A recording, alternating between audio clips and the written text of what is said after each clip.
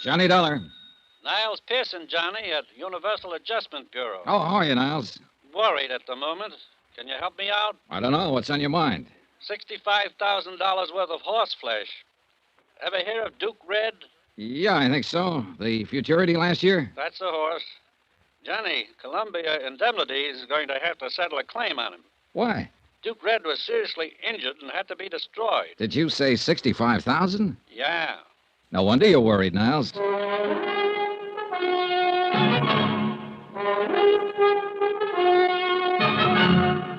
Tonight and every weekday night, Bob Bailey in the transcribed adventures of the man with the action-packed expense account, America's fabulous freelance insurance investigator. Yours truly, Johnny Dollar.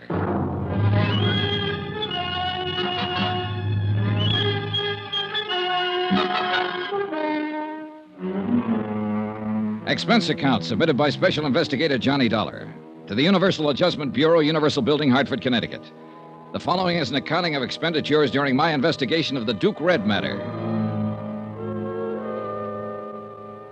Expense account item 1, $197.80. Airfare and incidentals getting me from Hartford to San Francisco and a town about 40 miles south of there called San Pietro. At the San Pietro Hotel, I learned that the Abbott Ranch was some 5 miles outside of town, but that the Abbott stables maintained offices in San Pietro.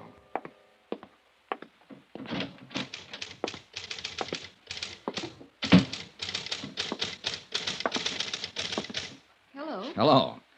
I'd like to get in touch with Mr. Abbott. My name's Johnny Dollar. Oh, Mr. Abbott's never here. He's mostly out at the ranch. You'll have to see him there. Oh. Well, is there any place in town I can rent a car? Not that I know of. Bus? Afraid not. What's your business with Mr. Abbott? Insurance. I'm here to adjust a claim of his. Oh, yes, Duke Red. Could I see Mr. Abbott's business manager? Mr. Monroe. Mr. Monroe isn't with Mr. Abbott's office any longer. Oh, now, that's funny. He was with Mr. Abbott's office 3 days ago when he notified us that a claim was being filed in this matter. I got it right here on paper. Oh. Well, you might as well know. Mr. Abbott and Mr. Monroe ended things. Mr. Abbott let him go. Oh, I see. Who's in charge now? No one at the moment. Maybe I can put you in touch with Mr. Abbott at the ranch. Good. 9433, please. Smoke? No, thanks. Hello, Cully? This is Judy at the office. Is Mr. Abbott there? When do you expect him? Thanks. Out for the day, Mr. Dollar. I'm not doing very well, am I? I wish I could be more helpful. Well, maybe you can. This man, Monroe, if you could tell me where I can get in touch with him, I'd appreciate it. Didn't you understand? He doesn't work for Mr. Abbott any longer. Yeah, I know, but he did notify us about the claim. Evidently, he's aware of the circumstances in the matter, and that's what I'm here to talk about. I see. Well? Mr. Monroe isn't in San Pietro any longer. He moved out of town on Tuesday. But where? He didn't leave a forwarding address, Mr. Dollar. Where's the laundry going to send their bills? How about the finance company? He just left, and that's it. You want to know something? I don't get it. She dropped her eyes, mumbled something about having work to do, and we left it at that. I put it in the back of my mind and asked someone else about this Mr. Monroe. Then I got busy solving one of my immediate problems. Expense account item 2, $50. Deposit on a 1940 Terraplane station wagon I managed to rent from a man who ran a filling station. Our deal was $10 a day plus gas. Item 3, $5.08, a tank full of gas. The Terraplane bucked a little, but it got me outside of town about 4 miles to the office of a tall, lanky man who never took his hat off. Dr. James Gorey, veterinarian. All the way from Hartford, Connecticut, huh? Yes, that's right. And having sunshine like this back there now, I'll bet you. You're here about the Duke, huh? Duke Red, yes. The people who wrote the policy want me to look into the matter. Hope there's nothing wrong. Is there? No, matter of procedure, Doctor. Mr. Abbott's filed a claim for $65,000 indemnity, the loss of his racehorse. Mr. Monroe, who handled these matters for Mr. Abbott, is no longer around. Oh, yes. I understood they quarreled. Yeah. Mr. Abbott isn't around at the moment either, so I came to you. I don't believe I understand this. If Ben Abbott's bought that much insurance, he's sure got a right to file a claim for damages. Well, it's just good business to get the facts, Dr. Gorey, that's all. Quite a bit of money involved here. Yes.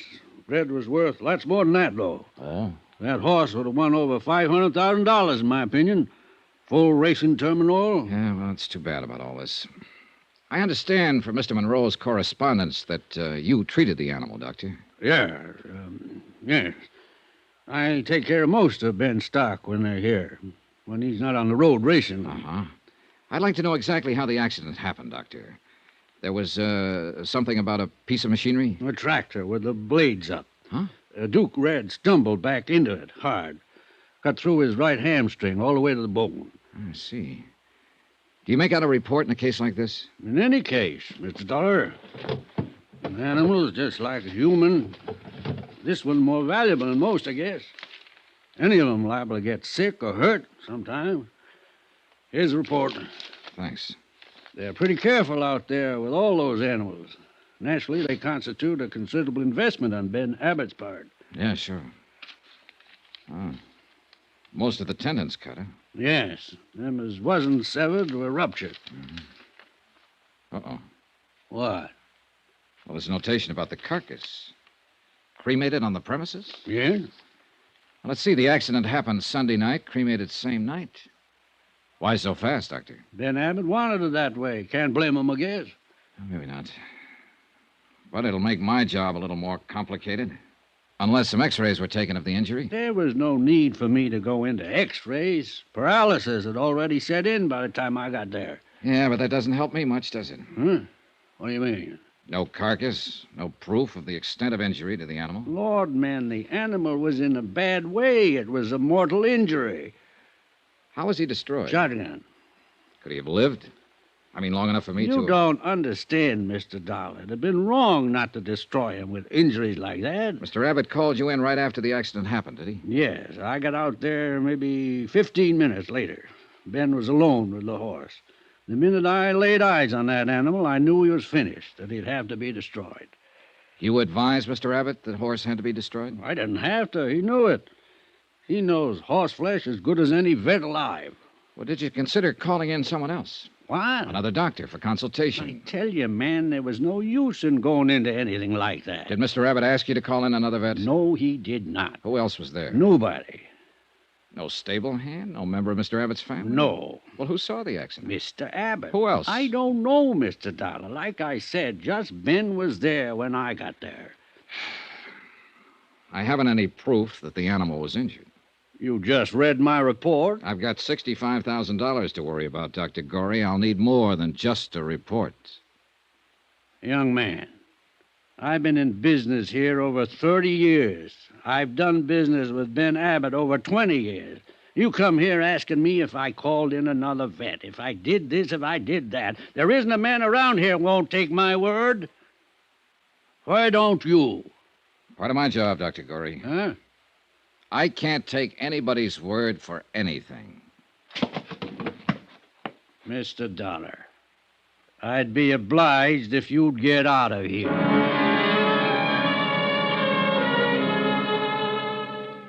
I obliged, Dr. Gorey. I got out of there. Driving back to San Pietro in my terraplane, it struck me as odd that Gorey, certainly aware of the value of the injured horse, had not taken so much as a photograph to verify the story of the accident. For that reason, I decided to verify Dr. Gorey himself. Well, hello. Hi. How you doing? Oh, I don't know. Maybe you can help me. All right, try me. Well, this Dr. Gorey, is he new around here? You're joking. No, I'm not. He's a fixture. He's been in this part of the country 30 or 40 years. They say he's the best vet this side of Lexington, Kentucky. That takes in quite a bit of real estate. Is he loaded? I think he could retire and give advice over the phone. These horse racing people make new parents look like indifferent vegetables. They do? You don't know. A horse sneezes once and they're ready to call the Mayo brothers. Dr. Gorey's practically the whole Mayo Clinic in horsey circles. Say, how did you know about him? The insurance report. Of course. Well, I suppose you'd want to talk to him. Look, I'm driving out that way. I'd be glad to give you a lift. Oh, that's mine out there. That? Yeah, rented it from a filling station man down the street. Oh. Well, you just drive right on past the filling station for about 3 miles, and you'll see Dr. Gorey's place. Oh, thanks, but I've already been there. Huh? Yeah, just left him. Well, then why are you asking me about him? Heavens. Just asking. You're a funny one. Hey, what's your name? Judy Brown. About finished here for the day? As a matter of fact, yes. Well, Judy Brown, let's you and I go get something to eat and drink. How do you know I haven't got a husband? I don't. Have you? No. Well, how about it? Give me 5 minutes.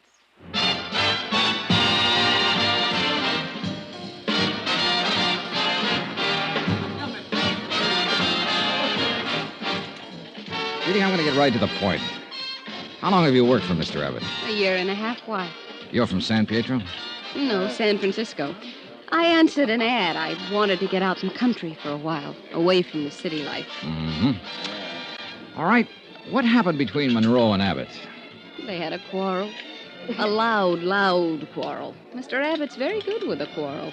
Oh, is he? Yes. You know, even I've wondered about that. What? Mr. Monroe quarreling with Mr. Abbott and then just leaving all of a sudden. Probably went to San Francisco. I don't know where else he... Oh, What's the matter, Judy? that looks like Mr. Monroe now. Monroe? Yes, end of the bar. I thought he was away. It's him, all right. Oh, I'd like to talk to him. You'll have to hurry. Looks like he's getting ready to leave. Yeah. Excuse me. Sure. Hey, just a minute. You calling me? Yes, Mr. Monroe? Yes? Johnny Dollar, Universal Adjustment Bureau. I'm in town about the claim on Duke Red. But I heard you'd left town. I had. You talked to Mr. Abbott about that claim. Well, you had power of attorney for him and signed the claim. I wonder if I could talk to you. I'm leaving town again. Right away. Well, look, can't I just have a minute of your time? It wasn't my horse. It belonged to Ben Abbott. Talk to him. Now get out of my way. Oh, hey, wait a minute. Let him handle his own dirty business. Look, Mr. Monroe. Get out of my way.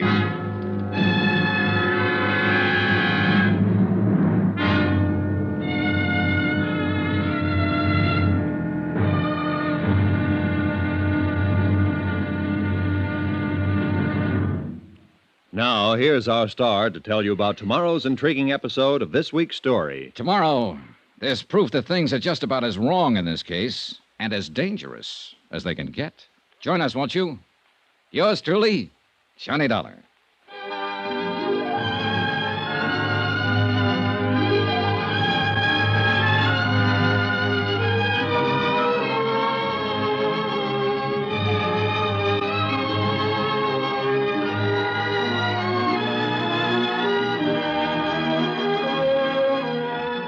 Yours truly, Johnny Dollar, starring Bob Bailey, is transcribed in Hollywood. Written by John Dawson, it is produced and directed by Jack Johnstone. Be sure to join us tomorrow night, same time and station, for the next exciting episode of Yours truly, Johnny Dollar.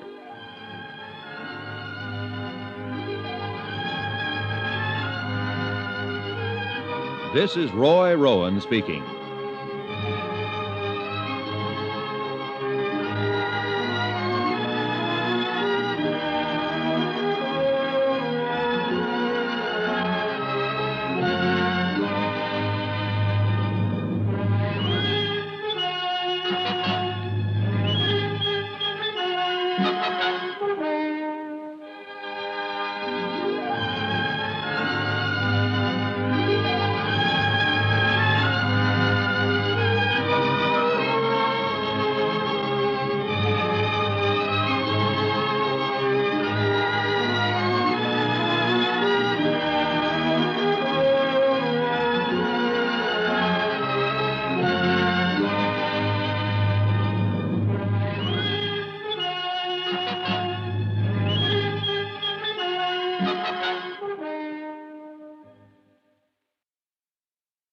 From Hollywood, it's time now for... Johnny Dollar. Ready with your call to Mr. Pearson in Hartford, Connecticut. Oh, thanks, operator. Hold on, please. Go ahead. Hello? Hello, Johnny? Yeah, I got your wire. Hold up payment on the Abbott claim? that's right. Anything wrong? I haven't talked to Abbott yet. The people I have talked to are all wrong. The veterinarian who handled a horse, a secretary in Abbott's office, and an office manager he fired. There's something cockeyed around here. Any ideas? Not yet. Okay. We'll hold up the claim on your say-so, and if there was anything wrong about that horse's death, you better find out about it. No.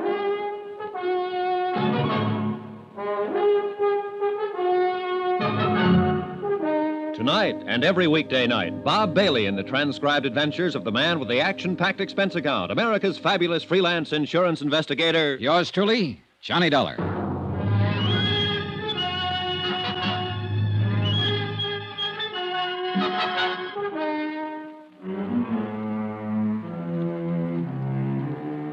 Expense account submitted by Special Investigator Johnny Dollar to the Universal Adjustment Bureau, Universal Building, Hartford, Connecticut.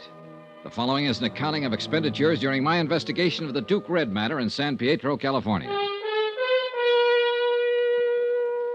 Expense account item 3, 48 cents, postage. I sent a registered letter containing a copy of Dr. Gorey's injury report on the racehorse Duke Red to a veterinarian service in Cleveland, asking them to verify the extent of injuries to the animal. Item 4, 25 cents, toll call to the Abbott's ranch outside of San Pietro. Whoever answered the phone told me that Mr. Abbott was busy somewhere in the grounds. I didn't bother to leave my name. Instead, I drove right on out. The Abbott breeding farm was complete with white fences, rolling green hills, bluegrass, and a stately old colonial residence set at the end of a long roadway among towering trees.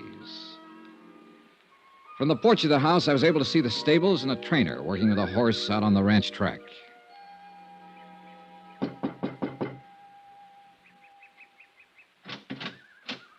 Yes, sir. Good morning. Good morning. My name's Johnny Dollar. I'd like to see Mr. Abbott, please. Yes, sir. Come in, please, sir. I'll try to find him, Mr. Dollar. You want to wait here, sir? Thank you. He left me standing in one of the biggest living rooms I'd ever seen in my life. I took a plant in front of the fireplace, lit up a cigarette, and began to look at the pictures and statues of racing horses lining the mantelpiece. Pretty soon, things started. A blonde girl in a yellow suit walked in, having an argument with a gray-haired man in jodhpurs. They didn't see me as they entered, or they just didn't pay any attention to me. You aren't old Pardon? enough, strong enough, or have brains enough to live as you please. I forbid you to... I know what you're going to say. Oh, that stuff about how you forbid it and it can't go on. Well, let me tell you, it can go on just as long as I want it to go on, and I don't care what you do. Now, you listen to me, young lady. As long as you're in this house and under this roof, you will conduct yourself according to the way I dictate. Dictate? Yes. Who are you, Hitler or somebody? Don't whatever you do interfere with me again.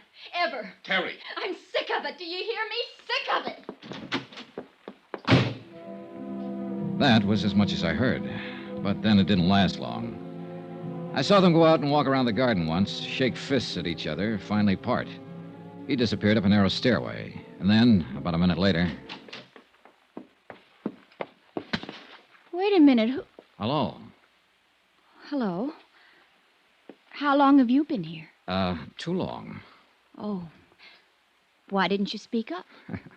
Well, I cleared my throat a couple of times, but no good. Then I tried to look like I didn't hear anything. Nothing seemed to work. If it helps any, I'll keep it all under my hat. I won't tell a soul. He doesn't like the company I keep. What do you think of that? I don't know anything about it. Give me a general viewpoint at least. Well, I've run into a lot of parents who don't approve of the kind of company their sons or daughters keep. In my court of human relations, parents don't always know what kind of company their daughters and sons need. When those daughters and sons reach the age when they need company. Good. You're on my side. I didn't finish. On the other hand, daughters and sons have the same problem.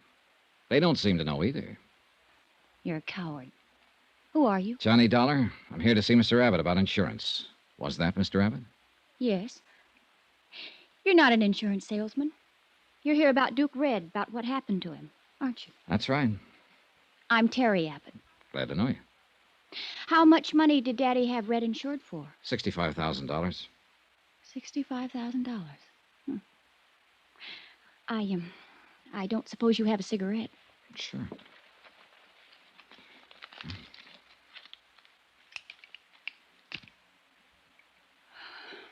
Thank you. Has the claim been paid yet? No, not yet. If Red had made the tracks this year, he would have doubled that. Tripled it, probably. There's not enough money in the world to replace that horse. He was a great running horse. I've heard that before. Dr. Gorey mentioned it. Look, I'm sorry all this happened. Dad shouldn't have shot Red. We understand he was injured beyond hope. That's a lie. That's a what? Dad shouldn't have shot him. He just shouldn't have done it. Red was the only horse in the whole stable's worth anything. The only thing around here worth anything. Wasn't the horse injured? Injured? Oh, that's what you'll hear. They'll all tell you that. But I can tell you something else. Terry, what are you talking about anyhow? He's an insurance man, Dad, and I can tell him the whole thing, and I will. Go to your room, Terry. It was a terrible thing to do, shooting Red. It was just like murder, and you know it. Be quiet and go to your room. It was murder. Murder. Murder. Stop it! Now go to your room. Thank you for the cigarette, Mr. Dollar.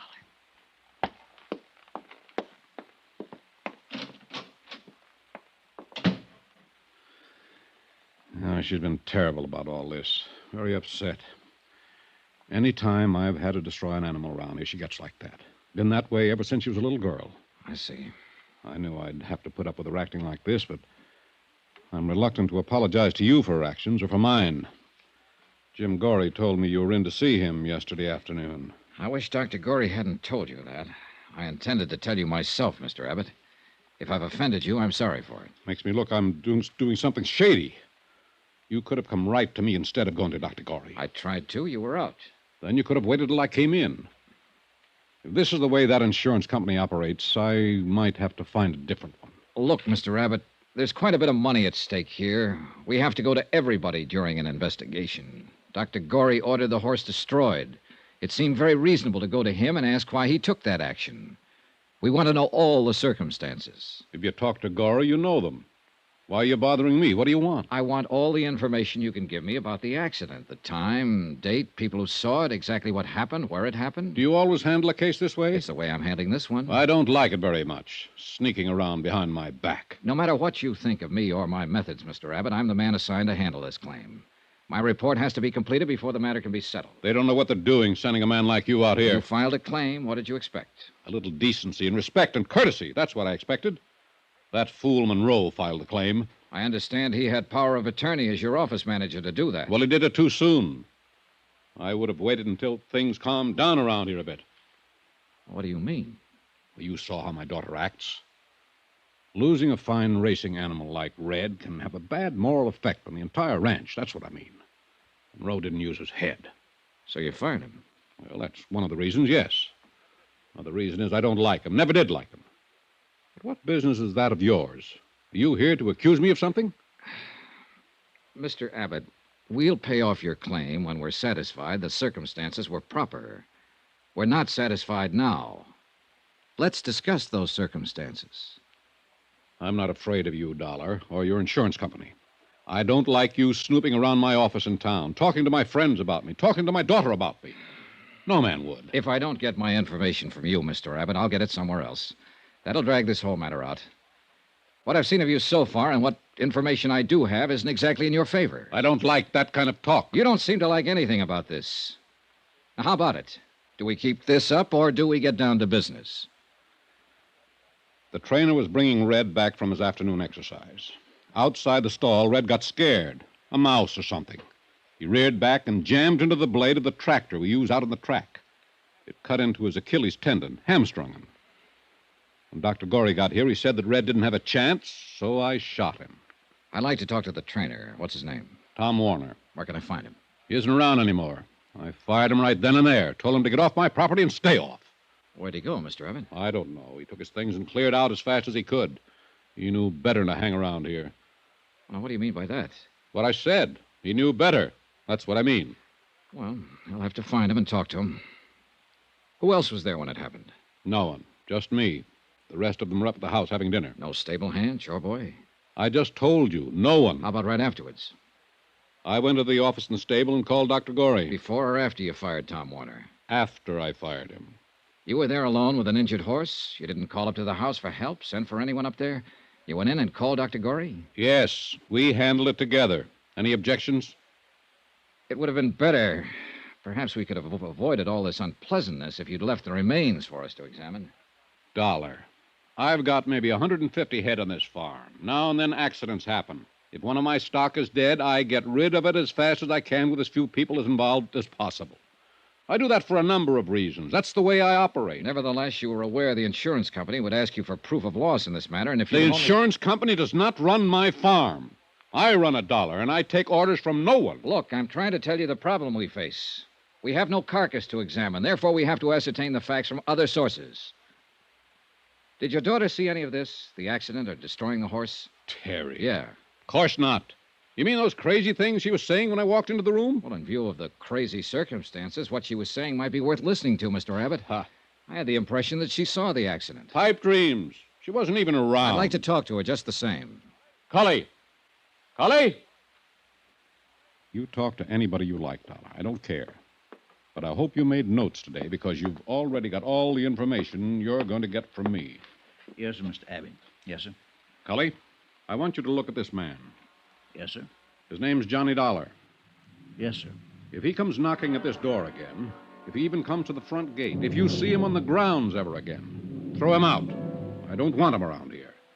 Yes, sir, Mr. Abbott. And right now, Cully, you can just show him out. You're being foolish about this, Mr. Abbott. Show him out, Cully. This way, Mr. Dollar, sir. Never mind. I can find my own way.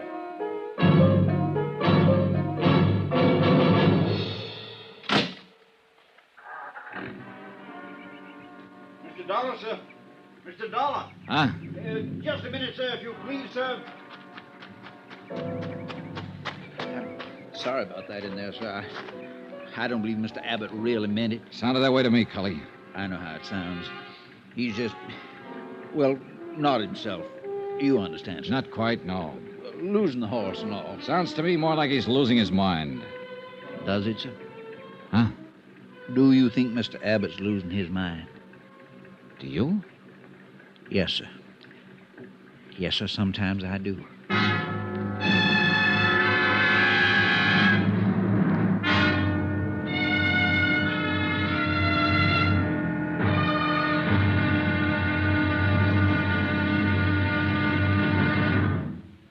Now, here's our star to tell you about tomorrow's intriguing episode of this week's story. Tomorrow, the whole case starts to fall apart like a man full of bullet wounds, which is just about the case.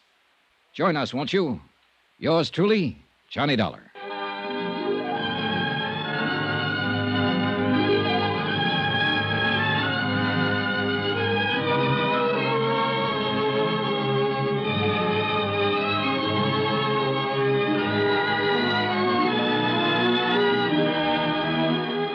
Yours truly, Johnny Dollar, starring Bob Bailey, is transcribed in Hollywood. Written by John Dawson, it is produced and directed by Jack Johnstone.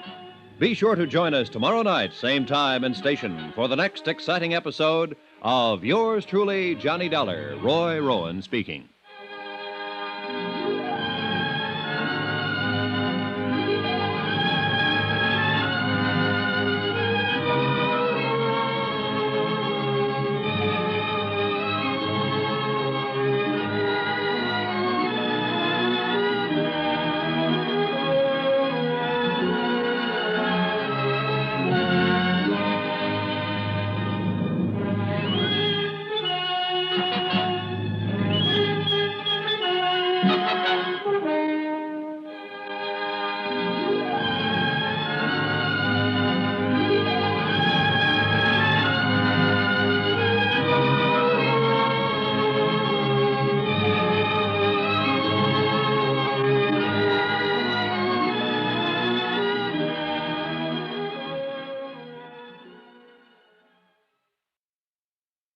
From Hollywood, it's time now for...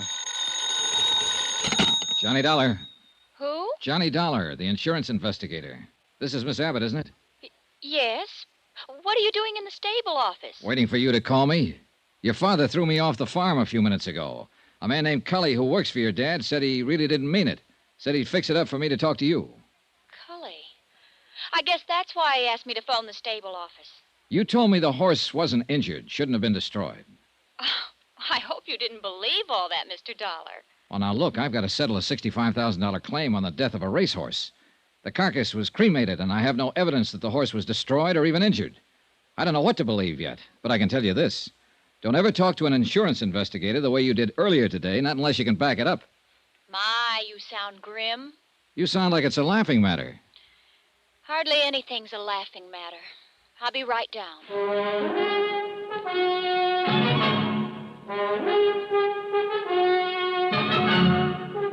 Tonight and every weekday night, Bob Bailey in the transcribed adventures of the man with the action-packed expense account, America's fabulous freelance insurance investigator. Yours truly, Johnny Dollar.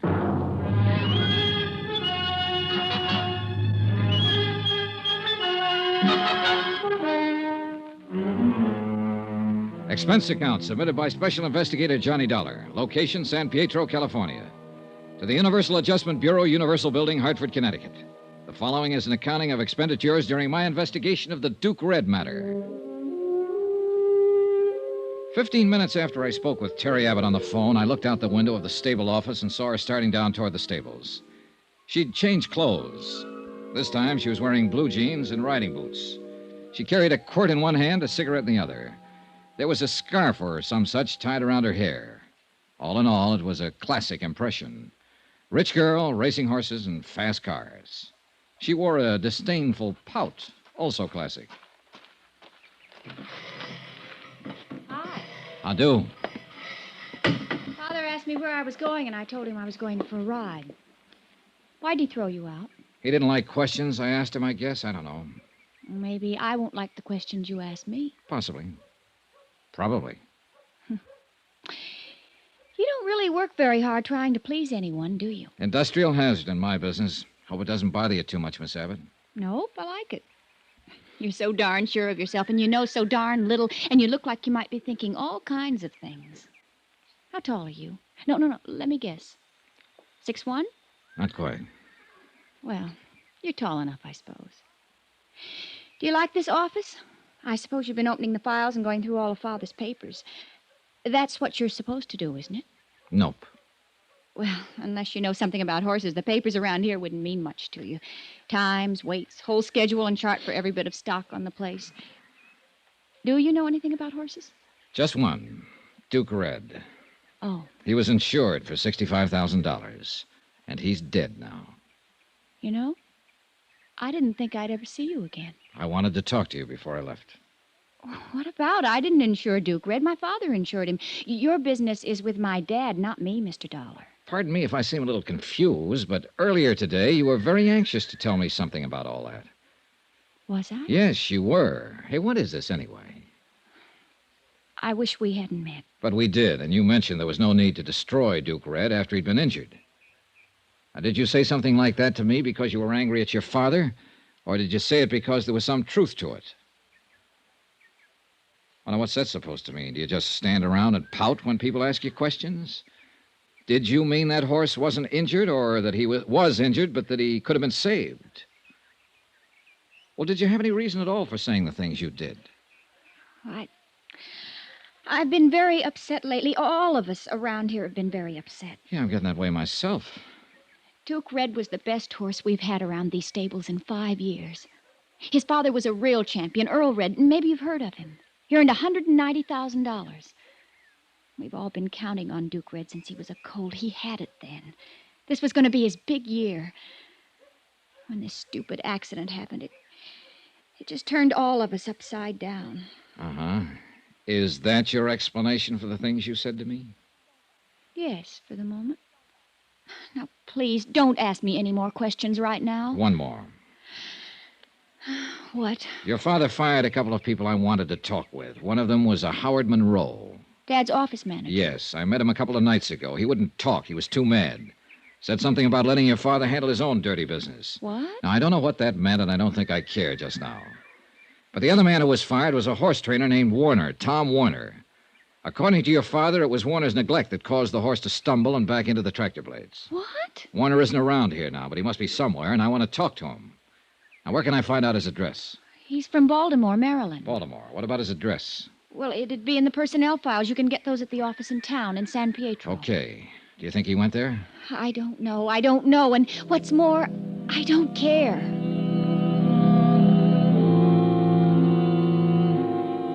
The Abbotts, father and daughter, were turning out to be a real peachy pair to deal with. I left them in their racing farm and drove back into San Pietro and the offices where I obtained the Baltimore address on Thomas Warner. Expense account item 4, $1.05, one telegram.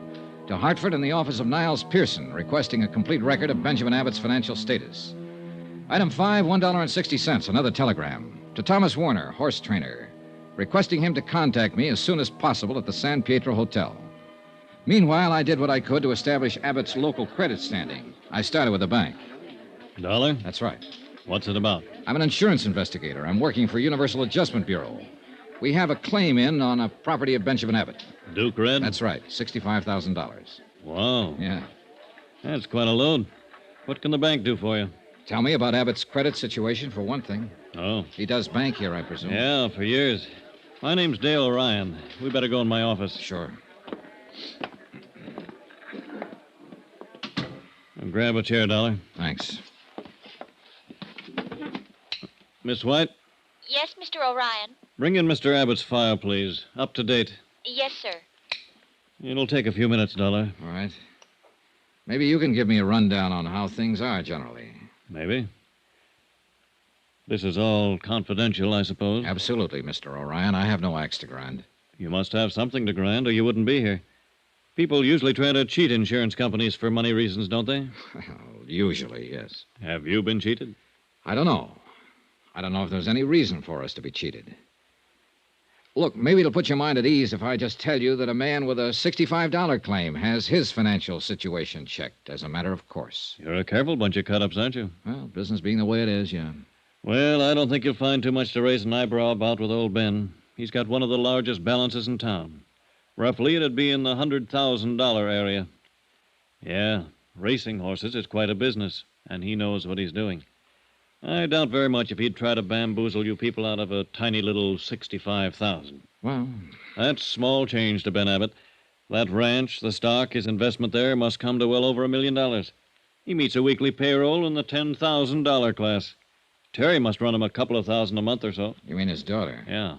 You met her? Yeah. Well, when Terry wants a new car, she just parks the old one she's been driving and takes a plane to San Francisco and buys a new one. She might even feel like having a vacation and fly over to Honolulu. She's very expensive that way. If what you say is true, she must be. No doubt about it. Well, she'll probably be marrying somebody one of these days as soon as she can find a guy who can stand the freight charges. I figure it'll be one of that Los Angeles oil gang or somebody from Texas. Oil's her best bet, don't you think? Well, that is, if she wants to stay in her social circle. It isn't very wide, naturally. Naturally. Oh, yes? Mr. O'Ryan. Oh, come in. Mr. Abbott's folder. Oh, thanks. Well, here it is. See for yourself. Yeah. There's a lot to it. You want to take that office over there and look this over, Mr. Dollar? Mr. Dollar. Yeah, I think I'd better.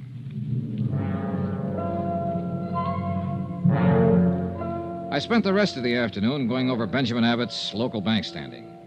It confirmed in detail what Mr. O'Ryan had said in general.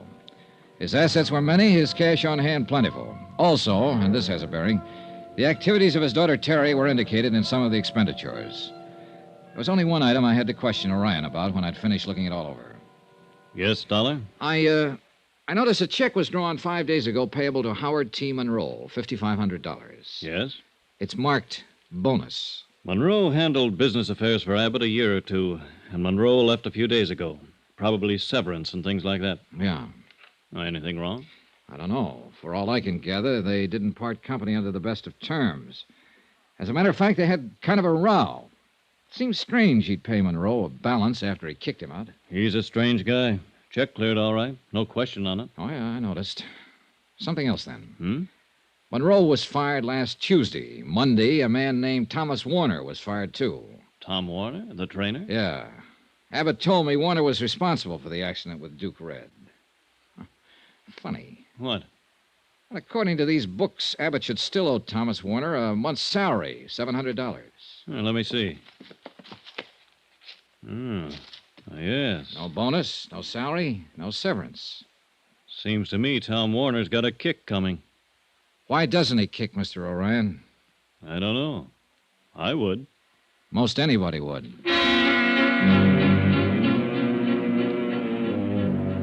I rechecked Abbott's local office in San Pietro and learned that Warner had not left any kind of forwarding address.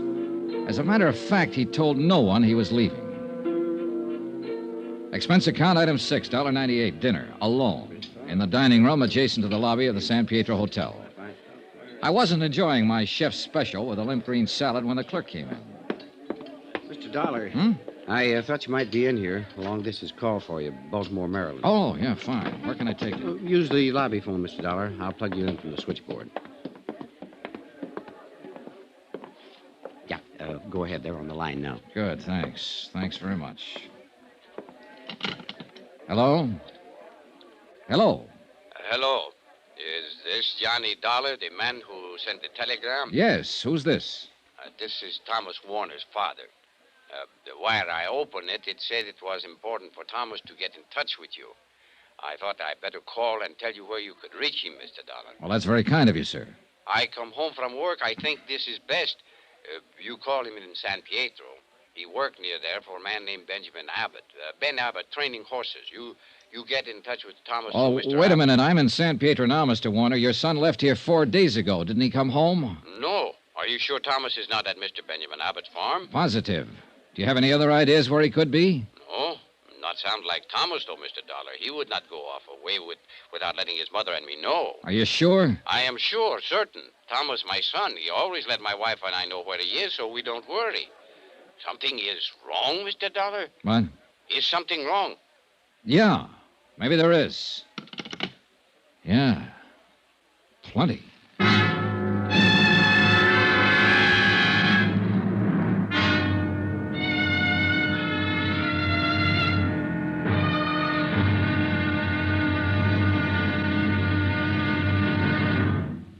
Now, here's our star to tell you about tomorrow's intriguing episode of this week's story. Tomorrow? Well, sometimes a dead man can answer a lot of questions. Join us, won't you? Yours truly, Johnny Dollar.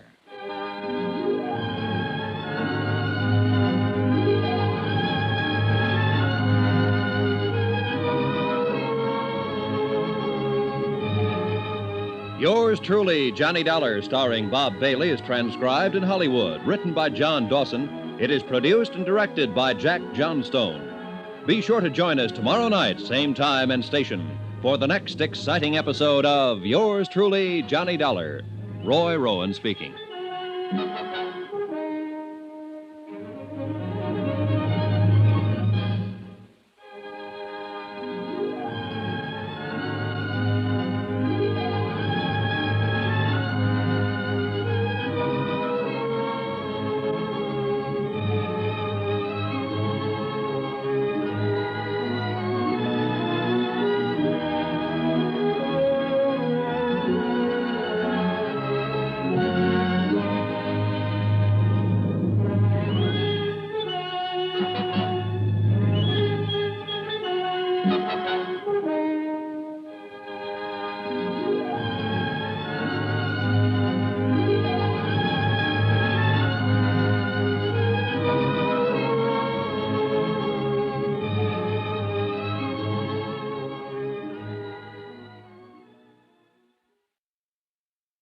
From Hollywood, it's time now for Johnny Dollar. You placed a call to the Universal Adjustment Bureau in Hartford, Connecticut? Yes, I did. We have Mr. Pearson on the line now. Go ahead, please. Thank you. Hello? Johnny? Niles. Ben Abbott's rating with Dun & Bradstreet is very good. He doesn't need any money. I still haven't determined if there was really an accident. Oh, and no one seems to know what happened to Thomas Warner. Who's that? The trainer who was supposed to be with the horse when Abbott destroyed it. One his father called me from Baltimore. He doesn't know where he is either. Is that so? Something just occurred to me, Niles. What? Abbott's claim was filed over a week ago, yet he hasn't threatened to sue us or go to the insurance commission. I know. And that's usually pretty standard procedure with a man like Abbott. It is, if he has a just claim.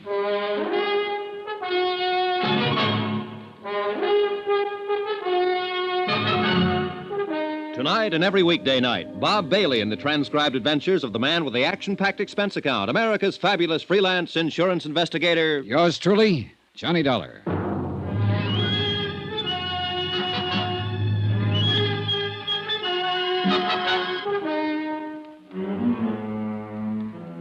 Expense account submitted by Special Investigator Johnny Dollar. Location, San Pietro, California. To the Universal Adjustment Bureau, Universal Building, Hartford, Connecticut.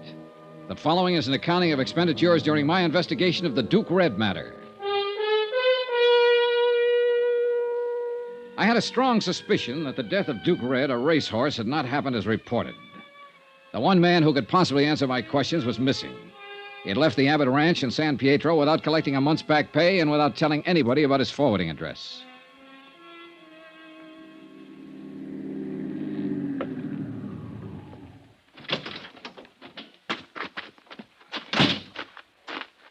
Just a minute there, sir. Hi. Mr. Dollar. Hello, Kelly. Mr. Dollar, you can make this pretty hard for me. Mr. Abbott told me I shouldn't let you on the ground. Well, now, you didn't strike me as the kind of fellow who took that order too seriously. What do you want, sir? I want Thomas Warner, wherever he is. Well, he isn't here. I know that, Kelly. I want to find out where he is. Probably went home. I talked to his father in Baltimore. His father hasn't heard from him. Oh. Wouldn't you like to know where he is? Men come and go, Mr. Dollar. You're friends with them for a little while, and you never hear from them again.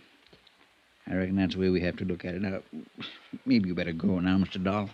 Suppose he didn't want to go without saying goodbye. Suppose he didn't have a choice. What do you mean? I mean, a man doesn't pass up a month's pay just to make a fancy exit.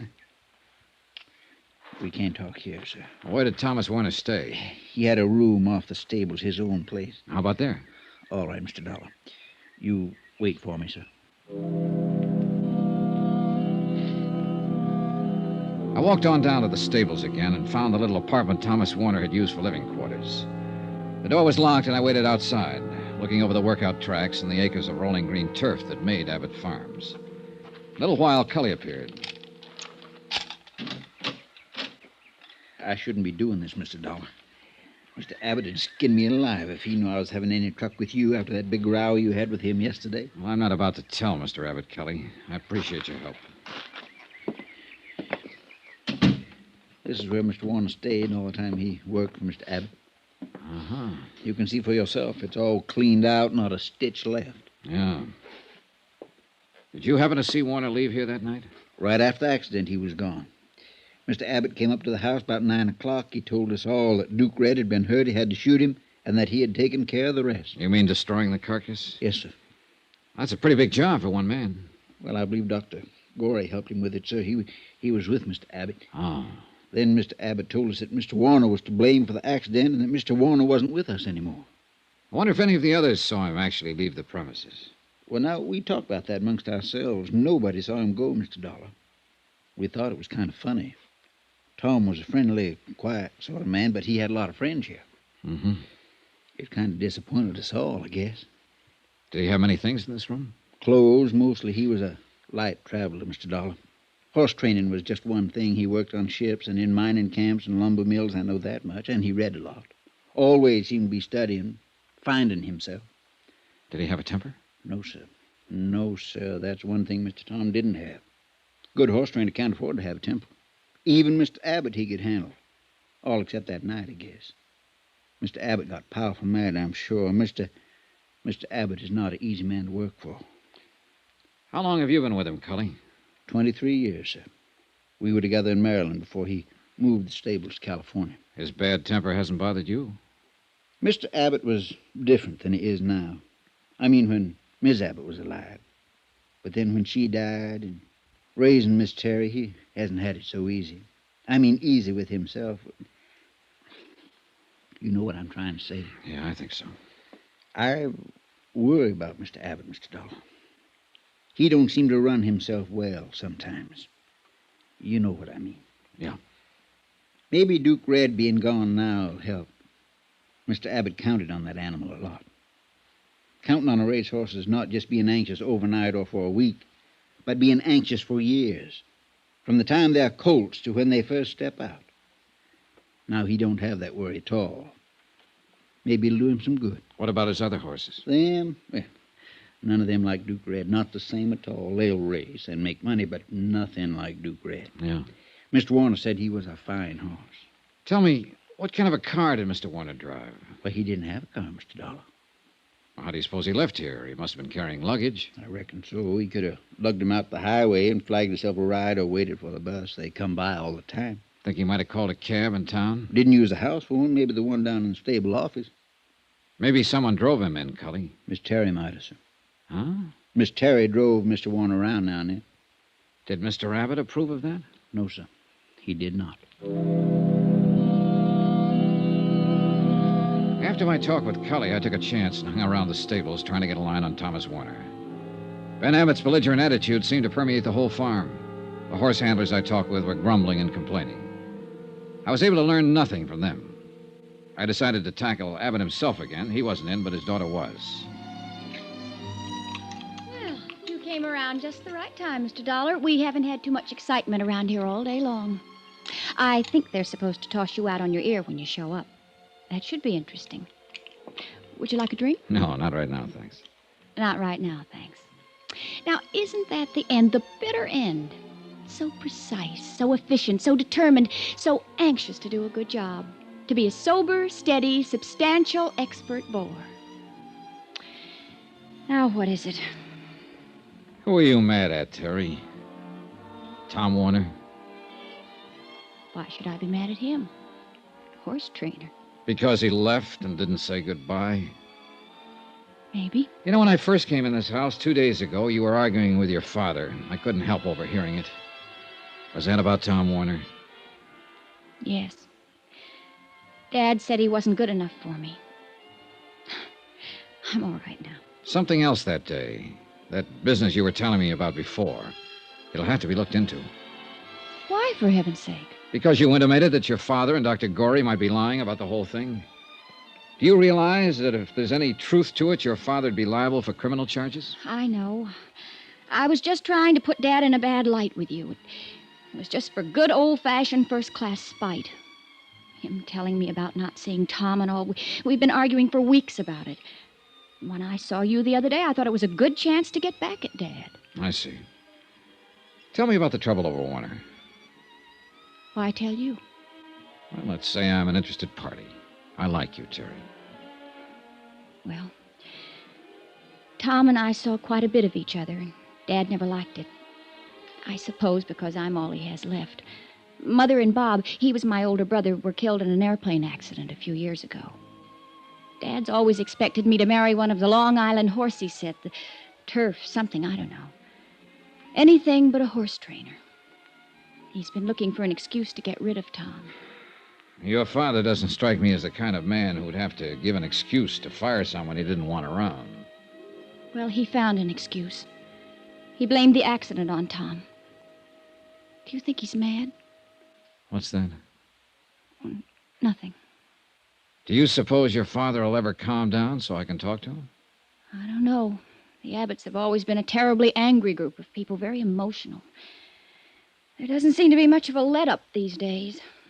Terry, is that what you meant when you asked me if I thought your father was mad? I suppose so. It's almost as if he's been on the verge of something lately, something desperate. His moods frighten me sometimes. They didn't used to. I don't easily frighten. But looking back, 2 years ago, Daddy bought a new car. We were out driving one day right after he bought it, and something went wrong. The gear shifter, some little thing. Well, Daddy was so angry, he just backed the car up and smashed it into a cement wall and left it. That was when he first frightened me. The first time that I can remember. Have you been frightened much? Since then? Oh, yes, many times. That's why Tom was so nice to have around. He never became angry. Never did things like that. Like the men I know. Tom sat quietly, and he let me sit beside him, reading, talking.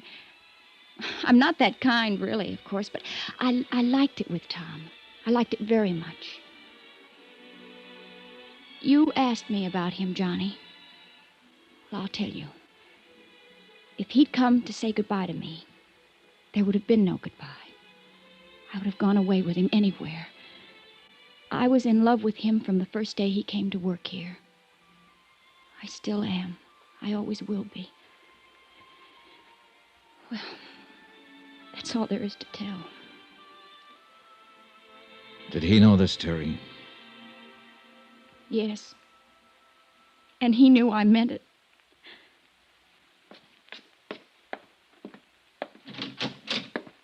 I do. Hi. What can I do for you? Constable in? I'm in. I'm the constable, Tad Polk. My name's Johnny Dollar. I'm from Hartford. Mm-hmm. What's your trouble, Mr. Dollar? Well, I'm worried, I guess, Mr. Polk. I walked around for a long time before I came in here. Yeah, sit down. Yeah, hardly anybody drops in this time of night, unless they're drunk. How about you? Nope. No, didn't think so. Mr. Polk, I'm an insurance investigator. I've been in San Pietro 3 days now trying to get the facts about a claim filed by Benjamin Abbott. Mm-hmm. I suppose about his horse, Duke Red. That's right, Mr. Polk. I can't seem to locate a man named Warner, Thomas Warner. Worked as a trainer for Abbott up until the day of the accident. Go ahead, sir. Warner and Abbott had an argument over the accident. Warner left. He was fired. His folks in Baltimore haven't heard from him, and they're worried. I can't seem to get a line on him myself, and I need to talk to him. Yes, well, what exactly do you want me to do for you, son? Help me find him. You sure he's missing? He isn't around. You want to make out a missing persons complaint, that it? I suppose so, yes. Yes, all right. Now, you just sign here. All right. There. You guarantee results? I might surprise you, mister. I'll let you know what happens.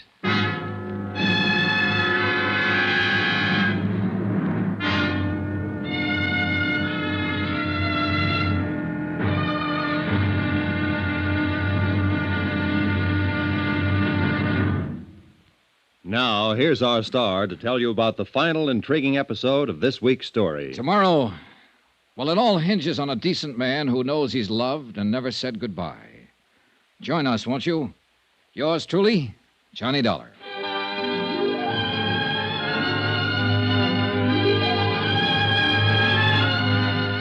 Yours truly, Johnny Dollar, starring Bob Bailey, is transcribed in Hollywood. Written by John Dawson, it is produced and directed by Jack Johnstone. Be sure to join us tomorrow night, same time and station, for the next exciting episode of Yours truly, Johnny Dollar. Roy Rowan speaking.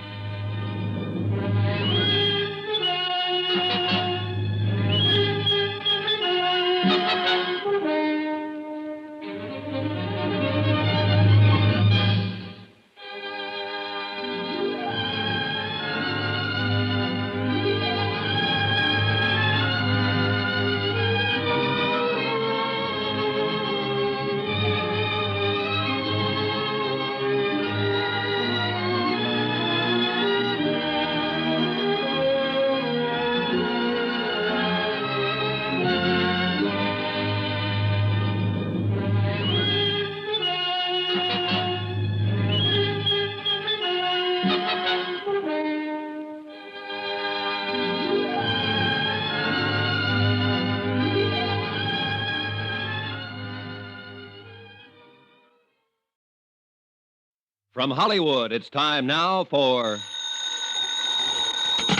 Johnny Dollar. This is Dr. Gorey. You left word for me to call? Yes. Wonder if I could see you sometime today, Doctor. What about? About the Abbott matter. No. I'm kind of busy today. I talked to you once, Mr. Dollar. What else can I say to you? That's up to you, Doctor. Entirely up to you. I can tell you this. I have reason not to believe what you said before. Now, look here, young man. I have reason to believe that Duke Red wasn't destroyed exactly the way it was reported. I'm not going to listen to any tall tales about a horse. Then maybe you'll listen to one about a man. What? Thomas Warner, Duke Red's trainer, is missing. I've turned the matter over to the police. Oh. Yeah. How about it, Dr. Gorey? Do we talk? All right, Mr. Dollar.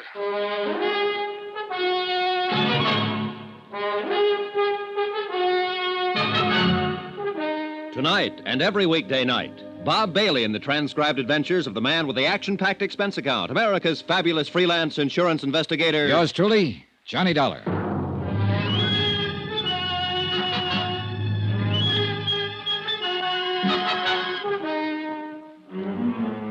Expense account submitted by Special Investigator Johnny Dollar. Location, San Pietro, California. To the Universal Adjustment Bureau, Universal Building, Hartford, Connecticut. The following is an accounting of expenditures during my investigation of the Duke Red matter. Expense account item 8, 90 cents. Breakfast for me and coffee for Constable Tad Polk, San Pietro Police Department. Yes, sir. I'm glad we could get together this morning, Miss Dollar. You know, I thought a long time about you reporting Tom Warner missing. Well, maybe I'm worried for nothing. But I do know I don't like the circumstances of his disappearance. You using me, Mr. Dollar? What? You know I got a police force of 4 men. We can't conduct any sizable investigation into a disappearance. Just aren't equipped for it. I thought it might be something like that. I don't want to be spending civic money to satisfy some doubts in the mind of your organization. It's not my province, Mr. Dollar. Look, the man's missing. Nobody knows where he is. He didn't leave a trace. He did leave a month's pay behind him. He left after an argument with Abbott. Nobody saw him leave that farm, Constable. No one knows where he is now. Now, just hold on to your britches, boy. I didn't say I wouldn't do anything about it. Huh? I'm going out and have a talk with Ben Abbott, Mr. Dollar. I've known him for a long time. Think maybe I can find out something about this. We'll see what happens there first, then make some plans. That sounds fair enough, Constable. Where can I get in touch with you in case I have to? I'm going over to see Dr. Gorey this morning. After that, I'll be at my hotel. Fine. Dollar? Yeah? You think something might have happened to Tom Warner? Yeah, Constable. I sure do. Expense account item 9, $2.50. One long-distance phone call to Hartford. I explained the matter of Tom Warner and requested Niles Pearson to have a man in Baltimore start checking with Warner's parents there in the event some lead as to his whereabouts might turn up there. After that, I drove out to see Dr. Gorey, veterinarian. You know, you have a way of not being very nice on the telephone. What is it now, Mr. Dollar? I just talked to my home office in Hartford, Dr. Gorey. They aren't very happy with the way this case has been going. They're too bad about them in Hartford. How does it affect me? Well, they're just about at the point where they might close it and call me back home. All this fuss, and they're going to pay the claim? No, not at all. I don't mean they're going to pay at all. What? They can do one of two things. They can appeal to the Insurance Commission for a judgment. They'd have a point. No reliable or cooperative witnesses saw the accident to the horse or the circumstances of it. What's more, there's no carcass. For all we know, the horse may be down in Mexico. Now, look or here. They can institute proceedings against Abbott, charge him with attempt to defraud. That's ridiculous. Why would a man worth almost $1 million worry about an insurance policy? Well, of course, it's ridiculous to you and me, Doctor. But then legally, it's not ridiculous at all. I can pretty well put some things together. Abbott didn't even want to file a claim for the loss of that horse. As a matter of fact, he fired his office manager, Monroe, for filing the claim. Fired him and paid him a bonus to get out and stay out so Monroe wouldn't have to answer any questions. True? Possibly. Abbott blamed the accident on Thomas Warner and fired him, too. Warner hasn't been seen or heard of since. Now, you said on the phone... I didn't say it, but I'll say it now. Abbott hated Warner because Warner was seeing his daughter. I'll also say Abbott never struck me as a man who could control his hates. Tom Warner's nothing to me. I don't know anything about him. But Ben Abbott is something to you. Now, look, Doctor. I spent some time checking you out because you're one of the parties who can help settle this thing. You've been in practice around here for a good long time. People seem to think a lot of you. I hate to see a nice guy like you get the book. I think I can stop that if you cooperate. Now, look here. Forget I'm an insurance investigator. I'm just a guy giving you some information. When I said my company's ready to turn the matter over to the Insurance Commission or file charges, it means that Abbott will have to sue for settlement. And that's just what we'd want him to do. In court, he'd have to produce Thomas Warner and prove his story of the accident. I don't think he can produce Thomas Warner. With what we have so far, Abbott would lose the suit, and the insurance company wouldn't fool around then. There's no outfit tougher than an insurance company when somebody's trying to cheat them, whether it's inadvertent or not. You'd have to be in court, too, Doctor. Oh. Do you see what I mean? Yes. Well, how about it? Can you give me the real story now? I've been Ben Abbott's friend for 20 years. And he asked you to lie for him. That's understandable to me. In a court, though, it's perjury. What did it do to him? That's up to the company. I'll have to hear your part of it first. Duke Red was dead when I got out there that night. Ben had shot him. Duke Red hadn't had any accident. Ben made me promise to tell you that he had. Ben had just shot him. Shot him? But why? Duke Red wasn't the horse Ben counted on or thought he was. He had good conformation, but he just wouldn't run. Couldn't run, I think. Ben got mad about that and shot him. And Tom Warner saw it happen, is that it? Yeah. Ben told me Warner saw him shoot the horse. He gave Warner some money and told him to go away. I don't know. Ben's losing his mind, I think. I've heard that about him before. From who? His daughter. Terry. Yeah. Poor Terry. Yes, she'd have reason to say that. Huh? Now what? I'll have to talk to Abbott. Sure. One thing still worries me. What's that? I went over his bank record. He paid out money to Monroe, but he didn't pay out anything to Thomas Warner. He told me that he did. Okay, then. I'll ask him about that, too.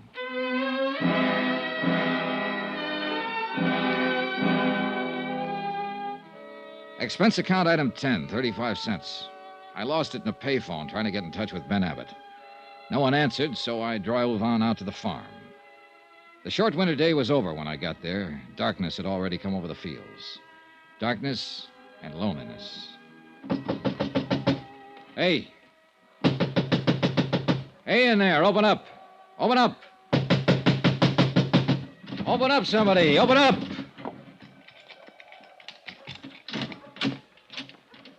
Mr. Dollar, sir. Good evening. Hello, Cully. Didn't you hear me? Mr. Dollar, sir, maybe this isn't such a good time to be coming around. Is Mr. Abbott here? Yes, sir, he is. But Constable Polk was out here this afternoon asking him questions, and he got powerful mad. There's no telling what he might do. He's awful mad. Well, I'm a little mad myself. I'd like to see him. Tell him I'm here. Mr. Dollar, please. That's all right, Cully. You go ahead. All right, Miss Terry. I'll find Mr. Abbott, Mr. Dollar. Hello, Johnny. Hi. Oh, don't. Don't come any closer. Well, what is it? Why is it so dark in here? I'd rather you didn't see me just now. Huh? Terry. Vanity. A woman always has that first, they say. Oh, John. Who did this to you? Dad. He's crazy. I just don't seem to do anything to please him. Here now. Oh, Johnny, I think it's the end. Here now. Take your hands off her. What? I said take your hands off her. I'll kill you with this. Oh, Johnny, be careful. Wait a minute. I'll show you. I'll show you. I killed a man with that kind of thing. Eddie, stop it. Stop it. Terry, baby. No, don't touch me. Oh, Johnny. Oh, that's a pretty heavy cane he uses. Oh, lie still. I'll phone a doctor. No. Where'd he go? I don't know. Out that way. Johnny, did you hear? About killing someone else? He was talking about Tom Warner. Johnny, I know it. He was talking about Tom.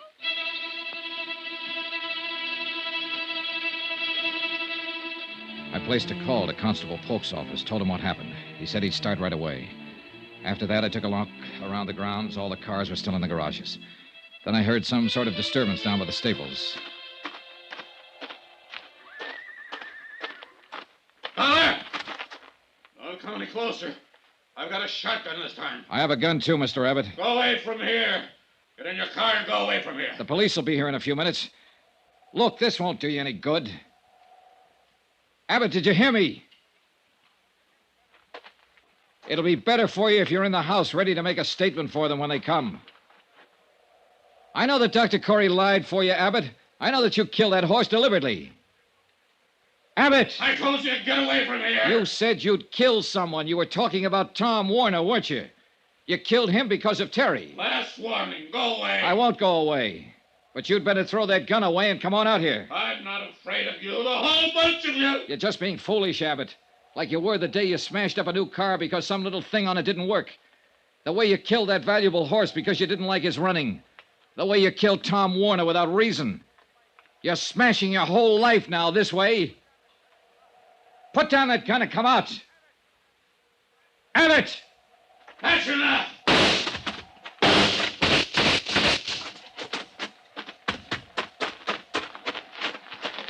Abbott. Abbott. Oh, you didn't have to do it this way, Abbott. Lie still. Warner's body. Under this floor. All his things with it. You know about Duke Red. I know. Don't try to talk. Warner tried to stop me from killing him. He said I was crazy, Dollar. Easy. I'm not crazy. Am I, Dollar? Don't move. Am I?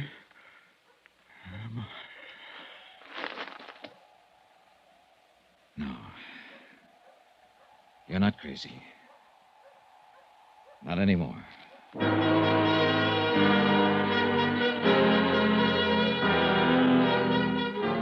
They found the body of Thomas Warner where Abbott had said it was. He'd been shot to death. Terry was still in the hospital when I packed up and left San Pietro. Expense account item 11, $65.30. Hotel and board at the San Pietro Hotel. Item 12, $175, airfare and incidentals back to Hartford. Item 13, $43 even, miscellaneous. Expense account total, $802.65. No remarks. Yours truly, Johnny Dollar.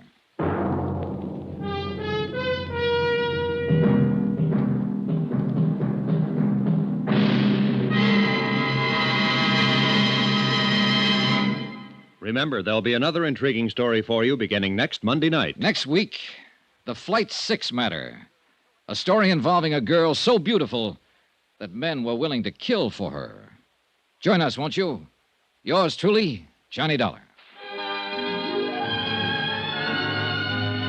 Yours truly, Johnny Dollar, starring Bob Bailey, is transcribed in Hollywood. Written by John Dawson, it is produced and directed by Jack Johnstone. Heard in this week's cast were Barbara Fuller, Barbara Eiler, Herb Butterfield, John Stevenson, Parley Bear, Will Wright, Robert Bruce, and Forrest Lewis. Musical supervision by Amerigo Marino. Be sure to join us on Monday night, same time and station, for another exciting story of yours truly, Johnny Dollar. Roy Rowan speaking.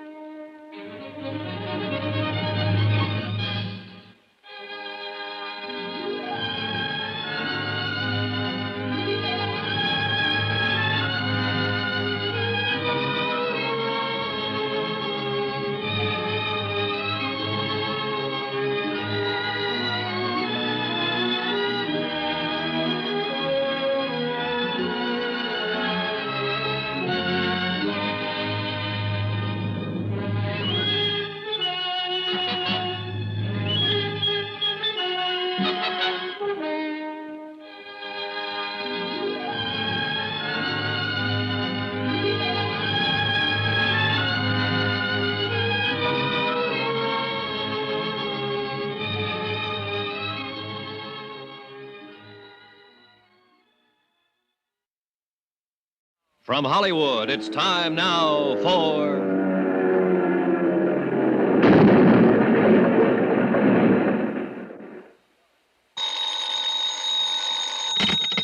Johnny Dollar. Pete Codley, Johnny. Guaranteed transport. Oh, hiya, Pete. Seen the papers? No, I just got up. Why? What's happened? Air crash, for one thing. Air crash? Where? Mexico.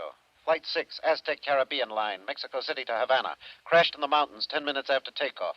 7 passengers and a crew of 3. Survivors? The way it sounds, none. Oh, tough. How do you come into it, Pete? We underwrite a company that handles flight insurance down there. 3 of the passengers bought policies at the airport. We're stuck for $75,000. This is a nice time of the year in Mexico, Johnny. What do you want me to do? Find out why it crashed? No, I know why it crashed. Somebody meant for it to. What do you mean? That plane blew up in midair. I'll get you a reservation.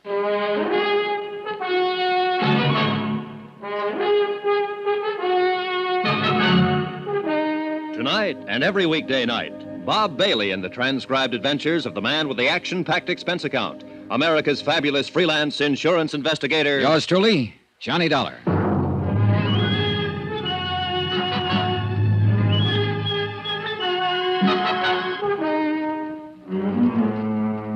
Expense account submitted by Special Investigator Johnny Dollar to the Home Office Guaranteed Transport Insurance Company, Hartford, Connecticut. The following is an accounting of expenditures during my investigation of the Flight 6 matter. Item 1, $173.20, airline fare and incidentals, Hartford, Connecticut to Mexico City.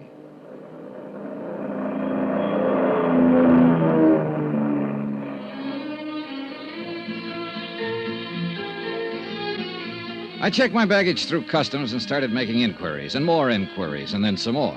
And after the 14th Quien Sabe, maybe is better you ask Kim, I found the office I was looking for. Or at least I thought I'd found it. The flowery Spanish title on the door translated roughly into Inspector General of the Department of Civil Air Transport. But when I opened the door, I wasn't so sure. Come in, Jack. Make yourself to home. Oh, I'm sorry. I was looking for And the... you found him. That's me. Don't let the big words on the door fool you. I'm all there is. There ain't no more. So come in. Shut the door. All right, thanks. Is your name Dollar? That's right, Johnny Dollar. Macklin here. Macklin. One-time mongrel from the south side of Chicago. I got a wire from your office. Said you'd be in on Pan Am Flight 12. Pull up a chair and squat, will you? All right. Or what were you expecting? Spanish grandee with a white silk shirt, a black silk tie, and a second cousin on the cabinet? Well, maybe. At least I wasn't figuring on a South Side Mick with a 17th century desk and a cotton sweatshirt. Well, now, here's what little dope we've got on the crash.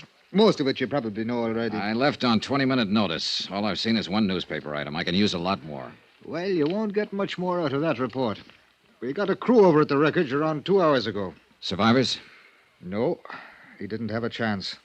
That crate is scattered over 10 acres of mountainside. Didn't catch fire, though, so we might turn up something or other. Oh, I got a good man in charge up there, Juno Romero. You'll meet him later. I'm sending another jeep up there in a few minutes, and you can go along if you want. Thanks, I will. My company figures sabotage. Any chance they're wrong? Could it have been accidental? Equipment failure, personnel failure, something like that? Well, if I thought so, I'd be up there at the wreck myself. That'd be my kind of job. But this one's different. You know, it's detective work, your kind of job. And Gino Romero's.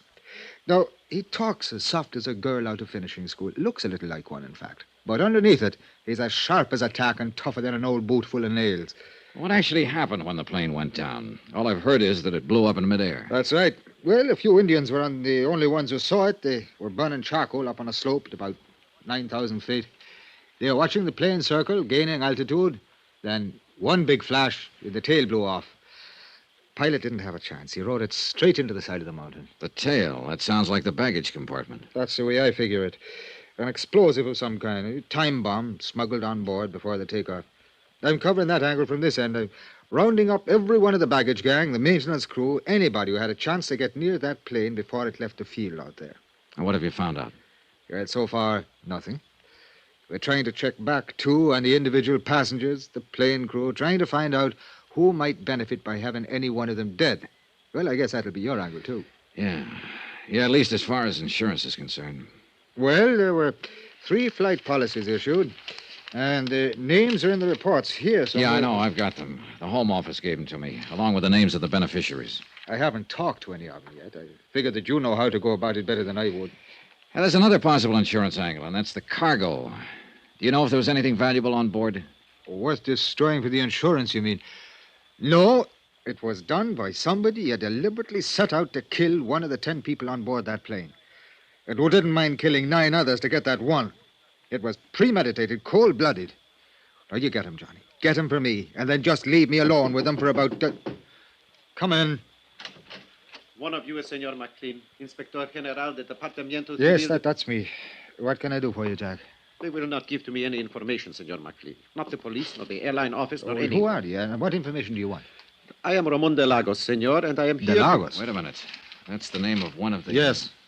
Look, are you related to Maria de Lagos? My wife. She was on the plane. Now tell me, please, what news do you have? Have you reached the scene of the crash? Yes, we have. 2 hours ago. And what did you... Is there any chance... I'm sorry, there were no survivors. No. Oh, no. I'm sorry, Senor de Lagos. It is too terrible. I didn't know you were here in the city, or I'd have let you know right away. I sent word to your office in Havana. I have been here for 6 weeks. Maria came for a visit only a few days ago. Now... I know, it's a rough deal. I am sorry. Oh, this is Johnny Dollar from the States. Senor. Later, sir. He's here to investigate the cause of this thing. What is the use, Senor? It will not return life to the dead. No, but I don't like to see a murderer get away with it. A murderer? Then the rumors are true. The plane was destroyed deliberately. It is hard to believe that anyone would...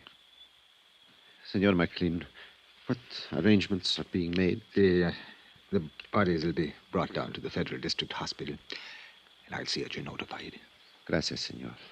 No, let's see. I I believe your wife's brother, Don Serrano, is staying at the Hotel Regis. Yes, he is. But I am at the Monte Casino. Don Serrano and I are not friendly. I see. All right, senor, then I'll contact you at the Monte Casino as soon as I have word. You are very kind. And again, I'm sorry. Yes, that is all one can say. Adios, senores. Know anything about him, Mac? Well, only what his wife filled out on the flight form. He's Cuban, residence and business address Havana, in the export game. And you know, of course, that his wife was one of the 3 people who took out accident policies. But naming her brother, Don Serrano, as beneficiary, I wonder why. Well, that's one of the 6 dozen questions you can ask when you start prowling. Look, I hate to rush you, Johnny, but I ought to start that jeep up the mountain. I'm ready anytime. I'll let Gino know you're coming. And you check with me if you want anything. You'll have full cooperation from the federal police and the government. And to repeat just one thing, Johnny. Yeah, I know. Whoever did it, get him. Check.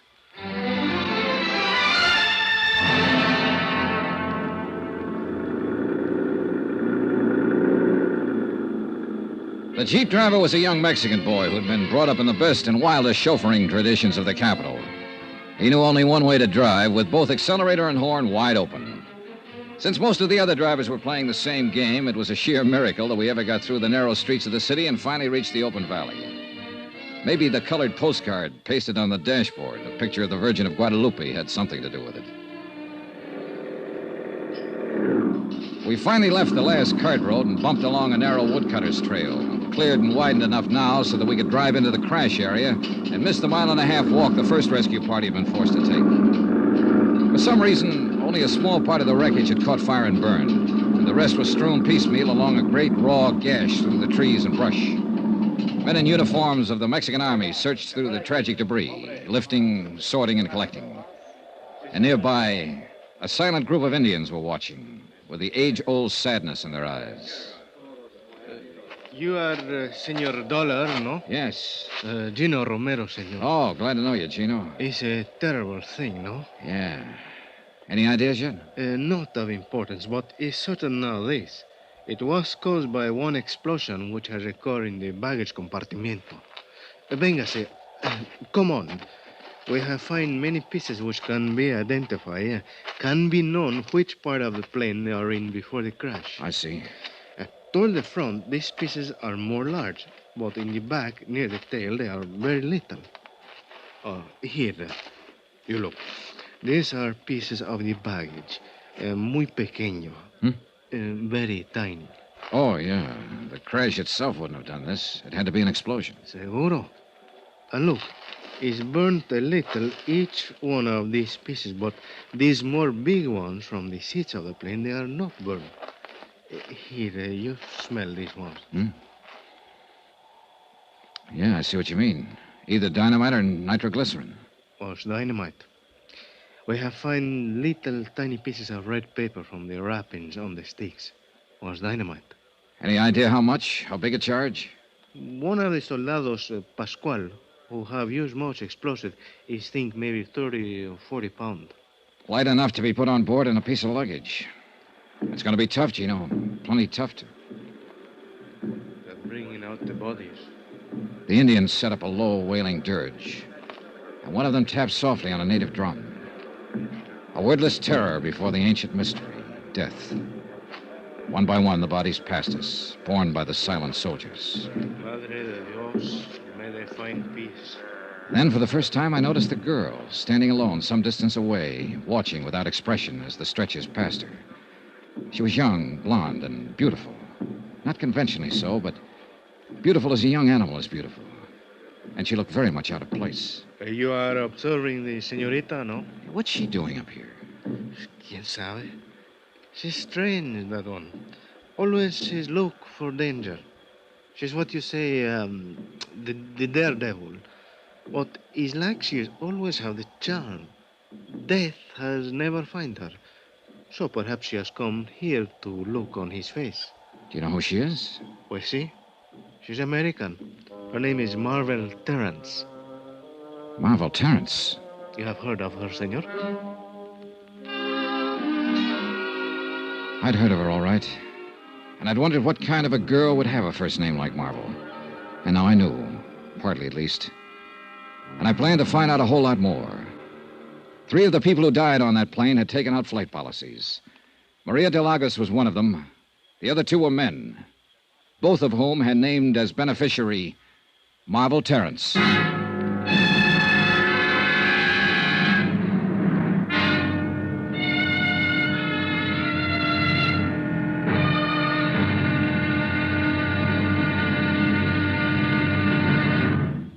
Now, here's our star to tell you about tomorrow's intriguing episode of this week's story. Tomorrow, a fighting girl and a lucky break.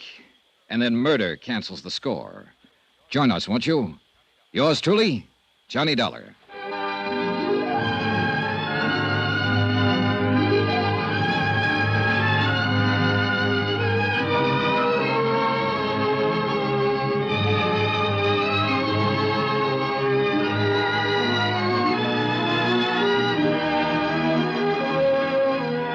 Yours truly, Johnny Dollar, starring Bob Bailey, is transcribed in Hollywood. Written by Les Crutchfield, it is produced and directed by Jack Johnstone. Be sure to join us tomorrow night, same time and station, for the next exciting episode of Yours truly, Johnny Dollar.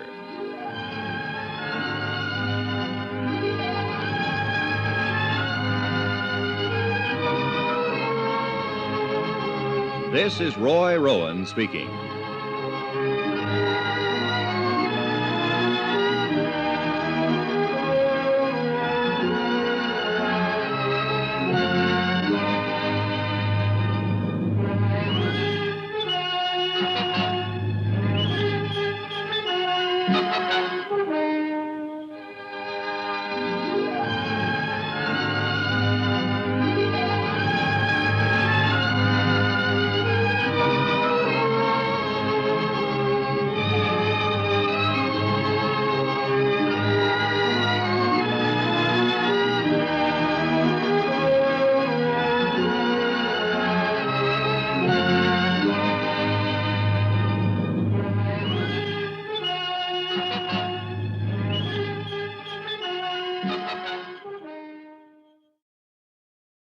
From Hollywood, it's time now for... Johnny Dollar here. Go ahead. Macklin, Johnny. Is Gino around? Yeah, he's over across the slope at the moment. They're getting the bodies out of what's left of the plane. Well, how does it look? Anything new? Nothing we hadn't already guessed. It was an explosion, all right. Dynamite in the baggage compartment. Probably put on board in a piece of luggage. Well, that figures. I've run into something down here in the city along those same lines. What do you mean? The ground crew remembers one of the baggage handlers acting strange before Flight 6 took off last night. A man named Ramirez. What do you mean, strange? They say he had one suitcase that he wouldn't let any of the other handlers touch. Put it on the plane himself just before takeoff. Hey, you know anything about tigers, Mac? Tigers? I'm about to tangle with one.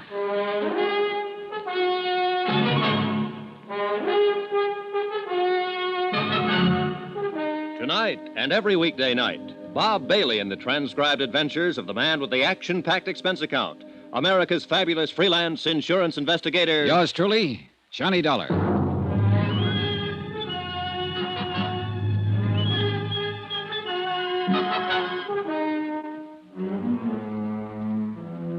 From Special Investigator Johnny Dollar, location Mexico City, to the Home Office Guaranteed Transport Insurance Company, Hartford, Connecticut.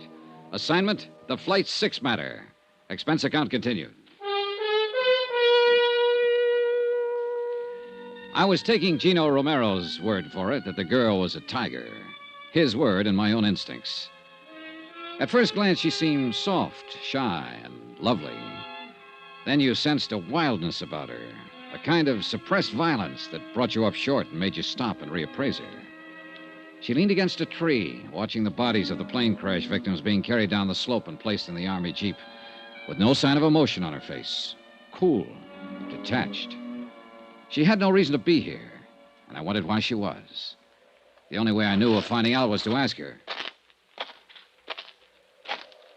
Yes, what is it? You're Marvel Terrence, I believe. That's right, and I've not met you somewhere before. No, but you're about to. My name is Johnny Dollar. I'm an investigator for an insurance company up in the States. I'm sure it must be very interesting work. Sometimes, on some jobs. Other times, it's only dirty and disgusting. Like this time, for instance. Well, we all have our problems. Maybe I can help you with yours, Miss Terrence. Run along, will you? I'm not in the mood. Oh, you amaze me. I think that seeing 10 bodies picked up and hauled away ought to put anyone in a gay, carefree mood. Look, beat it. You came out here sightseeing, didn't you? 20 miles from town? So you must like this kind of thing. I had friends on that plane, Mr. Dollar. So did a lot of other people. But maybe not as good friends as you had. I don't know what you're talking about, and I don't care. E.H. Palmer and Jim Rourke. Were those your friends, Miss Terrence? Now, let's get this straight. I'm not interested in playing footsies or any other game you have in mind. You're wasting your time, Buster. Now get going. Oh, wait a minute. Maybe you've got the wrong idea. This isn't just a social chat. No, you want to help me with my problems. Just one problem. I'm wondering how you're going to spend that $50,000. What? Yeah, that's a fair-sized chunk of money to drop right out of the sky. What are you talking about? What $50,000? The money you'll get from the deaths of your two friends, Palmer and Rourke. What do you mean? Say, tell me, were you with them at the airport last night when Flight 6 took off? Yes, I was. Then you but must have known that they both took out flight policies and that both of them named you as beneficiary. No. No, I didn't know. I wasn't with them exactly. At least not up until takeoff. Then you claim this is all just a big surprise. Of course, I didn't know a thing about it. But it's just like them. It's what they do. Why did you come out here to the wreck, Miss Terrence? I don't know. Ed and Jim were my friends, and I don't know why I came, Mr. Dollar. She came because I brought her, mister. No, Bill. But I didn't bring her here to be pushed around by some morbid curiosity hound. No, please. This is Johnny Dollar, Bill. He's an insurance investigator. Bill Blakely, Mr. Dollar. Oh, hello. He was asking me some questions. Why you? Because Ed and Jim both took out insurance policies in my name. What? Flight accident policies, $50,000 worth. Well, I'll Mr. be... Blakely, you said Miss Terrence is here because you brought her. I wonder if you'd tell me why you're here. I don't know that it's any of your business. Sometimes I make things my business. And sometime you may get your teeth knocked out. They're in pretty solid, Blakely. Yeah? Well, maybe... Bill, stop it. Sorry, Marvel. Ed Palmer and Jim Rourke were Bill's business partners. What business, Mr. Blakely? Engineering. We're building some roads around Mexico City. How many partners? Just the three of you? Yes, just... That's right, Dollar. The business belongs to me now. What about it? Nothing about it. Congratulations. One more crack Bill, like I that... said stop it. Let's go, Marvel. I've got to get back to town. Wait for me at the truck. I'll be there in a few minutes. All right. Suit yourself. Dollar, just one thing. Don't push me. Blakely, 10 people died over there on that hillside last night. They were murdered. I intend to find out who did it. And if it takes pushing to find out, then I'll push. See you around. Yeah. You probably will. This thing hit Bill pretty hard, Mr. Dollar. You have to make allowances. How long have you known him? A couple of months. And Palmer and Rourke? The same. It's nothing serious, nothing romantic, if that's what you're thinking. It was all just for fun. Was that all it was on their side? Oh, men always claim to be serious. But that's only part of the game. What else do you do, Miss Terrence? Beside play the game.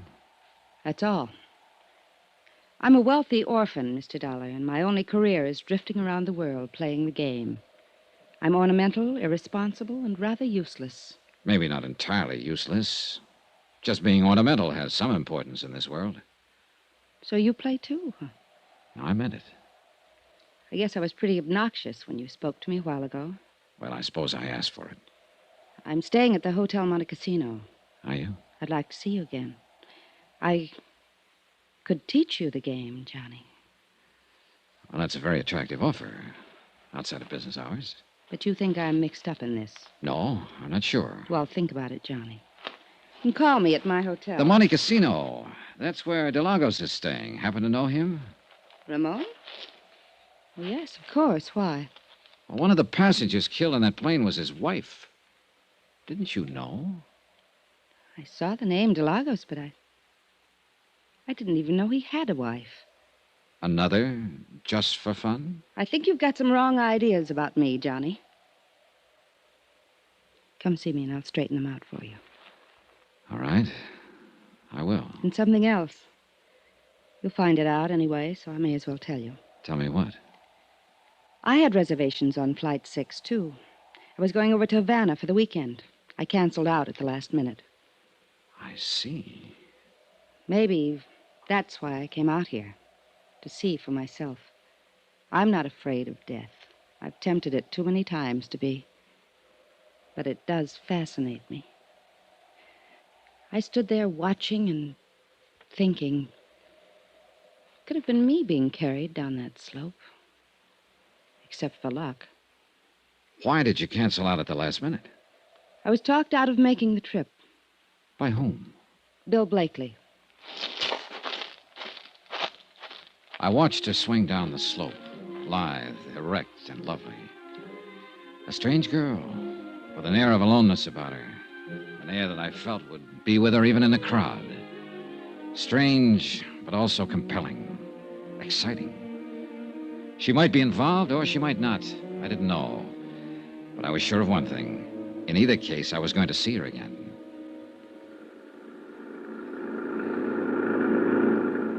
An hour later, Gino Romero and I were heading back toward the city in the government jeep, leaving behind us the wrecked plane, the crushed trees, and the lonely slope on the mountain. You have found the young lady of interest, senor? Yeah, I found her of interest. Always she's doing the crazy things. Daredevil, flirting with the eyes, looking for danger. Playing the game, she calls it. Si, senor.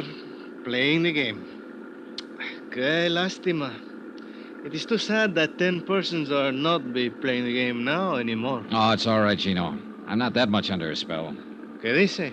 If she's guilty in any way, I'll pin it on her just as quick as the next one. Oh, but I did It's not all right, mean that... forget it. No, I do not think she's guilty.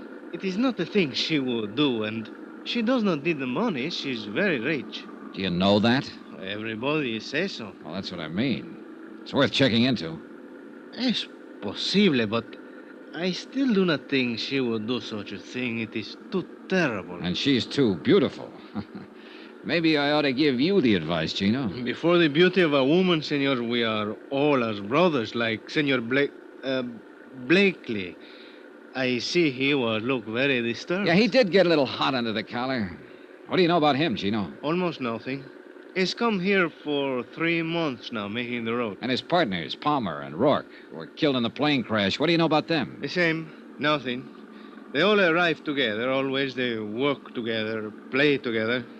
Then along came Marvel Terrence. True. They were all rivals for the senorita. And there is one thing. What's that? They have the building for the machinery outside the city, the warehouse, you call it. What about it? In this warehouse, they keep much dynamite.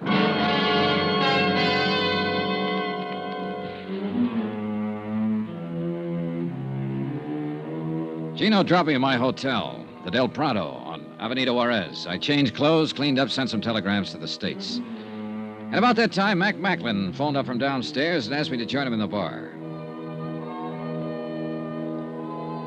Expense account item 3, $16.40. Drinks and dinner with the chief inspector of the Federal Department of Civil Air Transport.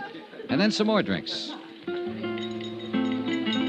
I've been here 7 years, Johnny. I like it. I feel at home here. I like the people and their way of life. But it'd still be good to see old Shy again.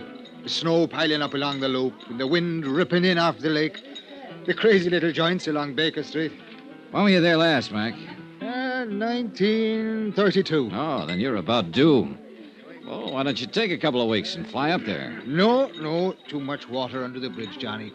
Too many little wars here and there in the world since 32. And too often McMacklin was flying in them. On one side or the other. Oh, what of it? Well, you know, Uncle Sam frowns on that kind of thing, Johnny, so we've got a sort of an understanding. I stay the heck away, and he forgets about me. I see. I've got no complaints, actually. I'm doing all right here, but sometimes I sure do get homesick for the old town. Of course, it's probably changed so much that Oh, yeah, yes. Con permiso de telephone, Senor Macklin. Oh, thanks. I plug it in. Hello, yeah? What? All right. Well, have you told the federal police? Yeah, I'll be here for a while. Adios. Well, we just lost our best angle, Johnny. What do you mean? That baggage handler, the one I figured slipped the dynamite on board the plane. The boys just now located him. His throat has been cut.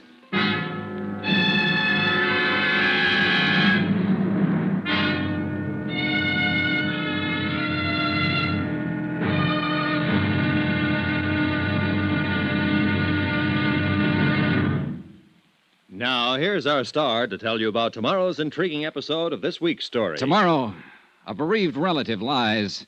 A frustrated lover comes up fighting. And a lovely lady in the case just vanishes. Join us, won't you? Yours truly, Johnny Dollar.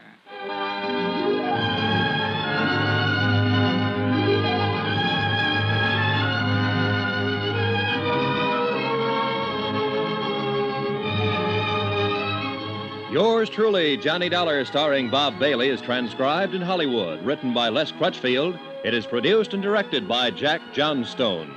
Be sure to join us tomorrow night, same time and station, for the next exciting episode of Yours truly, Johnny Dollar. Roy Rowan speaking.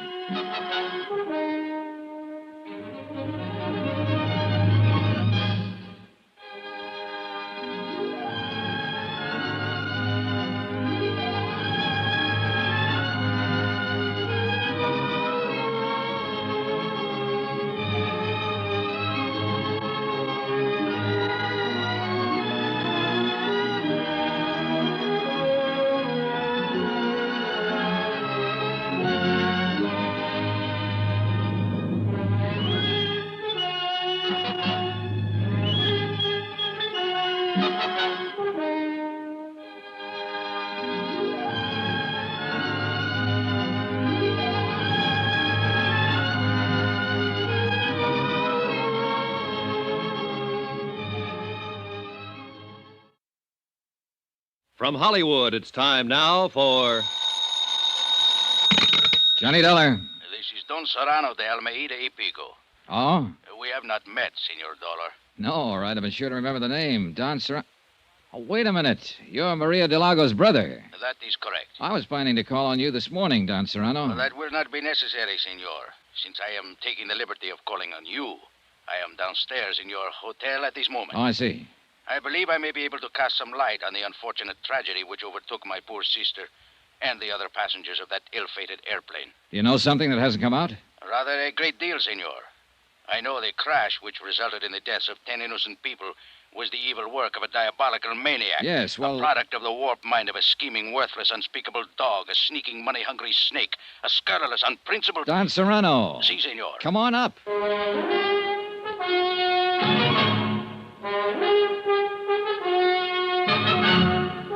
Tonight and every weekday night, Bob Bailey in the transcribed adventures of the man with the action-packed expense account, America's fabulous freelance insurance investigator. Yours truly, Johnny Dollar.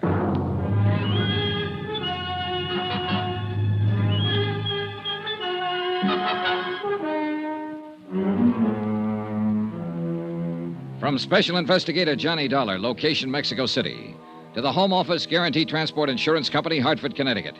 Assignment, the Flight 6 matter. Expense account continued. Item 5, $3.90, room service. Breakfast for myself and a pot of coffee for my visitor, Don Serrano de Almeida y Pico, I think. He was a thin, straight man with a small goatee and the face of a hawk. Stiff, formal, unbending. A classy grande type from an old school long out of business. And a man of much suppressed violence and hate. Once upon a time, Senor, there existed a gentleman's code for the settlement of such matters as this. The duello, as it was called. But we are living now in lesser and more decadent times. A man is no longer permitted to kill his enemies. He must suffer interference by the police, the Civil Air Transport Department, the government. And even special investigators from the States, huh? Is that what you mean? I was not speaking personally, Senor Dollar. You are as much a victim of the times as I am. Well, it doesn't seem to be irritating me as much. More coffee, Don Serrano? Gracias, no. Perhaps it is because you have not lost your dearly beloved sister, Senor. Oh, maybe. In that, at least, you have my sympathy. But let's get to the point. You've done quite a lot of talking about wanting to kill somebody, but I'm still not too sure who or why or what. It is very simple, senor. Not to me. Suppose we start at the beginning. As you like. But who can ever say what is the beginning of anything? All right, then let's be arbitrary about it. Let's start 3 weeks ago when your sister Maria came here from Havana to join her husband, Ramon de Lagos. I believe you said Ramon had been here for a month at that time on some kind of a business deal. A business deal? Do I look like a fool, senor? Oh, now, let's stick to the point. Women. That is his business, senor. Women with money. Then a week ago, Maria wired you, said she was terribly unhappy, and asked you to come at once. And when you got here, she told you what was the matter. She said Ramon was carrying on with an American girl named Marvel Terrence. A Jezebel, senor. So you took over. You got Maria an airline reservation back to Havana on Flight 6, the one that crashed, and told her you'd handle Ramon. Oh, she was putty in his hands. He lied to her every day since they were married, and she always ended up by believing him. I told her in the beginning he was interested only in her wealth. Which amounts to how much? Oh, much. Even after Ramon's foolish dissipation over the last few years. What happens to her estate now? Half of it she was permitted to dispose of as she wished. She made a will some time ago in favor of Ramon. Against my advice, I may say. What about the other half? Now, that reverts to me, senor. Oh? It is a matter of family tradition. Who managed your sister's estate before Ramon came into the picture? I did, senor. And quite profitably. I did not waste my energies on illicit follies and ludicrous intrigues. All right. Night before last, then, you took Maria to the airport and saw her off on the plane. Si. What was she planning to do when she got back to Havana? Was she going to divorce Ramon? My sister was a very pious woman. May she rest in peace. Her religion would never permit such an act. I see. And, of course, there was the matter of family tradition. Oh, naturally. Did Ramon go to the airport with you? I had not seen Ramon since the night before, nor had Maria. We had quarreled violently over his disgraceful conduct. Did Ramon know that his wife was taking Flight 6? I informed him the night before. Did you or Maria see him at the airport? Oh, no, senor. He was much too clever. He managed to keep out of sight. Then how can you be sure he was there? Senor Dollar, who else would be so vile as to place an explosive on board the plane? Oh, well, now I can follow your reasoning, but... The matter is self-evident. Well, look, I'm afraid we need more than self-evidence, Don Serrano. The problem of evidence is your responsibility, senor. I have told you who committed the deed. No, you've told me who you suspect. Do you doubt my word? Not as far as it goes. Sure you won't have some more coffee? No, gracias. Do you happen to know this girl, Marvel Terrence? By sight, I mean. She has been pointed out to me. Mm-hmm. Did you see her at the airport? Si, I did. I was under the impression she was going to leave on the plane, but after it departed, she was still in the terminal. Did you notice her talking to anyone before the takeoff? Yes, to some American, I believe. Red hair, stocky build, about 35? Si, he would fit that description. Blakely. Did you see her talking to anyone else? Any of the baggage handlers or the ground crew? I'm afraid I did not notice. Is it important? It could be. Well, thanks for your information, Don Serrano. My only concern is to see justice done. I'm sure it will be. And now suppose we take a look at what you didn't tell me. Senor?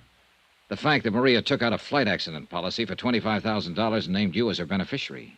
Well, I considered it a mere whim of my sister's. But the way things turned out, it was a pretty valuable whim, wasn't it, Don Serrano? For you, I mean. Senor, are you implying... I'm implying that Ramon wasn't the only one with a motive. Wasn't the only one who'll profit by Maria's death. You'll do pretty well yourself. Half her estate and $25,000 cash. That's not a bad deal. I should kill you for such an insult. You'd like to, wouldn't you? You're very big on this killing business. That's how you planned to handle things with Ramon, wasn't it, as soon as Maria went back to Havana? It is only what he deserves. And now you're trying to use me to do it. That's why you came here. You don't care about justice. All you want to do is get Ramon. He is guilty. If he is, Don Serrano, I'll find it out and I'll pin it on him. But if he isn't, I'm not going to be pushed into framing him. So you can take these dirty, underhanded insinuations of yours and you can... Get out, Don Serrano. Expense account item 6, $12.60. Taxi fares in and around Mexico City. I checked with the federal police first. They had their best men working on the murder of the baggage handler at the airport. And so far, they'd turned up nothing. They didn't have a single lead. I went through their files on the other 7 people who died on the plane. Nothing. The 2 pilots and the stewardess were Cuban and apparently had no close friends or enemies in Mexico City.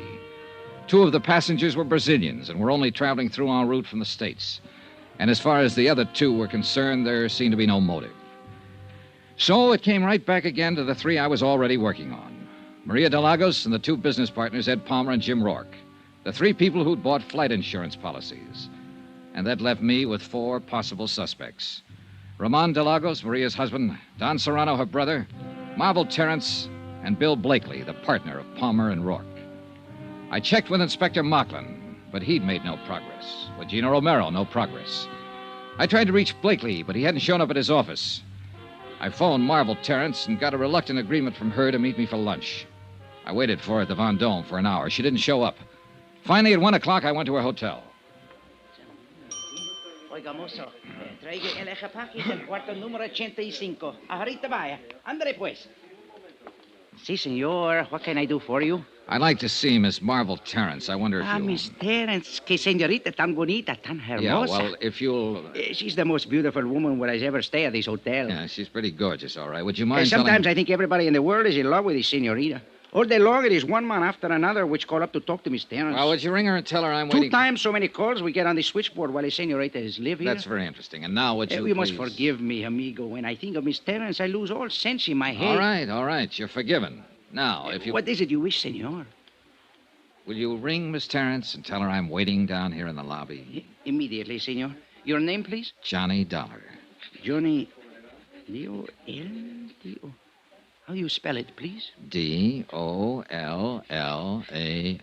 L-A-R. Gracias. I will tell her at once that you... Sacre nombre. I had forgot. Forgot what? She's not here no more, senor. What? She has checked out of hotel at 11 o'clock this morning. Expense account item 7, $2.10. Lunch at the Monte Casino Hotel, alone. I was sorry she'd skipped. I guess I was secretly hoping Marvel would turn out to be in the clear. But if she were, then why run out? It didn't add up. I paid my check and started to leave the dining room. And at the entrance, I ran square into a man I was planning to see later in the day. He didn't seem very happy about it. Senor Dollar. How are you, Ramon? It is a pleasure to see you again, senor. And I'd now, like to if talk you'll to you a excuse couple of me. minutes. Come on, let's step into the bar. But I have a most important engagement, senor. Oh, this is important, too.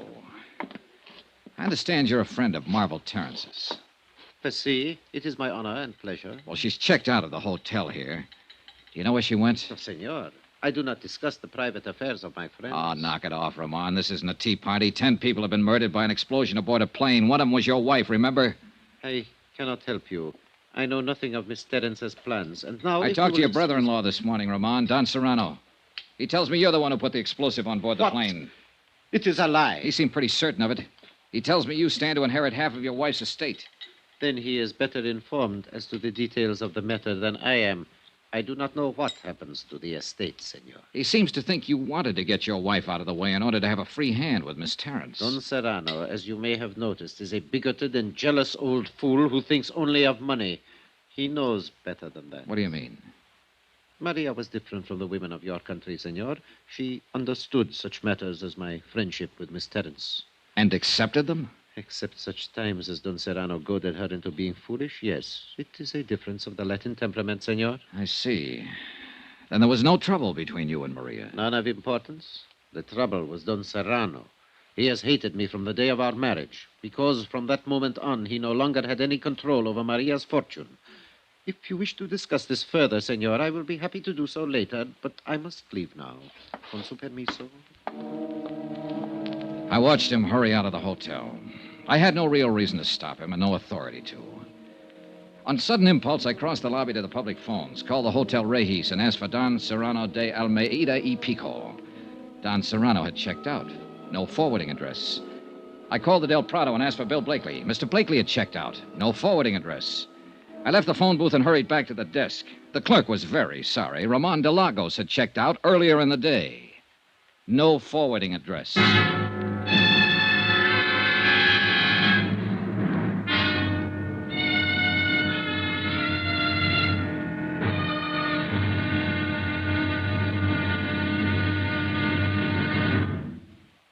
Now, here's our star to tell you about tomorrow's intriguing episode of this week's story. Tomorrow, a rendezvous in a tropic port.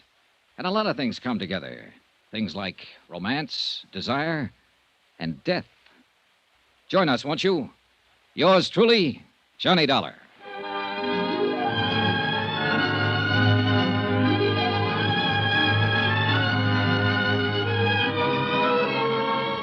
Yours truly, Johnny Dollar, starring Bob Bailey, is transcribed in Hollywood.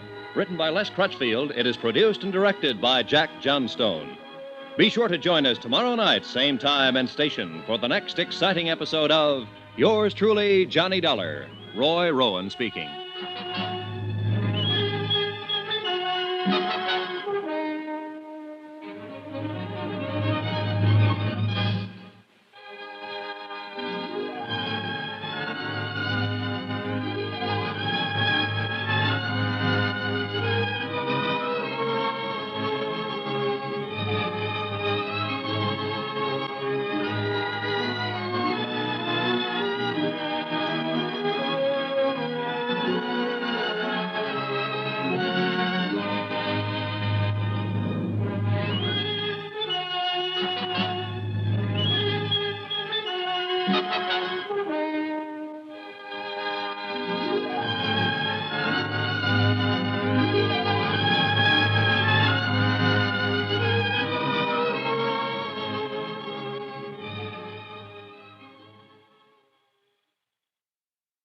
From Hollywood, it's time now for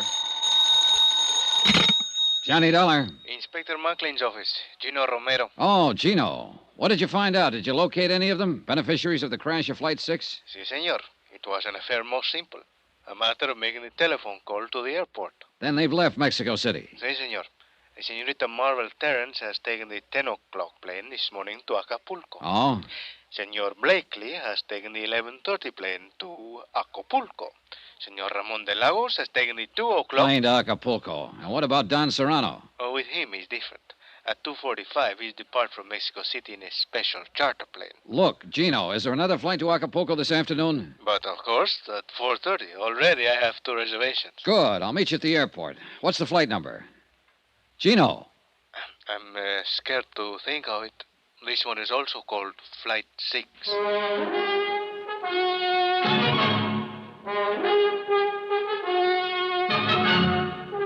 Tonight and every weekday night, Bob Bailey in the transcribed adventures of the man with the action-packed expense account, America's fabulous freelance insurance investigator. Yours truly, Johnny Dollar.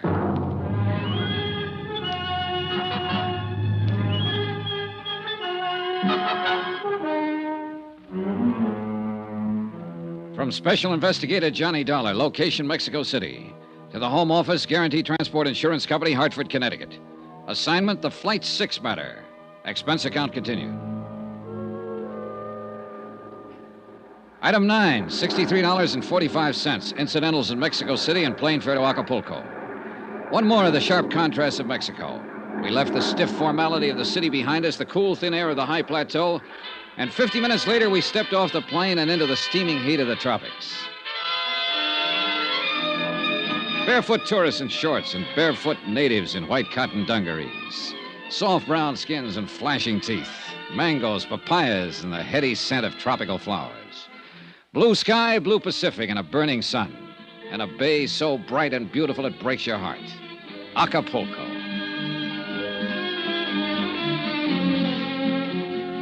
Gino Romero of the Department of Civil Air Transport knew his way around. So I waited for him while he checked his contacts, airport police, custom agents, limousine drivers. And in a few minutes, he'd made his rounds and rejoined me in front of the terminal. It is an affair most simple, senor. A merely matter of ask the question and listen to the answer. What did you find out, Gino? Senorita Miss Terrence is stay at the Hotel Los Flamingos. So? Senor Blakely is also stay there. Ramon de Lagos is go to the Hotel Caleta. And Don Serrano is stay at the Club de Pesca. So you see? Yeah, I see. All right, Gino, let's get going. And where we are going is to the... We'll put up at the Los Flamingos. That is what I expect. Oh, she's very beautiful, senor. True, but there are even better reasons for staying there. ¿Qué dice? Well, in some way, I'm not yet sure how, I think this whole thing centers right around Marvel Terrence. You think it's possible she's guilty of the crash of the Flight 6 to collect the insurance? Maybe. Or she might have been used. Or maybe... Oh, I don't know, Gino. But it's about time we found out.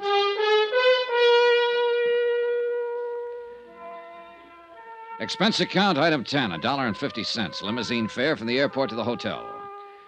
The Flamingos is built on a point near the far end of the peninsula, set on a headland high above the white smother of surf below. And there, just before dusk, with the western sky a yellow blaze of glory beyond the far rim of the Pacific, I found her. She was sitting on the open terrace by the edge of the cliff. And once again, she was alone. Sit down, Johnny. Thanks. I suppose I should be surprised, but I'm not, really. I guess I rather expected you. Well, then wasn't it a waste of time to run away from Mexico City? I've always run away, I guess. And most of the time, I imagine you've been followed. Or maybe I wanted to face you here, where it's so beautiful. Where perhaps you'd be able to understand me a little better. Is that what you want, Marvel? To be understood? Doesn't every woman? I thought it was more often the man. And usually it's his wife who doesn't understand him, isn't it? I see this isn't going to be just a social chat. Oh, I doubt if it could ever be just a social chat. Not with you. Now, you got too much impact for that. A compliment? That's a fact. There's no place else in the world with sunsets like the ones here. Every evening. It's like there's another land way off there in the west. It's a strange, bright, golden land. And it keeps calling, coaxing. Only in a little while, it'll disappear. And everything will be dark off there in the west. Maybe you do understand me, Johnny. Maybe that's why I'm half afraid of you. Another reason I ran, maybe. I can be a fool, easy. Sort of hereditary defect, you might say. Well, that's a common affliction. Rarely fatal. Rarely doesn't help. Once is enough. You know something? When I die, I want to be buried up there in the middle of a sunset. It'd be kind of lonely, wouldn't it? I think I've always been lonely. Do you know I haven't a single living relative in the world? Not one. I was 14 when my parents were killed in an auto accident. I stayed in a boarding school, and the bank handled the estate. When I was 21, they turned it over to me. And since then, I guess that's not what you want to know, though, is it? Not exactly. Want to tell me about it, Marvel? No. As a matter of fact, I don't. I don't even want to think about it. It would be better if you would. For whom? For me? I doubt it. I feel dirty, Johnny. And telling wouldn't change that. It might. Anything I'd tell you would be only suspicion, not fact. Wouldn't? Unless, of course, you're expecting a confession. Do you have one to make? No. But you know who caused Flight 6 to blow up and why, don't you? No. I can make a guess, that's all. Like to tell me that guess? You'll find out soon enough, Johnny, and I'd rather it didn't come from me.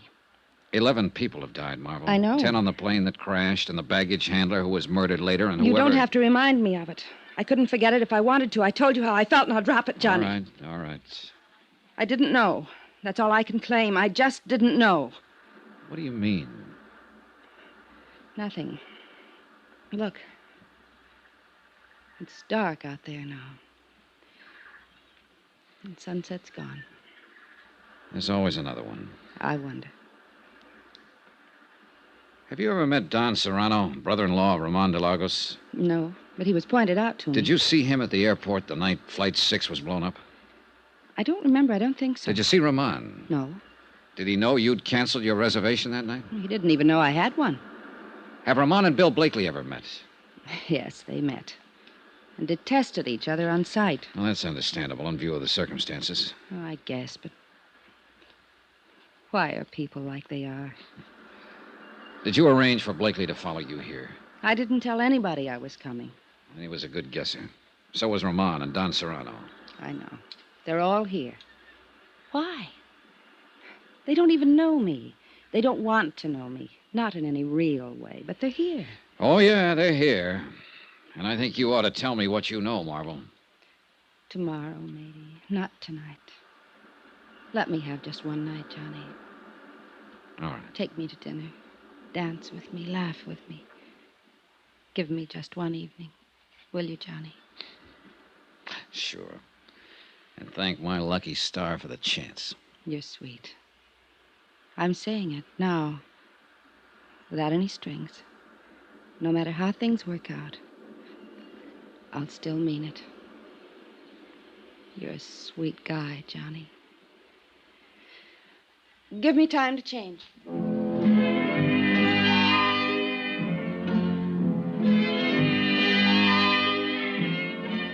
I went to my room and made 2 phone calls while I waited for her. The operator at the Club de Pesca informed me that Don Serrano was not in. The clerk at the Hotel Caleta said the same thing about Ramon de Lagos. I didn't leave my name with either of them.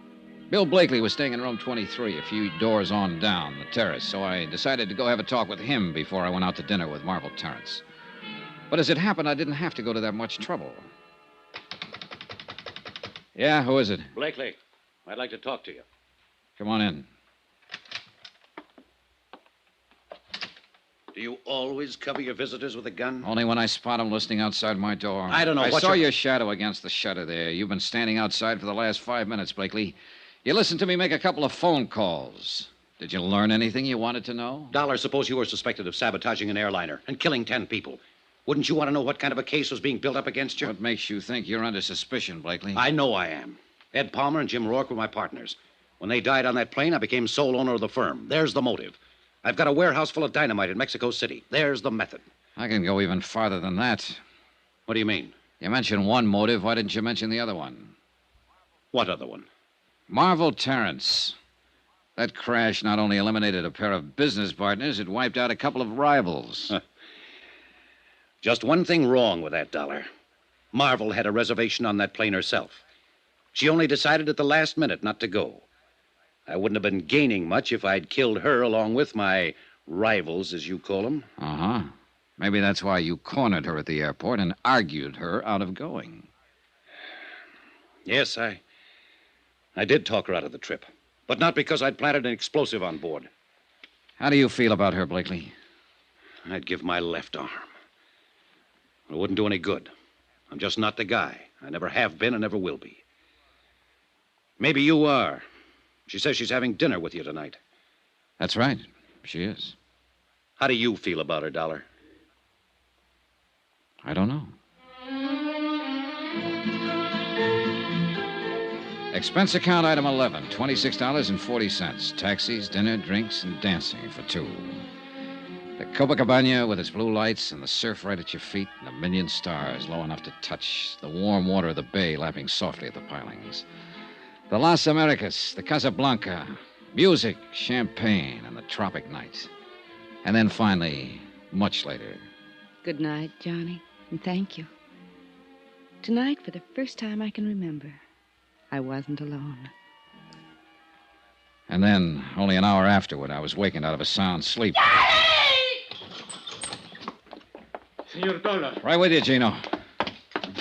What was it? It's a senorita, I think. She's a number 8. Come on. But she wasn't a number 8. Her door was standing open and the room was empty. We searched the terrace out toward the edge of the cliff where I talked with her at sunset.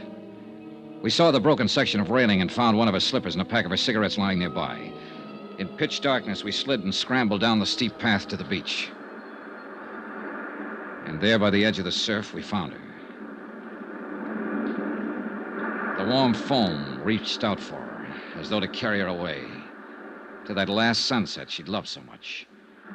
She looked very beautiful, but very much alone. As alone and as lonely as death.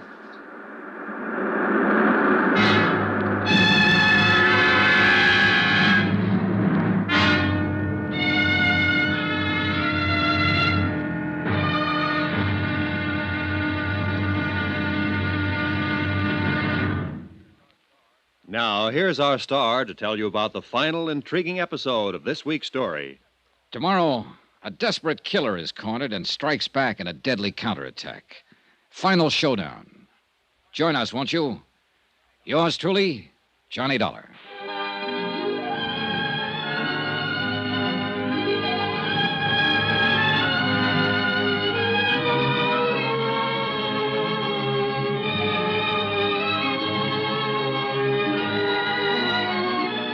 Yours truly, Johnny Dollar, starring Bob Bailey, is transcribed in Hollywood.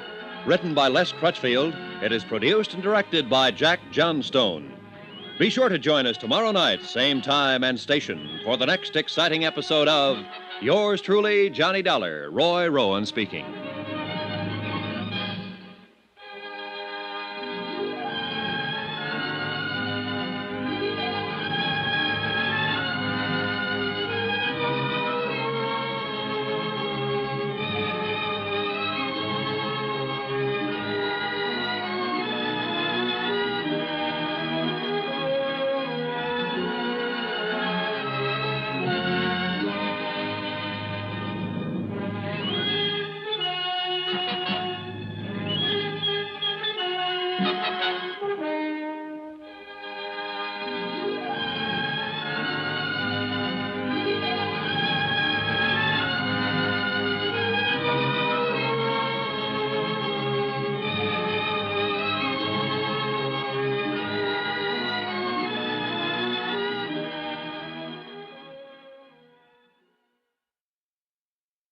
From Hollywood, it's time now for Johnny Dollar. Here is your call to Mexico City, senor. Oh, thanks. Hello? Macklin, Department of Civil Air Transport. Hi, Mac. Dollar, what have you learned in Acapulco? Not very much, I'm afraid. But you said you were following the girl down there, Marvel Terrence. Yeah, and a few others who might have had a hand in the explosion aboard Flight 6, beneficiaries of the insured on that flight. What others? Ramon de Lagos, whose wife died in the crash. Don Serrano, her brother. Bill Blakely, whose business partners were aboard. Well, have you and Gino learned anything from them? From the girl? Not yet.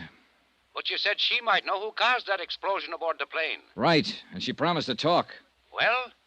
Your little helper, Gino, and I just pulled her body out of the surf down below the hotel here. Johnny. Murder? Yeah.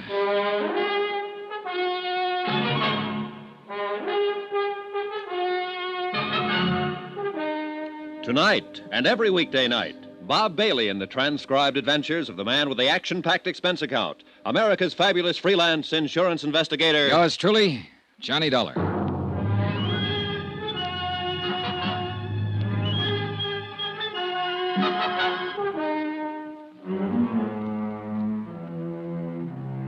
From Special Investigator Johnny Dollar, location Acapulco, Mexico.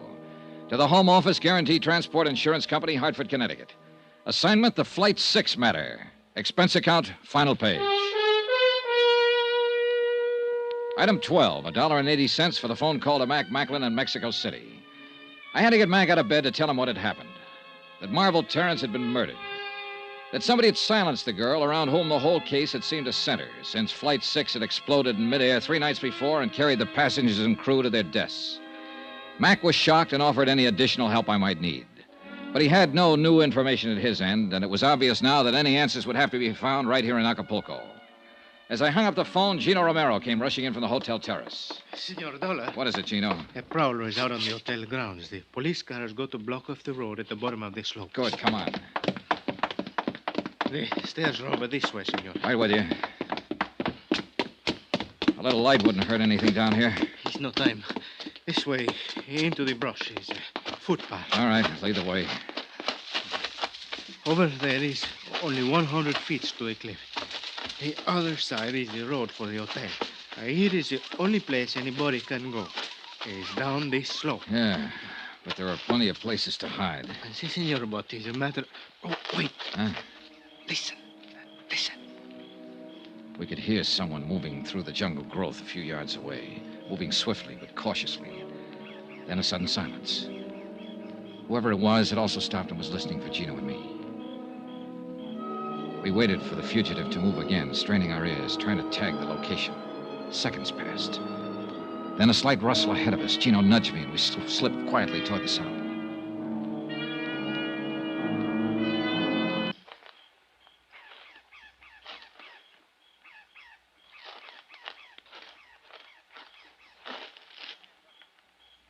Get your hands up. Well, well. Buenas noches, Senor Dollar. You seem to be quite a night owl, Don Serrano. Not ordinarily, Senor. The circumstances which place me in this rather awkward position are not usual ones, I assure you. You were up there prowling around the hotel. Why?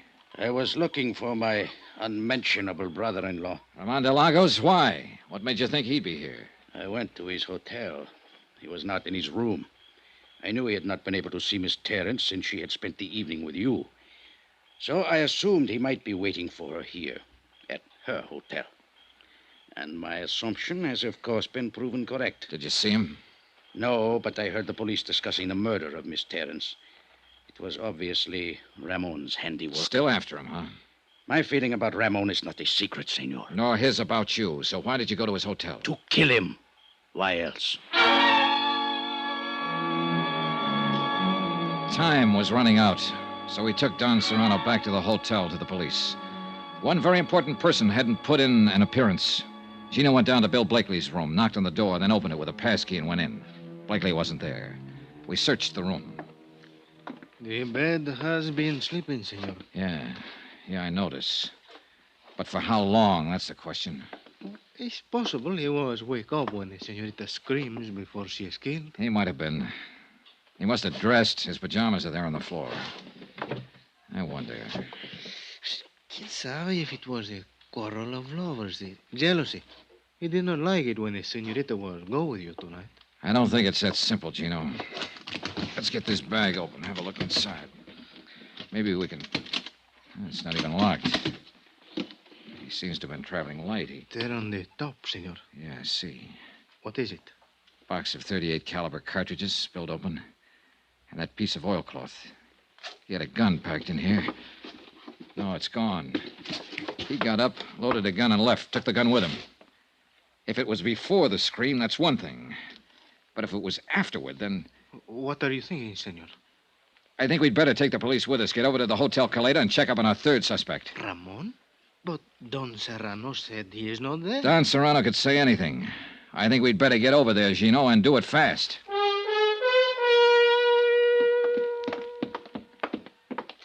The clerk said room 34. That's the second door down. See. Let's go.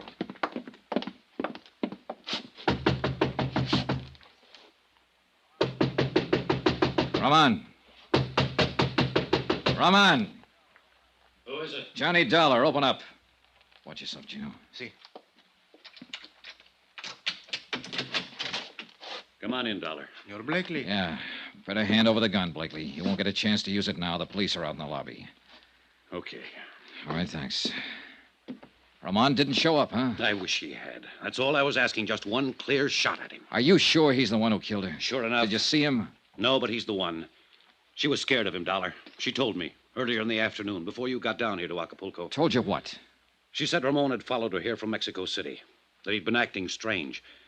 She said she was glad I was staying at the same hotel, and that she didn't want to see him or talk to him. Yeah, it figures all right. It checks with what she said to me last night. If she'd only given me a little more to go on. She was a real great kid, Dollar. The greatest as far as I was concerned. Yeah. As soon as I realized what had happened, I loaded my gun and came here to wait for him. I figured he'd try to get back to his room. But he didn't show. It's too bad. She was a real great kid. And I'd have died for her if she asked me to. I loved her. She was... Mira, ahí está. There he is. Come on, Gino. Si, senor.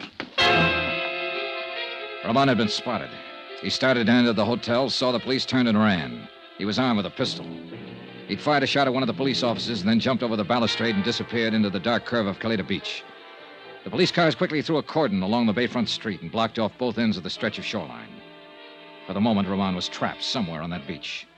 He'd tipped his hand now, and he was desperate and dangerous, and he had a gun. Gino and I went out on the beach after him. There's many places to hide here. Not for long. They'll have some more police here within a few minutes. Come on. It's maybe better we wait, senor. I do not think Ramon is planned to be taken alive. I can still see that girl, Gino, lying at the foot of the cliff. Si, senor. I remember. Spirit. What is it? There by the water is... No, I am wrong, senor. It's only a boat pulled up on the sand. Yeah, it's a paddle boat. I think it's better maybe we separate, senor.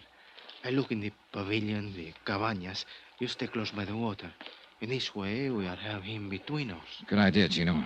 But you've got the rough end of it. Take care of yourself. Si, senor.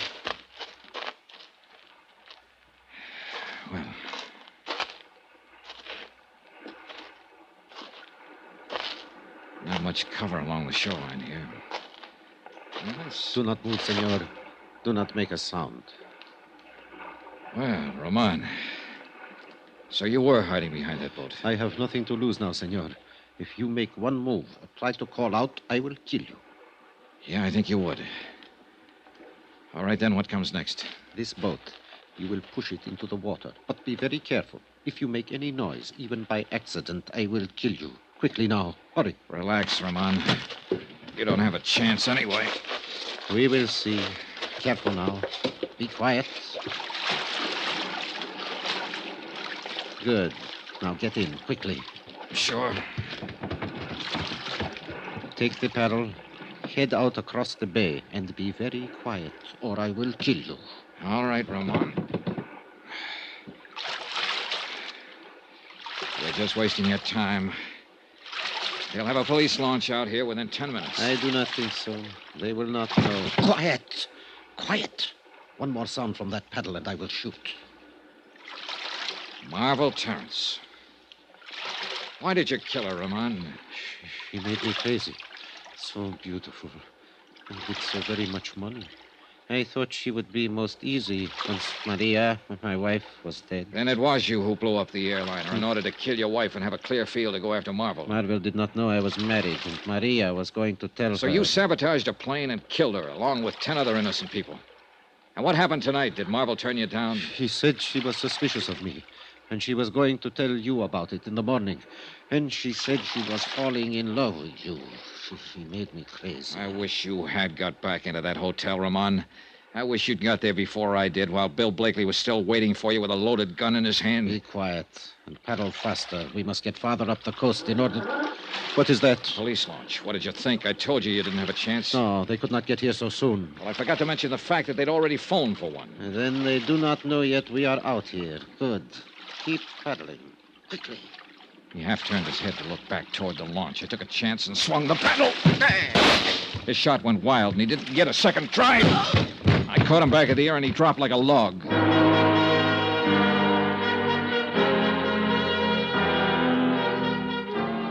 The police located our boat a few minutes later and hauled him over the gunwale and into the launch. And that should have been the end of it. But none of us realized Ramon's insane desperation. He'd only been pretending unconsciousness. On board the launch, he snatched a gun from one of the officers and tried to take over the boat. He didn't have a chance. He took a full volley of shots from 3 police pistols square in the chest.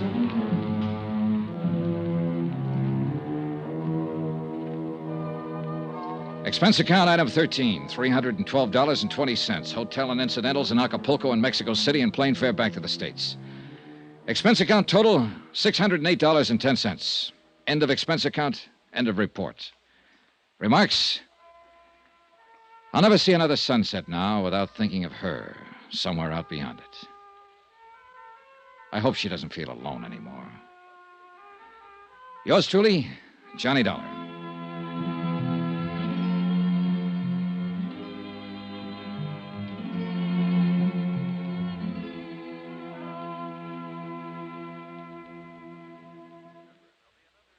Remember, there'll be another intriguing story for you beginning next Monday night. Next week, a dead girl comes to life in a case that's packed with lies. Yet every one of them comes true. Join us, won't you? Yours truly, Johnny Dollar.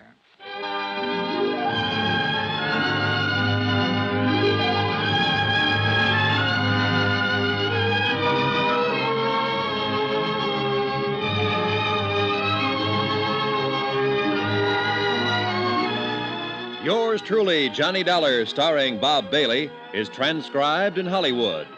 Written by Les Crutchfield, it is produced and directed by Jack Johnstone. Heard in this week's cast were Virginia Gregg, Ben Wright, Edgar Barrier, Don Diamond, Russ Thorson, and Jack Moyles. Musical supervision by Amerigo Marino. Be sure to join us on Monday night, same time and station, for another exciting story of yours truly, Johnny Dollar. This is Roy Rowan speaking.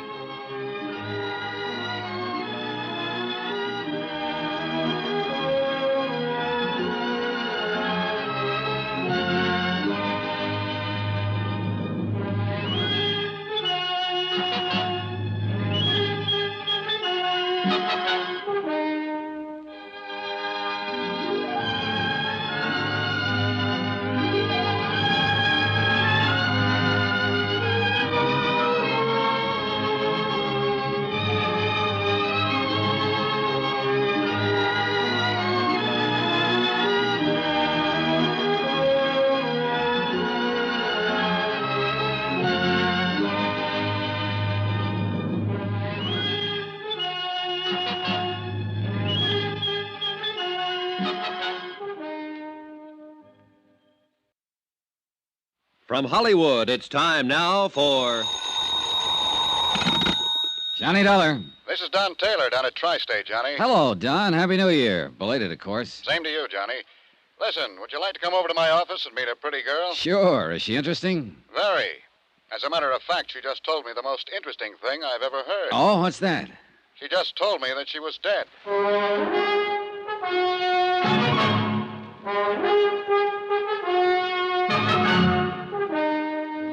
Tonight and every weekday night, Bob Bailey in the transcribed adventures of the man with the action-packed expense account, America's fabulous freelance insurance investigator. Yours truly, Johnny Dollar.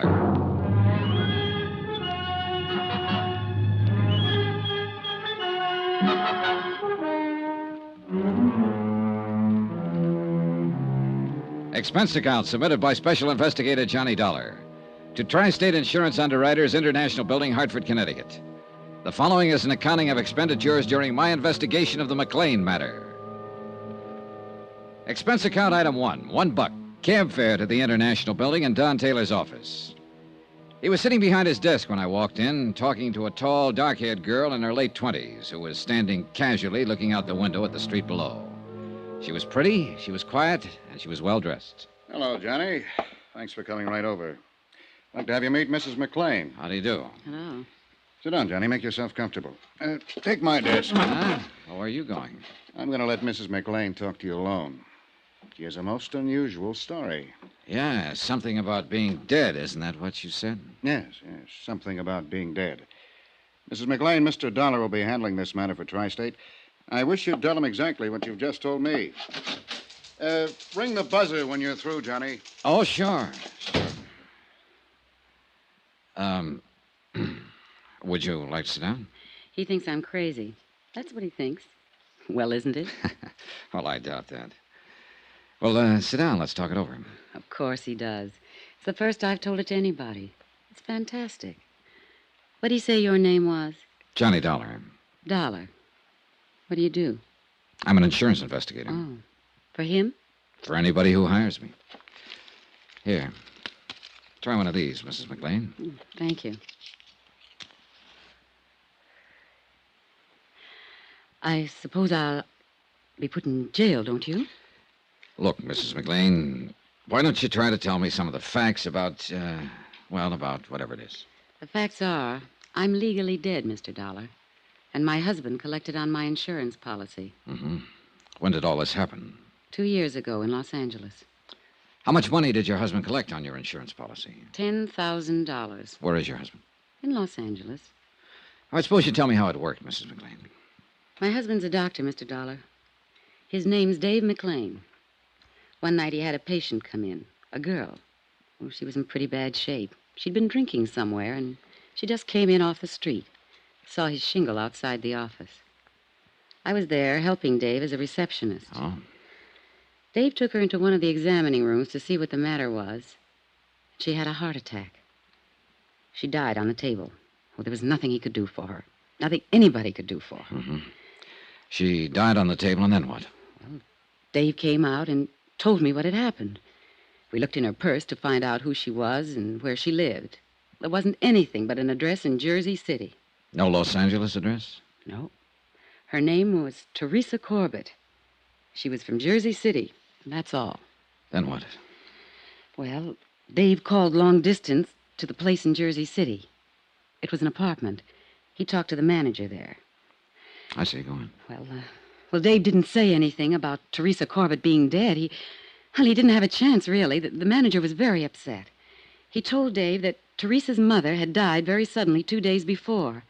He said he'd been trying to locate her there in Los Angeles. Oh, he was very frantic.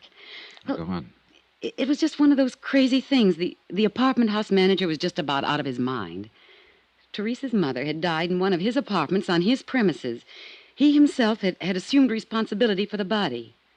He didn't know what to do about a funeral or anything else. He told Dave that Teresa was all the old woman had in the world. Nobody else. And Teresa Corbett was dead in your office at the time. Yes. Well, Dave hung up. I didn't know what he was thinking at first, and then he said to me, "We're in luck." I asked him what he meant by that, and he said that the girl who had died in our office didn't have anyone in the world and no one would know the difference. Then he told me we'd use her body. Just like that, huh? Yeah, just like that. He said it was the chance of a lifetime. Well, go on. Well, Dave called up Dr. Reed. He had an office across the hall from Dave. We waited a while, and then I hid when Dr. Reed came in. Dave told him that I had had a heart attack. He took him back in the examining room and showed him the body of Teresa Corbett and told Dr. Reed it was me. It was awful. How do you mean? Well, I mean, I hid there in the back office and listened to them talk. They tried oxygen on the girl and shots and everything else. But it was too late. Dave knew it was too late. But, well, Dr. Reed signed my death certificate. 2 days later, they buried Teresa Corbett under my name. And then what did you do? Well, I took a hotel room that first night, and then I went down to Palm Springs. Dave said he'd meet me there. Oh, wait a minute. Dr. Reed had the office across from your husband's? Yes. Well, didn't this Dr. Reed know you? Hadn't he seen you around? You said you were acting as a receptionist for your husband. I'd never met Dr. Reed. He was just new. Okay. So you went to Palm Springs? Yes. After the funeral, Dave came down, and he said I'd have to disappear for a while to give him the time to collect the insurance money and straighten out some things. He collected the money? Yes. Yes, he did. All of it. Then what happened? I came to New York to live. Dave was going to close his practice in Los Angeles and come to New York, and we'd be together again. He never met me in New York.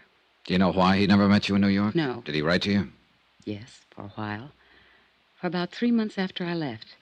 He wrote me once or twice a week and said that he'd be in New York any day. And then he stopped writing. Do you have any of those letters? No. No, I'm sorry, I don't.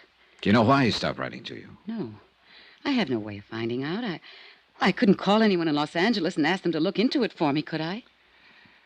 Tell me, what is it you feel now, Mrs. McLean? What? Well, just what is it you want us to do? Well, I don't know. What do you do in a case like this? I've never had a case like this. Why did you come to us? Well, I've had this thing on my mind almost 2 years. It was wrong to begin with. It's wrong now. I suppose it's because this insurance company was wronged mostly. My husband and I cheated them out of $10,000. At least my husband did. What about this Dr. Reed? Well, he didn't have anything to do with it. I mean, he just signed the death certificate, but he didn't know the difference. You sure about that? Quite sure about that. I don't want to get anyone into trouble. I mean anyone. Including Dr. Reed. Yes. Well, I know how fantastic all of this must sound, but it's the truth. Do you think I'm crazy? You don't look crazy to me. What's the saying? What saying? Oh, something about how you can leave home, but eventually you have to come back to count the spoons. I guess that's what I'm doing now, telling you all this. Mm-hmm. It's good to tell it to someone after all this time.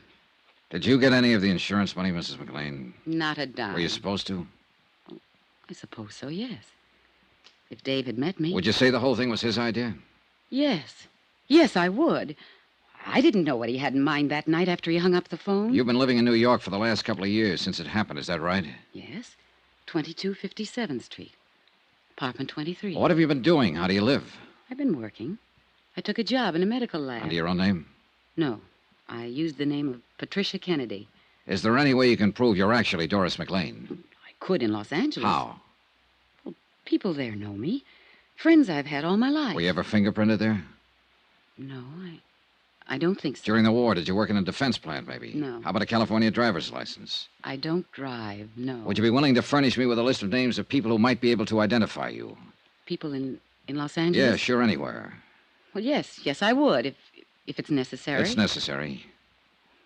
Don't you believe me? All of this has to be checked, Mrs. McLean.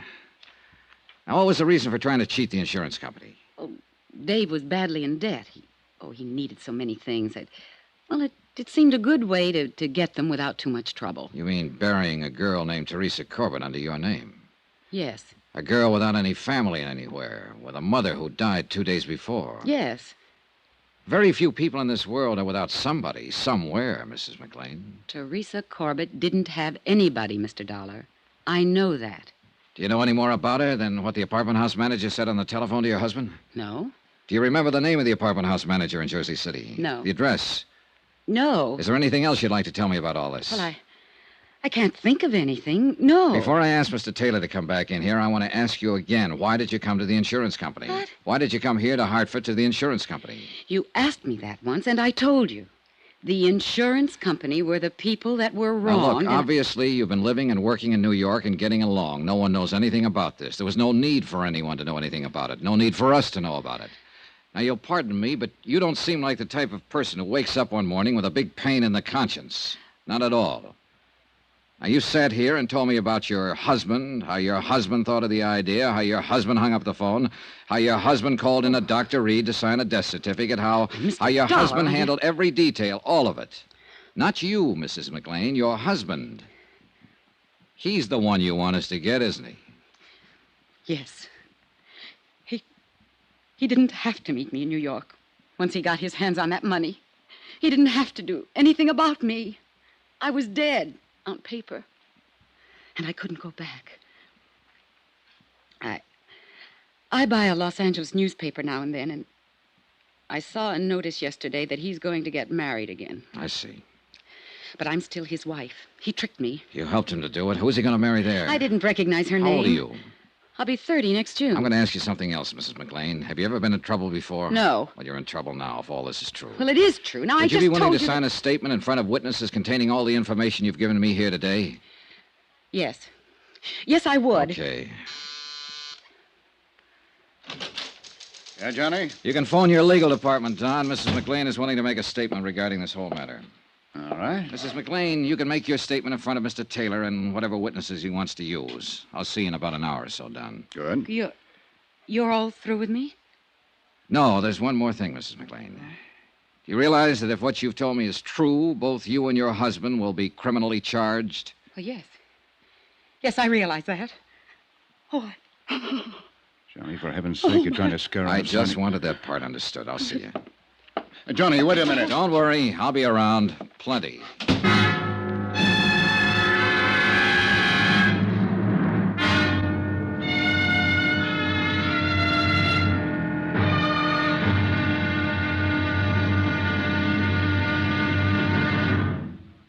Now, here's our star to tell you about tomorrow's intriguing episode of this week's story. Tomorrow, some well-thought-out lies, well, believe it or not, they come true. Join us, won't you? Yours truly, Johnny Dollar.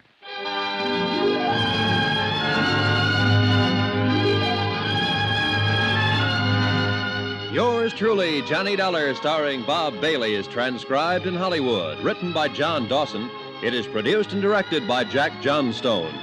Be sure to join us tomorrow night, same time and station, for the next exciting episode of Yours truly, Johnny Dollar. Roy Rowan speaking.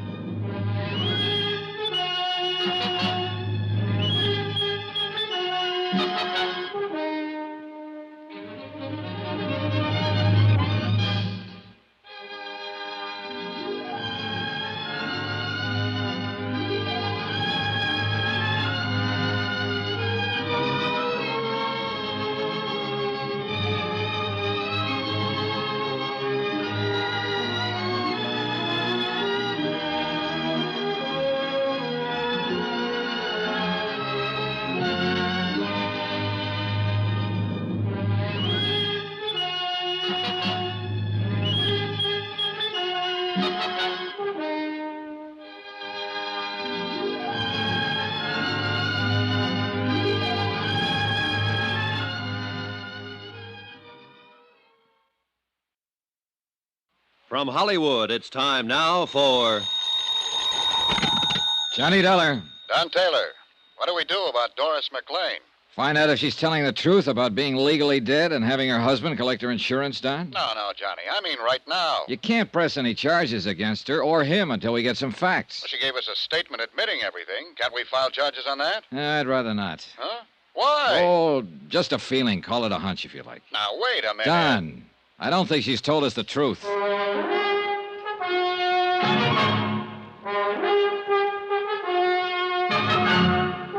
Tonight and every weekday night, Bob Bailey in the transcribed adventures of the man with the action-packed expense account, America's fabulous freelance insurance investigator. Yours truly, Johnny Dollar.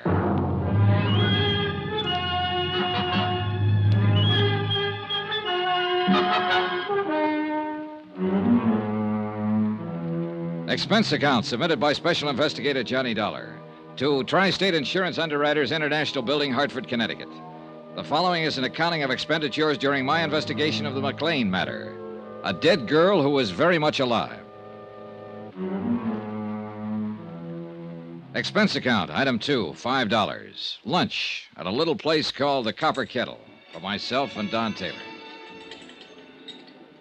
I think we should act, Johnny. Yeah, well, I don't. Not yet. Look, I listened to her whole story. You listened only a part of it, so get this. She was married to a doctor in Los Angeles, Dr. David McLean. Yeah. One night, 2 years ago, a girl named Teresa Corbett walked into his office, a little drunk and a little sick. She had a heart attack. She died. The doctor found a name and a Jersey City address in the girl's purse. He called up the New Jersey address, and an apartment house manager told him the girl's mother, her only living relative, died 2 days before. Dr. McLean hangs up and tells his wife he'll bury the other girl under her name and collect the insurance. No sense in going into all this, Johnny. Now, wait a minute. Doris McLean agreed to this. Her husband calls in another doctor and has the death certified. Doris McLean goes to New York. Her husband collects the insurance. But didn't meet her in New York, as he said he would. 2 years ago this happened, Don. Today she comes in and says, I'm tired of waiting for him. We cheated you. Do something to us. She also said she'd read a notice that her husband's going to marry some other girl. Makes sense to me. Yeah, well, not to me, Don. At least not all of it. Why? Why not? What are you looking for? The holes, and there are plenty of them, Don. Look, for one reason, she told it the same way both times. For the second reason, if all this happened on the spur of the moment in Los Angeles, that is, the girl came into the doctor's office off the street and died suddenly, why would the doctor bother to call New Jersey? Why wouldn't he call the Los Angeles police, for instance? Because he had the insurance thing in mind? Well, what do you think? Now, look, Johnny, I think you're pushing too hard in here. I'm trying to tell you what we're up against. All we have to do is verify her story. Yeah, well, there's something cockeyed in the way it comes out. According to Mrs. McLean's statement, the doctor thought of the insurance trick as he went along. That is, after he called Jersey City and found out the dead girl in his office had no one else in the world because her mother had died a couple of days before. After he saw he had a good chance. Yeah? He wouldn't have known he had a chance to pull the trick if he'd done what he was supposed to do and called the Los Angeles police. Yes, but... Now, that's important. And look, here's another thing. Mrs. McLean says she was acting as receptionist in his office when this strange girl came in. Now, I don't know about you, but every receptionist I've ever seen in a doctor's office will ask you your name and address before you see the doctor. Mrs. McLean didn't do that at all. But... They'll get your name and address unless they already know it. Where's Mrs. McLean now? Over at the New Hartford Hotel. I asked Sam Benson to keep an eye on her until we file charges and take her into custody. Well, you can call him off. Now, look here, Johnny. Every word she has told us will have to be verified before we can take any action like that. Every word. I don't know whether I want you to handle this or not. It's okay with me. Either way, then. Now, wait, Johnny. You want some more coffee? No, thanks. Let's not argue anymore. Okay, let's not. Mrs. McLean admitted she helped her husband cheat us out of $10,000. We've got that on paper. Look here. I made a check on the policy. We issued a straight life policy in Doris Mary McLean in Los Angeles, April 23rd, 1945. According to our records, Mrs. McLean passed away February 1st, 1954. Yeah. Claim was filed by the beneficiary, husband, David Earl McLean, M.D., February 4th, and paid off on the 10th. $10,000, full claim. Here you are. Uh-huh. That's a photostat of the death certificate attached. Yeah. Cause, coronary thrombosis. Now look at that signature. Dr. Willis Reed. That's the same doctor she said her husband called in. I know. What else? Business about her living and working in New York in a medical lab. This is the name of the place. Mm-hmm. She said she'd used the name of Patricia Kennedy. Well, I put in a call to their personnel manager. I described Mrs. McLean to him, and he said that sounded like her. Checked out.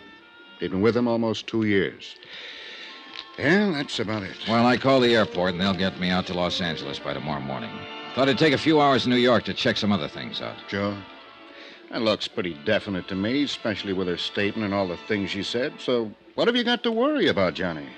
All the things she didn't say. Expense account item 3, $38.14. Transportation, Hartford, Connecticut to New York, New York.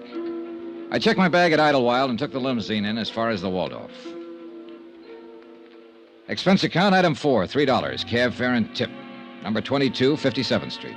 Doris McLean's residence, where she'd lived as Patricia Kennedy, apartment 23. I talked to the manager. This is her apartment, Mr. Dollar. I see. How long has she lived here? Moved in 2 years ago next month, March 1954. Good tenant? Very quiet. Ever talk to her? Not much. Christmas time, we had a drink together down in my apartment with my wife. First time I knew she worked in a medical laboratory. Mm-hmm. Does she have any friends in the building that I could talk to? Not that I know about. She keeps to herself, minds her own business. May I ask where she is now? In Hartford, Connecticut, at the New Hartford Hotel, if you want to talk to her about anything. I might want to talk to her about you. So? You knock on my door and say you're an insurance investigator and you want to look at her apartment. I saw your credentials and all that, but I don't know about you now. She asked me to investigate a matter. This is part of the investigation. Well, if you feel any better, why don't you telephone her long distance? Tell her I'm here. I'll pay the charges. Oh, that's okay. Do you mind if I look around? I'll have to stay with you, Mr. Dollar.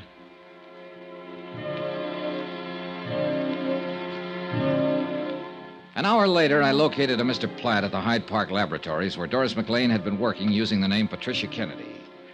His answers concerning her conduct, habits, and attitude were identical with those of the apartment house manager.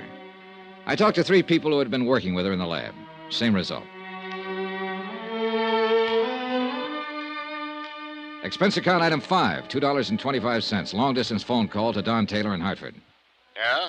What'd you find out, Johnny? All clear here. Her story checks out about living in New York. I talked to the coroner's office in Jersey City. Oh? According to their records, a Constance May Corbett, age 61, died there January 27th, 1954. Body unclaimed. County buried her. Coroner's office unable to locate the next of kin, a daughter, Teresa Mary Corbett, believed living in Los Angeles. Well? Well, what do you want me to say? Coincidence or not, this part of it all checks out. Yeah, I'll admit that. Thank you. You're welcome.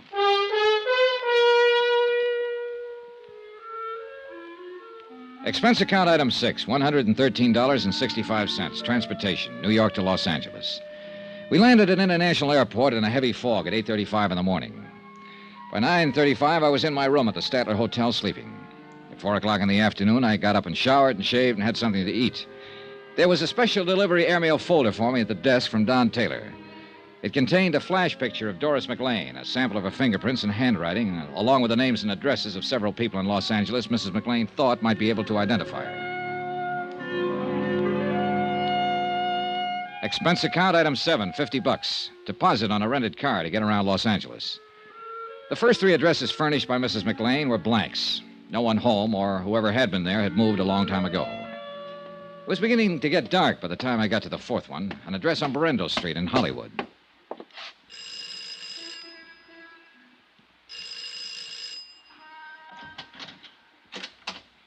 Hello? Hello, I'm looking for Pauline Henderson. What do you want? I want to talk to her for a minute. My name's Johnny Dollar. Well, I'm Pauline Henderson. Oh, may I come in? What's your business? I'm an insurance investigator. Well, I don't have any insurance, and I don't want any. Well, it's about a case. Wait a minute, I'll put on a roll. Yeah, sure. Hope you aren't going to try to talk me into buying an annuity or something like that. No, nothing like that, Miss Henderson. Oh, all right. Johnny Dollar, huh? Yeah, that's right. Insurance investigator, did you say? Yes. Come in. I thought maybe you could help me. Well, I'll try. I'm in something of a hurry. Only take a minute, Miss Henderson. I'd like to have you look at this.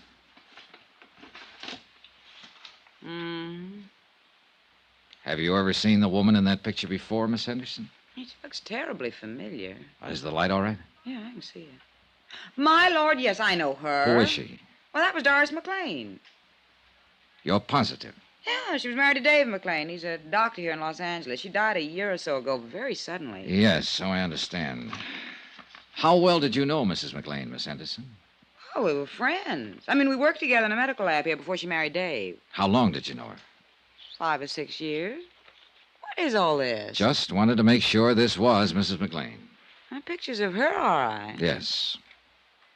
You know, I don't think you've been exactly telling me the truth. Well, I just had your name on a list, Miss Henderson. I was told that you might be able to recognize a picture of Doris McLean if you saw one. Who told you that?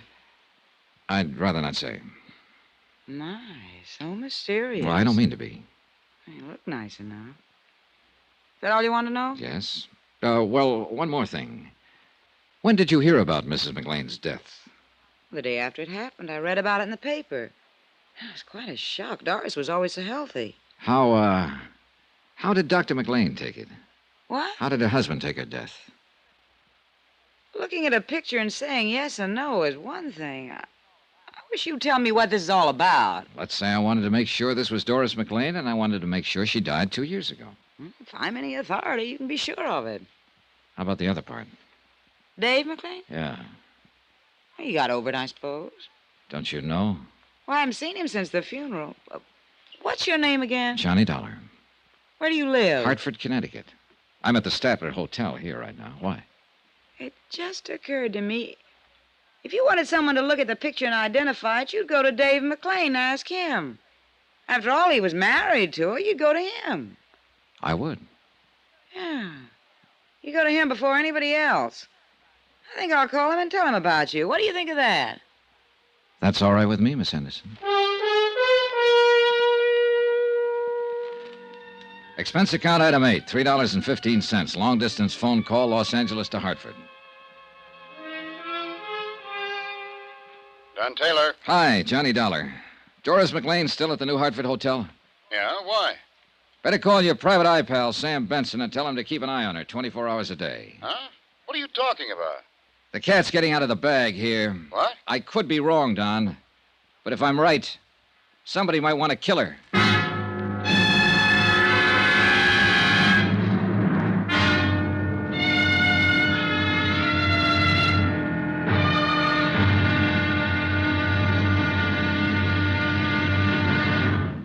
Now, here's our star to tell you about tomorrow's intriguing episode of this week's story. Tomorrow, a bit of information about a girl who had a date to die.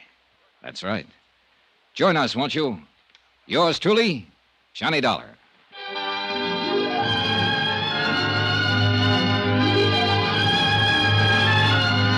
Yours truly, Johnny Dollar, starring Bob Bailey, is transcribed in Hollywood. Written by John Dawson, it is produced and directed by Jack Johnstone.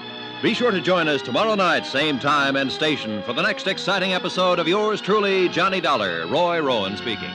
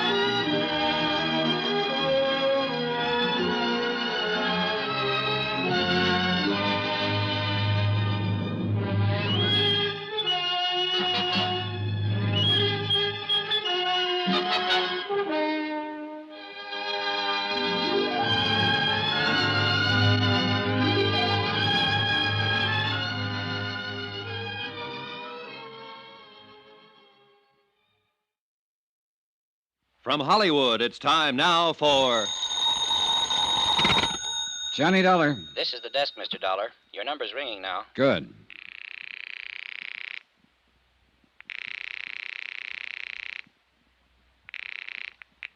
Hello? Hello. I want to talk to Dr. McLean. Who's calling, please? I'm not a patient. I just want to talk to him. This is Dr. McLean. I'm Johnny Dollar. I'm from Hartford, Connecticut. I want to see you. What about? About life and death, Doctor. You must be drunk, whoever you are. Do I come to your office or do I meet you? You come to my office, I'll call the police. Get busy then. I'm on my way.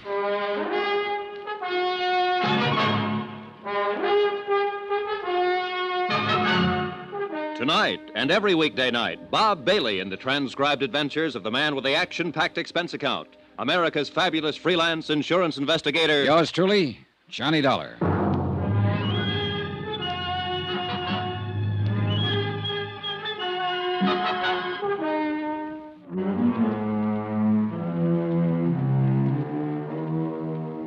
Expense account submitted by Special Investigator Johnny Dollar to Tri-State Insurance Underwriters International Building, Hartford, Connecticut. The following is an accounting of expenditures during my investigation of the McLean matter. Expense account item 10, $4, gasoline for my rented car. I was in the filling station at the Statler Hotel having it filled up when George Riley stepped out from the lobby entrance. Hey, Dollar. Huh, Riley? I came down here to see you. What about? What do you think, what about? All right, get in.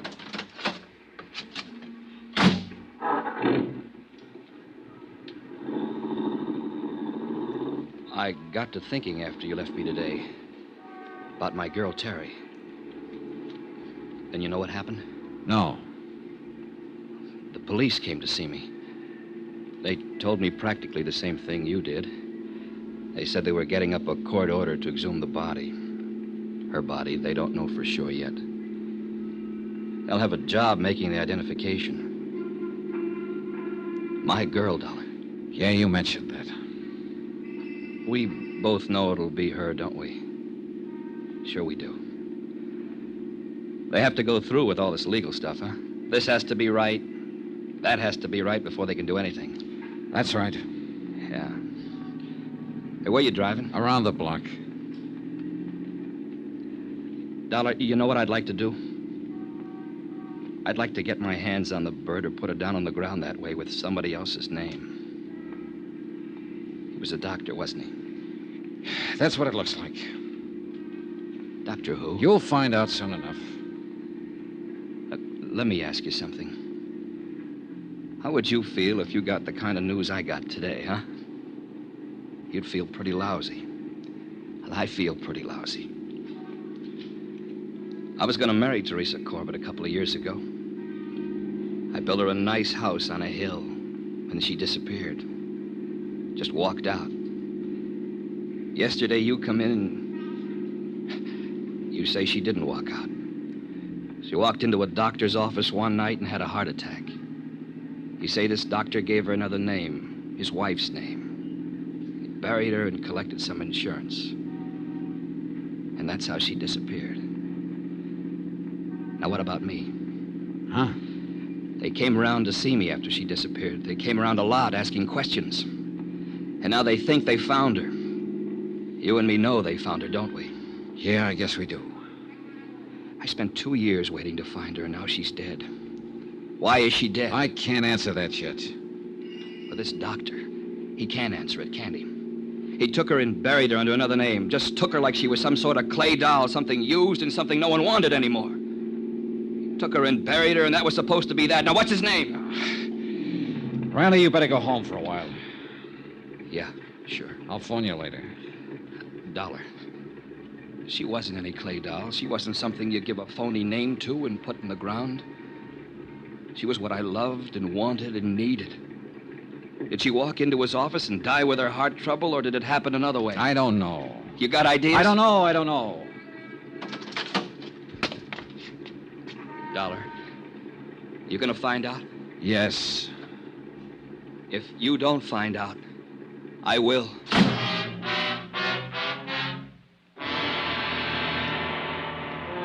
I stayed right there and watched George Riley lurch across the street and hail a cab. Then I turned back and found the freeway, rode it out to Sunset and all the way to the Pacific Palisades in the office of David E. McLean, M.D. Come in, Mr. Dollar. Sit down. He was a tall, broad-shouldered man in his early 30s. I shook hands with him and sat down. Well, That was a pretty startling telephone call, Mr. Dollar. I confess I was intrigued by it. You said you'd call the police. Well, I didn't. I don't know why I said that, really. But tell me, what is on your mind? I'm an insurance investigator, Doctor. Or didn't a woman named Pauline Henderson call you and tell you I was in town? Pauline Henderson? Pauline Henderson. I don't believe that. A friend of your wife's, Doctor, an old friend who worked with her once. The kind of a woman who would recognize a picture if she saw it. I don't believe I remember her. Then she didn't call you and tell you I was in town. Well, that's all right, too. She said she might do that, though. Don't you want to know why, Doctor? Well, I suppose so. Yes. Why? Because I went over to see this Pauline Henderson the night I got in. She was one on a list of names of people who might know your wife on sight. Oh? She got kind of upset about my going there and asking her questions. I don't blame her. I'm a stranger to her. She finally said she'd tell you about it. I said, go ahead and tell you. And so? You just don't have any questions about anything, do you? I'm completely baffled by this whole thing. What's your point? Don't you really know why I'm here, Dr. McLean? I haven't the least idea, but I can tell you we're wasting a lot of time. This is a nice office, Doctor. How long have you been here? A year or so. Why? Starting out, it costs quite a bit of money for equipment like this. Rental in a building like this, doesn't it? I don't think that's any concern of yours, Mr. Dollar. I do wish that you'd say what you have to say or do what you have to do and get it over with. I don't know whether you're so anxious at that. Try me. I've been pretty patient with you. You come here and talk about a lot of vague things that I have no connection with at all. You make a strange phone call. You appear as though you're trying to intimidate me. You mention an old friend of my wife's. Pauline Henderson. Yes. What has she got to do with it? Nothing, really, except possibly as a witness. Oh? Witness to what? To an identification. She said she might call you. She was worried about an investigation I'm handling. What investigation is that? I understand you once treated a patient named Teresa Corbett. Teresa Corbett? Last treatment 2 years ago, February 1954. I had offices over in Hollywood in 1954. Are you quite sure that you have the right doctor? I am. Well, I don't remember a patient by that name. What did I treat her for? A heart condition. Oh? Well, we'll soon find out. Corbett, eh? Teresa Corbett. When was this now? February 1954. Well, I don't have anyone by that name in my files, Mr. Dollar, but it must be important if you came all the way to Hartford to ask about it. It's pretty important. Well, she might have come in for some little thing, and in that case, I wouldn't necessarily have a history on her. I understand she came to see you quite a few times. Could it have been another Dr. McLean? It was you. Well, that's funny. Oh, now, wait a minute. 2 years ago. My wife was my receptionist then. She wasn't too good at keeping records. Do you suppose I could talk to her and ask her? My wife is dead, Mr. Dollar. Oh. Sorry I can't be of more help. I thought every doctor kept a record of all his patients if they just came in with a nosebleed. Well, now you see that you're wrong. Now that we've gone through all this, let's get down to business. What do you mean by that? I'll come right out and say it, Doctor. You should have kept a file on Teresa Corbett. You should have kept that one above all things. The fact that you don't have one is going to make me believe a lot of things I haven't really believed up until now. What things? What are you talking about? I'm talking to you about your wife, who isn't dead at all. What? 4 days ago, she came to me in Hartford, Connecticut. She said that Teresa Corbett died in your office one night and that you identified the body as your wife's. What? And what's more, you collected $10,000 worth of life insurance on her. Here's a picture of the woman who gave me that statement. Is this your wife? Well? All right, I'll tell you. It is your wife, Doris McLean. And she's still very much alive. And the story she told me in Hartford is pretty much the truth. I've never seen the woman in that picture in my life. I ran into one person here in Los Angeles who recognized her right away. I've got a list of 8 more people who'd probably recognize her. I can go to every one of them and get their statements to that effect, but I don't think I need to. I've got a pretty long statement from Doris McLean herself. It tells the whole story. Would you like to read it? No. Then maybe you'd like to make a statement yourself. I have nothing to say, Mr. Dollar. I didn't think you would, Doctor.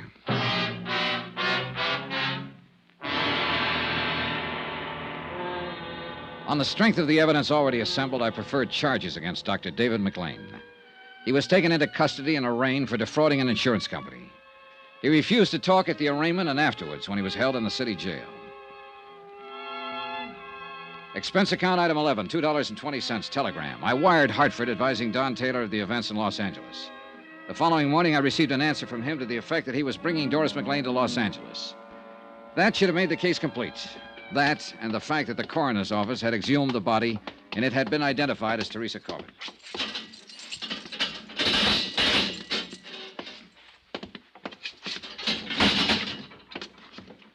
Well. Hello, McLean. What now? Oh, I thought we could talk. We can't, so that's that. We have your wife's statement, how the whole thing worked. The coroner's man identified the body of Teresa Corbin. So? Your wife will be here tomorrow sometime. Her testimony will cinch it. Will it? You know it will.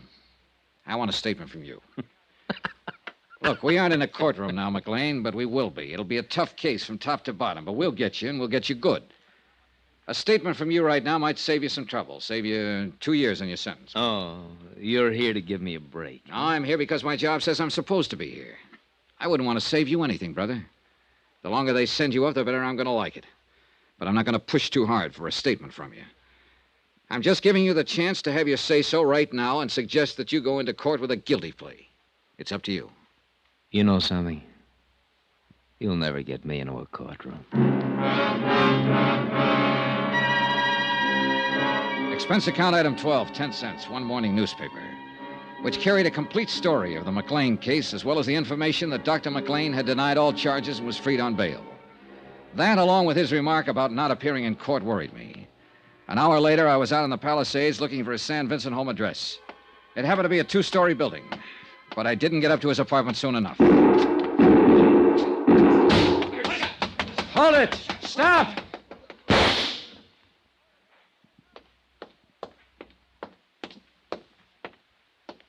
Riley. You don't have to worry about your doctor friend anymore. You fool, you crazy fool. The court would have taken care of him. No. I wanted to do it personally. Oh, Riley. For my girl, Johnny. For my girl.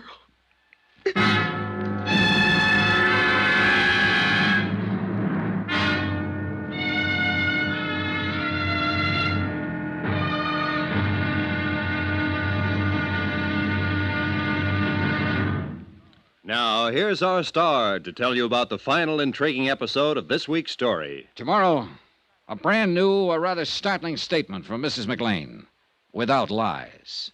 Join us, won't you? Yours truly, Johnny Dollar.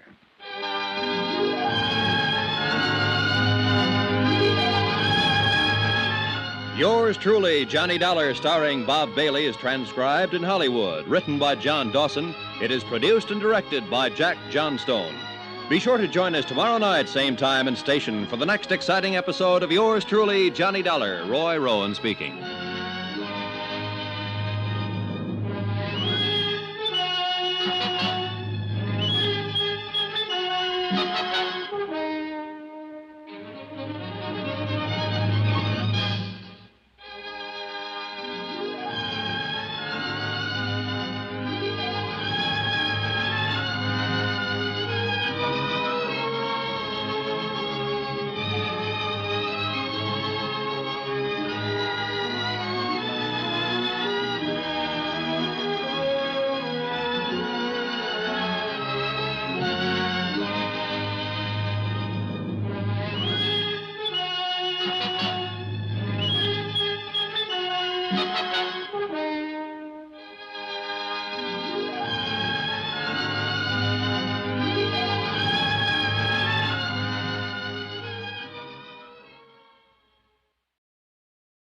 From Hollywood, it's time now for... Johnny Dollar. Johnny, Don Taylor. Are you here in L.A.? With Mrs. McLean. Why didn't you meet my plane? Dr. McLean's been shot. What? Teresa Corbett's boyfriend, a guy named Riley, pumped 3 slugs in him this afternoon. He was afraid McLean might get off. McLean's still alive? He's hanging on, but they don't give him much of a chance. I'm on my way to the hospital right now, L.A. General. Meet you there.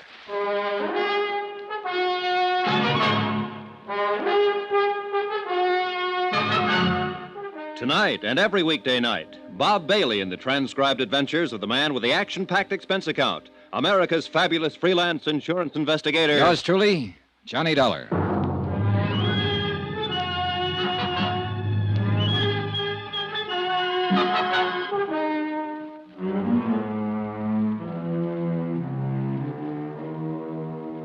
Expense account submitted by Special Investigator Johnny Dollar to Tri-State Insurance Underwriters International Building, Hartford, Connecticut. The following is an accounting of expenditures during my investigation of the McLean matter. Expense account item 13, $10, rental, for a tape recording machine which I took with me to the hospital room of Dave McLean. Don Taylor met me in the hall. Hi. Hi. Where's Mrs. McLean? I turned her over to the police. Do you know about this? No. Who's this man, Riley? Oh, just a lonely guy who lost his girlfriend. Let's go. Wait a minute. There's something else, isn't there, Johnny? Oh, I don't know. I think there is, Don. I'm going to try to get it from McLean now. That's why I brought this thing. What'll happen to Riley? He's being held for assault with a deadly weapon intent to kill. If McLean dies, it'll be changed to murder. Mr. Dollar? Yes? You can go in now. This is Mr. Taylor. I'd like him to come in, too. It's all right. This way, please. The nurse led us down to the end of the hallway and into McLean's room. Transfusion equipment was rigged up on one side of him, intravenous on the other. He watched us walk in without a word, until he saw me set up the recording equipment. What do you think that's for? You, McLean. That statement we were talking about. What statement? You know how bad off you are. It doesn't make any difference now. Who's this man? My name's Taylor. Police? I'm with Tri-State Underwriters. Oh. You must be a close friend of Doris's. She came out here with him, McLean. How is Doris these days? She's made her statement. Squeeze play. How about you? No. I'm not going to say a thing. Oh, now, McLean. Tell you what I'll do. We'll talk about it later. There may not be a later. I think there will be. I'm going to bet on it that way. Stuff, Dollar. You struck out again. There's always your wife. She won't tell you anymore. She's got her own troubles. I think you'd better leave now, Mr. Dollar. Yeah.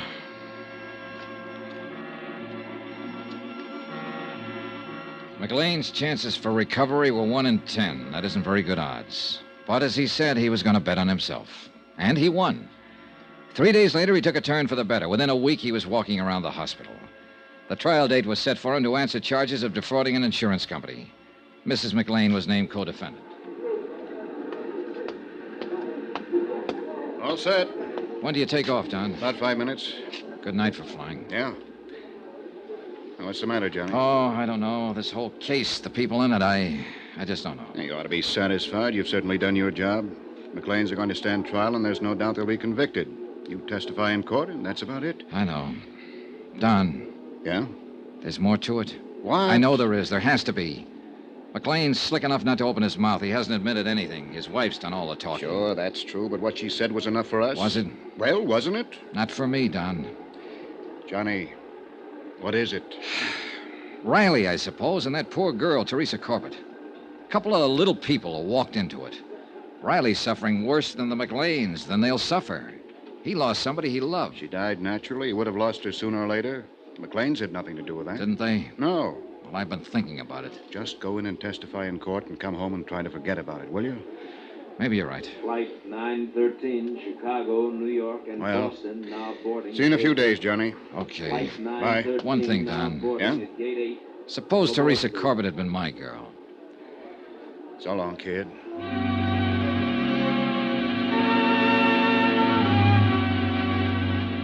Don Taylor went back to Hartford and left me to wrap up the details and testify in court. The day before the trial, I went over to the county jail to interview Mrs. McLean just once more. Hello. Hello. The uniform isn't too attractive, but they say it's a very healthy life in here. I mean, the regular hours and all. I suppose I should try to get used to it. Yeah. How long will I have to go to prison? Well, that's hard to say exactly, Mrs. McLean. Well, my lawyer said not over 3 years if they convict us. 3 years isn't too long. No. Sit down. Where's my husband? Where's Dave? He was transferred to the county jail today. Is he all right? Seems to be getting along fine. I haven't seen him, you know. You'll see him in court. Oh, I wish it were all over. So do I. But it isn't, is it? Practically. Not at all. Well, what do you mean? So far, we have enough evidence to prove conspiracy against you and your husband, and we'll prosecute to the limit on that. There'll be some other charges against him, the business with the body and so on. Let's not go into that now. But there's something else here I want to get straightened out. This is your statement. Yes. Let me read you this. A girl, whom we later found out to be Teresa Corbett, walked into the office on the night of February 1st, 1954, and complained of feeling ill. She had been drinking. My husband took her into the examining room where she died a few minutes later of a heart condition. Those are your own words on this sworn statement, Mrs. McLean. Yes. Let me go on. I had never seen or heard of Teresa Corbett until that night. I was with my husband when he placed a call to her residence in Jersey City. He spoke with a man there who managed an apartment house and so on. Mrs. McLean, that call was never made. I was in the room when Dave made it. The phone company has no record of it, no bill for it. I mentioned this to you because we are going to mention it at the trial tomorrow.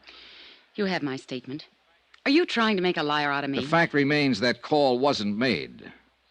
Were you in the examining room when Teresa Corbett died? No, I was in the front office. Isn't it a fact that she was a patient of your husband's before that night? No. I found out, I'll tell you. Teresa Corbett was one of your husband's patients. Why, She came here to live in Los Angeles because of a heart condition she had. He was the doctor she went to see. She just didn't walk in that night and drop dead. If that's true, I didn't know it. That night, you said you were acting as a receptionist in your husband's office.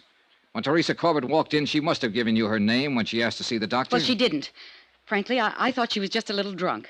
She'd been drinking. I could smell it. And you just took her right on back to your husband without asking a name, where she lived, anything about her? Yes. Now, look, Mrs. McLean, a lot of things you've told me and put into this statement are true. They've all been checked and rechecked. That's my job. But some of them just don't make sense. What are you trying to do? You wouldn't have known anything about it if I hadn't come to the insurance company. Maybe that's so. Maybe it would have just gotten by. But you did come to us. And whether you knew it or not, we have to know everything now. Everything, Mrs. McLean. Why do you think we've gone to all the trouble and expense of checking all this? I'll tell you. Because your story was too good to be real. It couldn't happen that way, even though the facts seem to say it could. Why, A girl alone and friendless in Los Angeles dying of a heart attack in a doctor's office. A doctor who needs money and has a wife who's heavily insured. That's too much for me to take. Teresa Corbett was a patient of your husband. She had been for several months. She came in like anybody else. You or your husband took her personal history. And you noticed that she had only one living relative, a mother in Jersey City. Will you please tell me what you're talking about? I'm talking about premeditated, carefully planned murder. That's what I'm talking about. When Teresa Corbett's mother died suddenly, there was nobody left to worry about her. Nobody to ask questions about her anymore, right? That's what you thought, anyhow. But there was a man, George Riley. But he didn't know where to go or who to ask. You didn't know about him. All right. Teresa came in several times, and you and your husband got to know more about her. She was the patsy right from the beginning. Wasn't she? Wasn't she? Yes. Do you want to tell me about it? She had been in to see Dave several times. He knew all about her, where she was from, what family she had. That night, when she came in the office, she wasn't drunk. She hadn't even been drinking. She'd had a telegram. She'd just received word that her mother had died suddenly. She was terribly upset about it. She asked Dave for something to help her sleep. Go on. Well, he took her in the examination room, and he came out a few minutes later to get some drugs, and he said something about her case being a terminal. Terminal? You mean it was hopeless? Well, that's what he said. He said he didn't give her more than 6 months. It wasn't true, Mr. Dollar. She wasn't that sick. Then what? Well, Dave went back to the examination room. I just sat there and waited. I guess I knew what he had in mind. Had you talked about it? Well, we talked... Oh, no, not about what happened then. A few minutes later, he buzzed me to come back to the room. I went back there, and Teresa was lying on the table. She was dead. I knew it when I walked in there. Dave looked very strange. He said that she had had a sudden heart attack and died before he could do anything to help her. You know it wasn't so. Well, there was a hypodermic on the stand. He'd given her something. I just didn't think he'd go that far. Are you sure you hadn't discussed this before? No. I swear he hadn't said a word to me before that night. But he had it all planned. That is, what to do and everything, when I came back to the room. He called Dr. Reed. Dave showed him Teresa and said it was me. Reed signed the death certificates. Yes. When did you leave town? The same night Dave made me. He said he'd handle everything. I accused him of killing her, and he said that she just died there. Well, I guess I was kind of hysterical, but then he said, all right, I did kill her. She didn't have long anyhow. I killed her, and you helped me kill her. Now get out of here and stay out of here. If you ever open your mouth about it, you'll go to the gas chamber with me. Do you want a cigarette? Yes, please. Here you go. Thanks.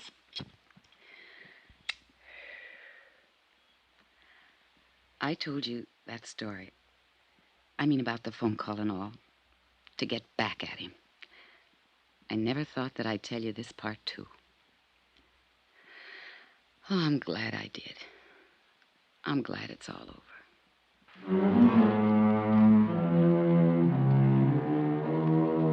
Expense account item 14, $85.40, hotel and board while in Los Angeles. Item 15, $205, plane fare back to Hartford. Expense account total, $798.60. Remarks? Murder charges have been filed against the McLeans, and they stand trial next month. George Riley received 3 years and a suspended sentence for assault with a deadly weapon. I was wrong about practically everything in this case. All the lies came true, but so did the facts. Yours truly, Johnny Dollar.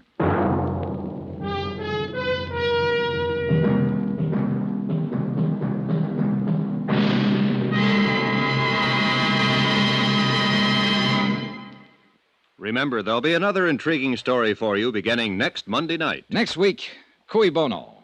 That's Latin for who benefits. And believe me, it isn't the killer in the case. Join us, won't you? Yours truly, Johnny Dollar.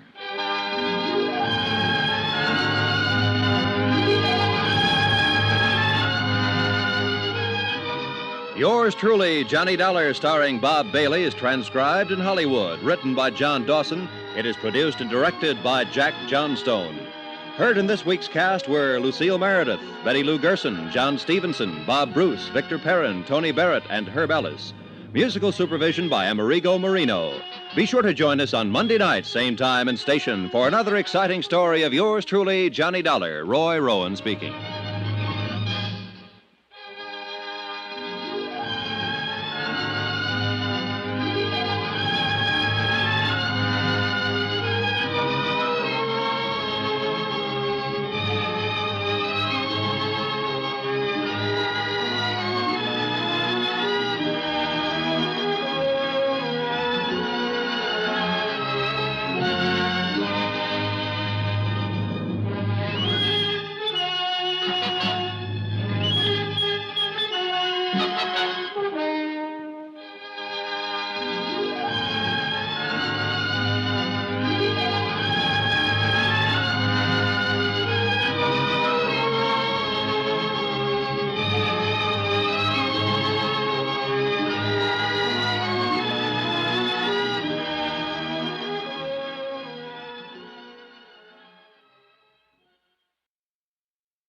From Hollywood, it's time now for Johnny Dollar. Don Hancock, Johnny. Surety Mutual. Hi, Don. What's on your mind? Cui bono.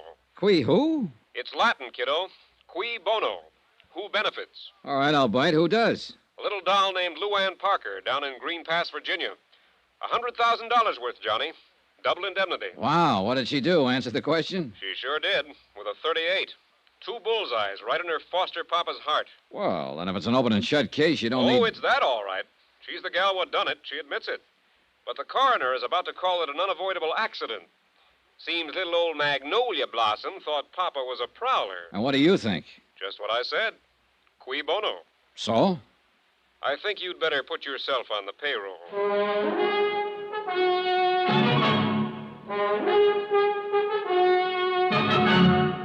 Tonight and every weekday night, Bob Bailey in the transcribed adventures of the man with the action-packed expense account, America's fabulous freelance insurance investigator. Yours truly, Johnny Dollar.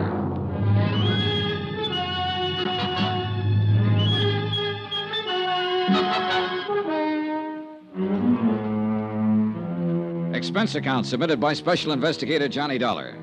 To the Home Office, Surety Mutual Insurance Limited, Hartford, Connecticut. The following is an accounting of expenditures during my investigation of the Cui Bono matter. Item 1, $78.45. Transportation and incidentals, Hartford to Green Pass, which was a village of some 12,000 people, hidden among quiet wooded hills, and located, as I discovered on arrival, some 3 miles from the railroad station.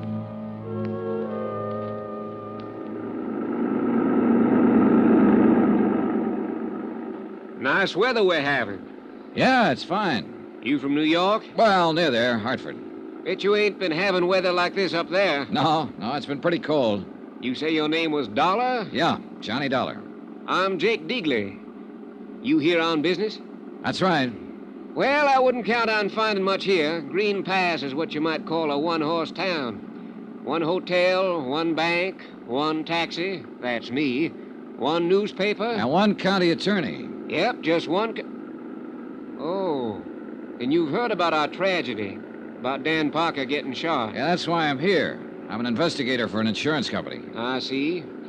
Well, it was a terrible thing. It was... Oh, doggone it. If old man Hawley don't fix up them fences, he's going to be short a cow one of these days.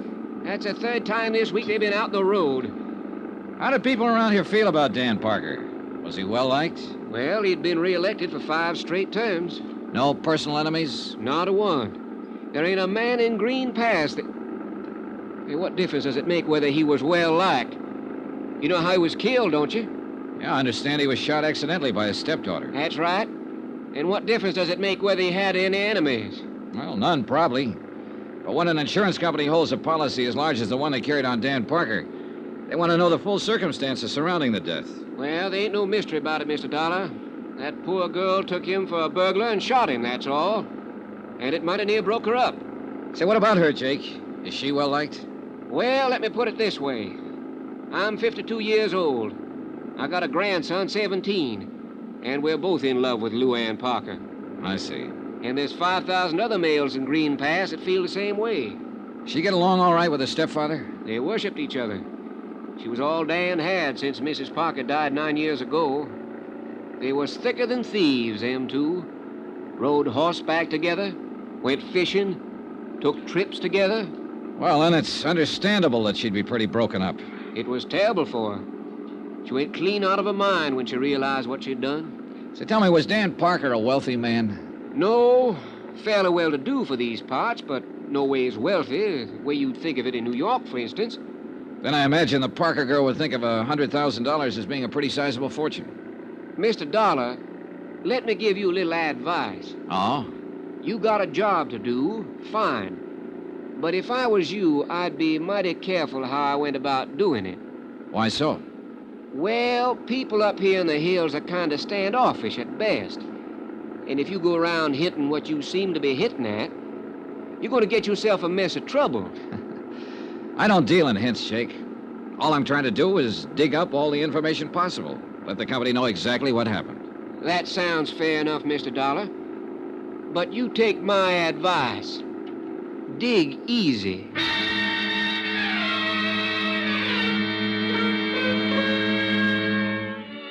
Jake Digley's one-man taxi service dropped me off at the town's one-man hotel. I signed in, left my bags, and did a quick resume of the case which Don Hancock had given me in New York. I tried pumping the hotel proprietor, but when he found out who I was, he frosted up like a mid-julep on a sultry day. But he did tell me I could find the sheriff across the square at the town's one pool room. It turned out to be a one-man place, too. And at the moment, Sheriff Jim Peterson was the one man.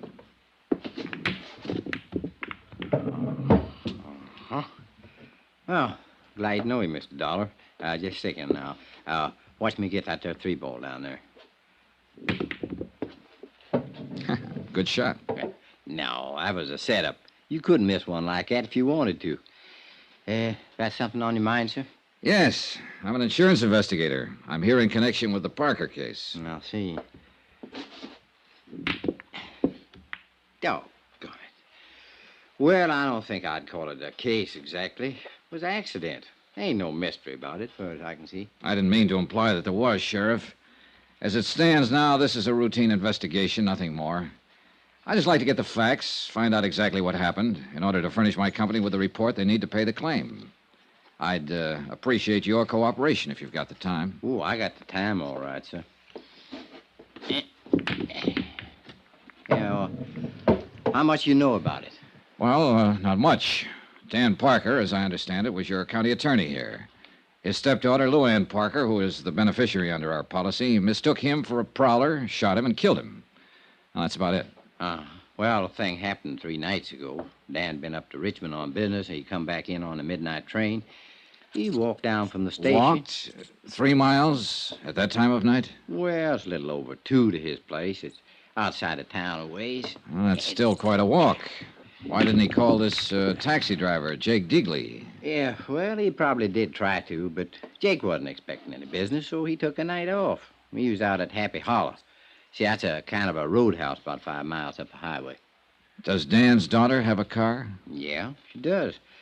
But I figure he didn't want to bother her at that time of night. See, he wasn't due in till the next afternoon. But it appears like he finished up his business and decided to come on back at night without letting Luann know or anybody else. Now, let me see here. Was he in the habit of coming back unexpectedly from trips? No, I wouldn't say he was. Well, go on. Huh? Oh, well, Dan didn't take many trips. And when he did, he most always made arrangements with Jake or Luann to meet him at the station. I see. So, anyway, walked home that night, and he took a shortcut through the lane and come on in the back way across the terrace.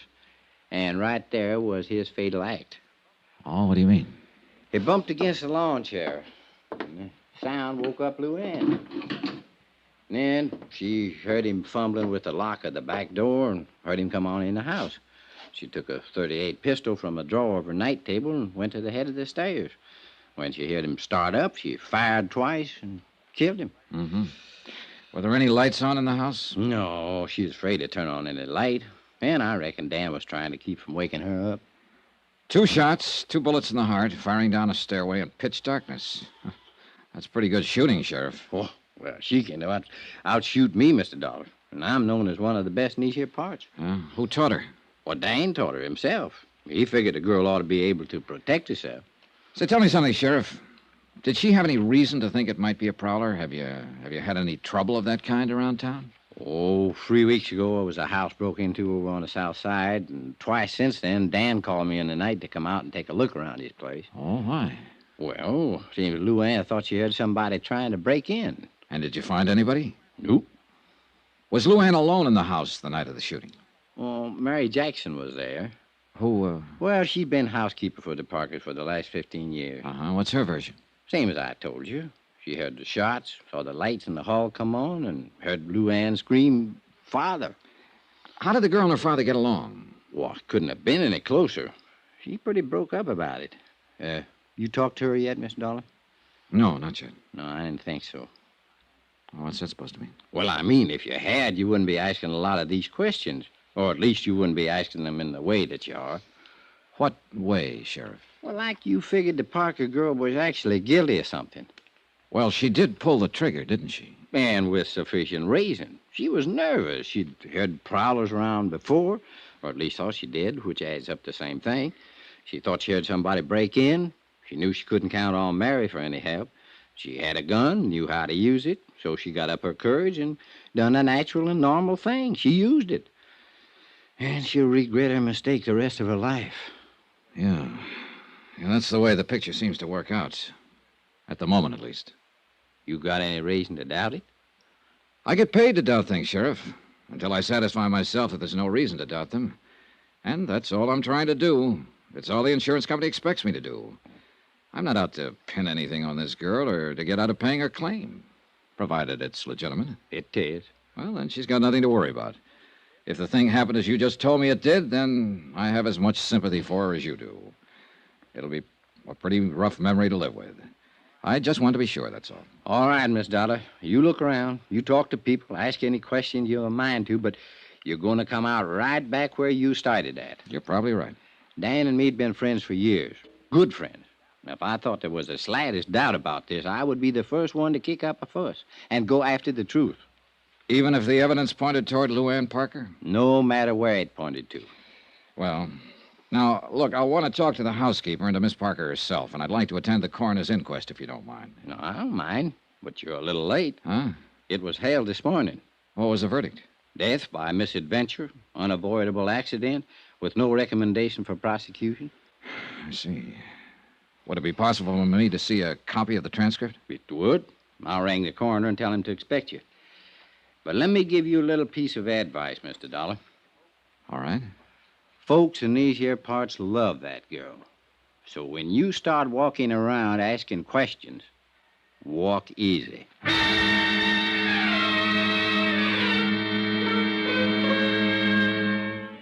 I went over the coroner's report and found nothing.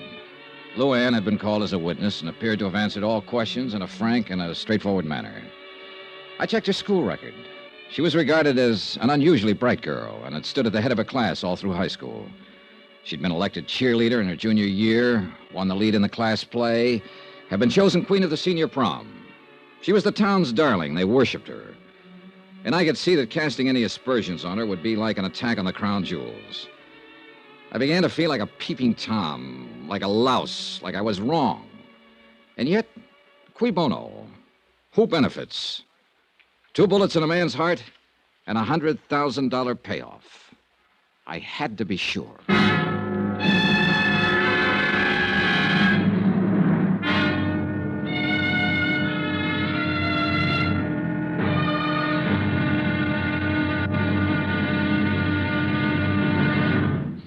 Now, here's our star to tell you about tomorrow's intriguing episode of this week's story. Tomorrow, beauty is as beauty does, and an idol is found to be made of flesh and blood. Join us, won't you? Yours truly, Johnny Dollar. Yours truly, Johnny Dollar, starring Bob Bailey, is transcribed in Hollywood. Written by Les Crutchfield, it is produced and directed by Jack Johnstone. Be sure to join us tomorrow night, same time and station, for the next exciting episode of Yours truly, Johnny Dollar. Roy Rowan speaking.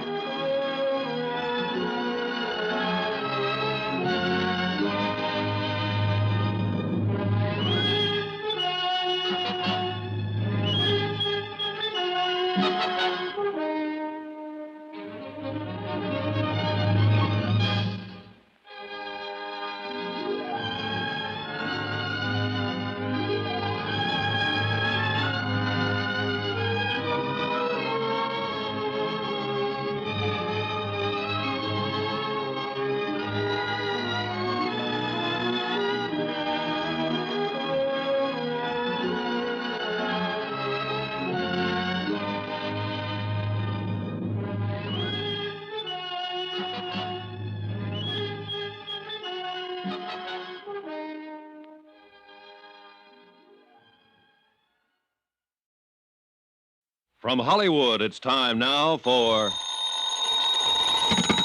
Johnny Dollar. Tom Bates, Mr. Dollar. Tom... I'm acting county attorney since Dan Parker's death. Oh, yes, I was looking for you earlier. So Sheriff Peterson said. What was it you wanted to see me about? Didn't Peterson tell you why I'm in town?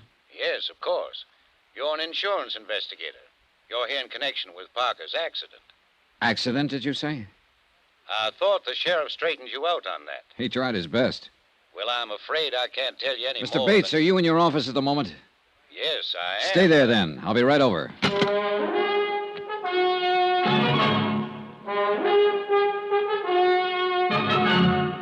Tonight and every weekday night, Bob Bailey in the transcribed adventures of the man with the action-packed expense account, America's fabulous freelance insurance investigator. Yours truly, Johnny Dollar.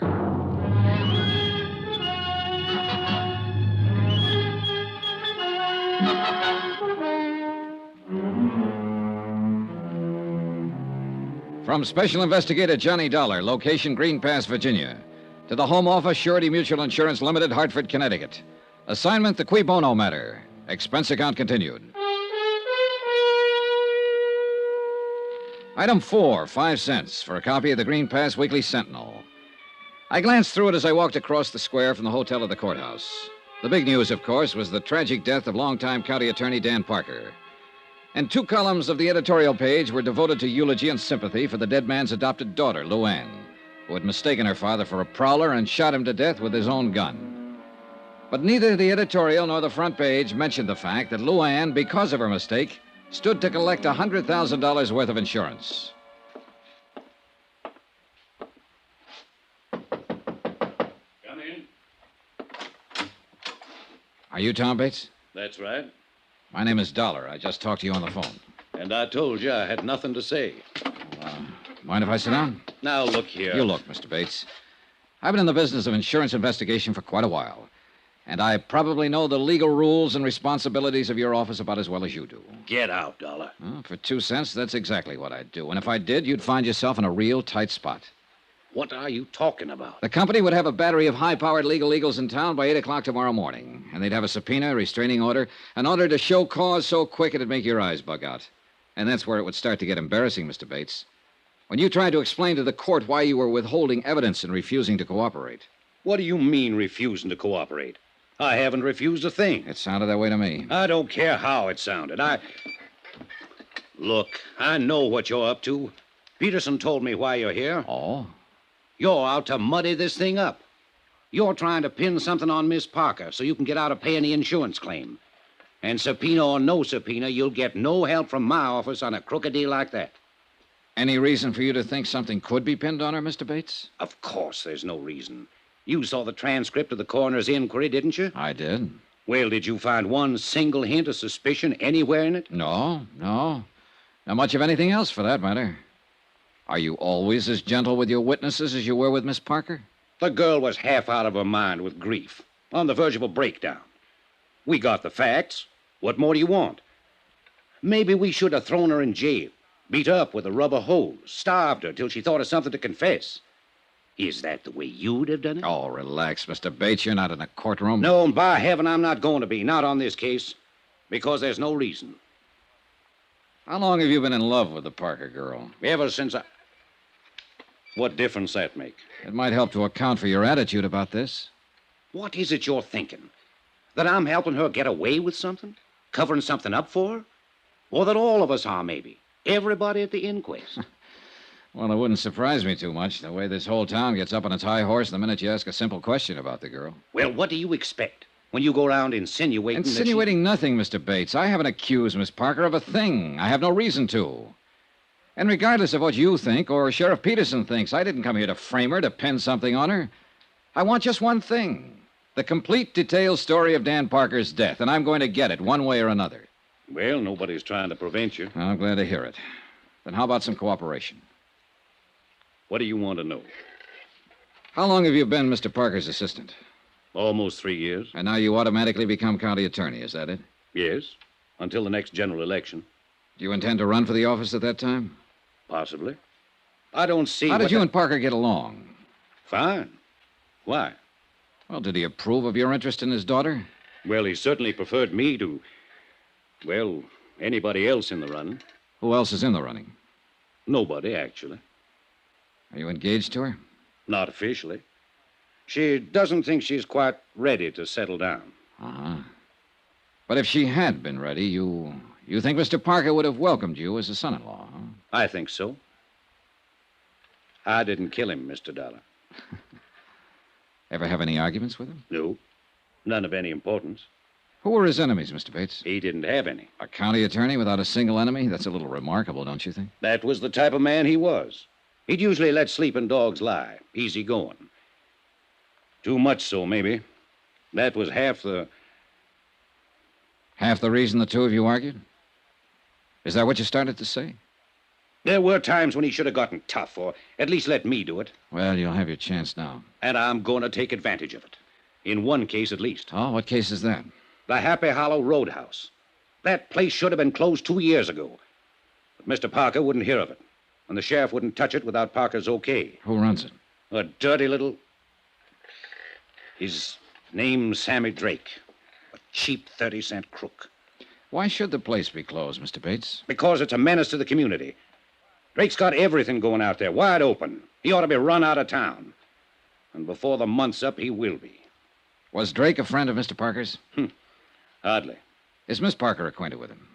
She knows him, of course. In a town this small, everybody knows everybody else. Doesn't mean anything. I see. You see what? What are you driving at anyway? The complete detailed story, that's all. Fine. But what bearing does this stuff have on the story? Oh, none, probably.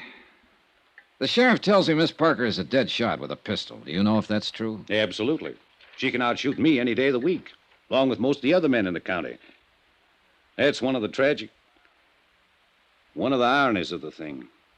It was her own father who taught her to shoot. Was she given a paraffin test the night of the accident to determine whether she'd fired a gun? Of course not. In the first place, we're not set up for it. And in the second place, there was no doubt but what she had. The housekeeper heard the shots and ran out in the hall and saw her standing there with a gun in her hand. And she admits she fired him. What more do you want? I guess that ought to satisfy any reasonable person. Well, thanks a lot for your cooperation, Mr. Bates. You're welcome. And I'll frankly admit I don't have the slightest idea what line of thought it is you're trying to follow. It's the same one I've been following ever since I left Hartford. Do you know the Latin phrase, cui bono? Sure. Means who benefits. It was an old principle of Roman law. And it's still a good one. Who benefits here? Well, Luann Parker, of course, to the tune of $100,000. But maybe she's not the only one. There are different ways of benefiting, you know. It still comes back to the same thing. She's the one who mistook her father for a prowler that night. She's the one who pulled the trigger and fired the shots that killed him. Apparently so. But it's possible that somebody might have used her, Mr. Bates.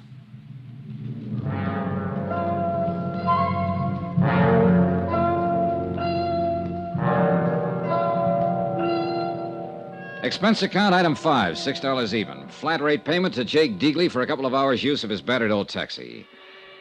I stopped at the telephone office and I talked with the supervisor. I talked with the editor of the local paper and with a waitress who'd gone to school with Luann Parker, with a boy in a service station who dated her in high school. And all of their remarks fit the same picture. A sweet, fresh, all-American girl with an adored father who'd showered her with gifts and attention. And now her own personal tragedy was the town's public one, and they all wept for her. Not a fact out of line. So finally I decided I'd filled in the background enough for the moment, and it was high time I met the little princess face to face.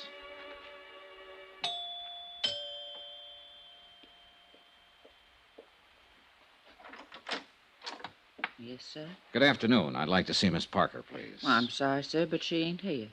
Oh? She's been staying in with Dr. Praley and his wife.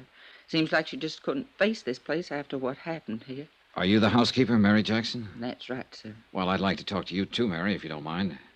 What about, sir? Just a routine question or two. I'm with the insurance company that carries the policy on Mr. Parker's life. Well, I don't think I ought to go around talking Well, it's quite about... all right. Sheriff Peterson and Tom Bates are both cooperating with me, so you can be sure there's nothing wrong about it. Well, if them two say it's all right... They do. Then I reckon it is. Won't you come in, sir? In a few minutes' conversation, I learned that Mary Jackson had practically raised the Parker girl and worshipped both her and her father. She showed me the terrace where Dan Parker had bumped into the chair and wakened both his daughter and Mary, the back door where he'd entered the house that night, and then finally the main stairway where the shooting had taken place. When I heard the shots, all I could think was, oh, my poor baby, and I come running out in the hall. Your room is the third door there, is that right? Yes, sir. Well, just then Miss Luann turned on the lights, that switch right there beside you, and I saw her standing here at the top of the stairs with a gun in her hand. Then we both looked, saw it was Mr. Parker. We run down there. Miss Luann tore off his tie and pulled his shirt open, but he'd already passed on. Yeah, it must have been a terrible thing for both of you. Yes, sir, it was. Mr. Parker seems to have been a very generous man, especially with his daughter. Oh, he always gave her anything she wanted. Bought her another new car just last month. Yeah, I saw it in the driveway. Well, this is a very attractive house. Must be worth $25,000, $30,000. Mr. Parker bought it just 2 years ago. He thought with Miss Luann growing up, she ought to have a better place to live. What's your salary here, Mary? $95 a month, sir.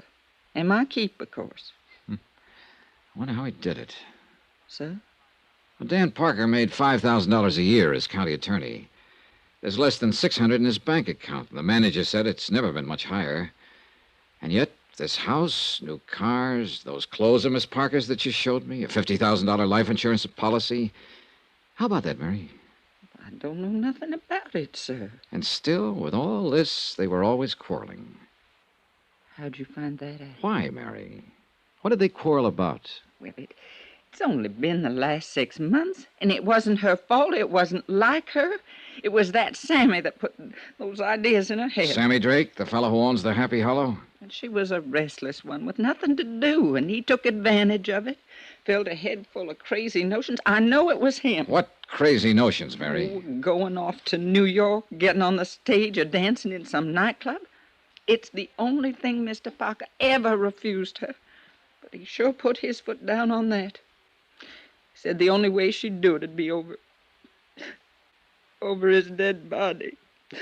Oh, sir. Thanks, Mary. You've been a lot of help.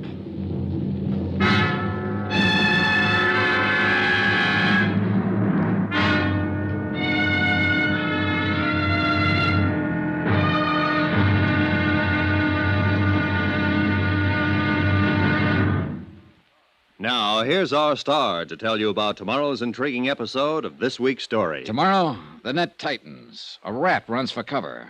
Then the whole thing blows wide open. Join us, won't you? Yours truly, Johnny Dollar.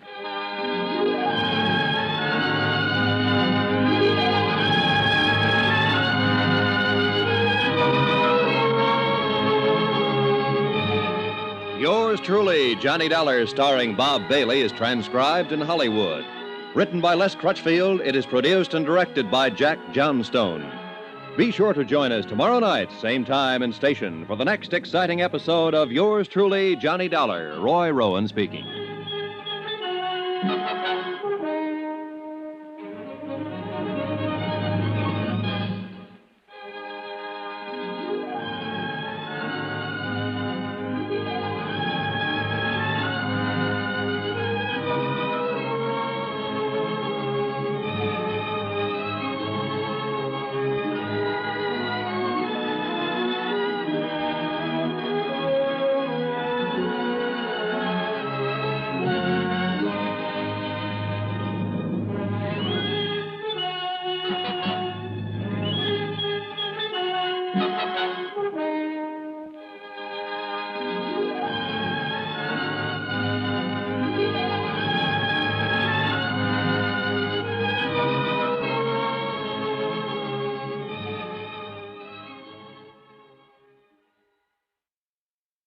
From Hollywood, it's time now for Johnny Dollar. This is Tom Bates. Oh, how are you? Dr. Praley just called me, Mr. Dollar. He says you've been threatening him. Oh, I wouldn't call it a threat, Mr. Bates. I simply told him that if he won't let me question Miss Parker, then I'll have to get a court order to do it anyway. Well, as acting county attorney here, I think I could block that order, Mr. Dollar. Maybe, but I doubt if it would be a very smart move. Now, you look here. She's in no shape to answer questions. She's under doctor's care. It's been 5 days now since the shooting. She's still very upset, nervous. She might say things that could be misconstrued, that she didn't mean. Oh, what things? How would I know? I just thought you might. Since you've already questioned her once, right after she killed her father. Wasn't she upset then? Did she say anything you misconstrued? I'm warning you, Dollar. And I'm warning you. I'm going to talk to that girl one way or another.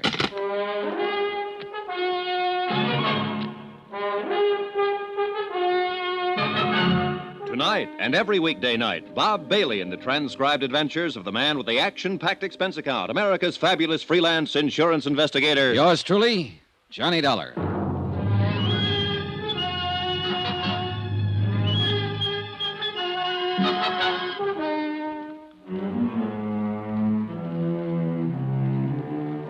From Special Investigator Johnny Dollar, location Green Pass, Virginia, to the Home Office, Surety Mutual Insurance Limited, Hartford, Connecticut. Assignment, the Cui Bono matter. Cui Bono, Latin for who benefits. Item 8, $1. Transportation out to Sammy Drake's Happy Hollow Roadhouse on the highway north of town. On the way there, I thought over what I'd learned so far, and I realized it wasn't much. On the face of it, the thing was simple enough, no mystery at all. 5 nights ago, Dan Parker, the local county attorney, had returned from a business trip and entered his sleeping house. His adopted daughter, Luann, mistaking him for a prowler, had shot him to death in the darkness. There it was, an accident, pure and simple. The coroner said so, the sheriff agreed, and the whole town was determined to keep it that way. But I still couldn't buy it quite that easily. Not when there was a $100,000 life insurance policy payable to Luann Parker, the girl who'd pulled the trigger. Maybe I'd find some answers at the roadhouse.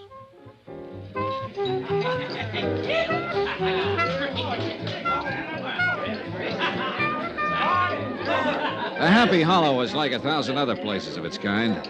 A neon-lighted barn set 50 yards off the road. Inside, a jukebox, a raucous bar, and a scattering of tables around a splintery dance floor. Saturday nights, a 4-piece band. Probably a game or two going on in the back room, and whatever else the local sports might demand. It was early yet, and the joint hadn't started to jump. What's the word, Mac? Save your money and buy booze. Yeah, man. Out of towner, huh? Depends on which town. Any town but this one, man. Here it's for the birds. Oh, I don't know. Looks to me like you got a good setup here. I'm eating. But it ain't easy, man. It's rough. Oh, it'll be rougher, Sammy, with a new county attorney. What's the pitch, Mitch? That's your name, isn't it? Sammy Drake? That's a crime, maybe? Oh, it might be. I don't know yet. You with the feds? No. Syndicate man? No, I'm an insurance investigator. Insurance? You mean protection? Not the kind you're talking about, Sammy. I'm here in connection with Dan Parker's death. You mean you're legit? That's right. Well, tie me up and mail me off. I thought you were somebody putting a bite on me. I am. Yeah? Yeah. I got some questions, Sammy, and I want some answers. About that Parker rubber? Right. Well, you're out of luck, Chuck. I don't know nothing from nothing about nothing. See what I mean? I got reason to think different. How so? Somebody been passing the word? Maybe. 2 get you 5. It was that Bates character. Am I in? I couldn't say. Sure it was. The new county attorney. He's got a big deal now. And he'd give his left eyeball to put the finger on me. Why so? Why has he got it in for you, Sammy? Because he thinks his doll has been... You mean the Parker girl? I forget. You want to do it the hard way, Sammy. No speak English. I can get Tom Bates to issue a warrant, you know. He'd love to have that chance. So you can either talk to me here and now, or you can talk to him and the sheriff in the basement of the courthouse. Rough and tough, huh? If that's what it takes, yes. Come on back to the office. All right. What'd you say your name was, Buzz? I didn't. It's Dollar, Johnny Dollar. Dollar, huh? Yeah, rhymes with collar. I always like to be wise to who's putting the slug on me. Come on in. Thanks. How about a drink? No, not now, thanks. Well, I guess I'll have a short one for my health. You hungry? Like a steak? Later, maybe. They're the most. This is a crummy joint, strictly for the sticks, but the food's good. Well, here's a go. Yeah. Maybe you think I'm trying to stall. I know you are, Sammy. No, not really. Not now, anyway. Because when I stop and think about it, I can't see where I got anything to worry about. You see what I mean? You haven't, unless you had something to do with Dan Parker's death. Now, let's relax, Max. The way I get the word, nobody had anything to do with it except that doll. Could be. Could be nothing. Did she blast him or didn't she? Apparently she did. Thought he was a burglar. That's a rich one. And she's halfway right at that. Meaning? Look, Dollar, I'm on a level with you. If you got any idea that I wanted Dan Parker knocked off, you're way out there. You want to know why? I can probably guess. I'll tell you why. He was my fix in this town. 3 years I've had this place open, and I've never been touched. So why would I want to put myself out of business? Oh. How much was the payoff? $1.50 a month. Maybe you figured you could make a better deal with somebody else. Yeah? Who? Not with that stuffed shirt Bates. He's just been itching to get at me. But Parker kept a lid on him. How about the sheriff? Who knows? I'm going to give him a pitch, of course. It's my only chance now to stay in business. But I don't know if he'll play. See what I mean? All right, Sammy. Let's go back to the question I asked you outside there. Why does Bates have it in for you? Because he's got the drooling goose for that Parker kid. And he didn't like it much when she kept hanging around me. How'd you feel about it? You want the truth? I didn't like it much either. Why not? She was too wired up. And spoiled. Used to getting her own way. Oh, this town's treated her like a queen or something. She figured she could do as she pleased. Well, that don't go in a joint like this. What do you mean? Well, these lads come in here, get a few shots under their belt. Dame like that starts to mean trouble. I didn't want her hanging around. I had a good thing going here, and I wasn't about to get it lost up. But it was no use. I couldn't keep her out. What did her father think about it? He didn't like the idea, but he couldn't do much about it. She got her own way with him, the same as with everybody else. Except when she wanted to go to New York. Well, nobody can win them all. I understand you put that idea in her head, Sammy. Then you better take a different understanding. Yeah? Yeah. She was bugged up on that idea before I ever met her. That's why she started coming in here. She wanted me to put her hep on how it was in the big, wild city. She wanted to know how to get in. What was the names of all the spots, including the rough ones? How the rackets worked. How would I know how the rackets worked? I didn't say a word, Sammy. You know something? In some ways, that kid's as smart as a mink. But underneath, she's a regular hick, just like the rest of them around here. She thinks that stuff is glamour, the big time, hot stuff. And she was busting her braces to get at it. Even this place, this crummy clip joint. To her, it was wicked and exciting. Oh, man, how square can you get? I suppose you tried to talk her out of going to New York. Do I look crazy or something? I was all for it, anywhere. As long as it got her off my neck. A beautiful girl like Luann Parker on your neck, and you were trying to shake her off? Oh, Sammy, I'm losing you. Oh, look, Dollar, when it comes to dames, I've got as fast an eye as the next guy. But with that chick, oh, man, I unpack my toothbrush and I stay home. Why? Why? She's got this whole town fooled. Everybody but me. A sweet little thing in ruffled rompers, bucking for a halo. Well, I got news for you, brother. She ain't. And you're the only one who really knows her. Is that what you're claiming, Sammy? Sure. It's a big laugh. But that kid's smart. And inside, she's colder than a fish. I'm a fairly tough baby, Dollar, but I'll tell you something straight. I'm scared of that girl. Expense account item 9, $6.90. Steak and incidentals at the Happy Hollow Roadhouse. And Sammy Drake was right. The steak was good. Item 10, $1.75. Transportation out to the Green Pass Railroad Depot, 3 miles east of town. I tried to see that night station agent earlier in the day, but he was sleeping then. But it was nearly midnight now, and I figured he'd be on duty. He was. Good evening, sir. Hold it, son. Got a message come in here. Yes, sirree. Old number 8's going to be right on time. I'm glad to hear it. I want to... Hold it, son. Got to answer it, you know. Mighty important business getting these here trains through. Yes, I imagine it is. Yeah, hold it! Yes, sir. Right on time. Be here in about 2 minutes now. Well, son, what's on your mind? I wondered if you were on duty the night Dan Parker got back in from Richmond. The night he was killed. Oh, yes, indeedy. You must be that fella Sheriff Jim Peterson was telling me about. That fella from the insurance company. Yes, that's right. Well, then I guess it's all right to talk to you. Leastwise, that's what Jim said. Nice of him. It's a mighty terrible thing. A downright tragedy for that poor motherless girl. Making a mistake like that, shooting her own father. Yeah, rough deal. Did you notice Mr. Parker when he got off the train that night? Why, of course I did. I always notice anybody getting off. It's part of my job, son. Yeah, well, It was right about this same time of night. He come in on number 8, the same one that's due in now. Did you talk with him? Of course I talked with him. I know Dan Parker since we was both pups. He said, "Hi, Willie." I said, "Fine." And he said, "How's the family?" And I said, "Fine." And he said, "Well, you know, we talked. We had to talk more, too, but there's some fellow with him." Oh, well, I didn't know that. I reckon it was just some passenger he'd struck up the time of day with. Dan was all... There. You hear that, son? She's a-coming across the Briar Creek Bridge right now, right on time, Well, too. look, what happened to this stranger? Did he and Dan Parker leave the station together? Oh, no. No, they just talked while the engine was taking on water. The fella got back on the train before it pulled out. He's just going through. Did you hear what they were talking about? No, can't say that it did, son. Most likely didn't amount to nothing, though. No, I suppose not. By golly, I did hear one thing. Oh, what? Just when the train was starting up, the fella leaned out and yelled, "Thanks a lot, I'll be seeing you." Dan just grinned, waved back, and went on down the platform to the telephone booth. You don't know what he meant by that remark. Oh, nothing, more than likely. Just one of them things you say, you know.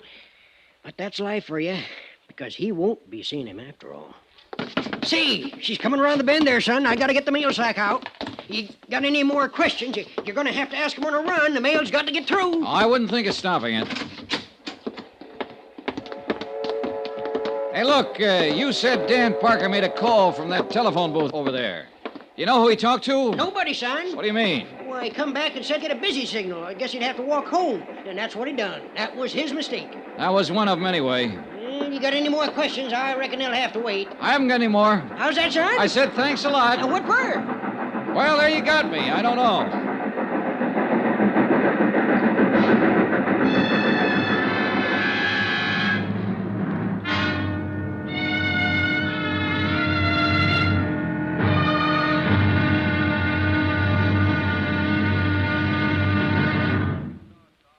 Now, here's our star to tell you about tomorrow's intriguing episode of this week's story. Tomorrow, a tense interview, a subtle attack by a shrewd and dangerous opponent, and complete surrender.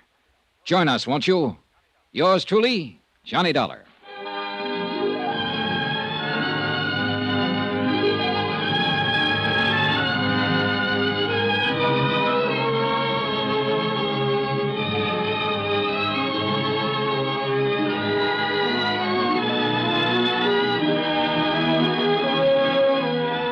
Yours truly, Johnny Dollar, starring Bob Bailey, is transcribed in Hollywood. Written by Les Crutchfield, it is produced and directed by Jack Johnstone. Be sure to join us tomorrow night, same time and station, for the next exciting episode of Yours truly, Johnny Dollar. Roy Rowan speaking.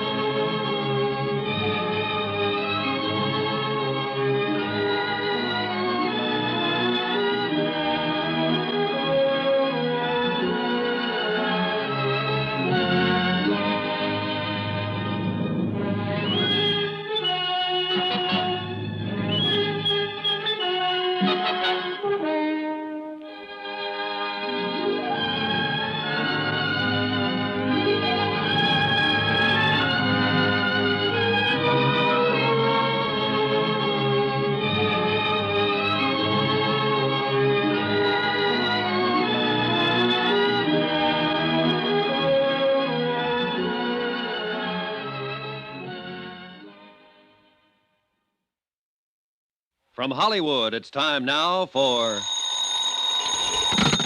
Johnny Dollar. Tom Bates, Mr. Dollar. Oh, good morning, Mr. Bates. There's nothing like starting the day with a good fight. That is not my intention at all. Good. I was beginning to think you went around in a permanent state of belligerency. Only when I see a so-called insurance investigator out to frame an innocent girl. Anybody I know? Look, Dollar, will you be available at 2 this afternoon to interview Miss Parker? I've been available for 2 days. She's the one who hasn't been. She was in no condition to see anyone. However, Dr. Praley is releasing her in an hour, and she's going on home. All right. Tell her I'll see her at 2. It won't be necessary to tell her. You'll go out there with me, and you'll talk to her in my presence. Like that, huh? You can take it or leave it. Oh, I'll take it, Mr. Bates. And you know something? I think I'll still be able to tag her.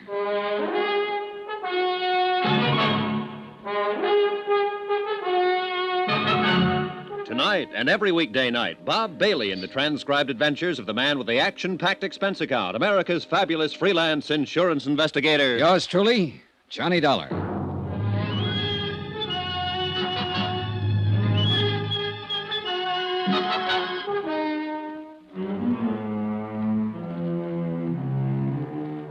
From Special Investigator Johnny Dollar, location Green Pass, Virginia, to the Home Office, Surety Mutual Insurance Limited, Hartford, Connecticut. Assignment, the Cui Bono matter. Expense account continued. Item 12, $1.80 for a late and leisurely breakfast in the hotel coffee shop. Leisurely because I had nothing to do but kill time. I'd covered every possible lead I could think of, and the result, 0. The simple facts of the case were that Dan Parker, the local county attorney, had returned unexpectedly from a business trip late at night, entered his darkened home, and had been shot to death as a prowler by his daughter, Luann.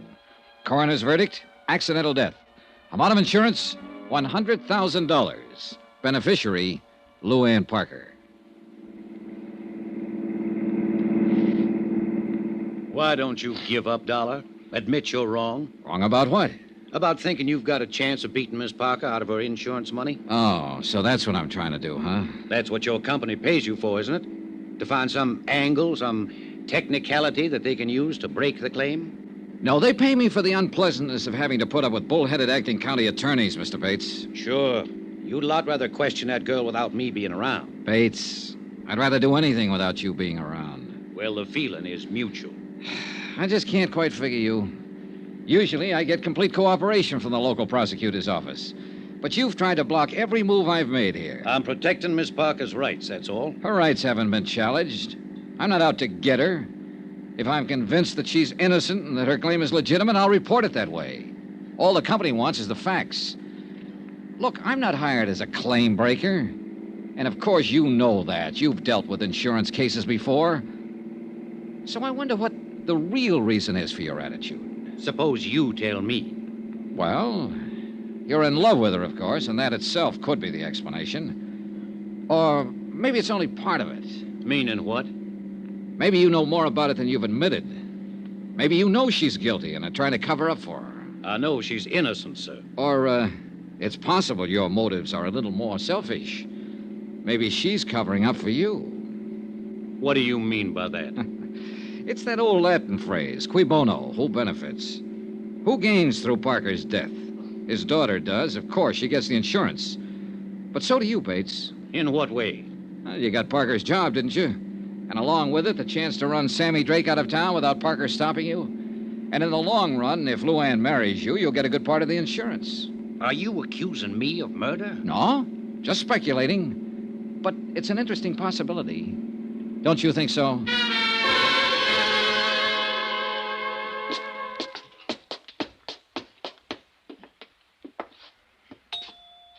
Any particular subjects I should avoid, Mr. Bates? Ask anything you want, as long as I'm here to advise her. Oh, hello, Tom. Luann, this is Mr. Dollar from the insurance company. How do you do, Miss Parker? Mr. Dollar, won't you come in? Thank you. I guess we better go in the study. Mary's cleaning the living room. In here. Just sit down anywhere. How do you feel, Luann? Oh, I'm all right now. For a few days after it happened, I couldn't feel anything but horror, self-loathing. I wanted to kill myself. But the last 2 days, I've done a lot of thinking about what Daddy'd say if he was still here. He was a wonderful man, Mr. Dollar. Yes, the whole town seems to agree on that.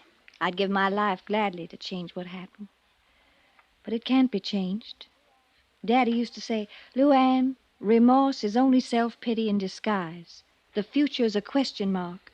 All you have is the present, so live it. He believed in those ideas, Mr. Dollar. And I'm going to try to live my life by those beliefs. Because I loved him very much. Miss Parker, I have a few things I'd like to ask you in order to complete my report. Do you feel up to answering some questions? Yes, of course. Whatever you wish. I insisted, Luann, that I be present during this interview. Why, Tom? His job is to save money for the insurance company. He'll try to trip you up, lead you into saying things you don't mean, things that could be misinterpreted. Tom, that's ridiculous. I've nothing to hide. Of course, hon. But he'll make it seem as if you do. I'd say you're making it seem that way, and for no more reason than just a silly kind of suspicion. Luann. Mr. Dollar, would you rather talk to me alone? I think it would work out a little better that way. Tom, it's been nice to see you. I'm not leaving. Yes, you are leaving. Right now. Honey, you don't... I said now. All right, Dollar. I guess you will. Phone me later, Tom. Sure, Luann. He's nice. He means well, but sometimes he can be an awful idiot. Oh, his actions are fairly normal for a man in love. Or one who thinks he's in love. It usually adds up to the same thing. Cigarette, Miss Parker? Oh, thank you. Well, what is it you'd like to know, Mr. Dollar? First, let me tell you a few things. I've talked to quite a number of people during the last 2 days. They all worship you. In fact, only one person in the whole town said anything against you. And he's a man whose word on anything would be a little questionable. Sammy Drake, I suppose. Yes. Well, I don't know what he said, but I imagine he thought he was being honest. You see, Sammy's never understood me at all, and I guess I have given him a kind of a bad time. How do you mean? By pretending to take him seriously. Most people seem to think of me as a child, Mr. Dollar, but actually in my attitudes and awareness, I'm quite a lot older than my age. Of course. And I saw right through Sammy the first time I met him. He's just a silly little would-be tough, but he likes to think of himself as a smooth, wicked mobster type. So I pretended to go along with it, even put on an act of my own in return. And what do you think happened? You had another Tom Bates situation on your hands. Sure. Sammy took me seriously. Well, I didn't want any part of that, so of course I ran for cover. And he has never forgiven me. Well, I guess you can stand having one detractor, Miss Parker. You got a big team on your side. I like people. I guess that's why they usually like me. I've had a wonderful life, Mr. Dollar. And I'm very grateful, especially to Daddy. He did everything possible to make me happy. I think if I'd asked for the moon, he'd have tried to get it for me. There was one thing, though, that I understand you disagreed on. You mean my wanting to go to New York? That's right. I guess the only arguments we ever had was over that. If I'd only known how short a time he was going to be with me, well, it didn't matter that much. I felt I was right, that the only reason he was against the idea is because he still thought of me as a child. Parents usually do that. I know. And it just didn't matter enough to hurt him when he had so little time. But you can't go back. I wonder if you would try to go back for just a moment, Miss Parker, and tell me in your own words just what did happen that night. Well, Daddy had gone to Richmond on business. None of us expected him back that night. All right, go on. Well, Mary, she's our housekeeper. She went to bed early. I read till about 11, then I went to bed. And shortly after midnight, something woke me, a noise down on the terrace. I looked down from my window, and I saw sort of a dark shape slip across the terrace toward the back of the house. I was scared stiff. I'd heard prowlers outside twice before during the past month. Yes, the sheriff told me you did. Yes, well, I realized it was up to me because Mary would have just gone to pieces if I'd waked her. All I could think of was getting to the phone down at the bottom of the stairs. When I started out of my room, I could hear somebody fooling with the lock on the back door. And that's when I thought of the gun. Where was it? In the drawer of the night table beside my bed. Daddy'd put it there himself after the night I heard the prowler, but I'd almost forgotten it. All right. Then what did you do? Well, I took the gun. I went back out into the upstairs hall. All I had in mind even then was to go downstairs and get that phone. But when I reached the stairway, I heard someone moving down below, and I realized that whoever it was had already got in the house, that they were starting up the stairs. And I could see just a vague blur, dark shape against the shadows. I was petrified. I remember thinking he's probably got a gun. And without even stopping to consider, I fired twice down the stair. Yes, Miss Parker? I heard him fall. I knew I'd hit him. Mary screamed and came running out of her room. I found the switch and I turned on the lights. And then I saw what I'd done. It was Daddy. I'm sorry, Miss Parker. And I'm sorry it's necessary for you to go back over this. I'll be all right. There was one thing that wasn't brought up at the inquest. Your father apparently tried to make a phone call from the railroad station that night, and he told the agent all he was getting was a busy signal. Could he have been trying to call here? I don't know. I didn't know about it. Would he be likely to call you, coming in unexpectedly that way? Oh, he'd be more likely to call Jake Digley. Jake runs a taxi service here. Yes, I met him. Well, he might have tried that. But Jake was out at Sammy's place that night. Well, the reason I say that is because Daddy would have known that our phone is usually off the hook at night. Was it off that night? Well, I don't remember. Maybe Mary knows. One or the other of us was always taking it off because we had to go clear downstairs to answer it. Yes, Miss Luann? Oh, Mary, the night Daddy was killed, do you remember whether the phone was off the hook or not? Yes, Miss Luann, it was. I remember when I picked it up to phone the doctor. Well, I ain't sure if you left it off that night or I did, but it was off all right. Thank you, Mary. Yes. Well, Mr. Dollar, what other questions do you have? None, as a matter of fact. I did have several more, but you've already answered them indirectly. Thanks for cooperating. You're quite a girl, Miss Parker. Oh, yes, I'm quite a girl. A girl who killed her own father. Goodbye, Mr. Dollar. I meant exactly what I said to her. One way or another, she was quite a girl. Either she was one of the sweetest, bravest, and most honest kids I'd ever met, or she was one of the smartest, coolest little murderesses who ever walked the face of the earth. And I was very much afraid that I'd never be quite sure which.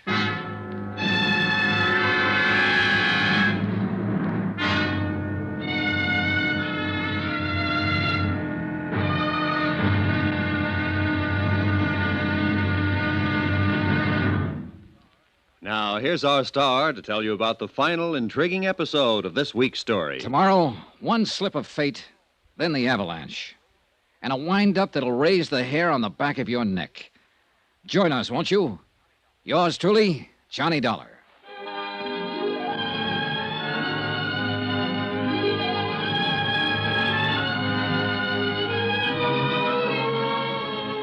Yours truly, Johnny Dollar, starring Bob Bailey, is transcribed in Hollywood. Written by Les Crutchfield, it is produced and directed by Jack Johnstone.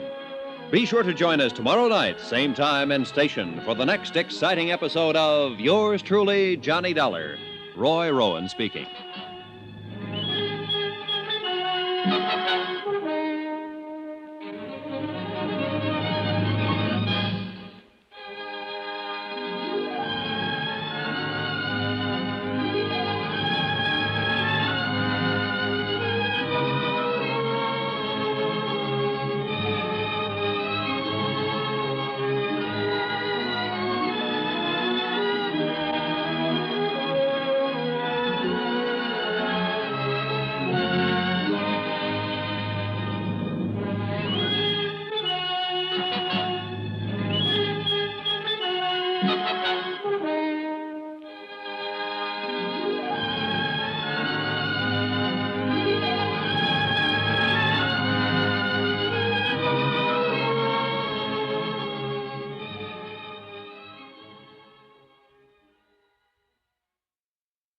From Hollywood, it's time now for Johnny Dollar. Jim Peterson, Mr. Dollar. Oh, hiya, Sheriff. I understand you talked with Miss Parker this afternoon. That's right, I did. Well, what do you think now? I think I'm going back to Hartford the first thing in the morning. So, you finally decided the girl is innocent. I don't know, Sheriff. And I probably never will know. I'm just finishing up my report now. I'll send you a copy of it. Well, I'll be mighty interested in seeing it. On the basis of my investigation, I'm sure the company will pay her claim without question whenever she's ready to file. I'm beat, hands down, and there's no use denying it. Well, you can't win every time, Mr. Dollar. It's not that, Sheriff. But this is the first time I've ever had to end a report with a question mark.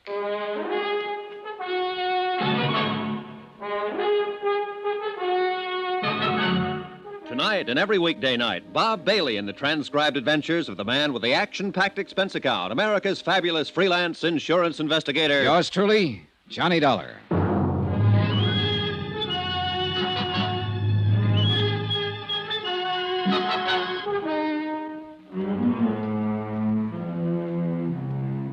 From Special Investigator Johnny Dollar, location Green Pass, Virginia, to the Home Office, Surety Mutual Insurance Limited, Hartford, Connecticut. Assignment, the Cui Bono matter. Expense account, final page. Item 14, 50 cents. Notary fee on a 20-page report. A report that covered everything and told nothing. But it was the best I could do. I had no more leads, no new ideas. The bare facts of the case still stood. Dan Parker had returned unexpectedly from a trip, entered his darkened home late at night, and had been shot to death as a prowler by his daughter, Luann. Amount of insurance, $100,000. Beneficiary, Luann. I checked through a half a dozen theories and been forced to throw out every one of them. And the whole case finally came down to just one simple question. When Luann pulled that trigger and fired down the dark stairway, did she or did she not know that she was shooting at her father? I couldn't answer it, and I didn't believe anyone else would ever be able to. Except, of course, Luann herself. Item 15, $1 even. Transportation out to the Happy Hollow Roadhouse, where the steaks were good, the drinks were good, and a beaten-down guy could kill an evening. Well, wrap me up and mail me south. Here's that dollar man again. How's it going, Sammy? Business gets any worse, I'll open an artery. You here for kicks tonight, or are you going to put the arm on me again? Let joy reign unsuppressed. That's the word, man. That's the word. Come on over. I'll let you buy me a drink. You're riding on a swindle sheet. Or better yet, I'll let you buy me one. You own the joint. Okay. Set us up, Joe. Make mine a usual fusel. What'll you have, sir? Scotch on the rocks. You ever get through to that Parker chick? Yeah, I talked to her this afternoon. Well, what do you think, man? Was I right or was I right? About what? Is she a cool fool or not? I don't know, Sammy. She's a tough one to figure. She's just a tough one, period. Well, here's to the housekeeper's daughter. Yep. Whew. This stuff is murder. I don't know why the customers stand for it. So what comes next, Tex? I'm going back to Hartford in the morning. And little Cookie gets her payoff. 100 G's. Man, it's really going for broke. If she is on the level, it's not enough to pay for the way she'll probably feel for the rest of her life. Feel? That one? I'm telling you, man, I know that little fluff. She's got a heart about as big and warm as the olive in a martini. You could be right. I know I'm right. She's took you, man. She's took you good. Bang, bang, and the little lady wins a prize. Maybe so. A big, fat 100 G's. And bad old Papa in the cold, cold ground. Man, she was really shooting for new shoes that night. Well, if she was, she's got 'em, Sammy. There's nothing more I can do about it. So that's life. What is it? You win a little, lose a little, and taxes take the rest. Why, Parker's got it made, man. Safe and cozy in his little box. No more worries. Oh, sure. But we can't all be lucky. Sometimes it... Well. Brace yourself, Sammy. It looks like you're raided. What? Oh, it's the sheriff. Right on time. On time? Relax, Max. He's just come to tell the tale and do the deal. Protection? Well, sure. Same setup I had with Parker. And the sheriff says he'll keep Bully Boy Bates in line. How about that, huh? Well, life goes on, I guess. Well, I wasn't expecting to run into you out here, Miss Dollar. I don't imagine. Finish your report? Yep. Right down to the last comma, Sheriff. And the last question mark. Oh, now, I don't reckon there's any question mark. You got to the truth, all right. Just wasn't what you'd expected, that's all. Maybe so. You got a minute, Sammy? Sure thing, pal. Let's go back to the office. Stick around, Dollar. The joint will be jumping. Fine. I can hardly wait. Let's have another one here, bartender. Coming up. Sir, would you do me the honor of having a little drink with me? Well, thanks. I'm having one with you. I've already got it. Well, so you have. Well, another little one never hurts, though. Later, maybe. Thanks anyway. Any time, friend. What line you in? The insurance record. Well, that's all right, I guess. Oh, thank you, bartender. Thank you very much. I'm in ladies' ready-to-wear myself. Must be fascinating. A wholesale. I work out of Baltimore. Cover 3 whole states. Oh, I got a great little line of merchandise. I really don't need any. Oh, the heck with business. Let's live a little, shall we? Mr. Dollar. Johnny Dollar. Oh, yes. Well, here's looking at you, Dollar. You know, I always believe in living while I can. Because you never know. Now, that's a very profound thought. No, sir, you just never do. Because it can happen to anybody. Just like it did to a fella I met last week. Man right here in this town, too. A fella named Parker. Parker? That's right. He was a fine chap. I met him on the train coming out from Richmond. And I was on my way to Roanoke. Oh, we were laughing and we were joking and everything. And that very night he got killed. And I read about it in the paper. So you just don't never know. Hey, look, tell me something. Are you the man who got off the train with him, talked with him on the platform while the train was standing in the station? That's right. He wanted me to meet his daughter. And that's all he talked about. It was his daughter. Oh, he was crazy about that kid. Well, did he expect her to be there at the station? Yes, but she wasn't. I guess he got the wires crossed. He tried to phone her, but he didn't have any luck. So I get back on the train. He walks off down the road, and a half hour later, he's dead. I'm telling you, you just never know. On the train, on the way down, what did he say about his daughter? Oh, you know, the way a guy talks about his kid. He worshipped her. Yes, he did. That's all. He was telling how they were always kidding each other, and they were... Oh, say, here, take a look at this tie I'm wearing. Yeah, sure, it's a nice tie. Sure, it's a nice tie. That's what anybody would think, just to look at it. Yeah, it's a nice... Come on. I want to show you something about this tie. Well, can't you show me without going No, you got to go outside, so come on. Mr. Parker gave me this tie. He was wearing one on the train, and I liked it, so he gave me one. He said he had 3 of them. His daughter gave them to him the week before. He got them from some novelty house. So come on. Well, look, what is it you want to show me about it? Oh, come on. We got to go down there at the corner of the building.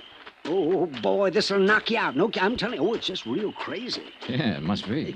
Parker never would have given it to me except he had 3 of them. He figured he could never wear them all, so... Well, come on, let's see the trick. All right. Look, it's just a nice necktie, isn't it? That's all. Yeah, that's nothing out of the ordinary. Now, come on around the corner here out of the light. Oh, boy, this is going to fracture you. Now, look. Well, I'll be... Good Lord. How about that, eh? Is it crazy? That daughter of Parker's really must be something, huh? Yeah, she is. Can you imagine a kid thinking up an idea like that? Can you? Giving her dad a necktie that glows in the dark.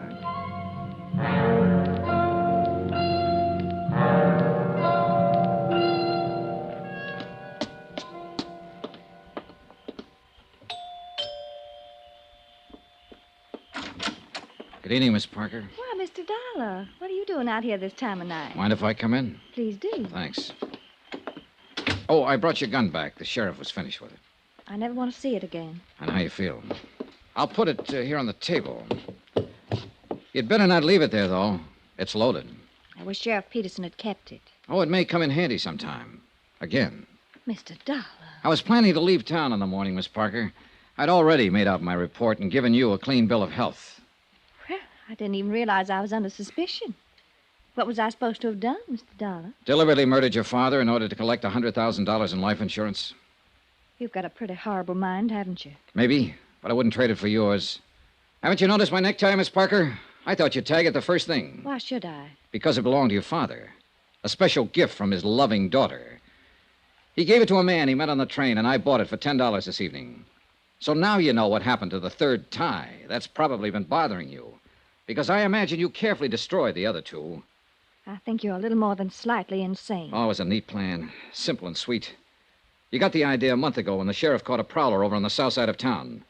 And suddenly you began to hear prowlers at night. You bought your father a set of ties that glow in the dark. And then you waited. And when he came back from that trip, you got your chance. You've got quite an imagination. Oh, it was a great setup. A dark house and him wearing a tie that glowed in the dark, just like this one, Miss Parker. It was a perfect target. You couldn't miss. It's almost a shame that you were beaten by one unforeseen accident. Your father talked to a stranger and gave him a tie. And that tie is going to hang you. No, I don't think so, Mr. Dollar. Turn on those lights. You were right, you know. It is a perfect target. You were very clever, Mr. Dollar, but not quite clever enough, or you'd have known. Sheriff. Yeah, I've been standing out there on the terrace. You... No, Luann. You better give me the gun. No use pointing it, honey. It's loaded with blanks. You all right, Miss Dollar? Yeah, I'm all right, Sheriff. A little sick, that's all.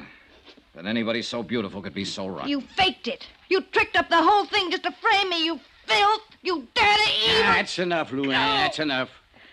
Nobody tricked you except yourself. That's hard for me to believe. Dan and me used to take you fishing with us when you wasn't no higher than that. You was the prettiest little thing I think I'd ever Oh, seen. shut up, you old fool. Now I got to take you someplace again. Wish I hadn't ever lived to see this day. And I'm mighty glad that Dan ain't here to see it. Come on, honey. We better get started.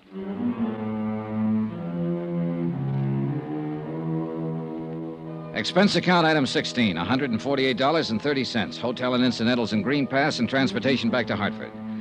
Expense account total, $382.65. End of account, end of report. Remarks. When you gave me this assignment, Don, you asked a question, a phrase in Latin. Cui bono? Who benefits? So here's your answer. Nobody. Yours truly, Johnny Dollar.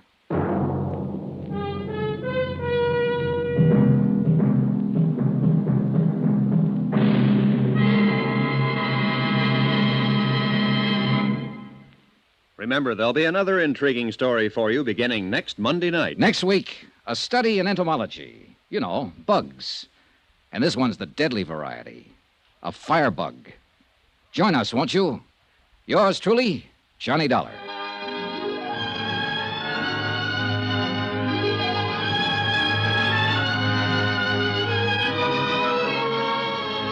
Yours truly, Johnny Dollar, starring Bob Bailey, is transcribed in Hollywood. Written by Les Crutchfield, it is produced and directed by Jack Johnstone. Heard in this week's cast were D.J. Thompson, Mary Jane Croft, Forrest Lewis, Byron Kane, Russell Thorson, Sam Edwards, Dal McKennon, and Howard McNear. Musical supervision by Amerigo Marino. Be sure to join us on Monday night, same time and station, for another exciting story of yours truly, Johnny Dollar. This is Roy Rowan speaking.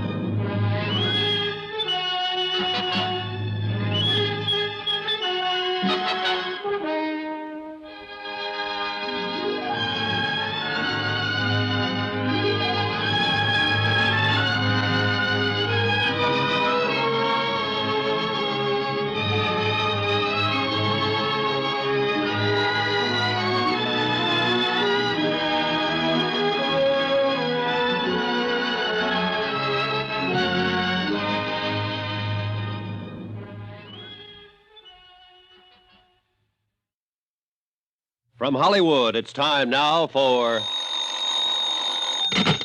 Johnny Dollar. Andrew Cord, Johnny. How'd you like to go to San Francisco? What's up, Andy? Well, we've written a lot of insurance for an independent contractor out there, a man named Arnold Bennett. Uh-huh. Last night, his latest project went up in smoke. An office building he completed a month ago. How much is the policy worth? There were 5 companies involved. They took it on at $100,000 apiece and turned it over to us. $500,000? Yep. I talked with the arson inspector for National Fire Underwriters in San Francisco. He said the fire looked phony. I'll pack my things.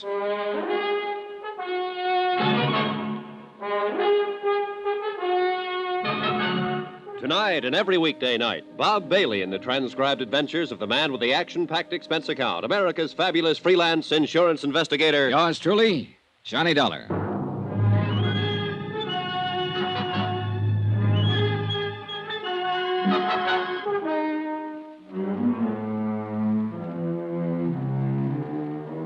Expense account submitted by Special Investigator Johnny Dollar to the 4-State Fire Insurance Corporation, 4065 Spear Boulevard, Hartford, Connecticut. The following is an accounting of expenditures during my investigation of the Bennett matter. Expense account item 1, $15, flowers for my girl. I wasn't able to keep our date. Instead, I met 4-State Fire Investigator Andrew Cord at his office, and we made immediate arrangements to fly to California. Item 2, $25.06, one raincoat. Item 3, $144.15. Air transportation, Hartford, New York, San Francisco. En route, Andrew Cord filled me in on the details concerning Arnold Bennett.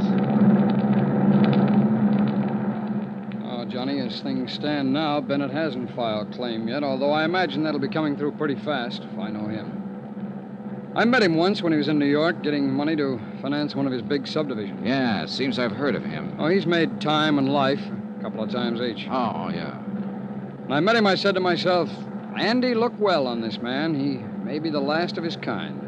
Oh, how's that? Well, Arnold Bennett must be past 60 now. He's been everything in his lifetime. Sailor, soldier, lawyer, financier, bootlegger, gun runner, Lord knows what all. Talked fast, worked hard, and what he couldn't get one way, he got another. All in all, he's done pretty well. It shows all over him. I didn't like him, Johnny. Well, go on. Well, maybe I was just jealous of his aggressiveness, or maybe it's that I've just heard stories of how he ran roughshod over big and little. About this new building of Bennett's that burned down. Yeah. Well, the man in San Francisco is pretty sure the fire was of incendiary origin. Well, can he prove it? Well, that'll be up to him, and you and me. 4-State and National Fire Underwriters are going to handle the investigation. Federal, Great Atlantic, and Tri-State Underwriters aren't going to send any men at all. They figure it's best not to clutter things up. Yeah, but But proving the fire was incendiary may not be too easy, Andy. Well, we'll see when we get there. There's a standoff motive in the whole thing. We can start with that. What's that? Bennett's in financial trouble, big trouble. Taxes, so on. The fire was an out. I see. Well, who's the arson man in San Francisco? Billy Underwood. Oh, good. Bill Underwood's one of the best arson men in the business. Well, it's going to take all of us to get Bennett, Johnny. Now, we'll split it 3 ways. We'll let Underwood handle the fire evidence. You can play front force with Bennett, and I'll comb around in the financial situation. Yeah, well, we sure got our work cut out for us. But listen, Andy, you sound sort of scared of this guy, Bennett. I am, kind of. Why? Nobody's ever beat him. Expense account item 4, $7.50. Incidentals upon arrival in San Francisco. Andy Cord and I checked in at the Fairmont, then went downstairs, rented a car, and drove out to the scene of the fire. Bill Underwood was already there, had been there all day. We all shook hands, and then Underwood broke it down. Bill was a bit of a pedant, had things pretty well organized for us. Now, it's this way. The watchman on duty saw a man loitering in the vicinity of the building when he came to work at 6 o'clock. Uh-huh. 3 other witnesses remember the same man. A druggist, a filling station attendant on his way home from work, and a newsboy. Got a description? Mm-hmm. I did. Male, Caucasian, 25 to 30, medium build, approximately 170. Dark hair, dark complexion. That's it. Have you talked to the police yet? Haven't had a chance, Billy. You know they got 8 men on this? Well, with that much of a description, it might make it easier. I sure hope so. So far, the description hasn't fitted anyone in the files yet. The newsboy swears that he saw this man sneak around the side of the building about 6 o'clock. The fire broke out about 6:30. Anybody see him leave? Mm-hmm. The newsboy says he saw him catch a bus on the corner right before the fire broke out. Might help us. But the bus driver on the line wasn't any help. He's pretty busy that time of night. Have you had a chance to go over this yet? Well, we started. I'm working with a fire inspector on it. And as soon as we come across anything, I'll let you know. We can't overlook any possibility on this, Billy. Any. Yeah. I know about Bennett. He's been out here asking me who I am, what I'm doing. He doesn't like it. Oh, he doesn't? Yeah. He learned to swear somewhere along the line. Has he filed claim yet? No, we haven't heard. But it's a professional firing job, I'm sure of it. You're sure? Well, I haven't got what I need in the way of concrete evidence yet, but I'll find it. Somewhere in these ashes. The place burned too well and too fast to be anything but professional. It was drafted. The fire got hot and going before anybody even spotted it. Well, this is a little out of my league, Billy. Tell me more, will you? Well, you see, an amateur will mess it up generally. It'll smoke a lot and somebody will spot it. Now, a bug, a nut, he'll do as good a job as a professional. Oh? But he'll stick around and watch it burn. Stand a good chance of getting caught. He might even call up somebody and tell him how happy he is. But this bird, the one the newsboy saw getting out of here fast, well, he sounds like he knows his business. Mm-hmm. It's business with him. Then it'll be my job to connect him and Bennett somehow. And that's the tough part. Yeah. All I got to do is play around in the ashes. Oh, Johnny. Yeah? Watch your step with Bennett. Sure. He doesn't care about anybody.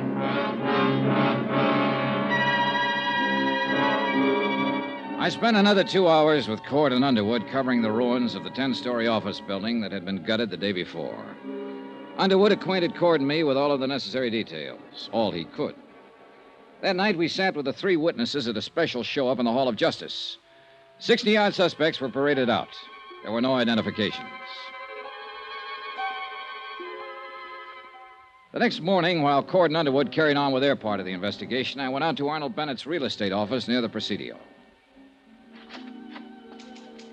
Remember that old saw, how a woman in love is always beautiful? When I walked in, I had no idea Elizabeth Bennett was in love and no idea that she was beautiful.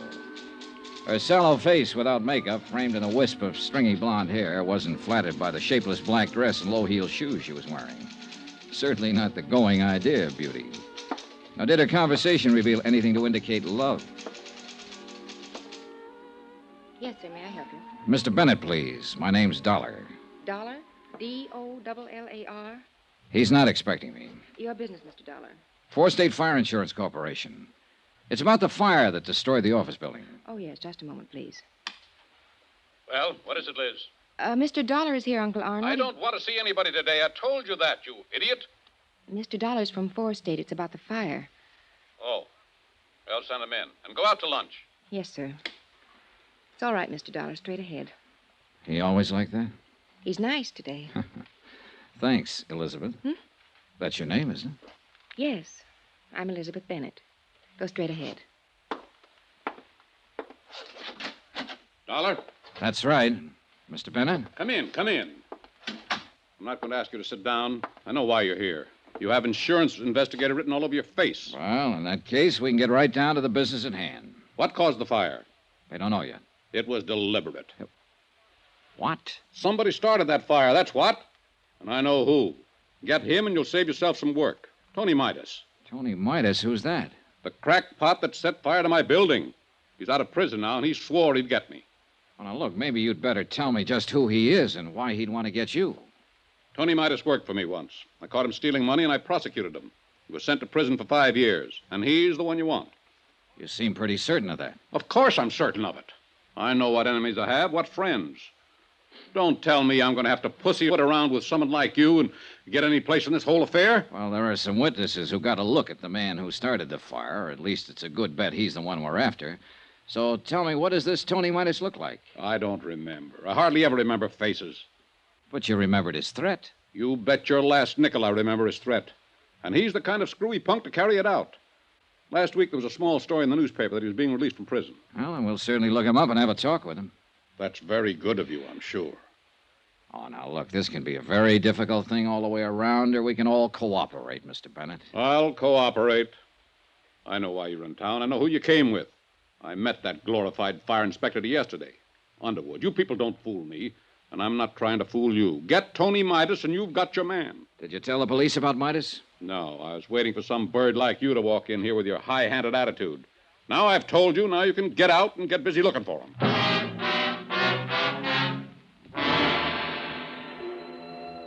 Arnold Bennett lived up to all of his advance notices, and then some.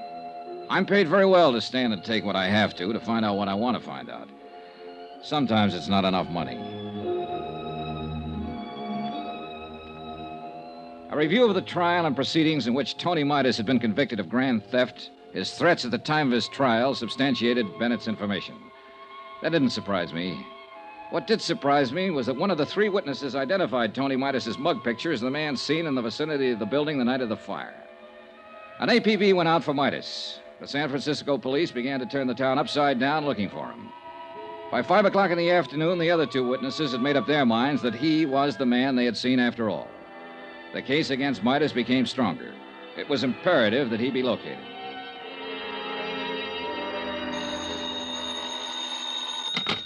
Johnny Dollar. This is Elizabeth Bennett, Mr. Dollar. Remember in my uncle's office? I remember. Mr. Dollar, you're looking for Tony Midas, aren't you? You don't have to answer. I know you are. I think I can help you find him, but he's not the one you're looking for. Look, if you turn him in... Let me finish, and then we'll talk about him. I live at 1038 Murata Drive. I'll be home in an hour. We can talk there. 2 minutes later, when I was putting on my coat, I received another phone call. This one from Bennett's lawyer. He advised me that Arnold Bennett had filed claim and would bring suit if his claim was not honored in the prescribed length of time. I thanked him for the information and went downstairs and began to look around for a cab. A police car careened into the driveway, and a familiar hat on top of a familiar head leaned out. Hey, Johnny! Go! Yeah, Andy Cord. Hustle it up, kiddo. Hop in. Okay. It's Inspector Truck and Inspector Kane. Hi, what's up? Somebody shot Arnold Bennett 10 minutes ago.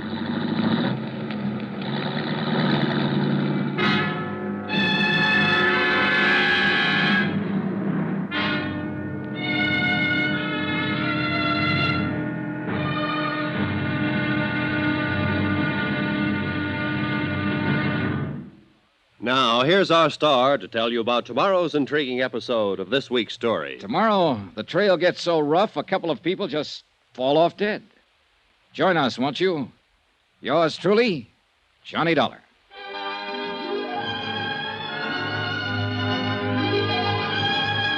Yours truly, Johnny Dollar, starring Bob Bailey, is transcribed in Hollywood. Written by John Dawson, it is produced and directed by Jack Johnstone. Be sure to join us tomorrow night, same time and station, for the next exciting episode of Yours truly, Johnny Dollar. Roy Rowan speaking.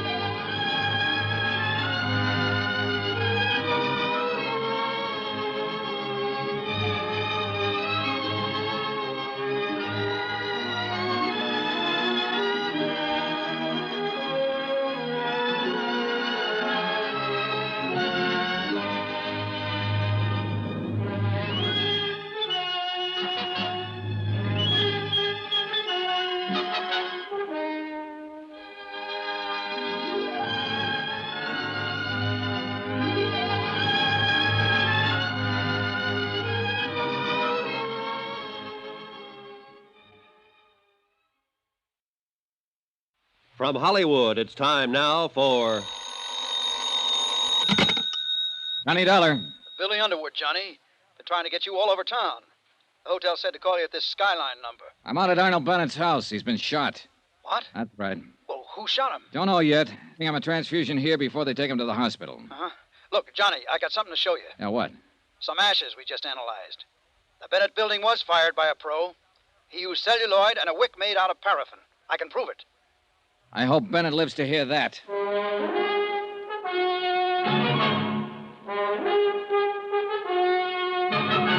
Tonight and every weekday night, Bob Bailey in the transcribed adventures of the man with the action-packed expense account, America's fabulous freelance insurance investigator. Yours truly, Johnny Dollar.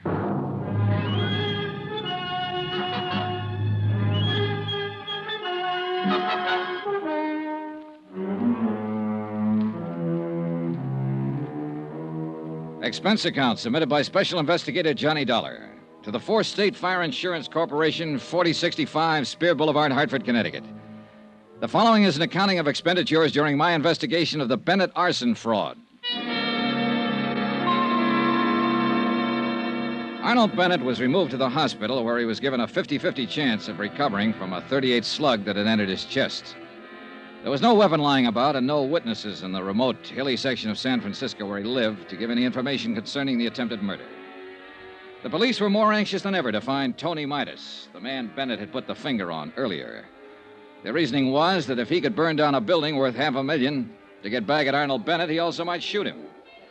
I told Andy Cord about Underwood's findings when the police car got us to the scene of the shooting. Celluloid and paraffin wick, did you say? Yeah, that's what Bill Underwood said on the phone. Well, then it would point away from Tony Midas. He was an embezzler, not an arsonist. Maybe. Who's that policeman over there? Oh, that's Inspector Dickens. Well, I talked to him about it for a while. He said Midas lived in San Quentin with a man named Hanley, a professional burner. Yeah? Well, Hanley could have taught Midas a few tricks of the trade. Yeah, it's possible, Johnny. I don't know. At least Underwood is sure that he can prove it had an incendiary origin. Well, that's the first hurdle. Maybe we can't tie it to Bennett at that, Johnny, if Midas did it. Now, let's wait and see what Bennett has to say when he can talk. I think I'll get on over to the hospital. Okay. Oh, here's something that came up. Yeah? Now, you said Bennett attributed everything to this Tony Midas. Mm-hmm. Well, there might have been something personal in it, too. Midas is married to Bennett's niece, Elizabeth. He's what? Yeah, she married him a month before he was convicted. Well, that might explain some things. Yeah, she called me tonight and said she had some information for me about Midas. I was on my way to see her when this happened. Oh, you haven't talked to her yet, huh? No, let's see. It is 1038 Murata Drive. Wonder if that's far from here. No, Johnny, not far at all. This happens to be 1038. Right here. Oh? Well, we better tell the police about her, Andy. Andy Cord went on over to the hospital to await results on Arnold Bennett. I spoke to the inspector in charge and told him the information about Elizabeth Bennett.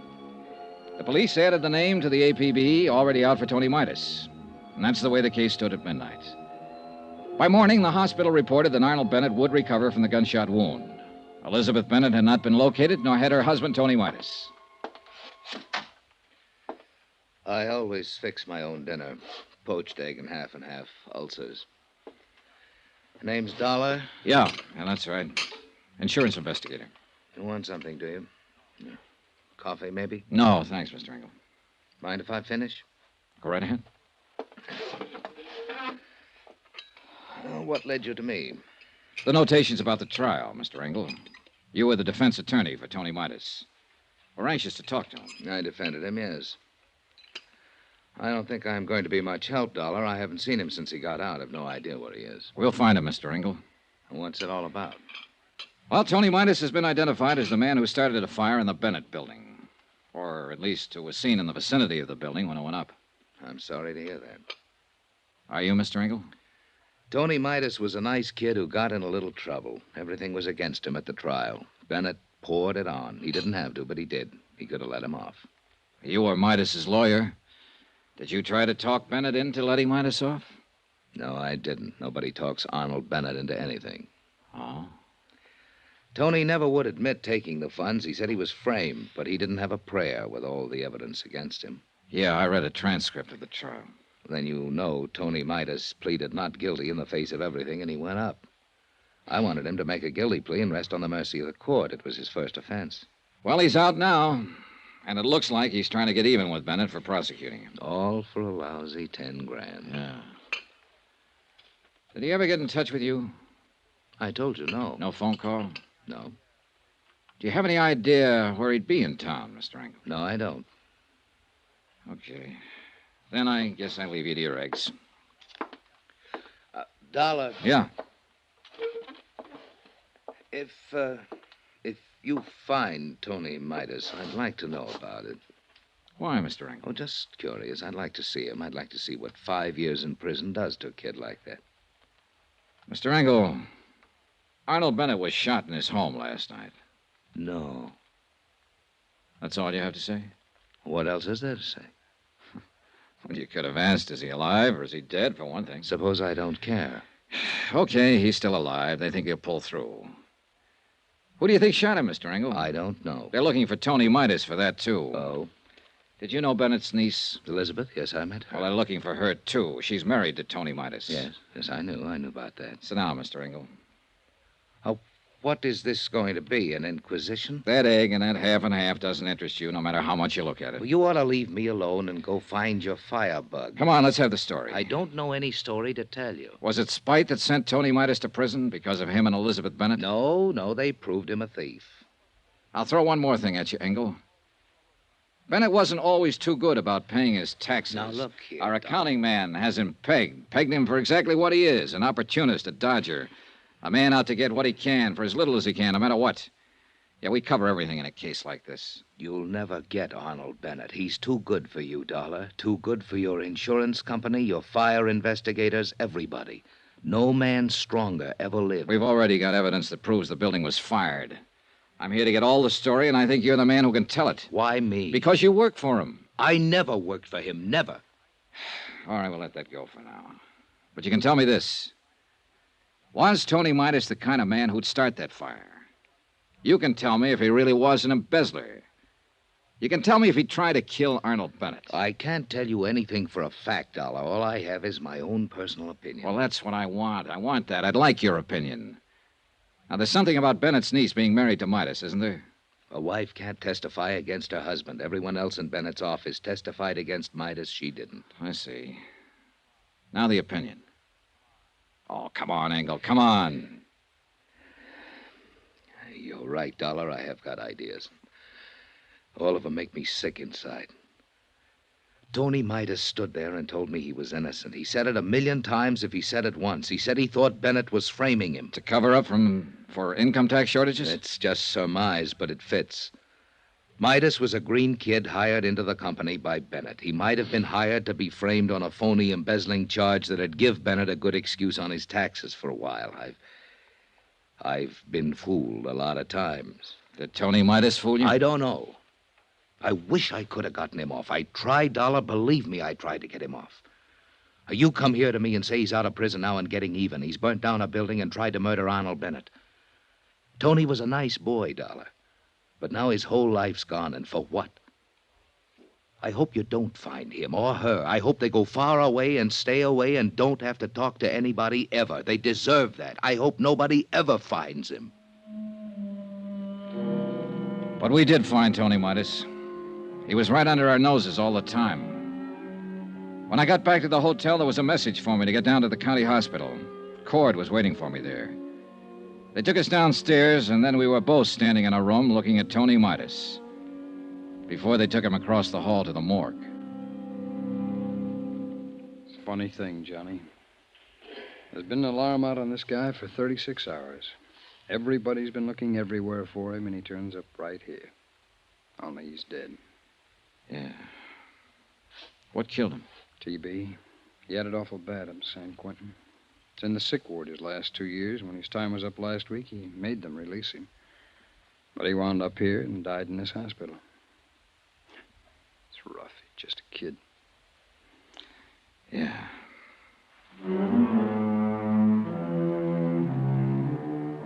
Up until that time, there had been some kind of a case against Tony Midas. But obviously, since he had been dead almost 2 days, it was impossible to connect him with the attempt on Arnold Bennett's life and the firing of the building. So we were right back where we started from, trying to make a case against Arnold Bennett, who still lay in his hospital room and refused to talk to anybody who came near him. All right, Johnny, now what? Bennett's going to be hard. We'll have to work around him. His niece is the best opening I can think of. But where is she? Police haven't located her yet, huh? Not a trace. Andy, she had some information for me when she called last night. I still want to get it if I... Hello, Bill. We got a break. George Foley's in town. Who's that? Best celluloid and wick man in the country. If you happen to want a building burnt down. One of the policemen at the hospital spotted him in the lobby trying to see Arnold Bennett. That'd tie it, Johnny. Where is he now? They followed him to an address on Baringo Street. They aren't going to move in until we decide something. 12 minutes later, Andy Cord, Bill Underwood, and I were standing in front of a decrepit-looking boarding house on Baringo Street talking to the 3 policemen from the San Francisco Police Department. Dollar? Underwood? Hi. Hey, what's the story, officer? Well, the way we see it, Foley's still trying to get part of his money for burning the building. He took a chance coming to the hospital tonight to see Bennett. No kidding. He'll probably make another try. You boys have more at stake here than anybody. If you want to talk to him, try to make a deal with him to turn on Bennett. Now's the time. Now, what do you say, Johnny? Now, wait a minute. We aren't sure of anything about him. Well, he fills the bill, Johnny. Paraffin and wick jobs are few and far between. With nothing more than that, I'd stake my rep on Foley being our boy. For what it's worth, all 3 witnesses now pick his picture instead of Midas. Oh, well, a good defense attorney, get that thrown right out. What do you want to do? Oh, well, let's shake him up a bit, okay? Go ahead. We'll be covering the back and front. Come on.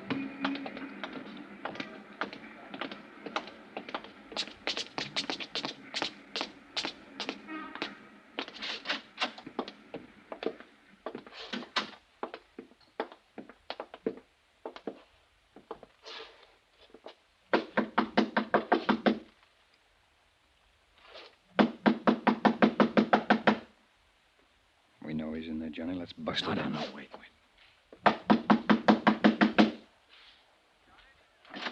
Watch out, Andy!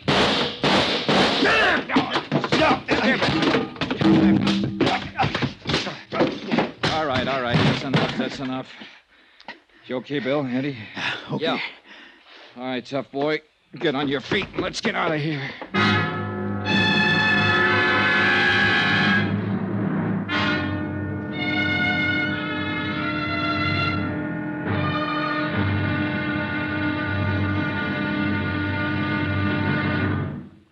Now, here's our star to tell you about tomorrow's intriguing episode of this week's story. Tomorrow, we have an arsonist right in the palm of our hands with very surprising results. Join us, won't you? Yours truly, Johnny Dollar.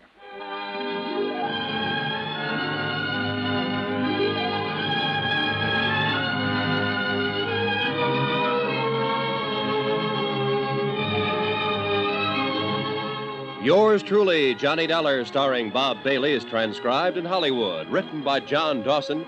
It is produced and directed by Jack Johnstone. Be sure to join us tomorrow night, same time and station, for the next exciting episode of Yours truly, Johnny Dollar. This is Roy Rowan speaking.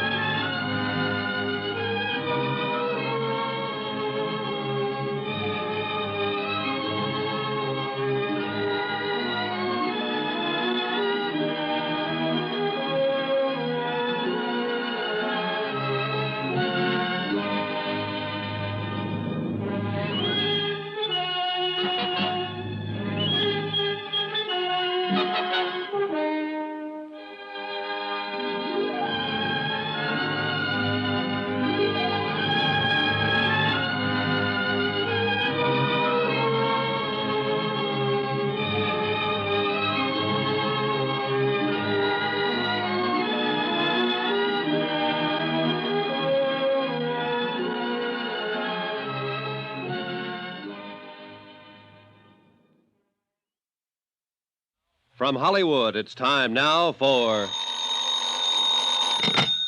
Johnny Dollar. Andrew Cord, Johnny. How's it going, Andy? All the police have been talking to that arsonist, George Foley, all night long. He won't admit a thing.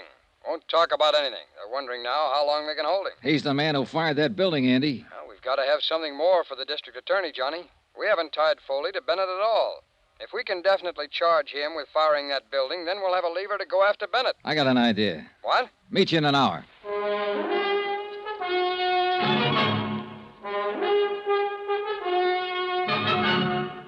Tonight and every weekday night, Bob Bailey in the transcribed adventures of the man with the action-packed expense account, America's fabulous freelance insurance investigator. Yours truly, Johnny Dollar.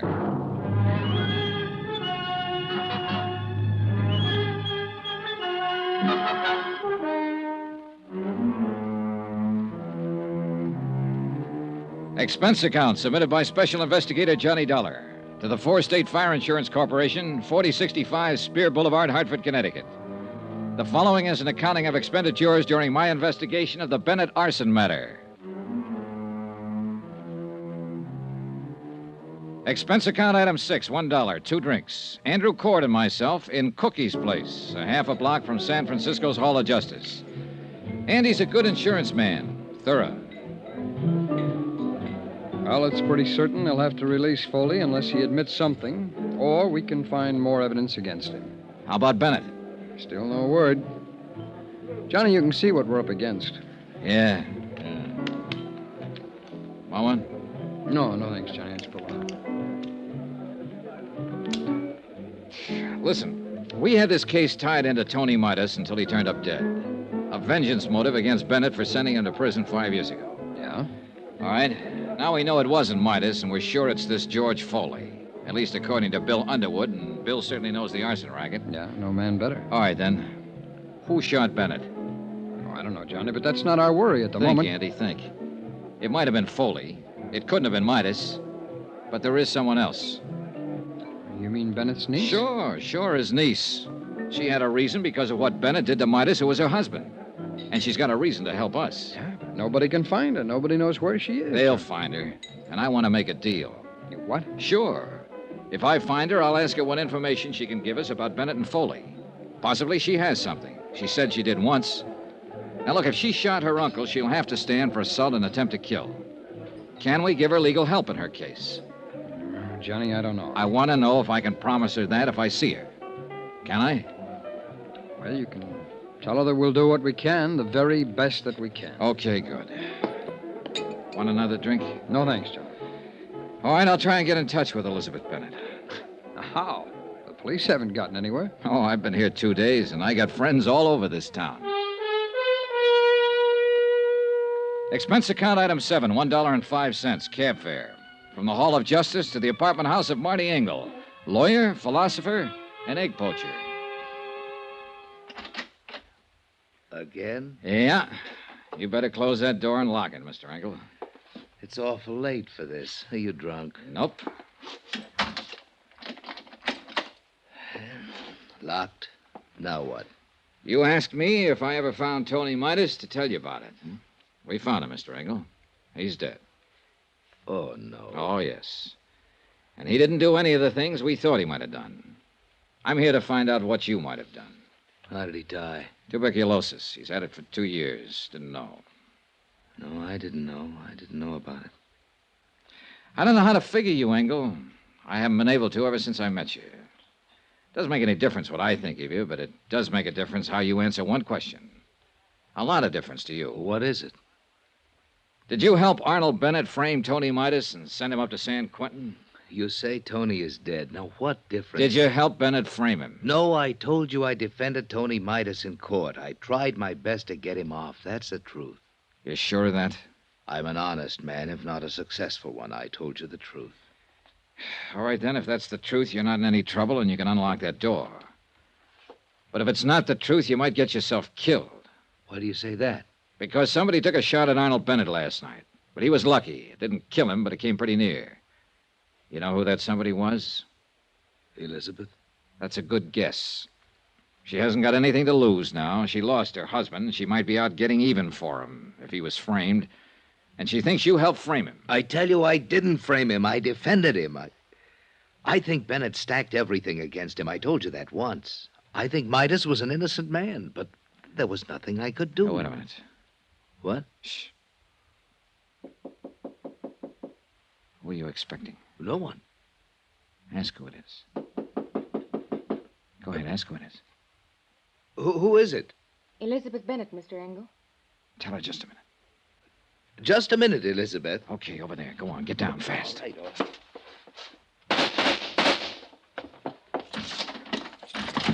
No, you don't! Engel, call the police. Hold it, Elizabeth, hold it up.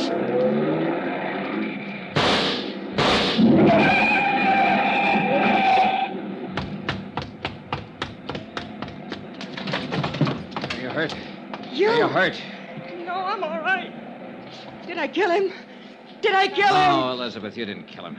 Well, he ought to be dead. You don't know what you're talking about. He didn't have anything to do with framing Tony. He just told me. Then he was lying. He should be dead. He and my uncle. None of this will bring Tony back to you. Come on now, come on. Let's get back.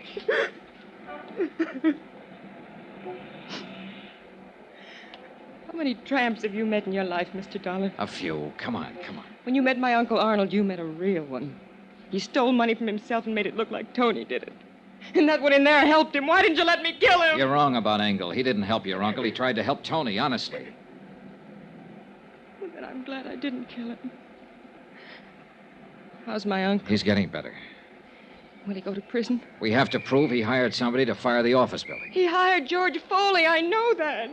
Would you swear to Yes. it? Can you? Yes. He blamed it on Tony. When I went over to see Tony last month in the prison hospital, he was dying. Oh, I knew it. He had that look in his eyes. Helpless. And he knew what my uncle had done to him, and he couldn't do anything about it. But you figured you could. You shot your uncle when you found out Tony was dead. And you came here to kill Engel. I thought he helped Uncle Arnold send Tony to prison. I thought he helped kill Tony. They did kill him, you know, when they sent him to prison. They killed him as surely as if they'd shot him down. 5 years I waited for Tony to get out of that awful place. I waited to hold him in my arms and tell him it was all over. 5 years I waited to help him forget his hate and my hate. Loving him so much every day that...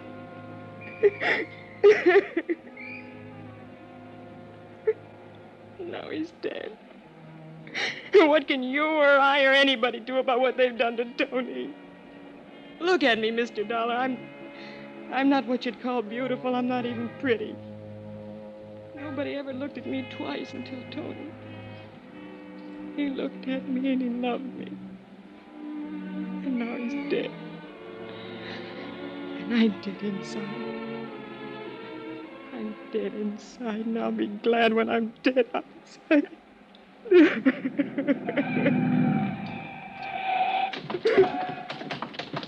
Shooting in this neighborhood? Wait a minute, officer. What's that? No one's hurt. Come on, Elizabeth.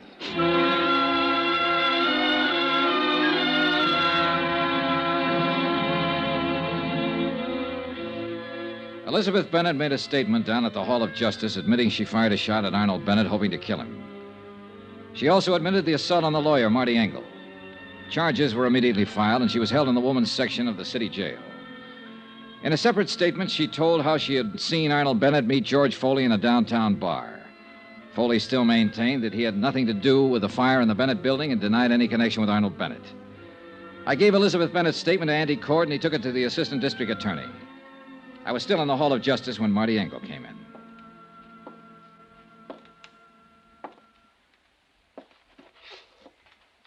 Dollar? Oh, hello, Mr. Engel. How is Elizabeth?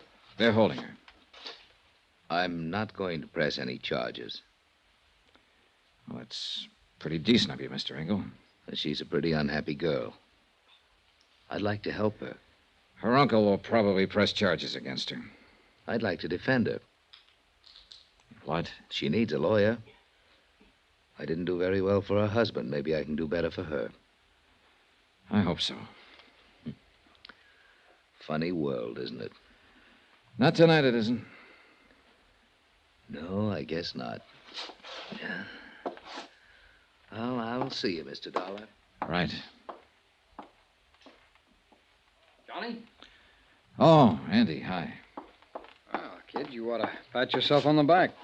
They're going to go ahead against George Foley for the arson job. Enough for them now, huh? That's a pretty good case against him, whether he opens up and talks or not.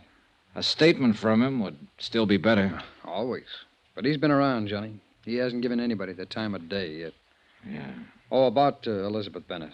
I can arrange counsel for her. She's already got a lawyer, Andy. Okay, then we'll pay his fee. He doesn't want any fee. What's the matter, kid? Boy, maybe all this has been a little too much. Hey, what time is it? 10:15. There's a plane out at midnight. If you don't need me anymore, I think I'll be getting back to Hartford. Sure, Johnny. Sure, I'll look after things here.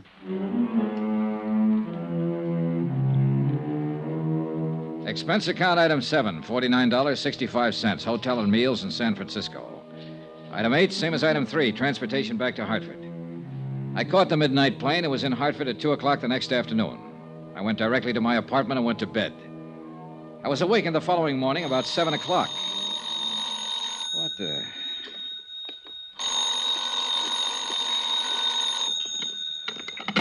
Johnny Dollar. San Francisco calling Mr. Dollar. Okay. Is this Mr. Dollar? Yes, yes. Mr. Andrew Cord is calling. One moment, please. Go ahead, please. Johnny, Hi. can you come back to San Francisco right away? Should I... Well, I just got home. We need you again. Jake Eggleston is going to defend Foley in court. Eggleston? He's already got him out on a writ. What? This case is worth $500,000 to us, Johnny. If anything happens that Foley gets off, we won't have a chance to get Bennett. You sound scared. I am. Somehow, Bennett's holding the best cards again. We got a good case against Foley. Once that's settled, we can get Bennett. I want to make sure. Okay, I'll get the first plane. Thanks, Johnny. Even as I hung up the phone, I was thinking of Marty Engel's words. You'll never get Arnold Bennett. He's too good for you, Dollar. Too good for your insurance company, your fire investigators, everybody. No stronger man ever lived, he said. And somebody had to prove Engel was wrong.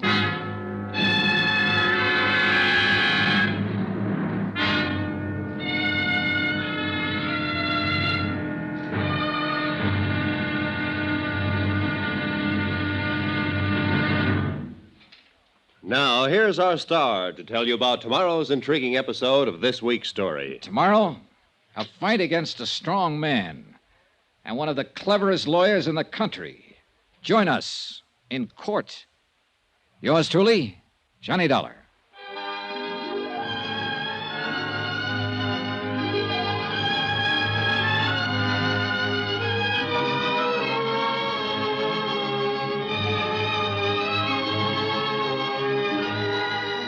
Yours truly, Johnny Dollar, starring Bob Bailey, is transcribed in Hollywood. Written by John Dawson, it is produced and directed by Jack Johnstone.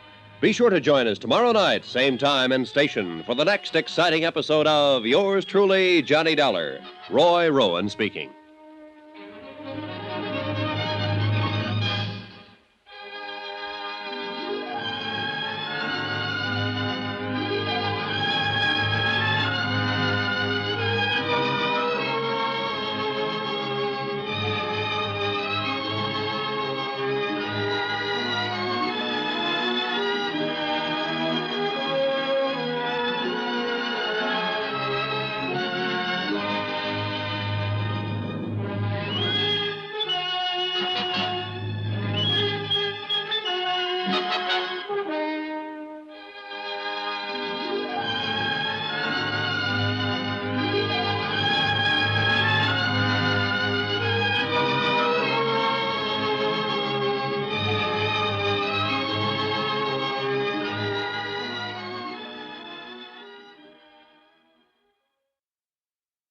From Hollywood, it's time now for...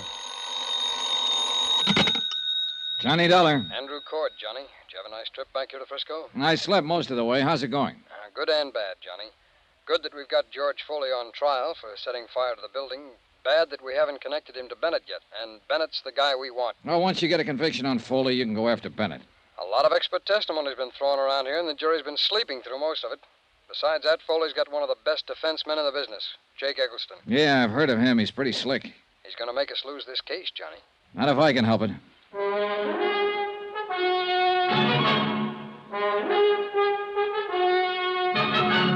Tonight and every weekday night, Bob Bailey in the transcribed adventures of the man with the action-packed expense account, America's fabulous freelance insurance investigator. Yours truly, Johnny Dollar.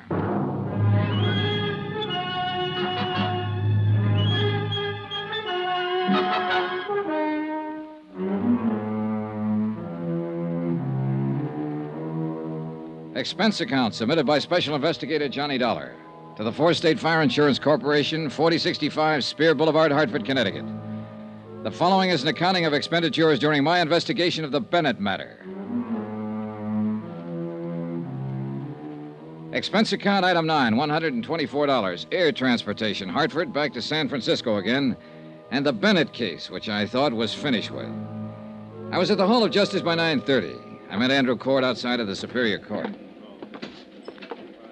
This may be the last day of the trial, Johnny. Anything new since I talked to you on the phone, Andy? Well, I may be worrying for nothing, since Finley's handled it all pretty well for the state.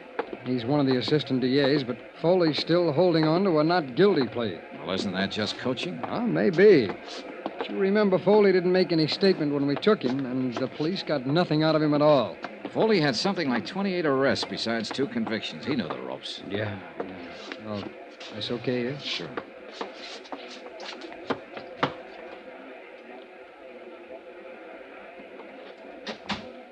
Oh, just in time. Yeah, seems to be. There's the clerk now. Yeah. Court is now in session. His Honor, Judge William J. Bainbridge presiding. Everybody stand.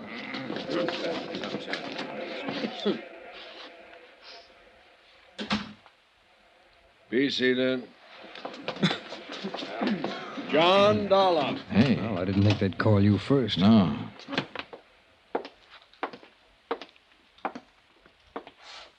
Raise your right hand. You solemnly swear the testimony you're about to give is the truth, the whole truth, and nothing but the truth, so help you God? I do. Be seated. As you know, I'm Charles Finley with the District Attorney's Office. State your name, please. Johnny Dollar. State your occupation, please. I'm an insurance investigator. How long have you been engaged in your profession as an insurance investigator? 10 years or more. Now, tell us, please, prior to that, what kind of work did you do? I was in the United States Marine Corps for 4 years. Before that, I was Detective Sergeant 2nd grade with the New York Police Department. Do you have any papers or letters in your possession that verify your professional status, Mr. Dollar? Yes, I do. I have letters of reliability from 13 insurance companies and adjustment bureaus I've been associated with, and my record as police officer. Thank you. Will the court clerk please hand these papers to counsel for the defense so he may examine them? Yes, sir. Thank you.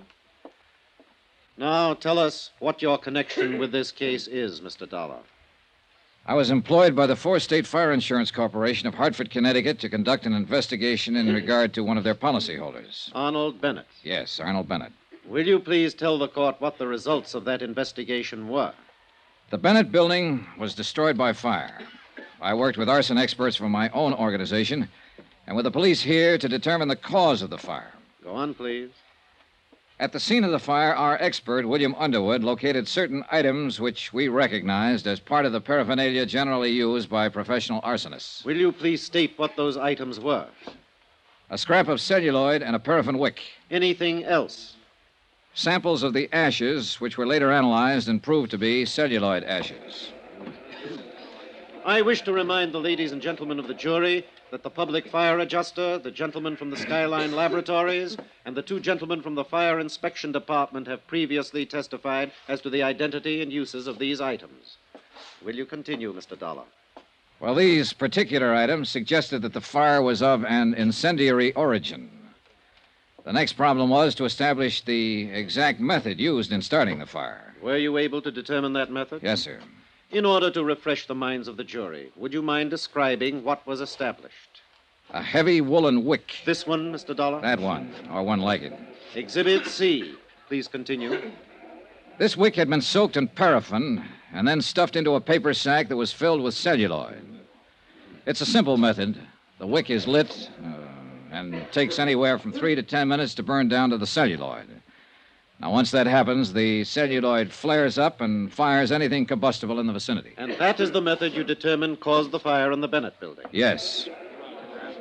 And I'd like to qualify that by saying the arson experts from my own company and the gentlemen from the police and fire departments here in San Francisco determined it definitely. Mr. Dollar, by this means you connected the defendant, George Foley, with the fire you were investigating? Yes, we did. How? George Foley improvised the method I have just described. Improvised? You mean it is his method? I object, Your Honor. The prosecution is putting words into the mouth of the witness. I'll rephrase for Mr. Eggleston. Is this method identifiable with the defendant? Yes, sir. Will you explain the identification? The police files here show that Foley has been convicted of setting 2 other fires in this state. On both occasions, he employed that method of fire. Your Honor, I object. The career of the defendant as a professional arsonist is a matter of public record. The defendant's previous record has no bearing on this case. I object. Mr. Dollar, will you rephrase and delete any reference to the defendant's criminal history? The procedure in locating an arsonist is to first establish the method of operation. In this case, where the wick celluloid method was used, the defendant's name came up immediately. The defendant made an attempt to call on Arnold Bennett in the hospital. The defendant was positively identified by 3 witnesses as the man they had seen near the Bennett building prior to the fire. I remind the jury of the testimony of those witnesses. Go on, Mr. Dollar. The police crime laboratory examined all of the clothing Foley was wearing at the time of his arrest and all of the clothing in his room. There was definite evidence that he had been in the Bennett building. Will you tell us what sort of evidence, please?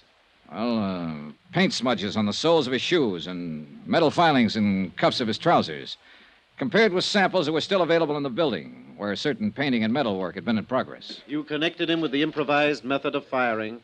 You proved that paint smudges and metal filings came from the Bennett building. The defendant attempted to contact Arnold Bennett. What else? Arnold Bennett's niece, Elizabeth Bennett, informed me that her uncle, Arnold Bennett, hired the defendant to fire the building to collect insurance.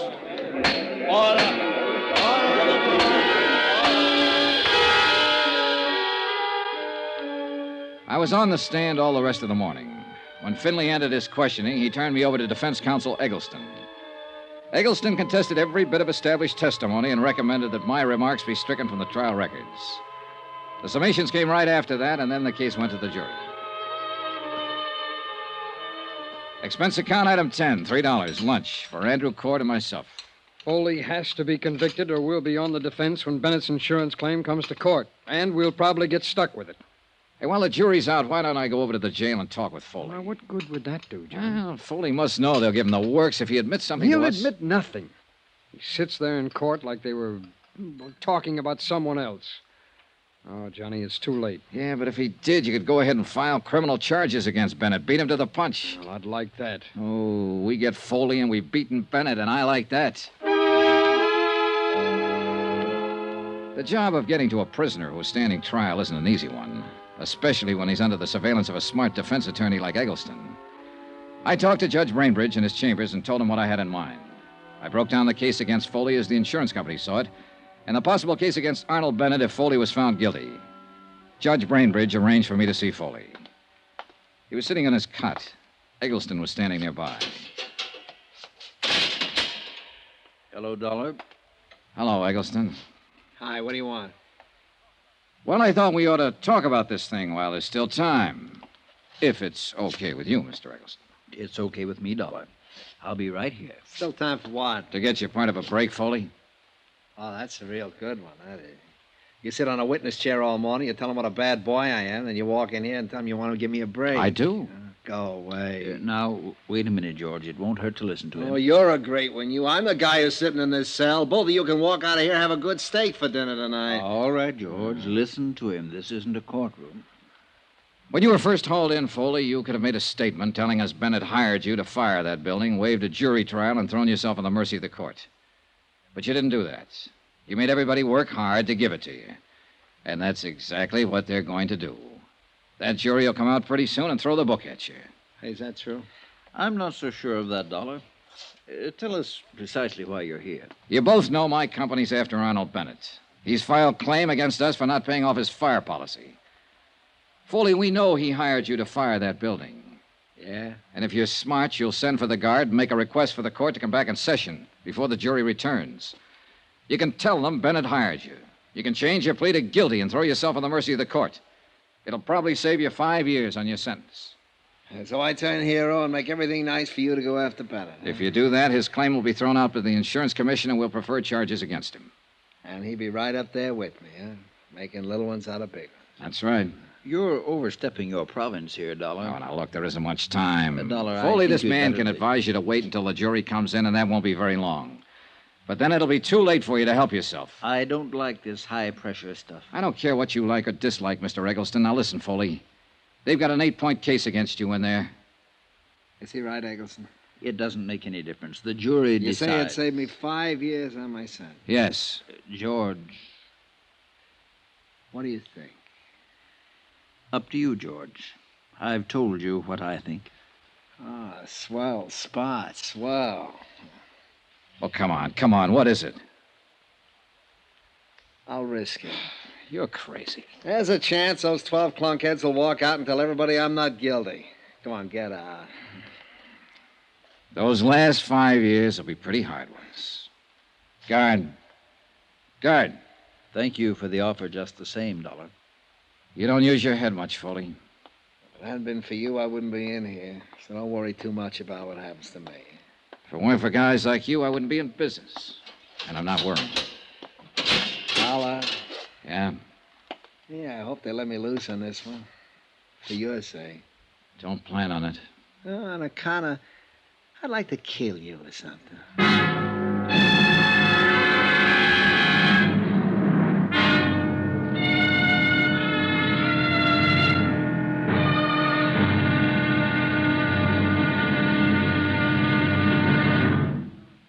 Now, here's our star to tell you about the final intriguing episode of this week's story. Tomorrow, a verdict in and out of a courtroom. The wind-up. Join us, won't you? Yours truly, Johnny Dollar.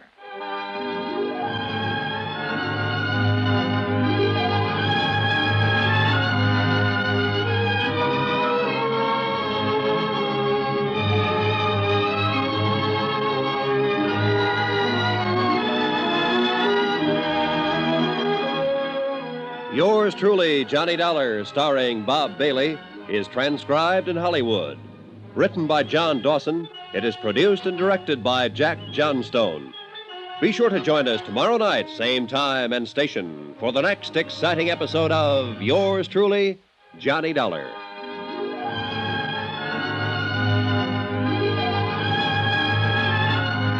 This is Roy Rowan speaking.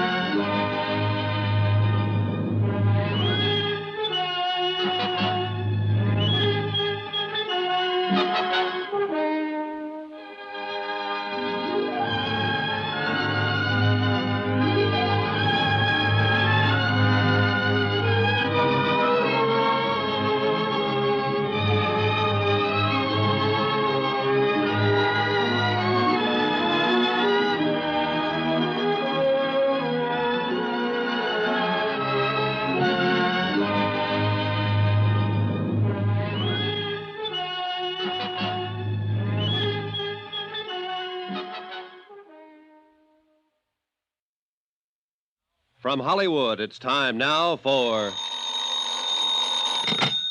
Johnny Dollar. Hi, Johnny. Andy, I saw George Foley. I wasn't able to make him change his plea. Well, it was a good try, Johnny. Jury's still out? Yeah, that means they're arguing all the technical evidence. I was just thinking. No one really believes we'll get Arnold Bennett. What do you think? I think we will. I know we will. Well, if we can get Foley, we can get Bennett. Hey, wait a minute. Hey, the jury foreman just sent for the bailiff. I'll be right there.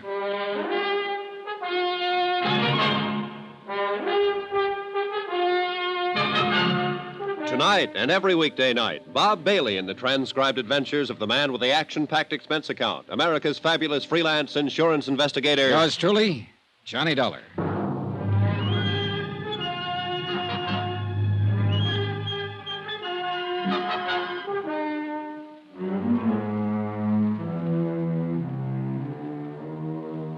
Expense account submitted by Special Investigator Johnny Dollar to the Four State Fire Insurance Corporation, 4065 Spear Boulevard, Hartford, Connecticut. The following is an accounting of expenditures during my investigation of the Bennett arson fraud. Expense account item 11, 10 cents, one phone call to the hospital. The report on Arnold Bennett substantiated the newspaper story that he was recovering from the gunshot wound inflicted by his niece. Well, one thing, Johnny, he'll be alive for us if we can go after him. Oh, I wish it'd work with Foley. I think I could have made it work if that lawyer Eggleston hadn't been there. Well, it's after 4. You know, that jury doesn't come in with a verdict pretty soon. They'll have to adjourn for the night. Yeah. Want to smoke? Yeah, thanks, Johnny. I would like one. Here you go. Thanks. Hey, they're coming back in. Oh, yeah. Come on. It's stuffy in this courtroom. Yeah. Excuse me. Court is now in session. Be seated. Has the jury reached a verdict in the case of the state versus George Foley? We have, sir. Will you please read the verdict in this court? Wait. We, the jury, find the defendant, George Foley, guilty as charged. That does it. Dollar! Dollar! See me, Dollar? Come see me. I got some things to tell you now.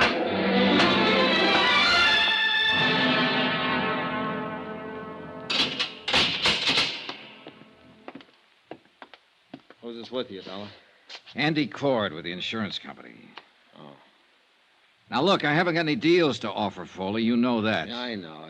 So I took a chance. It's a lousy 5 more years. What about Arnold Bennett? You're a little anxious. I want some information first. They only gave us 10 minutes, Foley. Where's Bennett now? He's still in the hospital. He's going to be all right. He's out and I'm in. That's a break. Oh, come on, Foley. Let's have it if you have anything to say. Can you get Bennett? Can you really get him? I'll tell you frankly. We think we can get him with or without your help now. It doesn't make too much difference. Maybe it'll take longer without your help, but we'll get him. The fact that the court is going to convict you for having set fire to Bennett's office building is the lever we've needed. We can go after him now. You want to help us, Foley? I don't want to help you or your stinking insurance company, but I hate the idea of Bennett. Mr. Know and do everything, running around eating good food and sleeping in his nice bed while I'm rotting away in prison. Sure, he hired me to fire his building. He paid me $2,500 to put the torch to that lousy building of his. He said he could throw all the blame on a guy named Tony Midas if it ever came up. We want the facts, Foley. How'd he first contact you? Well, I got a friend who knows things, see? And my friend told me to contact him. When? A couple of days before the job. Come on, Foley. Who's your friend? I'm not going to tell you everything. Did you talk to Bennett in person about firing the building? I talked to him on the phone after my friend told me about him.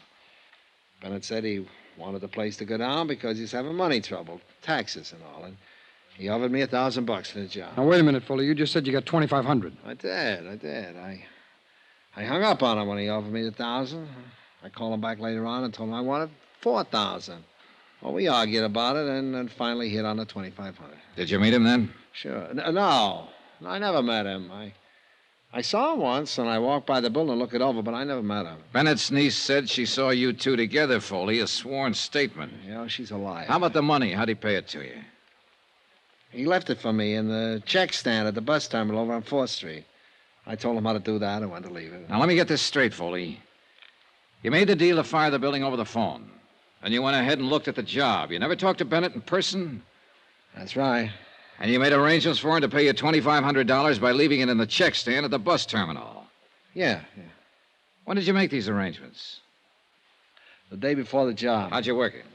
I just told you. I mean the money. Oh, half of it the first time, and after the job was over, he left the other half for me. And you got it all? Sure, in cash. Why were you trying to see him in the hospital after he was shot? Try and shake him down for another 5. Oh, brother. Come on, let's start over. Well, what do you mean? Oh, you're trying to sell us a bill of goods here. For what reason, I don't know, but I know this. You had to meet Bennett. You had to see him, Foley. You had to talk it over with him personally. I just told you I picked up the money in the bus terminal. I don't believe that. Bennett wouldn't have left the money for you to pick up. You could have just gone away with it. And after the building was burned, if it had been that way, Bennett didn't have to pay you the balance. Now, when did you see him? It's pretty important to know when and where and how many times you and Bennett got together. Thought you said you could get him whether I told you anything or not. We can, brother. Don't ever doubt that. But if you tell us some facts, we can get him faster. All right, now. Where did you first meet him? Was it in a restaurant? Someplace with people around? No. I met him in his car. He was parked on Market Street near 5th. That's the way we arranged to meet each other over the phones. Did anybody see you meet him? People on the street, I guess. When did this meeting happen? Night I torched this building? He paid you then? Yeah. The whole $2,500? Yeah, all of it. What'd you do with the money? Never mind. Do you still have it? Never mind. Oh, this is a waste of time. You aren't telling us anything. Well, why should I? Well, why'd you call us here if you didn't have anything to say?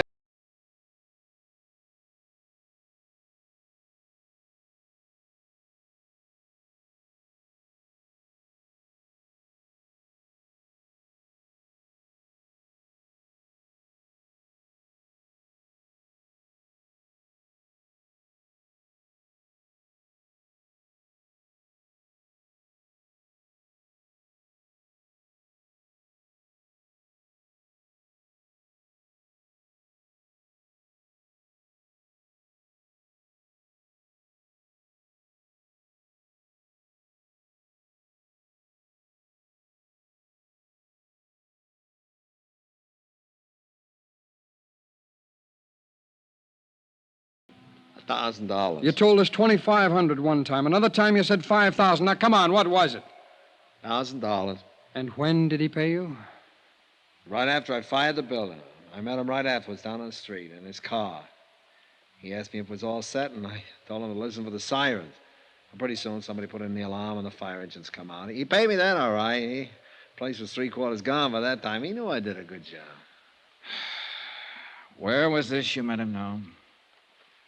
Couple of blocks from the building. Did anybody see you together? No. Where did you telephone him from? From my place. The same night you started the fire? Yeah. And he brought you the money that night, and you cased the building that night, and you started the fire. All this in one night.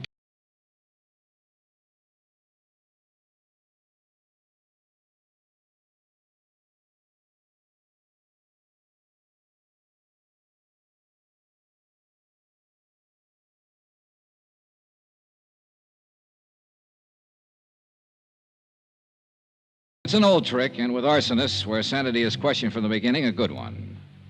However, Foley had been examined by 3 psychiatrists appointed by the court. I waited in the jail cell with Foley while Andy Coyd went out to get copies of their findings. When he returned, we showed them to Foley. Okay, good. Here you are, John. Well, what do you show me these things for? To let you know there's no way to get out of it now, Foley. These are from psychiatrists. All of them had a good look at you. You're sane. You're all right. You remember when they looked at you? No. All right, look at the dates on the paper. You can read, can't you? Sure. January 15th, January 16th, January 21st. Witnesses were around for all the examinations. Well? Well? Are you through playing games now? Okay, Dolly, you guys win. Come on, give us the story. All right. I met Arnold Bennett at the Hopkins bar about a month before the fire. I made sure I'd meet him there. Now, what do you mean, Foley? Well, I've been setting fires for a living for a long time now. I always have a list of people like Bennett who could use a fire. They get around. I knew he was in trouble 4 or 5 years ago with the income tax people. They sent a guy to prison for cover-up. Tony Midas. Yeah, it's Tony Midas. I figured he'd be needing another one pretty soon, so we had a drink. I brought it up. Who paid for the drinks? He did. Who saw you together? The bartender. His name is Alfred. There was a maitre d' there, a couple of people at the table. I put the proposition up to him. How'd he like to have his building burnt down and collect his $500,000 to get himself out of trouble? Well, he said he'd like that fine. I told him it cost him $5,000 in advance. He Said he couldn't raise that much, but he did manage to get $3,500 together. I took it, and I did the job. What'd you do with the money? I still got it. Where? It's not going to do me any good now. I buried it in a gallon can in a vacant lot over by the tower. I could show you where. Okay. We'll get you to do that. Swell, I'll be glad to. Hey. What? I can send Bennett up the same way you're sending me up. Huh? I can testify against him at his trial.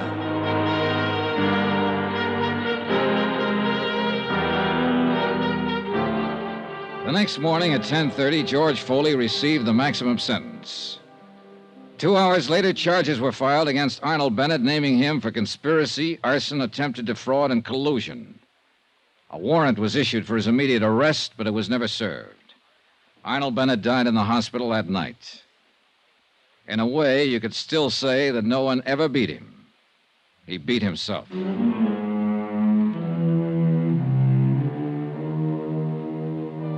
Expense account item 13, $87.50, hotel and board in San Francisco. Item 14, another $125, transportation back to Hartford.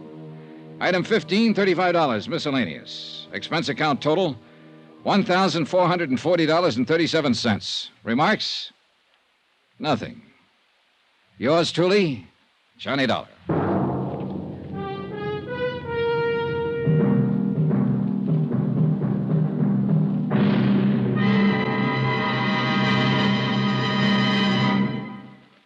Remember, there'll be another intriguing story for you beginning next Monday night. Next week, the Fathom 5 matter. Death on the high seas. Join us, won't you? Yours truly, Johnny Dollar.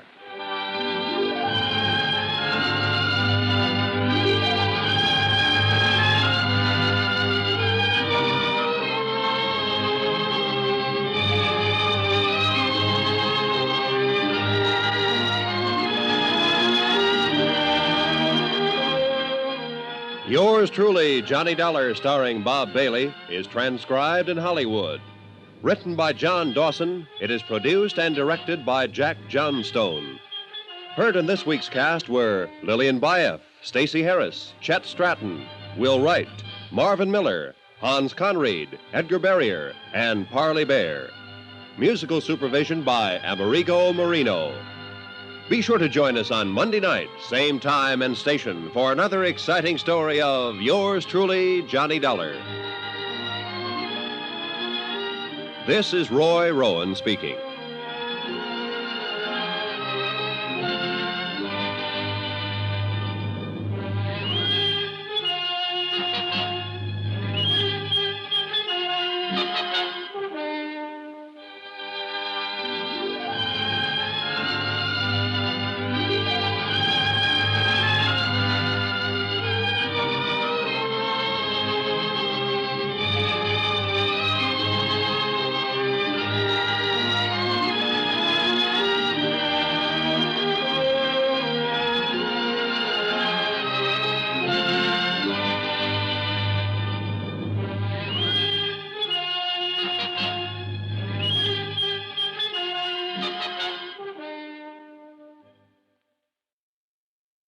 From Hollywood, it's time now for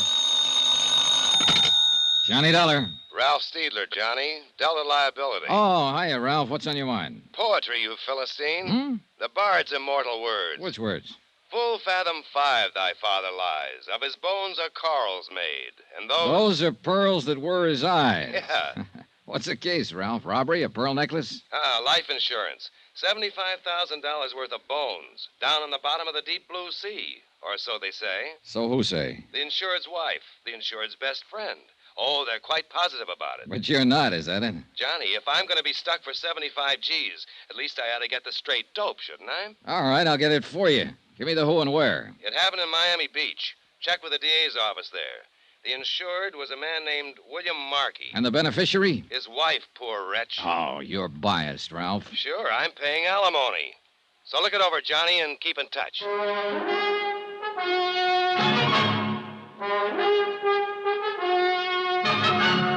Tonight and every weekday night, Bob Bailey in the transcribed adventures of the man with the action-packed expense account, America's fabulous freelance insurance investigator. Yours truly, Johnny Dollar.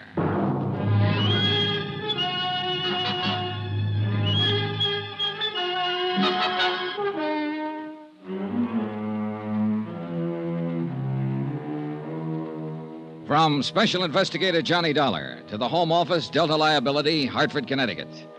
The following is an accounting of expenditures during my investigation of the Fathom 5 matter. Item 1, $143.40. Transportation, tips, and incidentals, Hartford to Miami. Purpose of assignment, aside from a chance to get a look at the sun, to check into the death of one William Markey, or to find out if there was a death, and how it happened, and where was the body, and if not, why not, and if so, how? Or rather to determine... Well, anyway, the deputy investigator from the DA's office, a man named Barney Wilson, was at least as confused as I was, and he'd had a 2-day head start. Now, we're going on the assumption, of course, that the man is dead. But legally, you understand, the fact hasn't yet been established. Meaning exactly what, Mr. Wilson? Well, it's pretty strong evidence, but no corpus delicti. Not so far, anyway. Maybe you'd better start at the beginning. And that would be where, Mr. Dollar? How much do you know about the case? Well, very little. Mm-hmm. The dead man, if he is dead, was named William Markey. He was 46 years old, owner of a consulting engineering firm in New York. Mm-hmm. He'd been married to his present wife for 3 years. Her age is 30, and she's the beneficiary of his insurance. And, I might add, a charming and lovely young woman. They've been down here for about a month. And 3 days ago, Markey was killed, or allegedly killed, in an accident. That's right. Drowned, as I understand it, when a fishing launch sank a mile or two offshore. And then... Well, you can take it from there, Mr. Wilson. Now, your responsibility in the case is primarily to the insurance company. Is that right, Mr. Dollar? Entirely, not primarily. Why, what do you mean? And it would be to the company's advantage if Markey's death were not legally established, huh? They wouldn't have to pay the claim, if that's what you mean. Then it's reasonable to suppose, since the whole case is pretty vague at present, that your efforts will be devoted to creating doubts as to whether Markey is really dead. Mr. Wilson, I think it's reasonable to suppose that I can't very well answer your questions without knowing exactly what has happened. Uh-huh. Well, all right, then. Briefly, this is it. Apparently, Markey came down here to bid on a construction job, a manufacturing plant. Well, he didn't get the job. But he stayed on, he and his wife and the young fellow that was with him. What young fellow? Name of Danny Haynes. He worked for Markey, a draftsman or engineer. Evidently a personal friend of the Markeys. Oh. The three of them took a house down the beach south and spent all their time together, night clubbing, one thing and another. I see. Anyhow, well, 3 days ago, Markey and young Haynes went out fishing together, hired a charter boat, a small cabin cruiser named the Fathom 5, and headed south along the coast, working the offshore banks. Whose idea was the trip? Markey's, according to young Haynes. In fact, all the rest of the story is according to Haynes. Nobody else saw what happened. And what did happen? Well, Haynes says they anchored off the reef and both of them fished from the dinghy for a while. Then Markey decided he'd go back to the cruiser and fix some breakfast. Mm-hmm. Haynes put him aboard and took the dinghy out alone. He says he fished along the reef for about 30 minutes before he looked back and saw the cruiser was afire. It was nearly a mile away, according to his story, and by the time he got back, the boat was a pillar of flame. He didn't see any sign of Markey? No, he says not. He couldn't get aboard because of the flames, and a few minutes later, the cruiser sank. Mm-hmm. No one else saw it? There were no other boats around? No, it was early morning, and there weren't many others out. It had rained during the night, and there was a fairly heavy fog. They were only a mile and a half or so offshore, so Haynes rode in with the dinghy and reported it. Mm-hmm. Tell me, what was the depth of the ocean where the cruiser sank? Oh, it was only about 50 feet. I've got a salvage company working now to raise it. Get a diver down? Yes, but he didn't find out much. He couldn't get inside the hold. That's about the size of it, huh? Mm-hmm, it is. Until they get that cruiser raised so we can take a look at it. And, of course, it may not tell us a thing. Yeah. What about the currents along the reef where that boat went down? Oh, they're pretty bad. Strong and erratic. A body could be carried through the reefs and on out to sea and never be found. Well, I was thinking more of the possibility of a good swimmer getting into shore. You said they were anchored only a mile and a half out. Yes, well, it's possible, but not very probable. He'd have been seen by Haynes or somebody else. There was a heavy fog, wasn't there? Mm-hmm, fairly heavy. And, of course, Haynes could be lying. Maybe he did see him. I said it was possible. But that's not the line I'm planning to take, Mr. Dollar. So I got it. They'll bring that hull to the surface sometime tomorrow. Now, maybe we'll have some evidence then. Or maybe Marky's body will turn up in the next 48 hours. And if not? Then, Mr. Dollar, I will petition the probate court to declare him legally dead. I suppose you've got some reason for all this, Rush. Yes. I want the fact of death established in order to file a murder charge. Danny Haynes? Who else? It's the old story, isn't it? 2 men go out and only one comes back. Unwitnessed accident. Nothing new about it. No.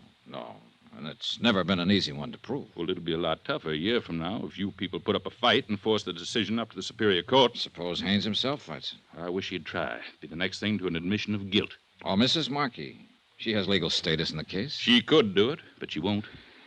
Yeah, you're probably right. She wouldn't be likely to throw away $75,000.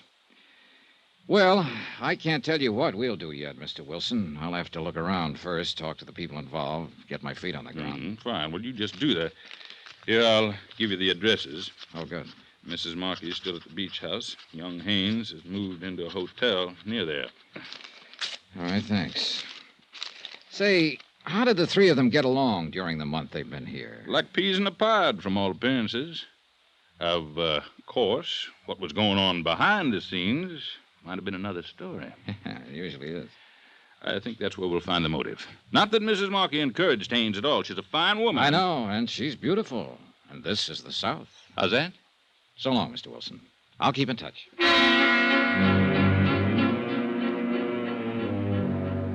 Expense account item 2, $3.35. Telegram to Hartford requesting an investigation of the Markey firm's financial status, both currently and over the past 3 years.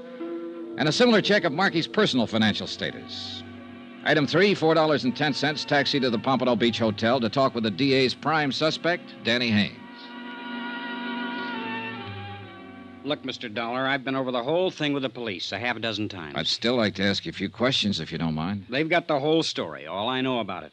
They had a stenographer to take it down. Why don't you go to them with your questions? Maybe I got different questions. I told them everything I know about it. Look, Danny, you don't have to talk to me, but if you're smart, you will. Why so? Because the police already have their minds made up. Or at least Barney Wilson has. Sure. He's out to prove I killed Mr. Markey. Well, look, my mind isn't made up yet, so you can't lose anything by talking to me. Unless, of course, you did kill him. It happened exactly the way I told them. All right, what do you want to know? How long did you work for Markey? 2 years. You get along with him all right? Sure. It was a good job, no complaints. You got to be pretty close personal friends, I understand.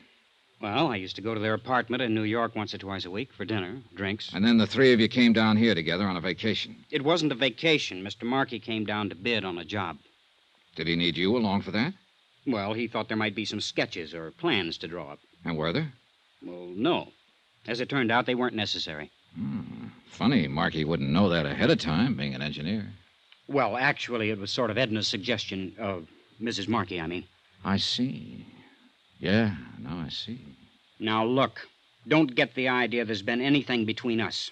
She's been swell to me. She's just wonderful, that's all. All right. So the 3 of you came down on business, and within a few days, the job contract was awarded to another firm, but you still stayed on for 3 more weeks. That was Markey's idea. I don't know why exactly. I know he'd counted a lot on getting that job. But I was getting a free vacation. Why should I argue? So all of you just relaxed and lived it up, huh?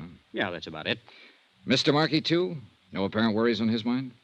Well, he was moody sometimes. Went off by himself. But that wasn't too unusual. He was like that quite a lot. He and his wife seem to be getting along all right? Sure. As far as I noticed, why? Well, let's talk about that accident for a minute, Danny. Whose idea was it to go on the fishing trip? Mr. Markey's. He woke me up at 5 in the morning, said he'd already phoned and hired the boat. The Phantom 5? Yeah, the same one we'd had a couple of times before. Well, I wasn't much for it. It was misting out with a heavy fog, but he was real hot on the idea, and I couldn't very well argue he was the boss. Was Mrs. Markey up when you left? No, but she knew we were going. She'd packed a lunch. I guess they'd talked about it the night before. All right, you took the boat out then and followed the reef south, and what happened? Well, we anchored as close as we could get to the reef and went out in the dinghy for about an hour. No luck at all. Then Mr. Markey decided he'd go back on board and fix something to eat. I let him off and then rode back along the reef. I figured as long as I'd had to come, I might as well try for a strike or two at least. And a while after that, I looked back and saw the cruiser was on fire. Was it still foggy then? Yeah, about the same. I could just see the glow. I couldn't even be sure what it was until I got close. I tried to get on board, but the flames were too high. I kept yelling, but there was nobody around. And you didn't see or hear any sign of Markey? No, I guess he was already dead. Then, not more than 5 minutes later, the cruiser sank. Yeah.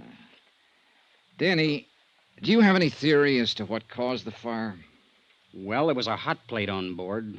A gasoline pressure rig. It was an old one in pretty bad shape. We'd talked about it before. I think it may have leaked into the bulkheads in the bilge. And when Mr. Markey went to light it to fix breakfast, the whole boat just went up in flames. I see. Tell me something, Danny.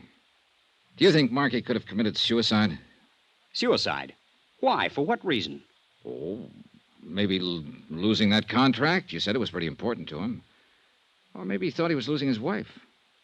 What do you mean? Well, maybe he misinterpreted your friendship with her, Danny. You're crazy. You're in love with her, aren't you? That's my business. I told you there was nothing between us. All right. But did Markey know that? Look, you're the same age she is, and he was 15 years older. A man like that might get to wondering... Knock it off, Dollar. Nobody's private life is going to be dragged into this. You better stop and think, Danny, while you've still got time. A defendant in a murder trial doesn't have any private life.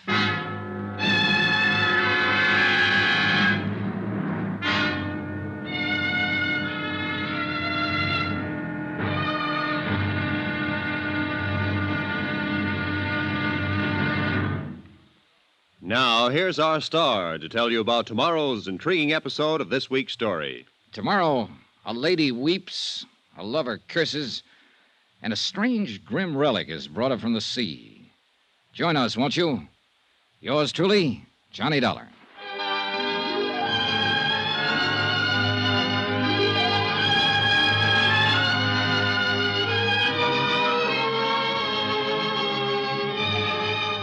Yours truly, Johnny Dollar, starring Bob Bailey, is transcribed in Hollywood. Written by Les Crutchfield, it is produced and directed by Jack Johnstone. Be sure to join us tomorrow night, same time and station, for the next exciting episode of Yours truly, Johnny Dollar. Roy Rowan speaking.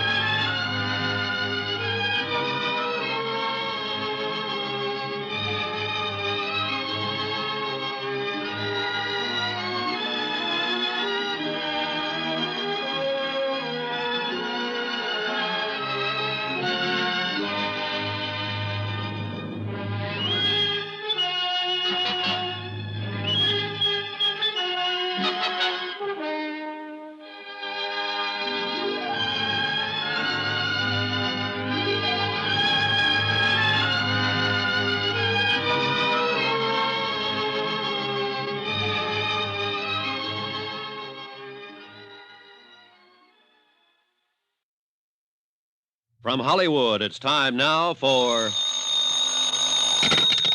Johnny Dollar. Barney Wilson, Mr. Dollar, special deputy with the DA's office.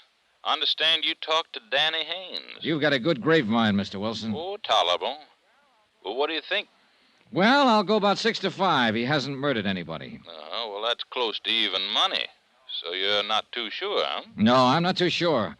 But then I'm not even sure yet that Markey is dead, remember? Well, maybe we can settle that question this evening. What do you mean? The salvage boys have finally got grapple lines on that boat. They figure to bring it up to the surface around 8 o'clock.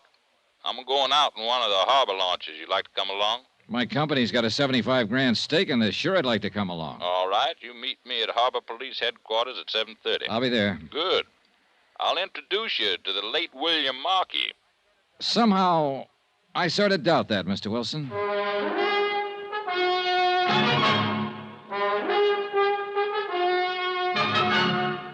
Tonight and every weekday night, Bob Bailey in the transcribed adventures of the man with the action-packed expense account, America's fabulous freelance insurance investigator. Yours truly, Johnny Dollar.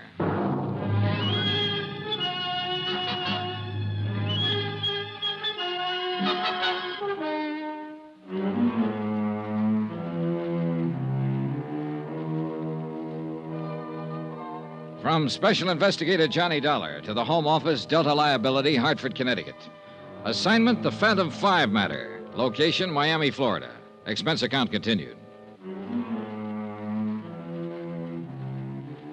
Item 6, $3.85. Taxi fare to the Marquis Beach House, occupied for the past 3 days now by his wife since William Marquis' accidental death. According to all reports, a very beautiful woman. The reports were correct. Won't you come in, Mr. Dollar? Thank you. Come this way. I've been practically living in here in the study since... I just haven't had the heart to even look at the rest of the house. Yes, I imagine it's been quite a shock for you, Mrs. Markey. Yes, terrible. No one knows. Sit down, Mr. Dollar. Thank you. I really don't know very much about these matters. If there are papers to sign, maybe I should have a lawyer or something. No, that won't be necessary. For the present, there's nothing to sign. But aren't you with the insurance company? I'm working for them at the moment as a special investigator. Oh. I'm to supply them with a full report of your husband's accident. They have to have that before they can do anything about paying off the policy. Well, couldn't the police give you all that? And there's a Mr. Wilson, I think his name is, who's with the district I've attorney's talked office. to Mr. Wilson. He's cooperating in every way possible. But some of the details I have to get from you. Have you talked with Danny Haynes? Yes. Well, didn't he tell you what happened? He gave me a statement, yes. But only covering the details he actually knew about. Well, I'm sure there's nothing I can add, Mr. Dollar. I wasn't even there, as you know, of course. I know, Mrs. Markey. I'll get all of those details elsewhere. But then I don't see why you've come out here. I'd like to know a few things about your husband. Things you know better than anybody else. His actions and behavior during the last few weeks. His mental attitude. I see. You think maybe he committed suicide, is that it? I don't think anything. I'm just trying to find out. But that's what you're driving at. Suicide. It's a possibility, of course. And of course your company isn't liable, I suppose, if it's suicide. They'd still be liable, but only to the extent of $25,000 under the particular terms of the policy, not $75,000. I see. Is that all, Mr. Dollar? I don't think you do see. Look, I'm not claiming it was suicide. I have no reason to think it was. But these questions are going to be raised by the claims board when they meet to consider settlement. And they're not going to pay out any money until they have the answers. So that's why I'm here, Mrs. Markey, to get those answers ahead of time. Now, you can help or you can hinder. But I think you ought to realize that you'll be mainly hindering yourself. It was not suicide. Bill wasn't that kind. You didn't know him. I resent your implication, Mr. Dollar. He'd never do a thing like that. I said I have no reason to believe that he did. Please forgive me. I guess I'm sort of living in a state of shock. I'm not like this, really. Suspicious, belligerent. Well, sure, I understand, and I'm sorry to have to bother you this way, but there are certain questions... I know. These things have to be done. It's all right. Would you like a drink, Mr. Dollar? Not unless you're having one. Yes, I think I would like something. In that case, I'll have a scotch on the rocks, please. Oh, here, let me fix it. Thank you. Make mine the same.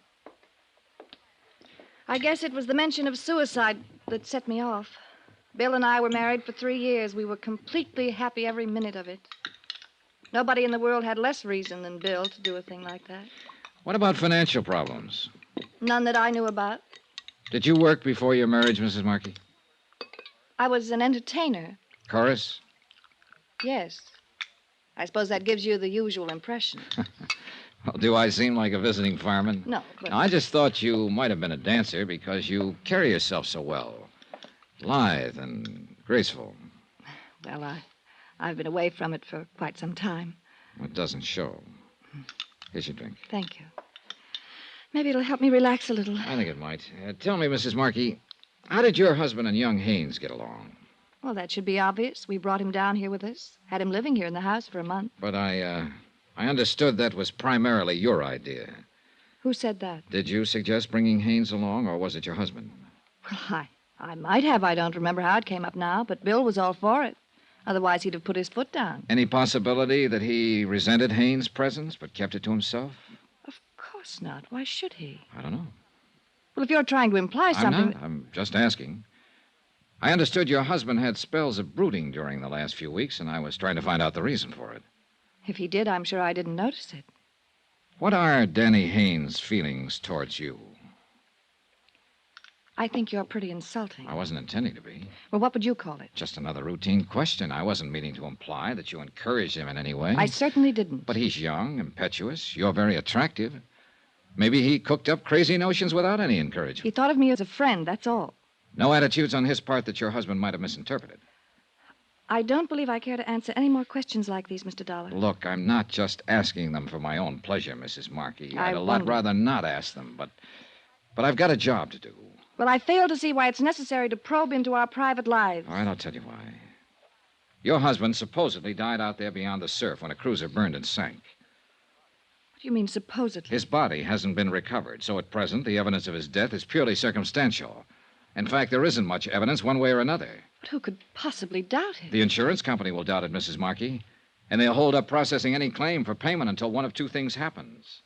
Until I turn up sufficient proof of death to convince them, or until a court declares your husband legally dead. I didn't realize... Barney Wilson from the DA's office, for reasons of his own, is going to file for an immediate court decision. I'm pretty sure of that. But as things stand now, my company will fight it. And with no more evidence than Wilson has, they'll be able to fight it successfully. But all those questions, what was the point? What were you driving at? Your husband's death had to result from one of three possible causes. 1, an accident. 2, suicide. 3, murder. Murder? But there was no one with him except... Do you mean Danny? That's one possibility. 1 out of 3. Oh, no. I've no reason at the moment to give it any more weight than the other 2. But there is one thing certain, Mrs. Markey. In view of the circumstances, not one cent of insurance is going to be paid until one of those causes is proved. But what can I do? I don't know anything about it. Maybe you don't. Or maybe there's something you've forgotten, don't think is important. Or something you haven't wanted to talk about. I don't know, of course. But it might be worth thinking about. It was nearly dark when I left the house, and I wouldn't have noticed the man standing under a palm tree by the driveway if he hadn't made a sudden move to get out of sight. Then when I walked toward him, he scurried out of the drive and slipped into a car parked at the street. I could see it was an old model, but I couldn't identify the make. I caught the last 3 numbers on the license plate before it disappeared around a bend. I couldn't quite figure it. It might have been Haynes, or some ghoulish swindler who was scared off when he saw the widow wasn't alone. The numbers were 642.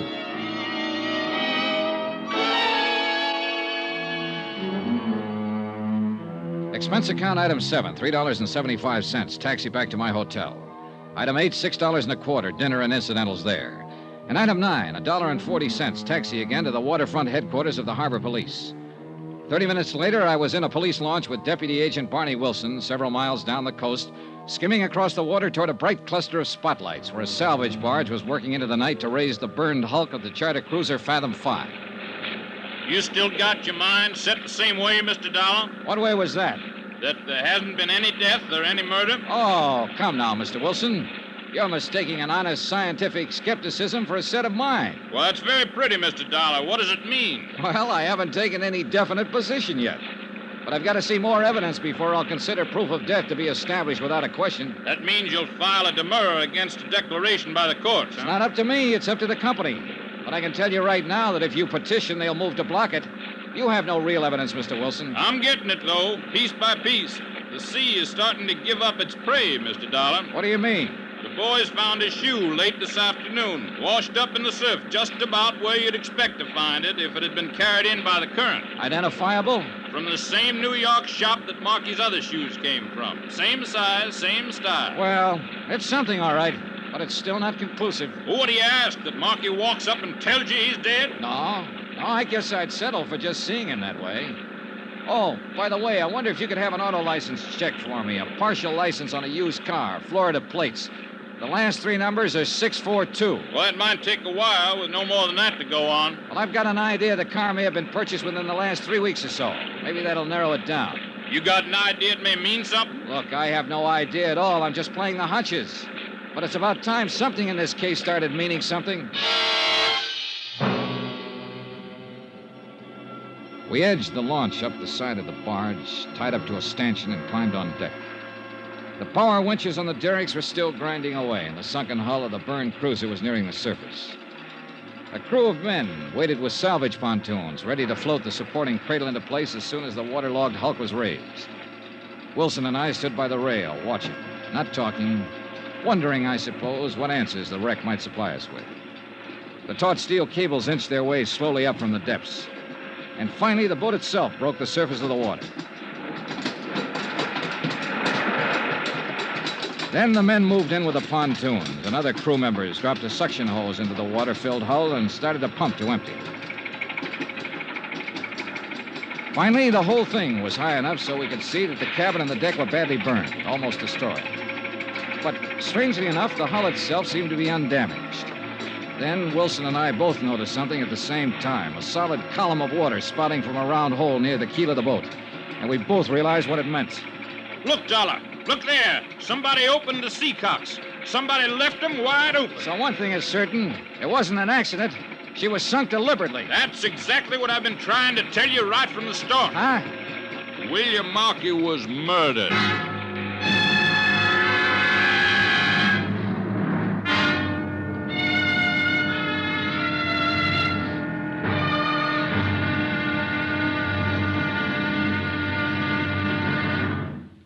Now, here's our star to tell you about tomorrow's intriguing episode of this week's story. Tomorrow, a photograph, a silver cup, a harried widow, and the dead begin to stir with life.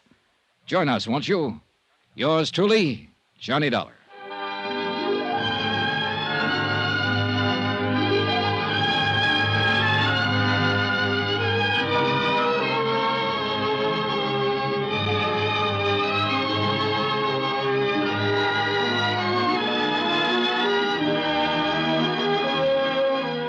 Yours truly, Johnny Dollar, starring Bob Bailey, is transcribed in Hollywood. Written by Les Crutchfield, it is produced and directed by Jack Johnstone. Be sure to join us tomorrow night, same time and station, for the next exciting episode of Yours truly, Johnny Dollar. This is Roy Rowan speaking.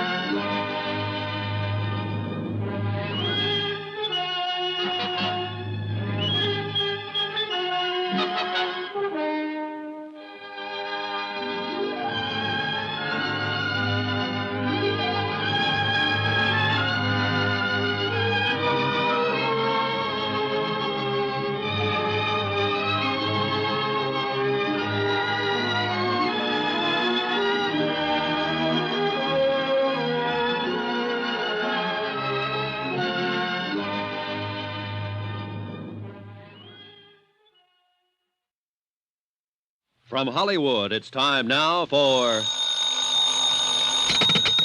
Johnny Dollar. Barney Wilson, DA's office. Oh, morning, Mr. Wilson. Say, you're on an expense account, aren't you? That's right. Good, I'm not. How about buying me a lunch? You got a deal. 12 o'clock here at my hotel. Sold. Found any more shoes? No, and no bodies. Not yet, anyway. I'm amazed. Did find one thing you may be interested in, though. What's that? We got a lead on that license number you gave me last night. You were right. The car was bought from a dealer about 2 weeks ago. By whom? Somebody named John Smith over on the east side of town. That figures. Well, maybe here's something that won't. I checked the address this morning. And you know what? Sure, a vacant lot. Well, now, how the devil did you know? See you at lunch, Mr. Wilson.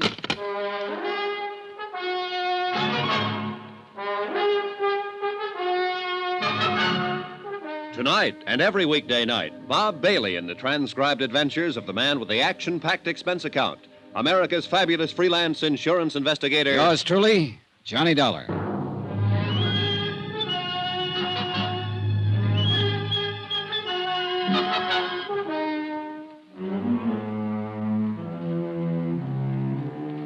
Expense account submitted by Special Investigator Johnny Dollar. Location, Miami Beach, Florida. To the Home Office, Delta Liability, Hartford, Connecticut. Assignment, the Fathom 5 matter. A sunken cruiser that refused to give up its dead. Item 10, $4.80. Lunch with DA Deputy Barney Wilson. A man who'd made up his mind about the case before I'd even arrived in town. Murder, he'd called it, when the hired cruiser Fathom 5 burned and sank mysteriously a mile or two offshore. But nobody had been found yet, and I still doubted very much that one ever would be, because I wasn't even certain that William Markey was dead. Wilson, of course, had different ideas. Yes, sir, Mr. Dollar. It's the old story. 2 men go out in a boat, and only one comes back. No witnesses, nothing. And if that doesn't indicate murder, I'd say pass the sugar, will you, please? Sure, here. You're convinced it's murder, and you're convinced young Danny Haynes did it. Well, who else? Well, now that would be a fine argument to advance in court, wouldn't it? Sure. Certain conviction, simply because you can't produce any other suspect. Wilson, I don't think there's been any murder at all. Now, you can pass me the sugar. All right. Suppose you let me tell you how I figure it. While I'm eating my dessert? Markey and his wife took a liking to this Haynes kid and practically made him one of the family. And right there was their mistake. It usually is. Because Haynes started getting ideas about his boss's wife. You have to admit Mrs. Markey's a mighty pretty woman. Who could deny it? She's Haynes' own age, and her husband was older. So the kid, in that bird brain of his, figured he had it all tagged. Figured she actually went for him. I think he probably started bothering her, making a nuisance out of himself. And I'll lay you odds she'll admit he did, once she's convinced he's guilty. Well, I got a sneaking hunch you may be right on that. Oh, thank you. So what happened?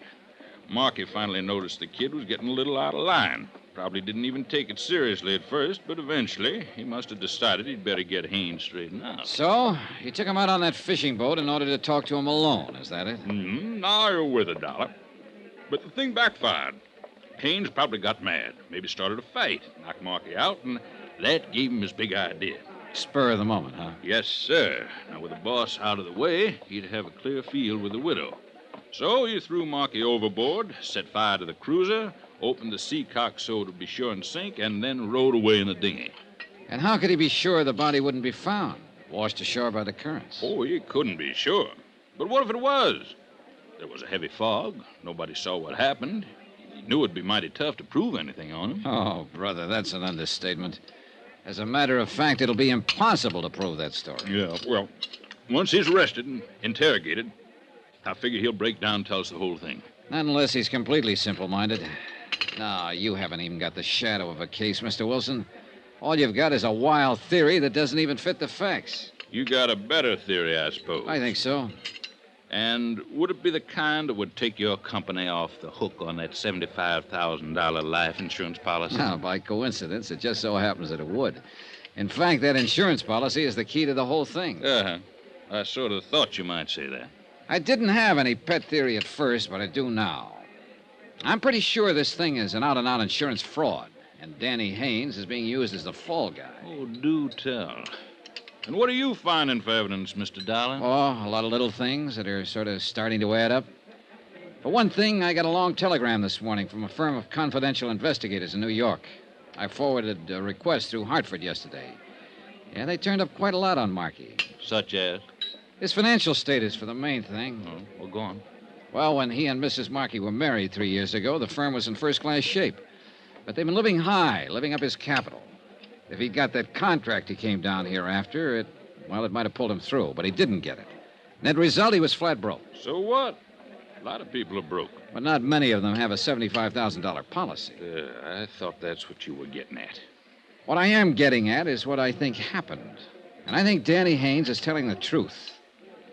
I think Markey did send him off alone in that dinghy. Then Markey fired the boat, opened the seacocks, and while she filled up and sank, he swam ashore in the fog. And he's waiting it out somewhere now until his widow collects the insurance. Well, I don't see where you've got any more evidence than I have. Well, there's not much, I'll grant you. Not so far. But what there is adds up. I guess I'm just stupid, Dollar. All right, look. Take Mrs. Markey's attitude, for instance. She's trying hard to play the role, but it doesn't come off. Now, does she act to you like a 4-day widow? Well, she's got a lot of self-control. Oh, I'll say she has. I tried to goad her yesterday when I talked to her, came right out and practically insulted her. And how did she react? Never took her eyes off that main chance, the $75,000. Well, you know, it's not exactly unheard of for a widow not to mind too much being a widow. Oh, no, that's not the impression she gives. She's tense enough, nervous as a cat. But it's not because of grief or any feeling of relief either. It's because she's afraid she might say the wrong thing and let her foot slip. Well, Everybody's got a right to their own opinion. Another thing is that Marky's body hasn't turned up. Now, I talked to the harbor master this morning. He knows the currents along this coast backwards and forwards. He says it's the only one chance in 100 that Marky's body would have been carried out through the reef instead of thrown up on the beach about where you found that shoe. So this is the one time in 100. That was a mighty fine lunch, Mr. Dollar. We're going to fight you, Mr. Wilson, if you petition the court to declare Marky legally dead. Yes, I sort of figured you would. Hensley and Davis phoned me this morning and said you'd retained them as counsel. That's right. Well, I've been fought before. Expense account item 11, 10 cents. Phone call to Edna Markey, widow of the allegedly deceased and beneficiary of his insurance policy. Hello? Mrs. Markey? Yes? This is Johnny Dollar. Oh. Oh, I didn't recognize your voice. I wonder if I could ask a favor of you. Well, if it's something I can... I'd like to borrow a photograph of your late husband for a few hours. Well... I'll take good care of it. Make sure it gets back to you. Well, the fact is I really don't have one. Oh, well, you must have forgotten. I noticed one yesterday afternoon on the mantel in your study. Well, I meant not a good one. Well, that one will do fine, and thanks a lot. Has something new come up, Mr. Dollar? Yes, you might say that. I'll send a messenger out to pick it up. Goodbye, Mrs. Markey. Item 12, $3.80, messenger service. Item 13, $1.90, taxi fare to the used car lot of one Truthful Tom, the dealer who'd sold a car to a man named John Smith. A car that had departed suddenly from the vicinity of the Markey Beach House when its driver saw me come out of the house. I wasn't too sure whether Tom was truthful or not, but one thing was certain. He was typical. I notice you looking at that little gray job, friend, and I say to myself, Truthful Tom, don't you go trying to get the best of that lad, because he's walked right in here and spotted the best doggone buy on the lot before he's even turned around. Well, I wasn't really thinking of buying it. Friend, with the price I'll make you on that car, you can't afford not to buy it. No, I'm not really in the market. It's an economic society, friend. We're all in the market when the price is right. No, I just happened to notice that it looked like the car a friend of mine had stolen a few weeks ago. My dear friend, I'll make you... Did you say stolen? Oh, it may not be the same one, of course. I've got papers on that car. I've got papers on every last car on this lot. Did you have papers on the one you sold to John Smith 2 weeks ago? If he says I didn't, he's a liar. Now, wait a minute, mister. And I can get a dozen witnesses to prove it. You remember him, then? Well, do you? Remember who? Look, I'm a special investigator for the Delta liability. It's a frame-up, that's all it is. Whoever it is says they got a hot car deal on this lot is lying. Truthful Tom never turned a dishonest penny in his whole doggone life. Good, then we'll forget it. And any low-down rat that says I did's a two-legged snake, and I... What'd you say? I don't care anything about your deals. I'm trying to locate a fellow who bought a car from you. Well, friend, that puts a different light on it. John Smith, you said? That's the name he used. I can't say I recollect anybody by that name. Here's a copy of the title registry on the car. Now, let's see now. 6842, dark green... Oh, that was that old clunker that... of course, it was well worth the price I was asking. Do you remember the buyer? You bet your life. You know why? Because he paid cash. Not a check, cash. I mean the real long green Missoula. Would you recognize a photograph of him? Well, I might if... Oh, is this it? Well, let's see now. Well?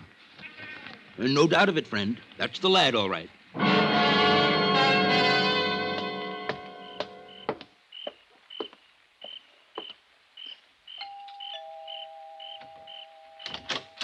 Good evening, Mrs. Markey. Mr. Dollar. I brought back the photograph of your husband. Oh, there wasn't that much hurry about it. Did it help any? Quite a bit. Do you mind if I come in? Well, all right, of course. Thank you. You know, I've been trying to think all day long what you could possibly want with that picture. I still can't imagine. You can't, huh? Sit down, Mr. Dollar. Thanks. It's a terrible picture, of course. That's why I hesitated about giving it to you. Doesn't look a thing like him. It looked enough like him, Mrs. Markey. Enough like him? I don't think I know what you mean. Did you know your husband bought a second-hand car the week before his so-called death? You must be mistaken. He'd have told me about it. The car dealer positively identifies his photograph. He used the name John Smith, paid for it in cash. What did you mean, so-called death? William Markey isn't dead. I think we're both aware of that. Well, Mrs. Markey, aren't we? Do you mind telling me what you're talking about? It wasn't even a very smart scheme to start with. Your husband must have been really up against the wall, or he'd have known better than to try it. But I suppose he thought he had to in order to hang on to you. I imagine you're pretty expensive to support. I think you'd better leave right now. Actually, it would serve you both right if I did. But I decided to give you a chance. I came here to let you know exactly where you stand. And where is that, if I may ask? One step away from prison. Take that step, and you're in up to your necks, you and your husband both. What step? So far, we have no case against you for attempted fraud because you haven't filed a claim yet. But take my advice, Mrs. Markey. Don't file one, because the minute you do, we're going to hit you with both barrels. You've got some pretty crazy ideas, haven't you? You've had fair warning. I've had one of the biggest bluffs I've ever heard about. Why, you people would do anything, wouldn't you, to keep from paying off on a policy? Better talk it over with your husband before you do anything foolish. My husband is dead, Mr. Dollar. No one but you even doubts it. I'm a cynic. How much proof does it take to bring you to your senses? Mrs. Markey, as this case stands right now, there's only one way you could convince me that William Markey is not alive. Show me his dead body.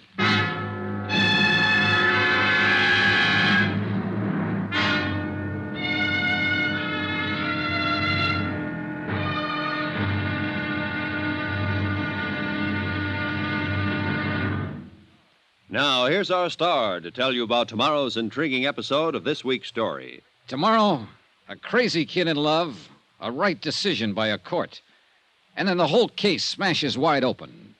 Join us, won't you? Yours truly, Johnny Dollar.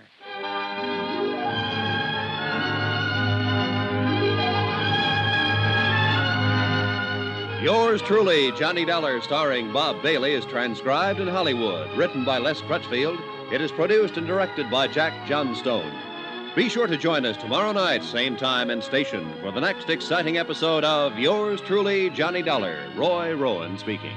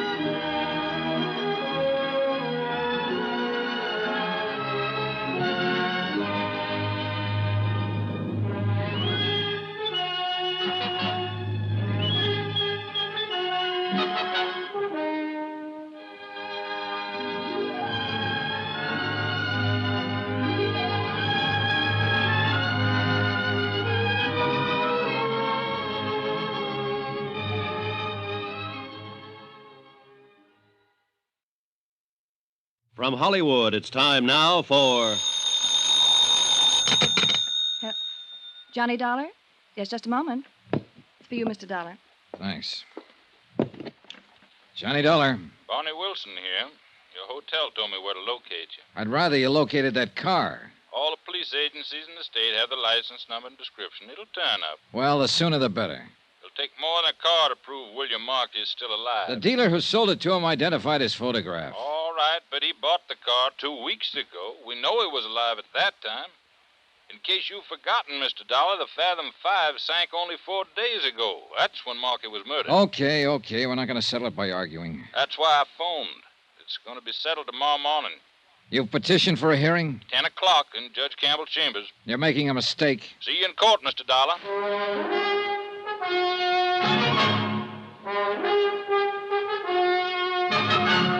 Tonight and every weekday night, Bob Bailey in the transcribed adventures of the man with the action-packed expense account, America's fabulous freelance insurance investigator. Yours truly, Johnny Dollar.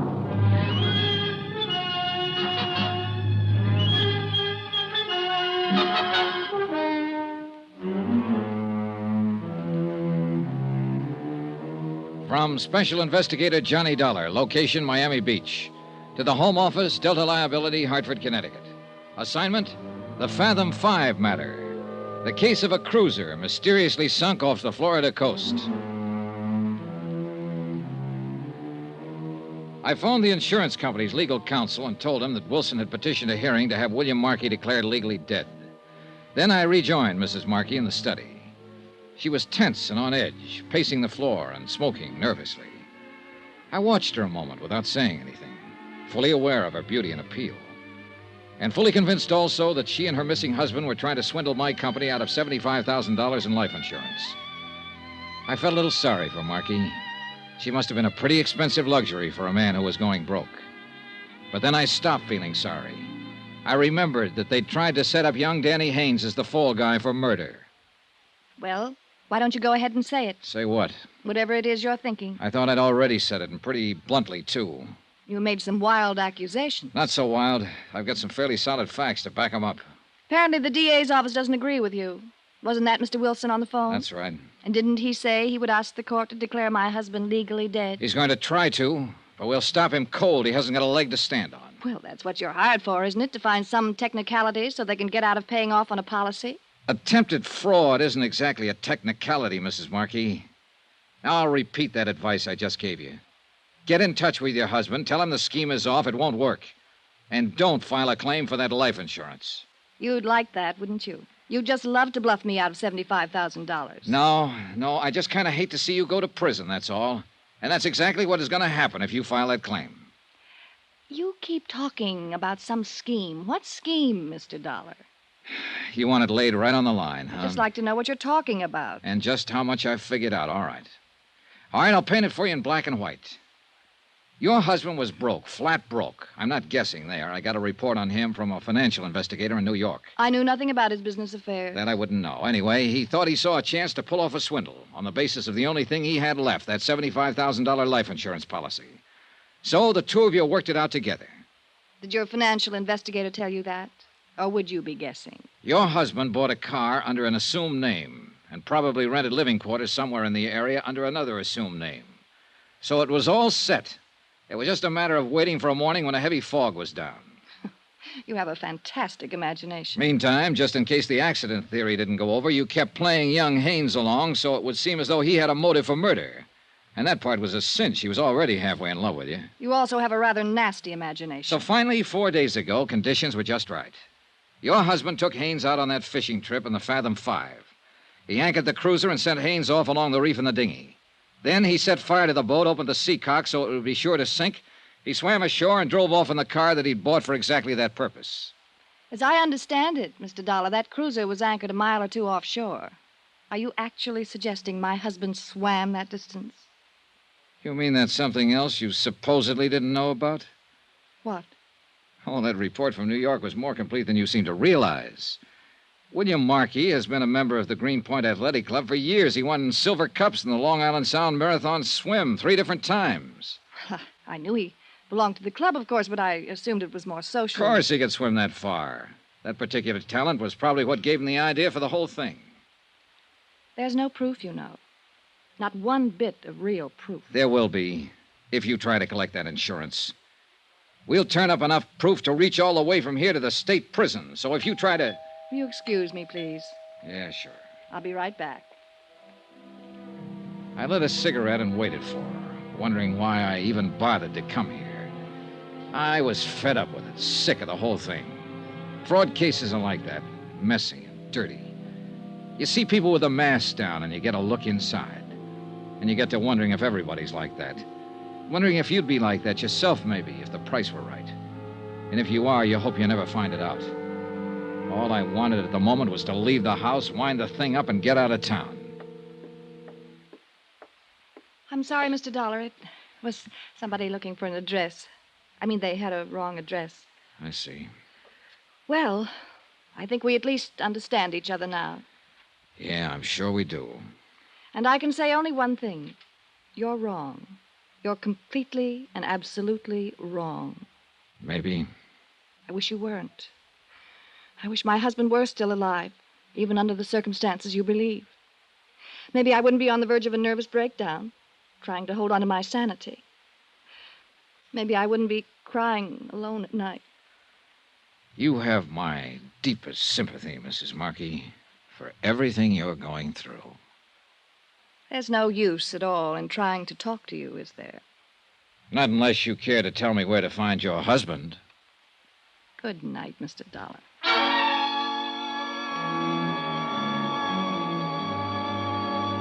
I left the house and turned down the dark road toward the Pompano Beach Hotel.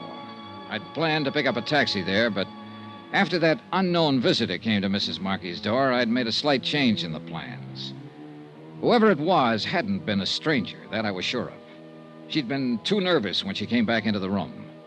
It was someone she hadn't wanted me to know about. And I was pretty certain I could guess who.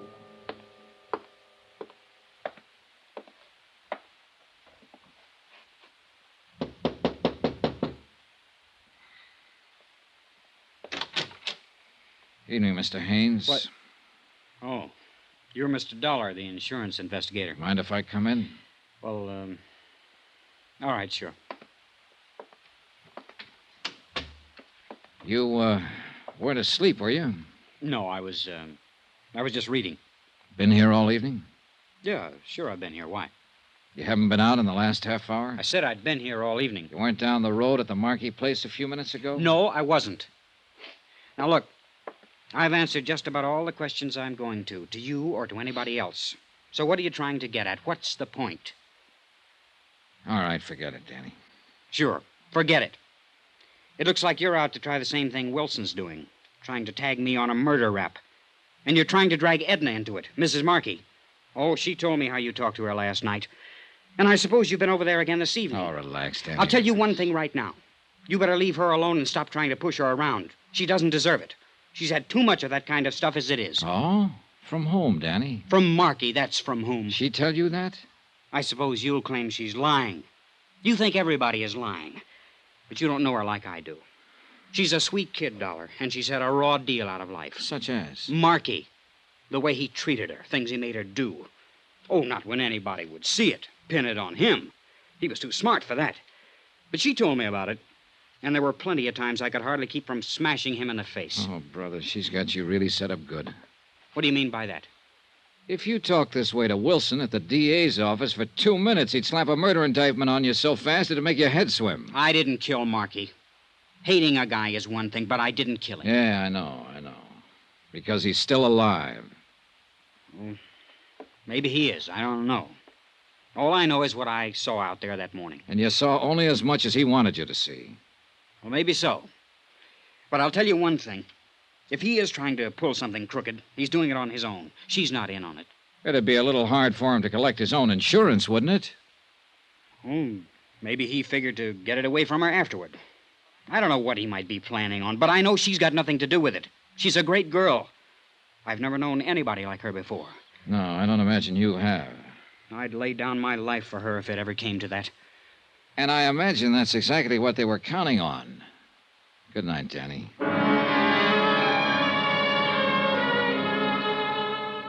Expense account item 16, $1.90. Taxi fare the following morning from my hotel to the courthouse. I got there at 9:30 and went over the case with Jim Davis, local counsel for the insurance company. And at 10 o'clock, the hearing on Wilson's petition was opened in chamber session, Judge A.G. Campbell presiding. Judge Campbell kept the proceedings informal, and the whole thing moved pretty fast. Both sides presented briefs, and additional evidence was introduced through verbal interrogation. No witnesses were called. By 10:30, the cases for both sides had been completed.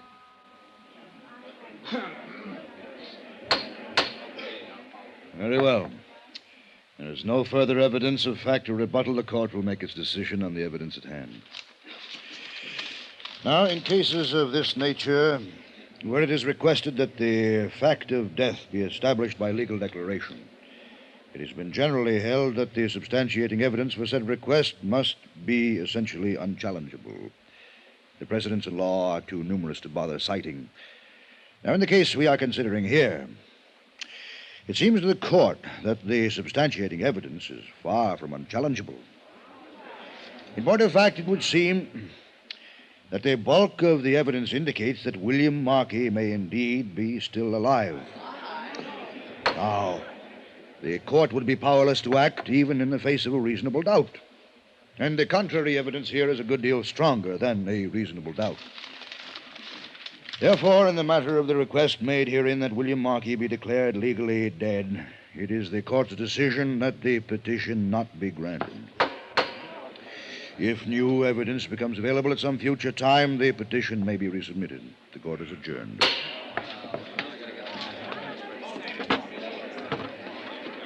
Well, looks like you won, Mr. Dollar. I told you what would happen. I sure do hate to see that kid get away with murder. Oh, forget it. Markey is walking around somewhere just as alive as you or I. Well, we've all got a right to our opinions, Mr. Dollar. I see. He's floating around out there in the Atlantic somewhere. That's what he meant for us to think. Maybe so, but Pardon me, Mr. Wilson. A message was phoned in for you, but they wouldn't let me in the courtroom. Oh, thank you, old man. Will you excuse me, Mr. Dollar? Sure. Go ahead and read it. The minute I step out of that office, somebody's bound to start calling. Well. What's the matter? Mr. Dollar, the Coast Patrol hauled a man's body out of the surf about an hour ago. Been drowned. So? They got a quick check on his prints. It's William Markey.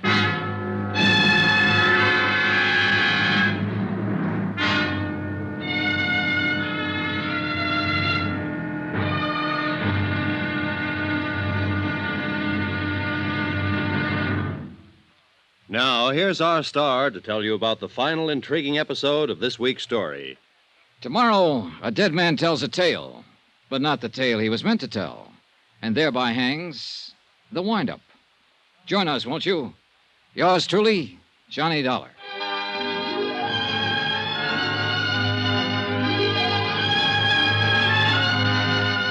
Yours truly, Johnny Dollar, starring Bob Bailey, is transcribed in Hollywood. Written by Les Crutchfield, it is produced and directed by Jack Johnstone. Be sure to join us tomorrow night, same time and station, for the next exciting episode of Yours truly, Johnny Dollar. Roy Rowan speaking.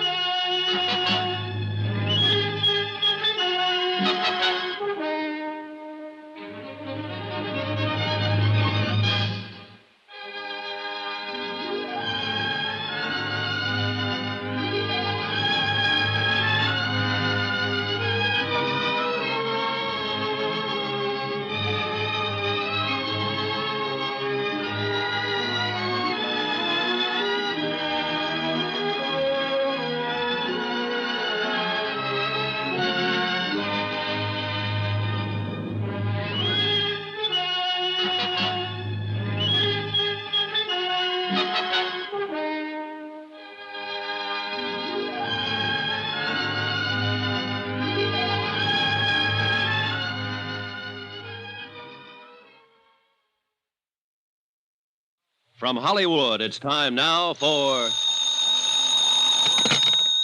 Johnny Dollar. Barney Wilson here.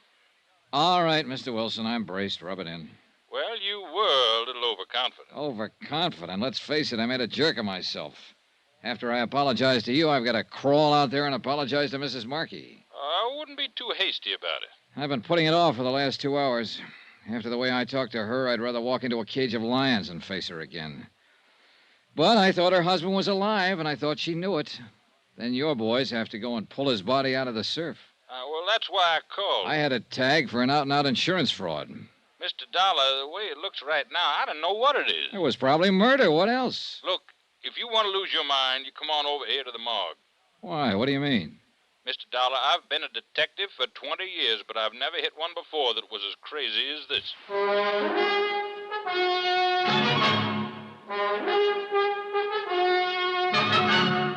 Tonight and every weekday night, Bob Bailey in the transcribed adventures of the man with the action-packed expense account, America's fabulous freelance insurance investigator. Yours truly, Johnny Dollar.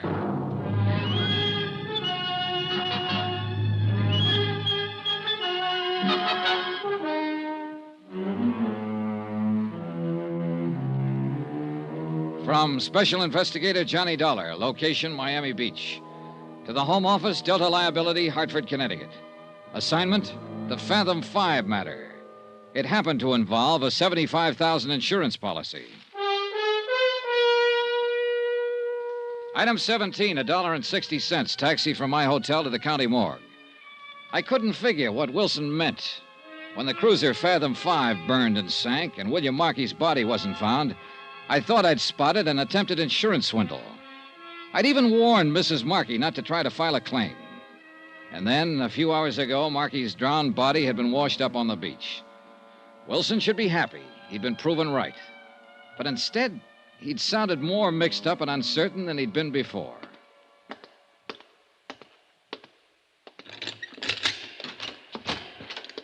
Come on in, Mr. Dollar. You know, you don't pick the pleasantest places in the world to hold conferences. I thought you might want to take a look at him. Though I'll be eternally blasted if I know what anybody could tell by looking. Well, there's the lad who's given us all the trouble, Mr. Dollar. William Markey, number 423. I never thought I'd see him here. I told Mrs. Markey that the only thing that would convince me he wasn't alive would be to see his body. All right, I'm convinced. And I'll never try to outguess an ocean current again. Everything seemed to add up to... Oh, now, wait a minute. I wondered how long it'd be before you noticed. Doesn't make sense. Like I said on the phone, this one is crazy. This was pulled out of the surf this morning? Right. And the cruiser sank 5 days ago. That's when Markey supposedly drowned. You're on the beam, Mr. Dollar. This body hasn't been in the ocean for 5 days. You win the 4-day trip to Bermuda and a complete new wardrobe. Have you had an autopsy? Doc Morgan just finished it 20 minutes ago. That's why I called you. Doc wouldn't stick around himself. I think he went out to get drunk. How long does he think Markey has been dead? Not over 18 hours, since sometime last night. Looks like we were both right, for whatever good it is. He was alive after the sinking, just like you claimed, and now he's dead, just like I claimed. What was the cause of death? Drowning. Only you haven't heard the real crazy part yet. Why? What do you mean? You remember we found one of his shoes washed in a couple of days ago? Yeah? The body was wearing 2 shoes when they pulled it out. They always make one slip, don't they? A couple in this case. Huh? It's the second one that nearly pushed Doc Morgan off his rocket. What second one? Markey was drowned, all right, but not in the ocean. Huh? It was fresh water in his lungs, not seawater.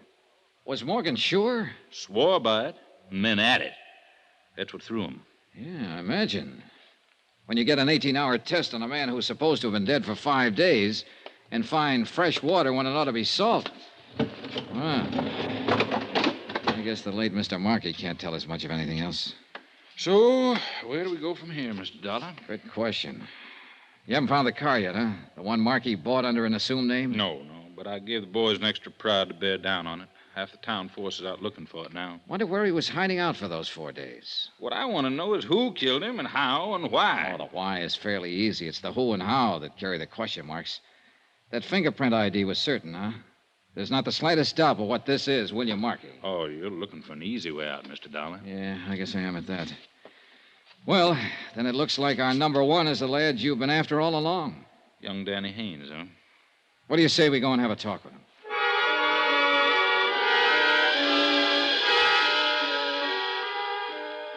Only one thing was wrong with the idea. It didn't work. Haynes wasn't in, and the clerk at his hotel said he hadn't seen him all day. The night clerk admitted that he'd slept through most of his shift and wasn't sure of anything. We searched Haynes' room and found nothing. So for the moment, we left it at that. Wilson put a stake out in the hotel and went back to his office. I went to my hotel and waited.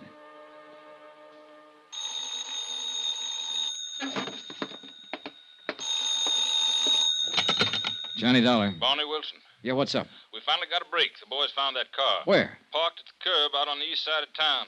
May have been abandoned there, or it may be where Markey was hiding out. It's in front of an apartment house. Have they checked through it yet? No, they haven't touched it. I'm leaving to go out there now. Want me to swing by and pick you up? If you don't, I'll sue you. I'll meet you out in front of the hotel. We stopped a block away and walked up to the apartment house. The car was still parked at the curb, and the plainclothes man watching it said no one had been near it. We went on inside and found the landlady, identified ourselves, and started questioning her. Luck seems to still be with us. Well, you see, most of my guests are permanent, as you might say, or at least as permanent as renters ever are. Yes, we understand. In fact, the only unit I've let in the last 2 months is number 14. That's up one flight with a pull-down bed. When did you rent that one? Well, let's see now. I think it was about 10 days ago. He paid a month's rent in advance. What was his name? Mr. Jones. A very nice, quiet, middle-aged fella. Live by himself? Oh, yes, and never went out much. After he moved in, that is. He didn't stay here for the first 4 or 5 days after he rented it. Until the night the Fathom 5 sank. When did you see Mr. Jones last? Well, it's a funny thing. He went out yesterday evening and he didn't come back at all. What kind of a car did he drive? Oh, good heavens, I don't know. But you can look for yourself. It's parked out there at the curb. A friend of his brought it by a while ago. What? What's the friend's name? Why, I didn't ask him. He's an awful nice young fella. He said Mr. Jones was going on a trip and sent him to pick up his belongings. And he had Mr. Jones's key, so I decided it was all right. He's up there packing now.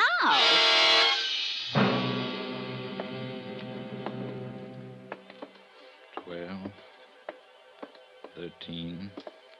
It's next door down there. Better take it easy. It's hard to tell what to expect. Right.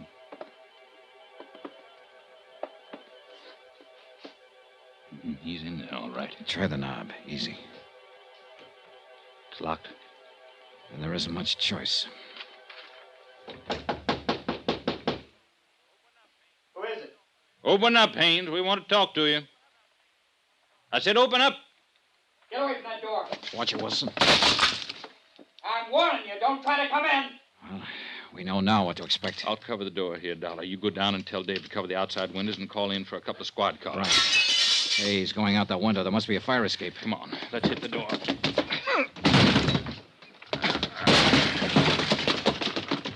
There he is, at the bottom of the fire escape.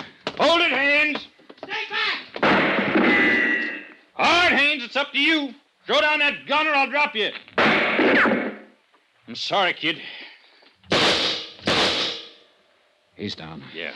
That second shot was dead center. I know. I tried to hold low on him, but it jumped up on me. Well, he said he'd die for her if it came to that. It came to that.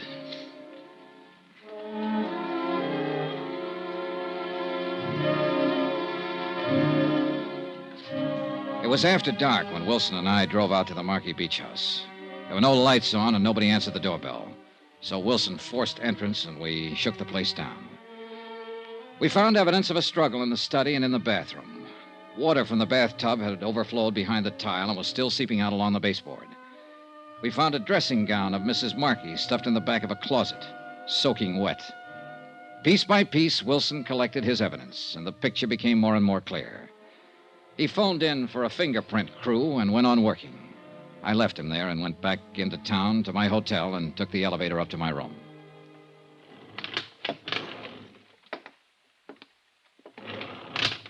Mr. Dollar, What are you doing here? waiting for you. They've got extras out. They say the police shot Danny Haynes. I thought maybe you could tell me what it's all about. Sure. And what you mostly want to know is how much he talked before he died.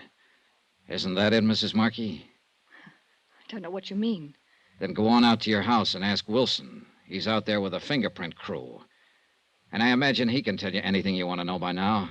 I slipped up last night. I thought it was Haynes who came to your door. But it wasn't.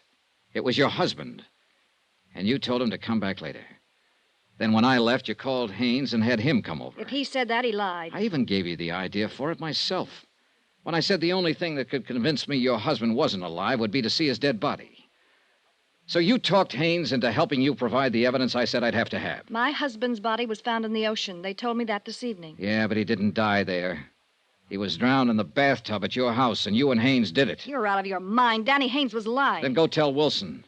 It's his job now, not mine. Maybe you'll be able to convince him, but I doubt it. And I'm pretty sure you won't be able to convince a jury. You think not. I'll get the best lawyer money can buy. Yeah, you do that, Mrs. Markey, but don't plan on using any of that insurance money for it. Why not? Because there won't be any. That policy was already void when you and Haynes killed your husband last night. What? An attempted fraud cancels a policy the minute it's committed. In other words, Mrs. Markey, 5 days ago when your husband sank the Fathom 5 and tried to play dead. I don't believe it. You've lost out all the way around, Mrs. Markey. Your husband, your boyfriend, your insurance claim. And now you stand a pretty good chance of losing your life. A 4-time loser. That's really a record.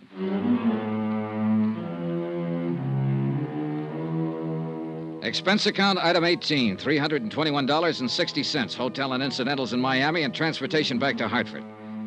Expense account total $684.95. End of account, end of report. Remarks? You quoted a line of Shakespeare at the start of this case, Ralph. Full fathom 5, thy father lies. Well, you're wrong. It turns out to be the widow who lies, and lies, and lies. Yours truly, Johnny Dollar.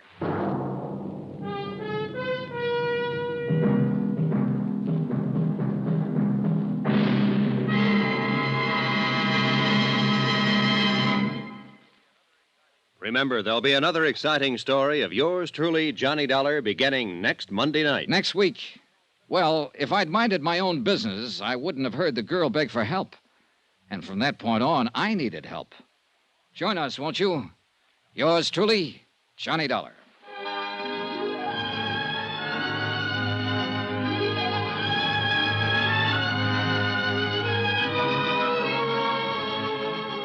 Yours truly, Johnny Dollar, starring Bob Bailey, is transcribed in Hollywood. Written by Les Crutchfield, it is produced and directed by Jack Johnstone. Heard in this week's cast were Mary Jane Croft, Barney Phillips, Carlton Young, Eleanor Audley, Sam Edwards, Shep Menken, and John Daner. Musical supervision by Amerigo Marino. Be sure to join us on Monday night, same time and station, for another exciting story of yours truly, Johnny Dollar. This is Roy Rowan speaking.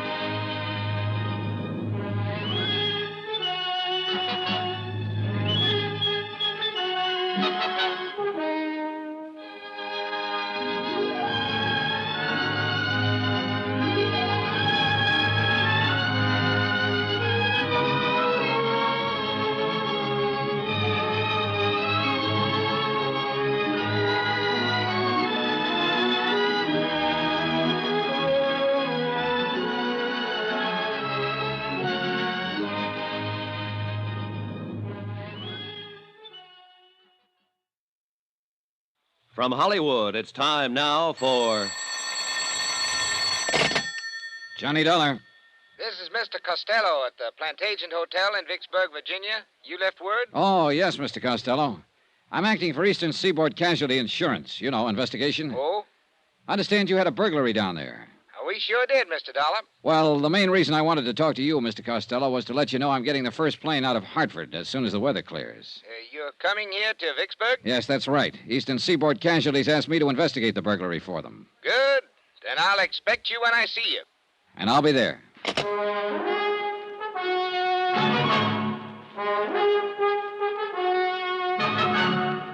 Tonight and every weekday night, Bob Bailey in the transcribed adventures of the man with the action-packed expense account, America's fabulous freelance insurance investigator. Yours truly, Johnny Dollar.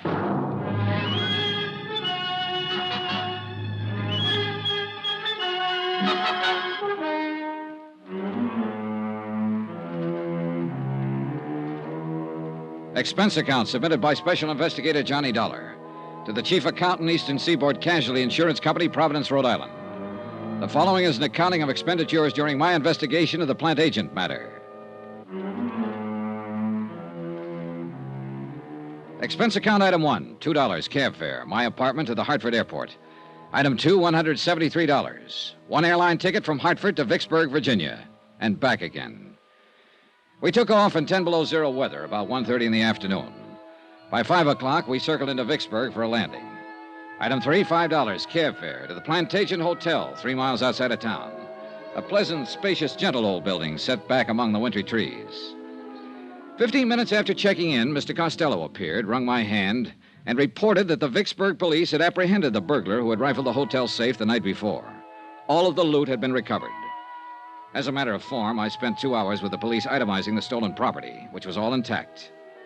Then I returned to the hotel, assured Mr. Costello that everything would be all right, and got busy trying to make return reservations for Hartford. Now, the rest of this report is by way of apology for my tardiness in submitting the expense account. In between phone calls to the airport, I went downstairs to the bar for a drink, and then stepped outside for a walk and a breath of fresh air. In the back of the parking lot behind the hotel, a blonde woman, about 30, in a green suit, was talking to a tall, typically dark man who had his back to me. They were arguing about something. As I walked past them, I couldn't help hearing too well. Please help me. Are you talking to me? Yes, please. On your way, mister. This is private. You hear me? Here, just keep your hands to yourself, Bud. Well, keep rolling, then. We're having a little argument, private. Please, I don't know who you are, but I'm... Shut up! She's had a little too much to drink, mister, that's all. Oh, that's so? Well, it doesn't look that way to me.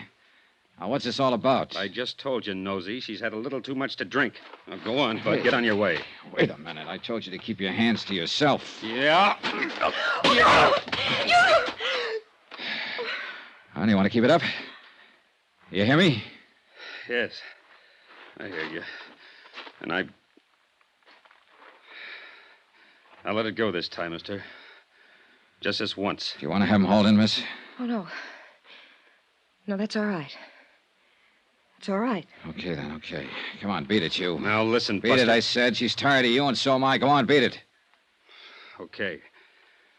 Just remember, Amy, I was only trying to talk some sense into you. So long, hero.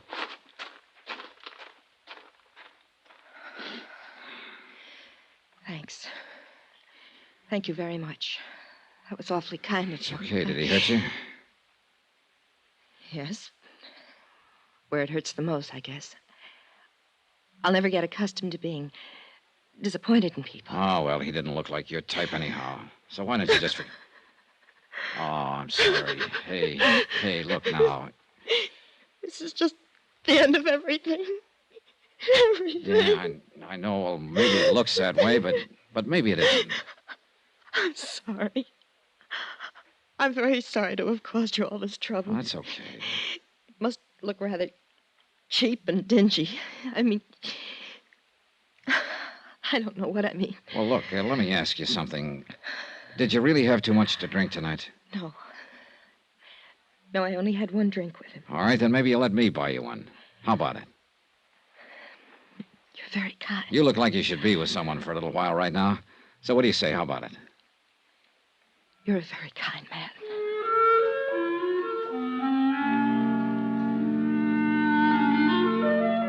And that's the way it began, in the parking lot outside of the Plantation Hotel in Vicksburg, Virginia. She trembled a little when I led her back inside to the warmth of the bar and the people and sat her down at a booth. Looking back on it now, I guess we had a rather strained, one-sided conversation. She did all the listening and seemed preoccupied with her problems, whatever they were.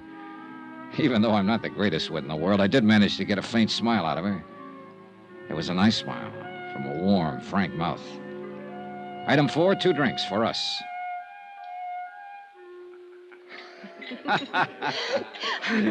That's cute. Hey, see there? Next thing you know, you'll be telling me a joke. Oh, that reminds me. That reminds me of another one. It's one of the oldest and most respected jokes in the country. You probably heard it 1,000 times.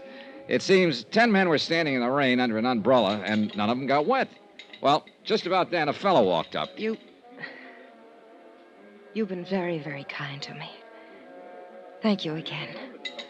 Well, I'm glad you feel better. Miss, Are you, from here in Vicksburg? No, my home's in Hartford, Connecticut. I flew down here this afternoon on business. I'm waiting for a flight out. Oh. What's your name? Johnny Dollar. Thank you again, Johnny Dollar. Hmm? Thank you for not asking me my name.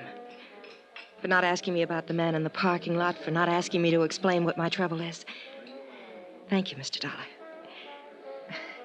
And thank you for sitting here with me this little while and trying to make me laugh. You really feel all right now, huh? Yes, I think so. Good, that's swell. Because I wouldn't want to let you go if I thought you were going to step outside and start crying again. No.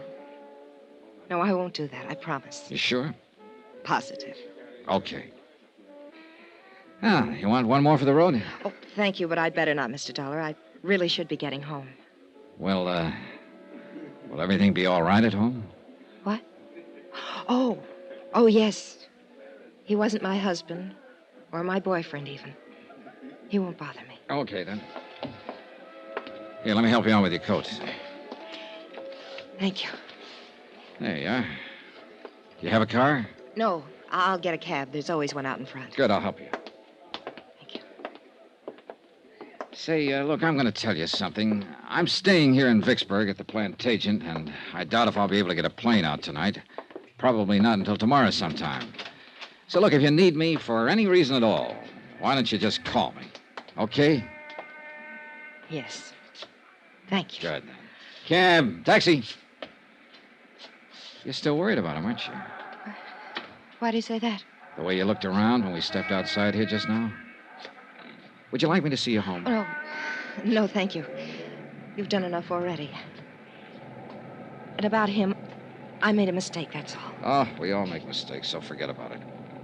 Well, I'm afraid this one can't be corrected very easily. But here's my cab. Good night, Mr. Dollar. Good night. You and I will probably never meet again. But I shan't forget your kindness. Thank you. Okay, good night. Downtown, please. I hope you have a nice trip home, Mr. Dollar. Hey, whoa, driver, hold it. Hey, anything wrong? What is it? I don't know. I have the strangest feeling. Wait a minute, driver. Hey, look, do you feel all right? You're shivering. Yes, I know Oh, it hurts. Oh, what hurts? It hurts. I didn't think he... What is it? What can I do? Help me. Please, Mr. Dollar.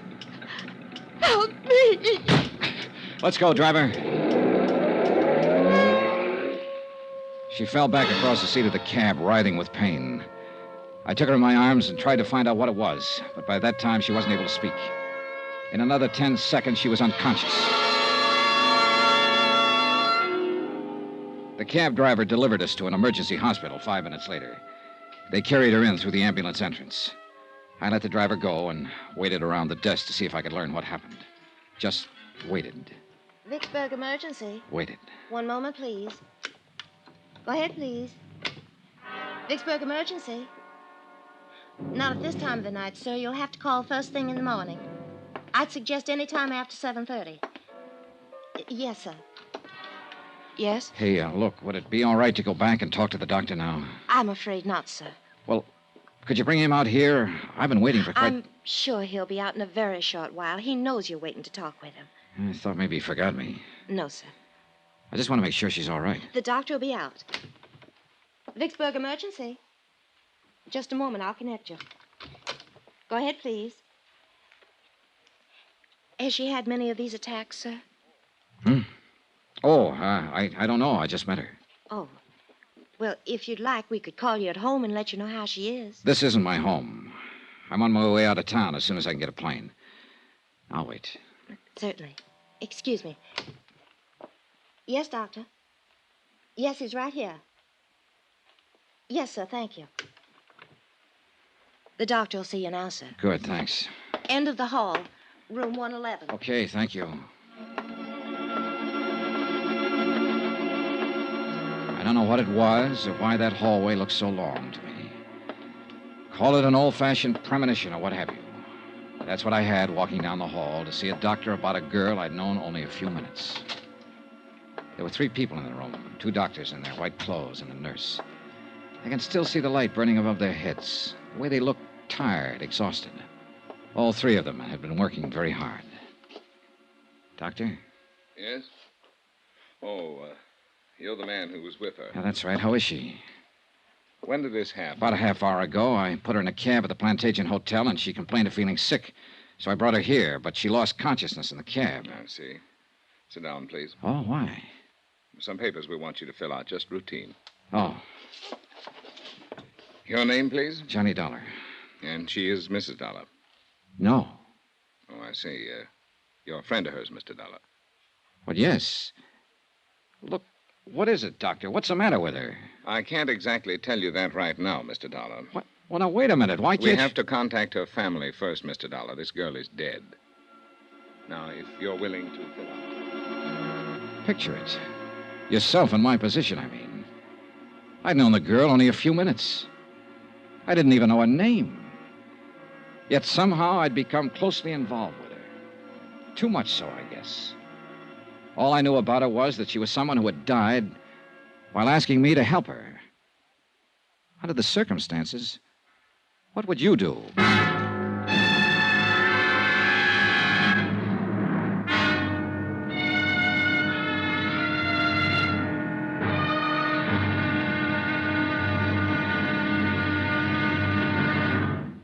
Now, here's our star to tell you about tomorrow's exciting episode of this week's story. Tomorrow, how can you help a dead girl? Somebody had to help her. And guess who? Join us, won't you?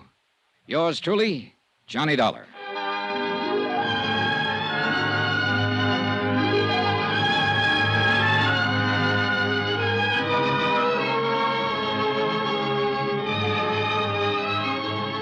Yours truly, Johnny Dollar, starring Bob Bailey, is transcribed in Hollywood. Written by John Dawson. It is produced and directed by Jack Johnstone. Be sure to join us tomorrow night, same time and station, for the next exciting episode of Yours truly, Johnny Dollar. Roy Rowan speaking.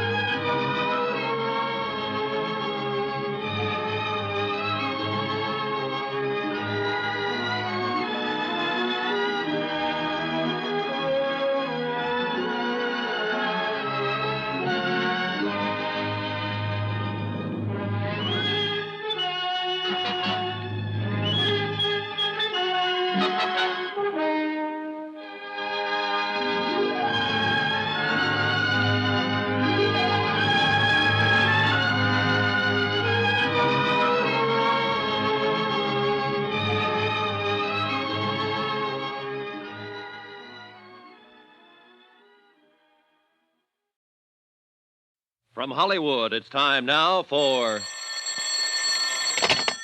Johnny Dollar. Are you the Mr. Dollar from Hartford? That's right. Who's this? Jim Akins, Vicksburg Police Department. I'm sending a car over to pick you up, Mr. Dollar.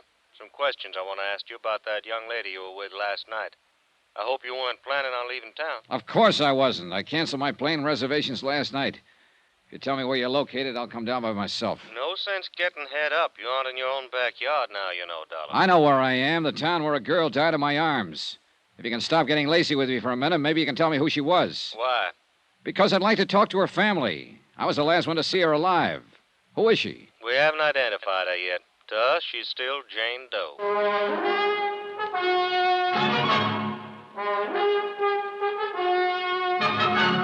Tonight and every weekday night, Bob Bailey in the transcribed adventures of the man with the action-packed expense account, America's fabulous freelance insurance investigator. Yours truly, Johnny Dollar.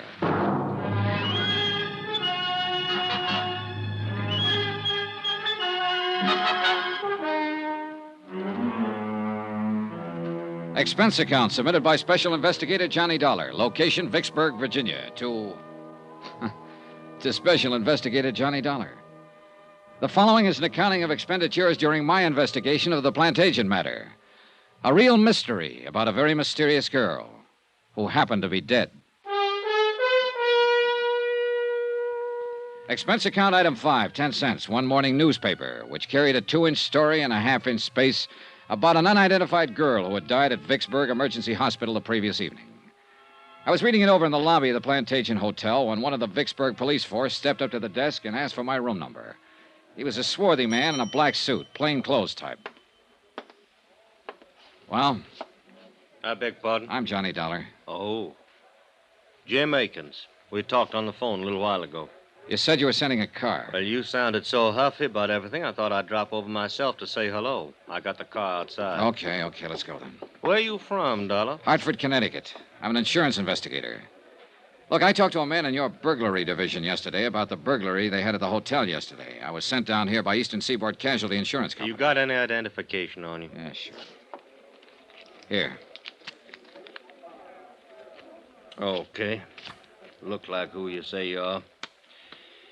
Now, just what was your connection with that girl who died at the emergency hospital? I met her outside in the parking lot last night, back at this hotel. She was with a man. I don't know who he was. They were having an argument. I stopped when she asked me to help her. I got rid of the man and took her inside here and bought her a drink. Then I started to put her in a cab to send her home. But she got sick before the cab could take off, so I took her to the hospital. She died there. And that, Mr. Akins, is it.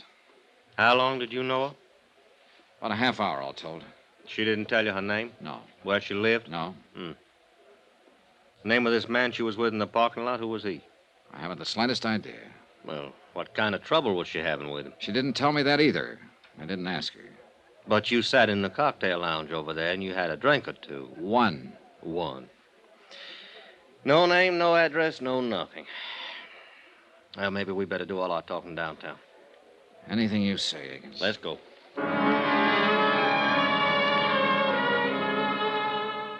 Akins turned out to be a lieutenant. And it took him the whole ride downtown to thaw out and make up his mind that I was just as concerned about what had happened to the unidentified girl as he was. He rephrased, but asked me the same questions in front of a stenographer when we got down to his office. He was still asking me questions when he led me and the police stenographer to the basement of the building, the morgue. And she didn't say anything to you about herself before she collapsed, huh? No, all I know is what I've told you. You're sure? Positive. Hey, look, let me ask you one. I've put up with yours for over an hour now. Why, sure. What killed her? Yeah. Well, do you know? No, we're still trying to find out. What did you talk about while you were having that drink with her? She asked me for help, that's all. It seems she needed somebody else to do the talking at the time, so I did it. I made jokes and tried to get her to laugh. I was a great big cut-up. Get sawed me if you want. It won't do much good. Still got some things to find out.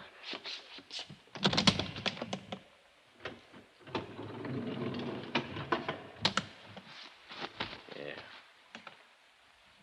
Lousy, ain't it? It sure is. This is the girl you were with last night. Yes. You're positive? I'm positive. Okay, Dolly, you want to sign this for the records? Well, that's... That's good. All right, Sam, you can send this on upstairs. We'll be up pretty soon. Now, Dollar, did anyone there at the hotel bar seem to know her? I don't know. Cocktail waitress, somebody like that? I don't know. Well, I do. We asked around. No one there had ever seen her in the Plantation Hotel before. Tell me something, Dolly. You ever worked on one like this? No, not quite. Okay, then. I'm going to tell you what we're up against. All the clothes she was wearing was standard brand stuff. Mostly come from stores downtown, some of them New York. It's going to take us a long time to check them out. We may not be able to trace them at all. We're going to work on the cleaning marks, too, and that'll take time. Now, from what you say and from what she said, and that wasn't much, she's probably a local girl. Somebody's wondering about her, but nobody come in and make out a report asking for her. I hate to do it. I might have to take a picture, run it in tonight's paper, just find out who she is. That could be pretty lousy for somebody. It's a lousy business. I thought you could help me, Dollar. How? Well, two things. One, that bud she was with. He was arguing with out in the parking lot, you say. That meant he must have had a car out there. But you didn't bother to take a look at it. No, I didn't. And another thing now, where's her purse? I don't know. Well, she must have powdered her nose when she sat down to have that drink with you. Every woman does. She must have reached for a cigarette or something in that purse. So where's that purse? I don't know. Well, now, you see? You see how much help you are to me? Oh, just a second. Morgue, Lieutenant Akins. Oh, yeah, put him on. While Lieutenant Akins talked on the telephone, I lit a cigarette. After that, I tried to interest myself in a calendar that was hanging on the wall. After that, I tried tying both shoelaces.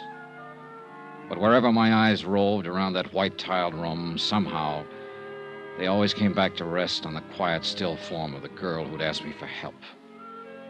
By any standard, she was attractive. Fine golden hair spun out of smooth white skin.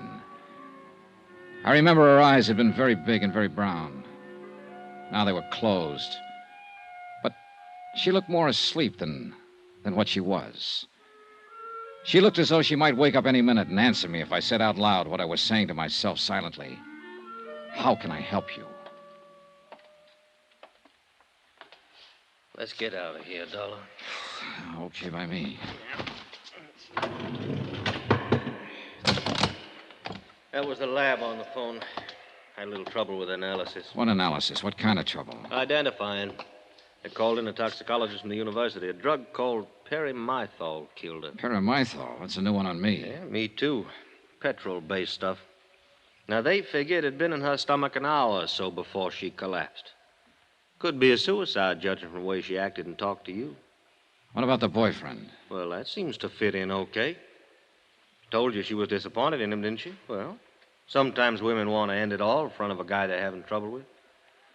It'll probably turn out that way. You talk like a cop, Akins. That's what I am. Everything's so simple. Make it fit into your formula. This girl knocked herself off because she lost her boyfriend. This girl killed herself because she lost a job. Fill it in.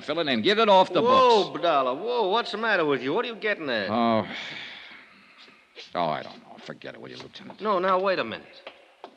Wait just a minute. I'm not all cop, Dollar. I saw her laying there, too. And I can see she was a nice girl. And something went awful wrong with her. If I'd been the last one to be with her and talk to her alive, why, I'd probably be taking it the same way you are. But take it easy. Sorry, Lieutenant. Yeah. I'll buy you some breakfast. He did, but it didn't help much. And after that, we shook hands and parted. Expense account item 6, $2. Cab fare back to the Plantation Hotel. I went up to my room, packed my bags, called the airport, and made arrangements to leave on the 6 o'clock plane. There was nothing more I could do about the case. Nothing more at all. It was police business. I had time before the plane for a quiet drink at the hotel bar. What's your pleasure, sir? Oh, some of that little water. Yes, sir. You on duty last night by any chance? Yes, sir. Why you ask? I just wondered if you happen to remember me. No, sir. Was you at the bar? At that table over there with a lady, a blonde girl in a green suit. Well, I'm sorry. I just don't remember. Well, here you go. Thanks. Here, keep the change. Well, thank you, sir. Now, I probably waited on you, but, well, so many people, you know. Yeah, sure. Why you ask? The lady lost her purse. Thought maybe it might have been turned in here. No, sir. We didn't get any places last night. A couple money clips is all.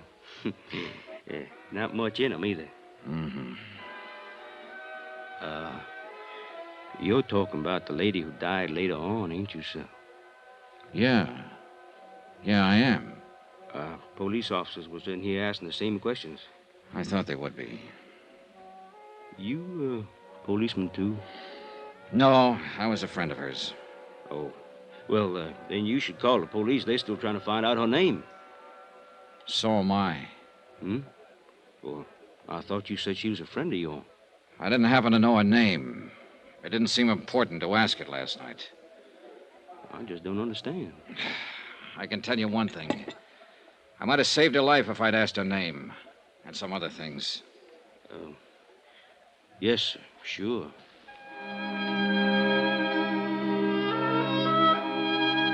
Expense account item 7, $3, 3 drinks.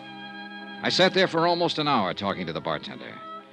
Once, when he stepped out to the kitchen, I went over to the booth where I'd sat the night before with the unidentified dead girl. I searched down on the cushions, behind the table, under the chairs, hoping the missing purse might still be around. I found nothing.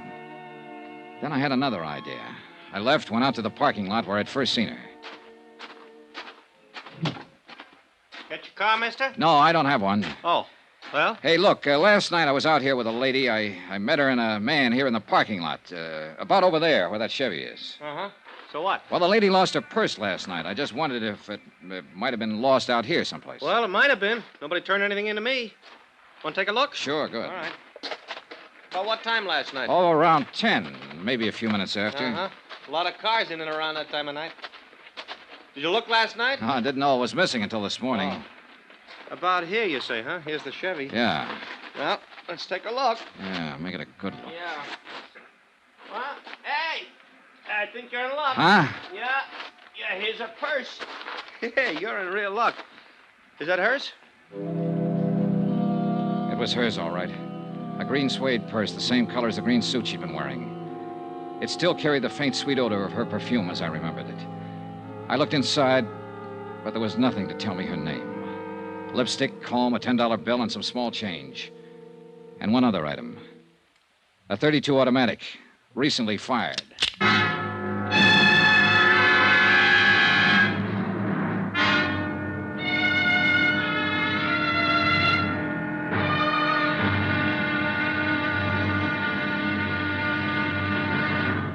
Now, here's our star to tell you about tomorrow's intriguing episode of this week's story. Tomorrow, a dead girl's .38 automatic comes to life. Join us, won't you? Yours truly, Johnny Dollar.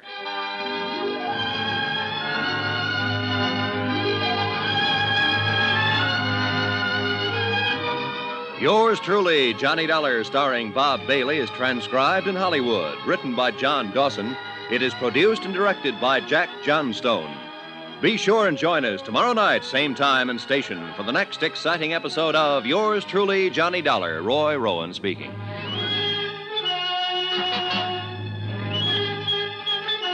Thank you.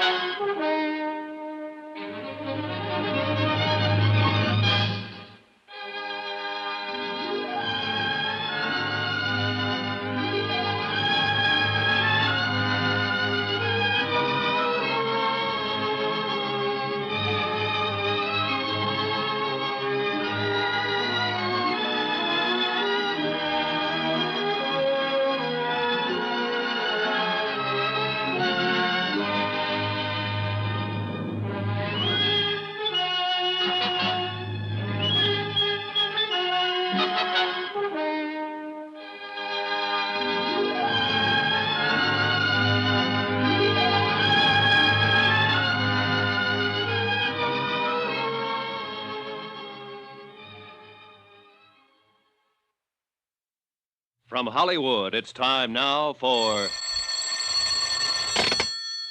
Johnny Dollar. This is the hotel operator. Ready with your call, Mr. Dollar. Oh, good.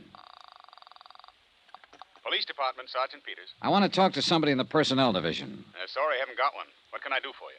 I want to get some information about a gun, find out who it was licensed to, and so on. Come down to licensing division. I think we can help you there. Where's that? 220 City Hall. Do you have the weapon? Yes. Be sure and bring it along with you.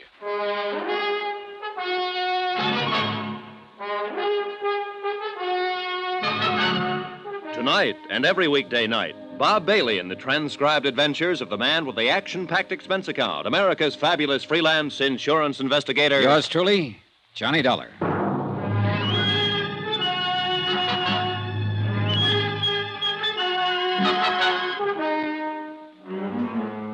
Expense account submitted by Special Investigator Johnny Dollar to Special Investigator Johnny Dollar for personal reasons. Location, Vicksburg, Virginia. Purpose? Well, it all started as an investigation of a burglary at the Plantation Hotel. Once that was out of the way, I happened to run across a girl having an argument with a man in the hotel parking lot. She asked me to help her. I did. Girl suddenly gets sick and dies. Poison. I stay around to help find out who she is. I don't know that. But I do know that she had a .38 in her purse. 3 bullets recently fired.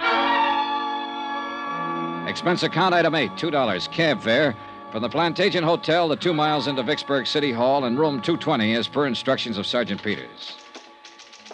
I felt more than a little guilty bypassing Lieutenant Jim Akins, who had questioned me earlier about the case. Yes? Sergeant Peters? That's right. Can I help you, sir? I hope so. I'd like to know if this gun's been registered with you people. Let's have a look. You just buy it? Yeah. Got your bill of sale with you? Well, do you have to have one? You should. Who'd you buy it from? Oh, a fellow I met in a bar. Have you a permit to carry this weapon? Well, no, I haven't. Are you going to carry it? Oh, no. Then why'd you buy it? Oh, I just wanted it, that's all. Is there a law against that? No. But there's a law against practically every other thing about a gun. You want to read those numbers off to me? Sure. JJJ-4769-992. And then there's an X. Okay. Make, Colt, caliber, .38, automatic, 7-shot. Yeah. Here, you'll have to fill this out. Pencil's over there. This will take a minute for me to check. It took 15 minutes.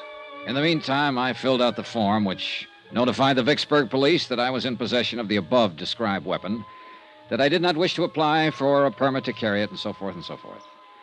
After that, I stood around and smoked a cigarette and wondered if I should step downstairs and tell Lieutenant Jim Akins that I had found Jane Doe's purse and the gun. But before I had time to make up my mind... Here we go. The gun was purchased in 1950 by the Piedmont Banking Service. That's a local armored truck outfit over on Maypole Street. The gun was permitted for carrying to Raymond W. O'Connell, 232 Polk Street, this city. Thanks. Raymond O'Connell. Yeah. Anything else? Well, that's all. Thanks.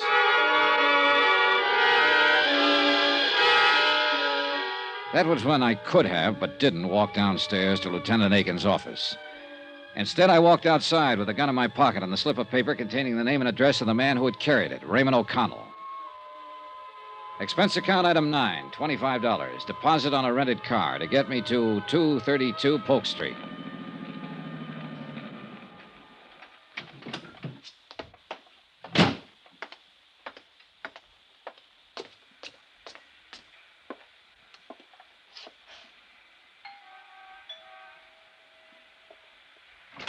Oh, Paul, darling, you're early. I'm hardly ready.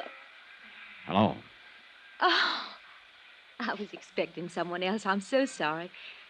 You're not Paul, are you? No, I'm afraid not. My name's Johnny Dollar. Oh. Mr. Dollar? That's right. Well, what can I do for you, Mr. Dollar? I'm looking for Raymond O'Connell. Ray? Yes. Come inside, Mr. Dollar. Thank you.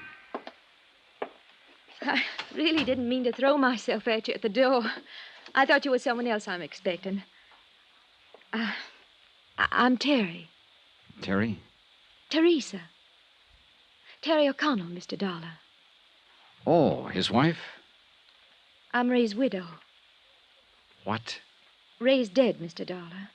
He passed away over a year ago. It was pneumonia. Oh, I'm sorry, Mrs. O'Connell. Please call me Terry. You had no way of knowing about him, I'm sure. And please don't be uncomfortable. A great many of Ray's friends from the service come by who have no idea that he's dead. Were you in his company, too? Oh, just a minute, Mrs. O'Connell. I He think had you're... so many friends and met so many people while he was in the service, and really there was no way for you to know. You don't understand, Mrs. O'Connell. I never I'll knew. get you a drink and we'll talk. Where did you serve with Ray? You know he finally became a pilot. What do you like to drink? She was young and dark and very pretty. And as the widow of a man who died rather suddenly, she was doing her best to put me at my ease. I would have told her I was there checking out the registration on a 38 that had been used by her dead husband. I would have told her I found the gun in the purse of an unidentified dead girl I'd met the night before. But she was trying to be polite, mistaking me for a friend of her dead husband. And then I saw the picture in the frame on the mantel, a broad, smiling face that belonged to a man I'd met in the parking lot of the Plantation Hotel. An unidentified man who had been arguing with the dead girl. The words on the picture said, "To Terry, all my love." You know him? Paul? Paul? Yes, Paul Dameron. I think I met him once. I really didn't know his name. Was he a friend of your of Ray's? Oh, no. No, he never knew Ray. He's a darling, Mr. Dollar. Paul is. A real darling. After Ray died, I tried something very foolish. I tried to end my life.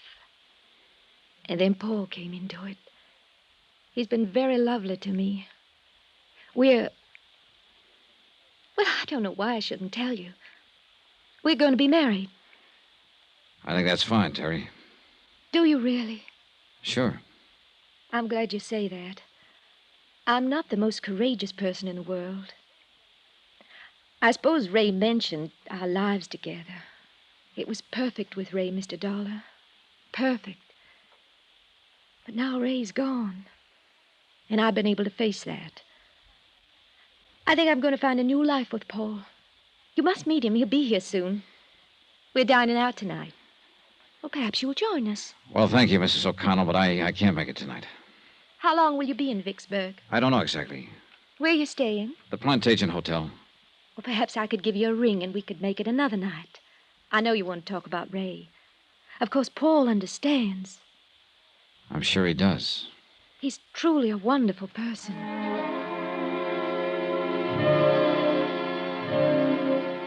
He hadn't looked very wonderful the night before, standing in the parking lot arguing with a girl who had died. But then there was my side of the picture, and it wasn't complete. And somebody still had to explain the 38 with the 3 bullets missing. I left Terry O'Connell, went outside and bought an evening paper, and then sat in my rented car reading it. The photographer at the morgue had done a good job. The unidentified girl's picture was on page 1. I was reading the story over a second time when a dark business coupe pulled up behind me, and Paul Dameron got out, heading for Terry O'Connell's doorway. Just a minute. What? Just a minute. Hello, Paul. What? You? Yeah, me. Now, look, Dameron. What are you doing here? How'd you know my name? Or are you some professional gunsel coming around to sock me again?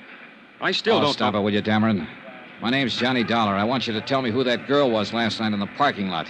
The one you had the big argument with. Huh? Oh. Well, you were the big hero there, butting in where it was none of your business. I didn't like it then, and All right, simmer down, will you? Who was she?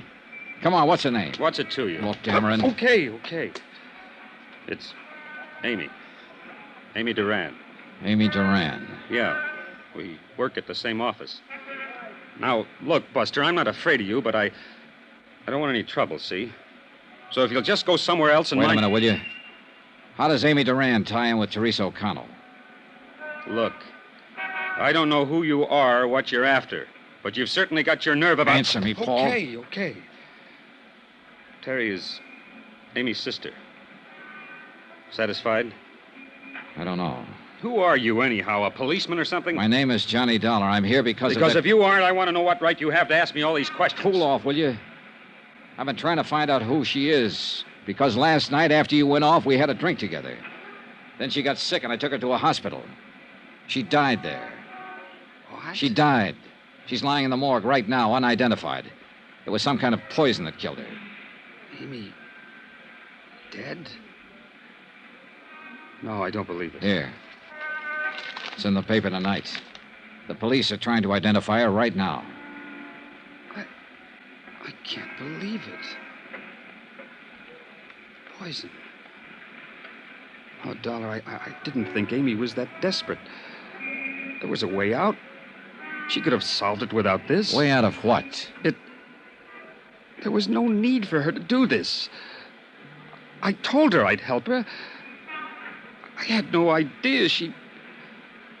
Poison. Does Terry know? Not yet. I've got to tell her before she sees it like this in the newspaper. It'll be awful for her, Dollar, awful. Look, I apologize for the way I've acted, the way I was last night. I was upset. I can see now you're trying to help. Now, let me go in and break this to Terry. Call me later. Here, my card. Call me.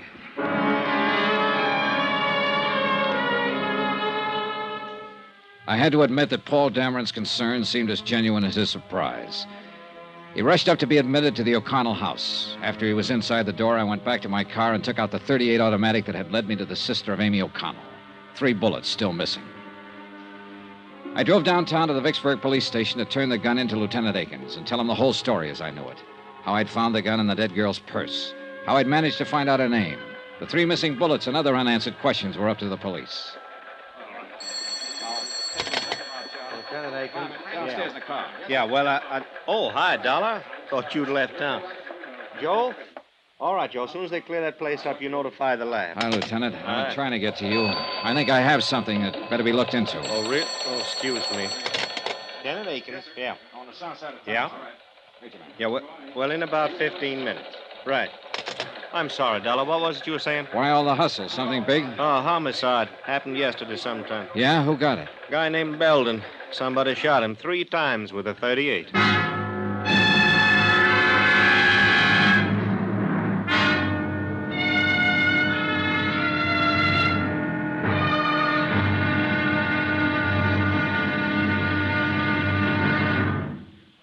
Now, here's our star to tell you about tomorrow's intriguing episode of this week's story. Tomorrow, information about the gun that blows the whole case sky high. Join us, won't you? Yours truly, Johnny Dollar.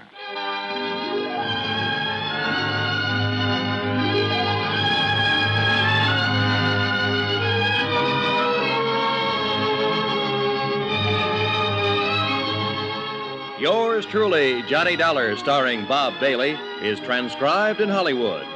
Written by John Dawson, it is produced and directed by Jack Johnstone. Be sure to join us tomorrow night, same time and station, for the next exciting episode of Yours truly, Johnny Dollar. Roy Rowan speaking.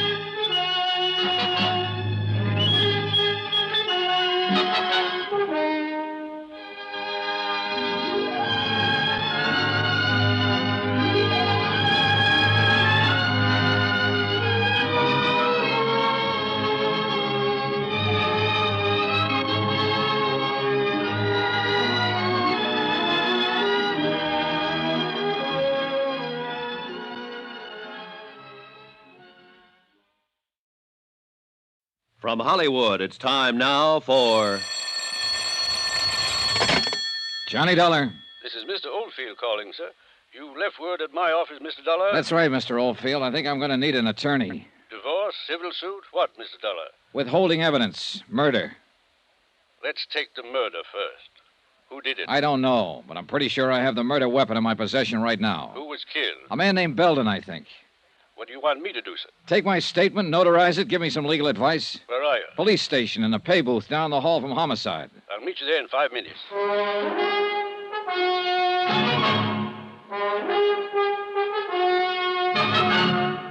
Tonight and every weekday night, Bob Bailey in the transcribed adventures of the man with the action-packed expense account, America's fabulous freelance insurance investigator. Yours truly, Johnny Dollar.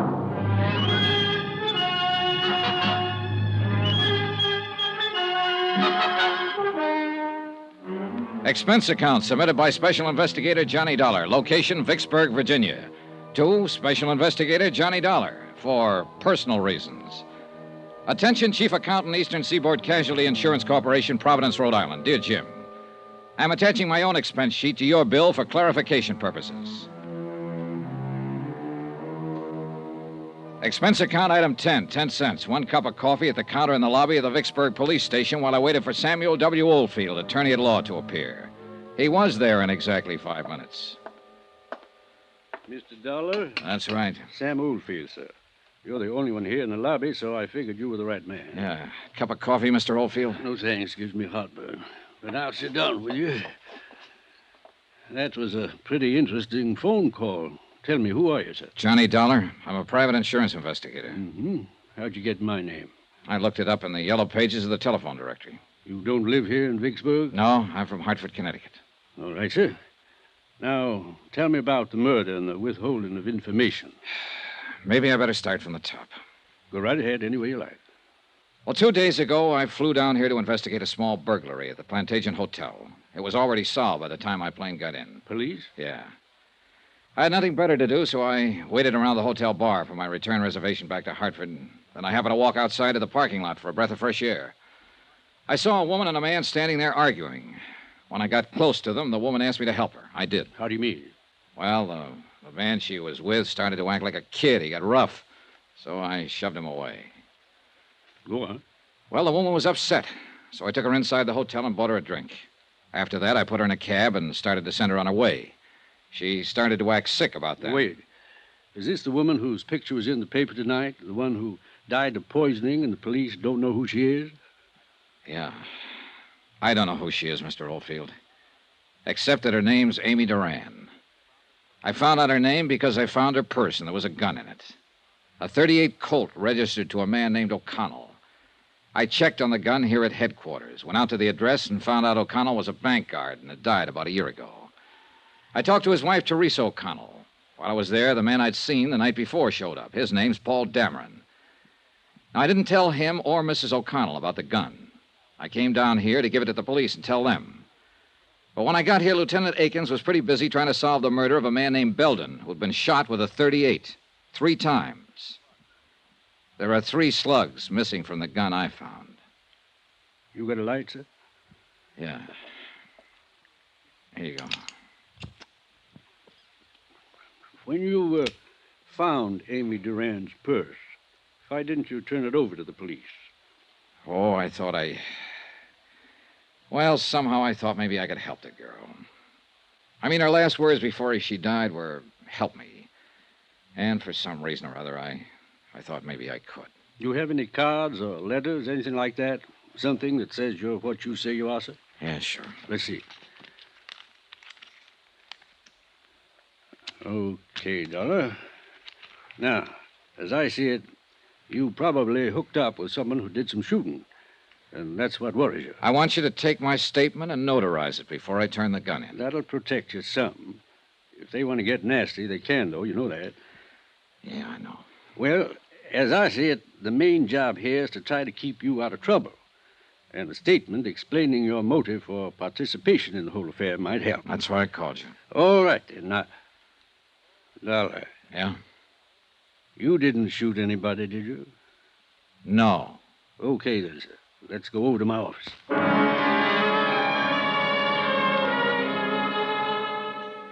We did, and I made the necessary statement, and Mr. Oldfield notarized it. After that, I went back to the Vicksburg police station to talk to Lieutenant Akins. The .38 I'd found in Amy Duran's purse was still in my pocket, and her words were still in my mind. Help me. Please help me.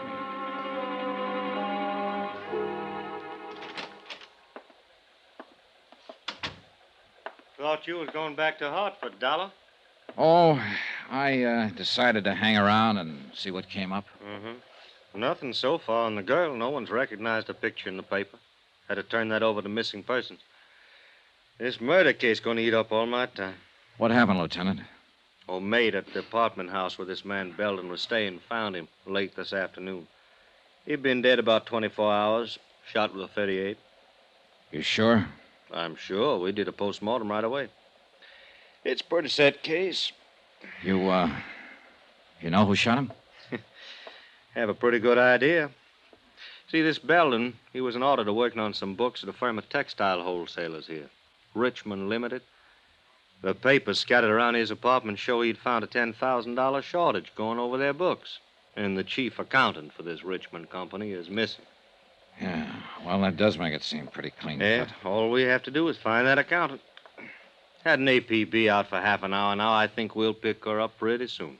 Her? Who? Well, her, Dollar. The chief accountant for Richmond Limited. She's a woman. Name of, Amy Duran. To all appearances, Amy Duran had been guilty of embezzling money and murdering the auditor Belden who discovered the shortages in her books. I didn't tell Akins that his suspect was the girl lying in the morgue at the moment unidentified. I knew that it was only a matter of minutes before her sister or Paul Dameron would be down to identify her. And for the third time, I didn't tell Lieutenant Akins about the gun. I knew if I turned that over to him, it would be a closed case all around. And somehow I didn't want it closed on Amy Duran. Not that way. For that reason, I went back to my hotel room for a couple of hours, and then about 9 o'clock that night, I found myself over on Polk Street at Teresa O'Connell's house once more.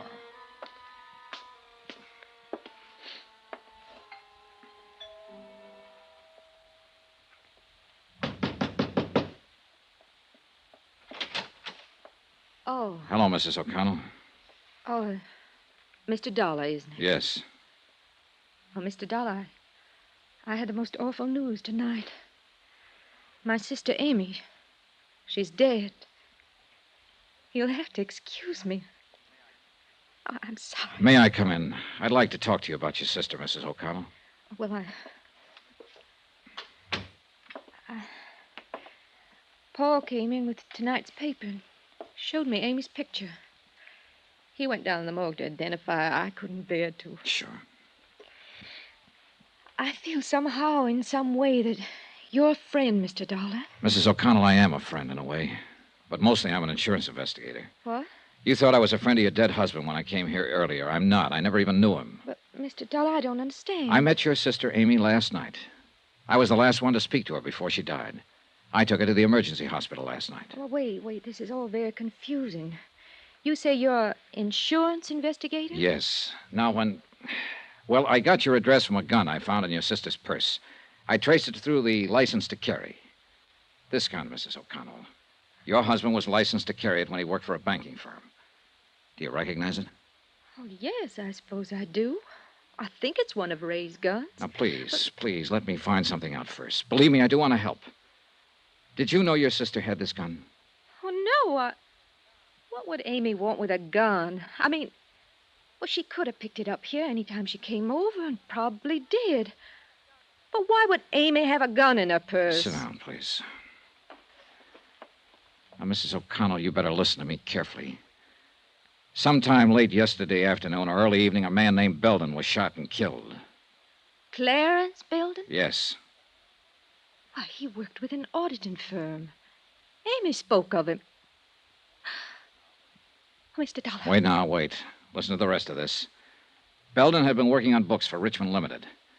As I understand it, your sister Amy was responsible for those books. Right now, the police have enough evidence to figure that your sister stole $10,000 from Richmond Limited. Amy? Oh, no. Now, hear me out, Mrs. O'Connell. They have that evidence in bulk form. They certainly have reason to assume, and they are assuming, that your sister shot Belden to keep him quiet about the shortage. How can you say those things about Amy when she's not here to defend herself? Please, I'm just telling you what's going on downtown, what they've found. This gun they don't have yet. I've withheld it. It has been fired 3 times recently. Belden was shot 3 times. By now, your sister's body has no doubt been identified. They've already established that she died of poisoning. And they halfway have the idea that she committed suicide. No. Oh, don't you see? They'll say she shot Belden to cover up and keep it quiet, and then saw how useless it was, took poison and killed herself to escape punishment. You're horrible. Horrible. Go away. Go away from me. I'm sorry, but in the face of all this, I want to help her if I can, if it isn't too late. I want to help you. But, Mrs. O'Connell, you'll have to help me. Now, why? Why would your sister steal? Why? I don't know. I think you do know. Tell me, please, for her sake, Mrs. O'Connell. Why? What have you got to do with her? I met her only for a few minutes, but in that few minutes, I got the idea that she was a pretty nice person. She didn't strike me as a thief. She didn't look like a killer. And most of all, she didn't look like a woman who'd take the suicide way out of things. Now, that's all I have, except that she asked me to help her. And I'm trying to do that now. Believe me, I want to help her if I can. I've always been an awful child, Mr. Dollar. When Ray died, I tried to kill myself. Amy saved me. I remember then, at the hospital. She was beside my bed, and she said to me, "I'll make you want to live again. I'll make you." Amy was always like that, kind and decent. You weren't wrong about her. She was decent, thoughtful, good. She did everything for me. She gave me these clothes and a car, introduced me to nice people from her office like Paul Dameron. Yes. That must be where all the money went to. Not on herself, but on me, for me. I'm the only reason I can think of that she'd take money from the firm. Yeah. I didn't know she was stealing from me. I didn't know. I wouldn't have let her do it. She didn't have to pamper me that much. I'm not that much of a child. She didn't have to do it. She didn't have to do it. Wait a minute. She didn't kill herself. She didn't steal. She didn't murder that man. I did all those things because it was all for me.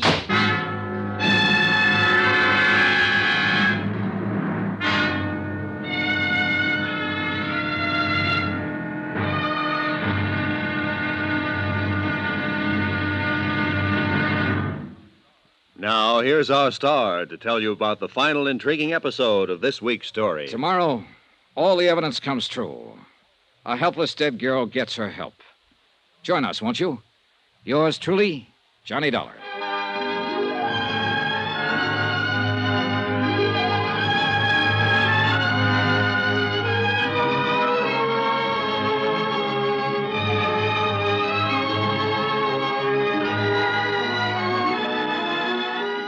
Yours truly, Johnny Dollar, starring Bob Bailey, is transcribed in Hollywood. Written by John Dawson, it is produced and directed by Jack Johnstone. Be sure to join us tomorrow night, same time and station, for the next exciting episode of Yours truly, Johnny Dollar. Roy Rowan speaking.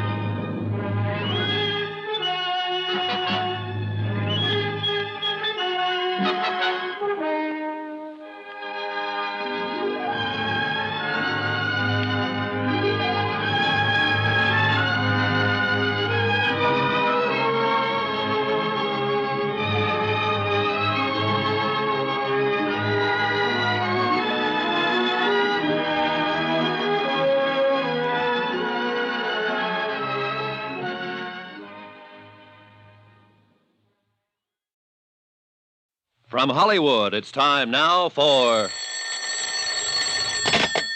Johnny Dollar. This is Paul Dameron, Mr. Dollar. I was afraid you left town, and I wanted to talk to you. Mm-hmm. I wanted to thank you for your kindness about Amy and the way you handled Terry. It was darn decent of you. And, of course, I want to apologize for my attitude again. How's Mrs. O'Connell? Terrible. I mean, the papers this morning connected her sister Amy with murdering Belden and committing suicide. I'm curious. How did you get to her? I found Amy's purse, and there was a gun in it. I looked up the registration. Oh, the murder gun. I don't know. I haven't turned it over to the police yet. Why? Because I still can't believe Amy Duran was the kind of girl who'd shoot a man and then take poison.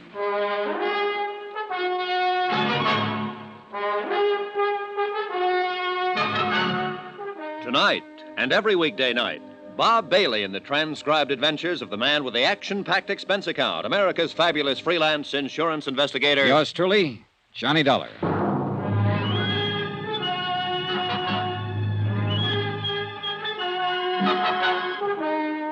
Expense account submitted by Special Investigator Johnny Dollar. Location, Vicksburg, Virginia. To Special Investigator Johnny Dollar for personal reasons in connection with the plant agent matter. Expense account item 11, $15, legal fees for services rendered by lawyer Sam Oldfield. Now, sign here, Dollar. And here, sir. Okay, I guess that's it. What now, Mr. Oldfield? This statement you've made to me clearly states your intentions in this matter, your motives. You attempted to help a girl who died in your company. You had no idea she might have committed a murder or embezzled $10,000. You withheld evidence, the gun you found in her purse, in the hope of identifying her and saving her family some grief. I hope you don't have to use this, Dollar. We'll see. I'm going to turn the gun in now, and you're coming with me. It's about time. Nothing personal, son. I think you did a lot of dumb things for her. From what they're saying in the papers about her, I don't think she deserved it. But then we all make wrong guesses sometimes, I suppose. Let's get this over with.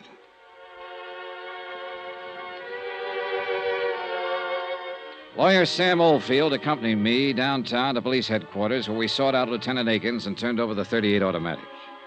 Oldfield handed the statement over to him and he read it through. Then he called in his ballistics man to make an immediate check of the gun. When he'd done that, Akins asked Oldfield and myself to wait. He left. An hour later, he came back. You are a lucky boy, Dollar.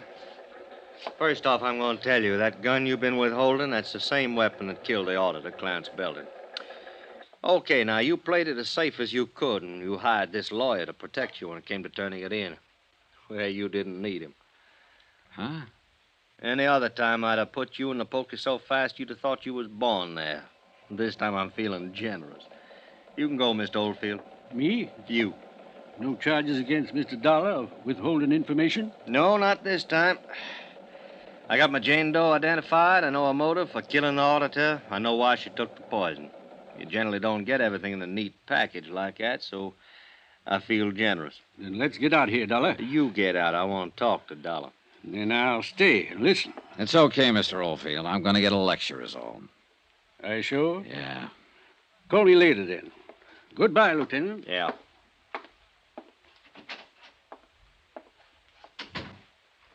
One thing more, Dollar. We found an empty bottle of paramythol in Amy Duran's medicine cabinet, and that cinches that suicide part, in case you had any doubts. It's a closed case. Uh-huh. But you didn't help me close it, Dollar, and you could have. You worked with the police for years. You were an officer yourself once. What makes you think you can come down here and run around doing all these things you've done and get away with them? Why didn't you turn that gun in with the purse as soon as you found it? All right, I'll tell you, because I... Oh, it doesn't make any difference now, Lieutenant. You got your case. And you're lucky, darn lucky boy I don't have you, too. Because you know just as well as I do that... Oh. Lieutenant Akins. Okay, right away. Dollar, I got business to take care of. Next time you're in my town, you take it easy. I will. But I don't think I'll ever come to your town again. On general principles. Well, I guess I know how you felt about that girl. I'm not going to make any fuss about what you did. But I don't think I'd let it pass a second time. She sure didn't look the part, did she? No, she didn't. Well, happens that way sometimes. What you told me about that kid sister of hers trying suicide and so forth after she lost her husband. Well, Amy Duran had a good motive for stealing that money. If motive can ever be good. Dollar, Lieutenant? Huh? I was just on my way to see you, Lieutenant. I'll be back in my office in a couple of minutes. You can go on in and wait, Mr. Dameron. I'm glad I saw you, Mr. Dollar. I think there's something I should explain to you. You'd be interested in this, too, Lieutenant. Mr. Dollar saw me arguing with Amy Duran in a parking lot at the Plant Agent Hotel last night. She just told me about the shortage in accounts. She hadn't told me about killing the auditor. I want you to know that I was racking my brain trying to find a way to get hold of some money to make up the shortage. I was always very fond of Amy. I wonder, Mr. Dollar, if I could give you a check. Huh? Something for your kindness. Nothing, thanks. Well, I'd like to. You did something very decent. No. Oh. Well, I suppose you'll be leaving soon. Goodbye, and thanks again. I'll be in your office, Lieutenant. Right. Got to him, too, if it's any comfort. What was that business in the parking lot? Oh, well, I hit him. He was arguing with her, that's all. Oh.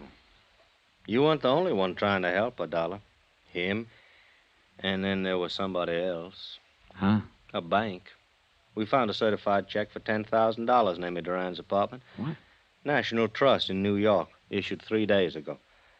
I wired the head cashier in New York. He said Amy Duran phoned him long distance, requested the loan. Seems her folks, when they were alive, had a good pull at Wait that a bank. minute, hold it. Then this isn't right. She could have covered that shortage. Well, I figure she intended to do that, but the auditor found out too quick. He called her on it, and she shot him. With a $10,000 check in her hand? Well... There isn't an auditor or a bonding company going that wouldn't prefer to turn up the cash and the person who took it. They'd listen to any reasonable story. You know that. Well, the auditor must have scared her, Dollar. She shot him, didn't she? She committed suicide, didn't she? You make a lot of noise, Akins, but you aren't any happier about this than I am, are you? No. Why let the papers have it the way it is? Well, so that whoever knows the answer will get careless. Sure, it burns me. Somebody thinking the police are as dumb as this. Burns me. Well, what are you going to do? Wait. Just wait. I found that pretty hard to do. And the more I waited and the more I thought about the matter, the more restless I felt. So I didn't wait. I got out and started interviewing people who had known the murdered auditor. The consensus was that he knew his business, that if he'd found a shortage and someone offered to reimburse the company, he had been the kind of old hand who would have listened to them. Why, I asked myself, if Amy Duran had a $10,000 check to cover her shortages, why did she shoot the auditor and then commit suicide? Why? It didn't make sense.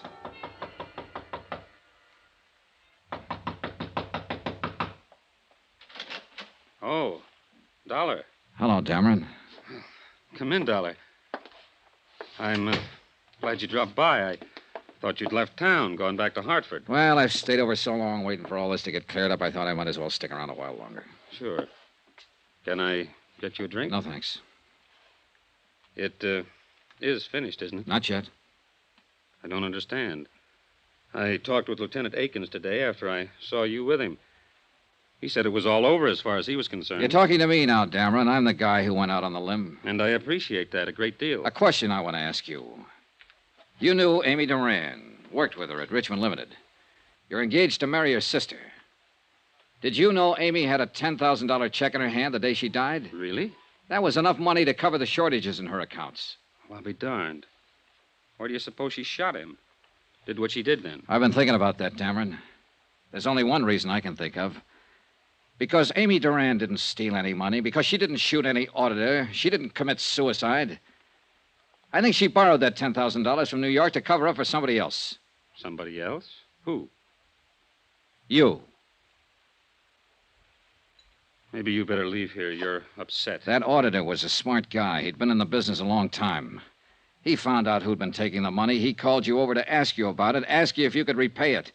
You lost your head and you shot him with a .38 you picked up over at Teresa O'Connell's one day. Now, look. Then you fixed up all the reports to make it look like Amy Duran did the job. You're crazy. That's fantastic. If you think I'm Amy going to... Duran borrowed money to cover for you. She did it not because you were worth it, but because you meant something to her kid sister. You meant something to Teresa O'Connell, who'd lost one husband and tried suicide because of it. A Teresa O'Connell who couldn't afford another major tragedy. A Teresa O'Connell who might try suicide again if the man she was going to marry turned out to be a thief. You counted on that, Dameron. I don't know what you're talking about. Now, One thing you hadn't counted on was the auditor picking it up so fast. And when he called you, you had to kill him to keep him quiet. Then you made a date with Amy out at the Plant Agent Hotel. You slipped poison in her drink and planted the gun in her purse. This is all talk. Just talk. You have nothing to prove She a had single... one drink with you before you argued with her out in the parking lot. She told me. And the bartender later verified it. Then I came along. Now, look. You're a big guy, Dameron. You could have hit me back in that parking lot, but you didn't have time. You still had to get over to Amy's apartment and plant an empty poison box. You're crazy. You have no proof of this. No proof at all. No, I haven't. But I've been thinking about it all day, and there'll be proof. You had to buy that poison someplace. Lieutenant Akins is a pretty good police officer. He and his men will cover every drugstore in this town and ask questions everywhere. Now, listen, I'm going to Dollar. tell him what I think, and he'll dust off that box of poison. Maybe your prince will turn up on it. Sooner or later, guys like you make mistakes, and Akins finds them. Get out of But here, I'm not Dollar. gonna Get wait out of for any here. that. Now, listen, you. A girl, a fine, decent girl, asked me for help. This is the quickest way I know to give her the help. I'll kill you, Dollar. I'll No, kill you. No, you won't. You're not going to kill me.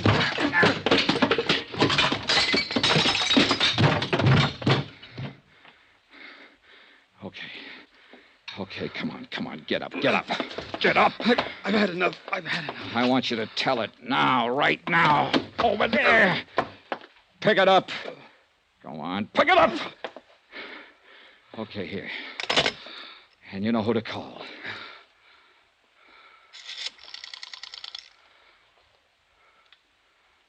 Hello. Hello. Give me the police.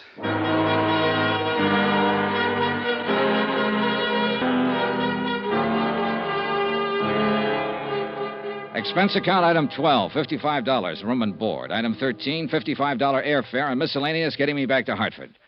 Total expense account, $702.13. Yours truly, Johnny Dollar.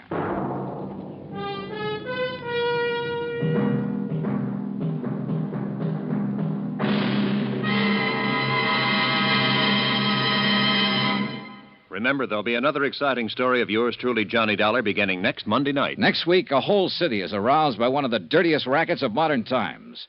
And I end up right in the middle of things. Join us, won't you? Yours truly, Johnny Dollar. Yours truly, Johnny Dollar, starring Bob Bailey, is transcribed in Hollywood. Written by John Dawson, it is produced and directed by Jack Johnstone. Heard in this week's cast were Michael Ann Barrett, Gene Bates, Marvin Miller, Frank Gerstle, Lawrence Dobkin, Jack Crucian, Ken Peters, and Herb Butterfield. Musical supervision by Amerigo Marino. Be sure to join us on Monday night, same time and station, for another exciting story of yours truly, Johnny Dollar. Roy Rowan speaking.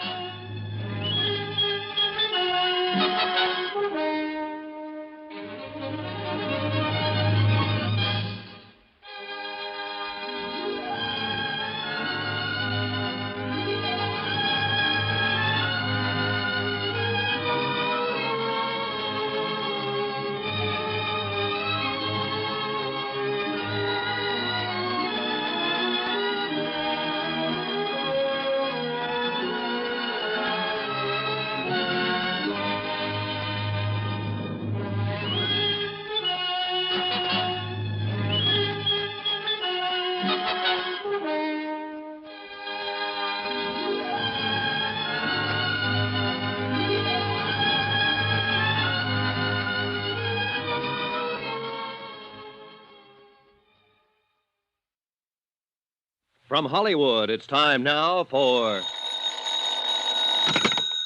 Johnny Dollar. Mr. John Dollar? Yes? Western Union, I have a message for you from New York. Oh? Please proceed Northern Hotel, Clinton, Colorado, as soon as possible. Yeah? Building irregularities suspected affecting several insurance companies. Will advise. Regards. Signed, Albert Davies, Chief Investigator, United Adjustment Bureau, New York, New York. Uh-huh. Would you like that mailed to you, Mr. Dollar? No, don't bother. Can you take an answer? Go ahead. To Albert Davies, Chief Investigator, United Adjustment Bureau. You have the address. Confirming. Exact time of arrival to follow.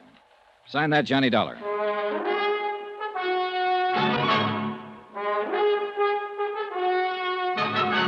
Tonight and every weekday night, Bob Bailey in the transcribed adventures of the man with the action-packed expense account, America's fabulous freelance insurance investigator. Yours truly, Johnny Dollar.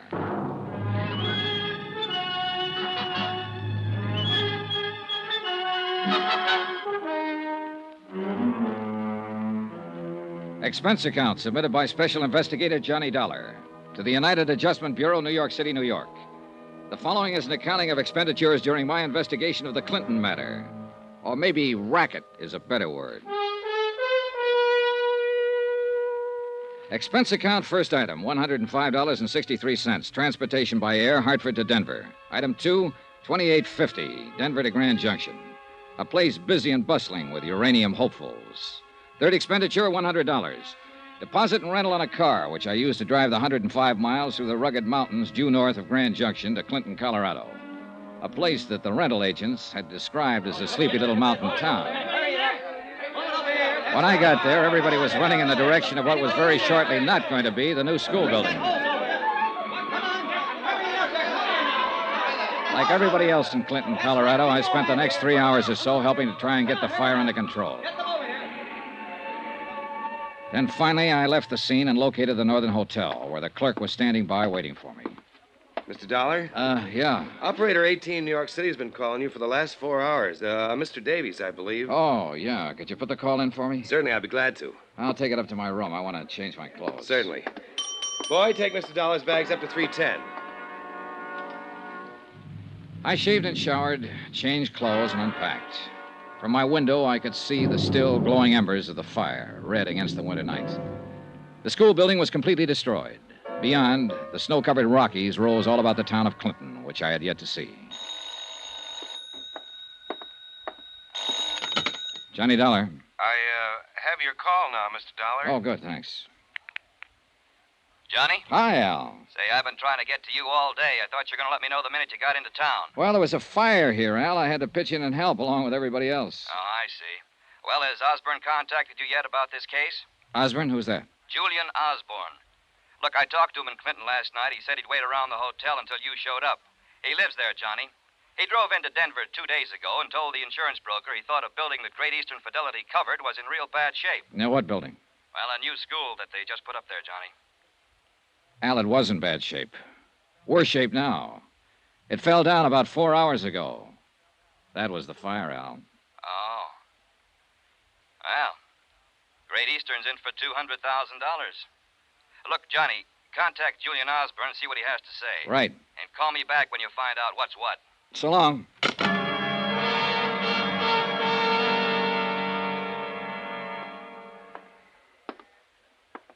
Yes, Mr. Dollar, may I help you? Yeah.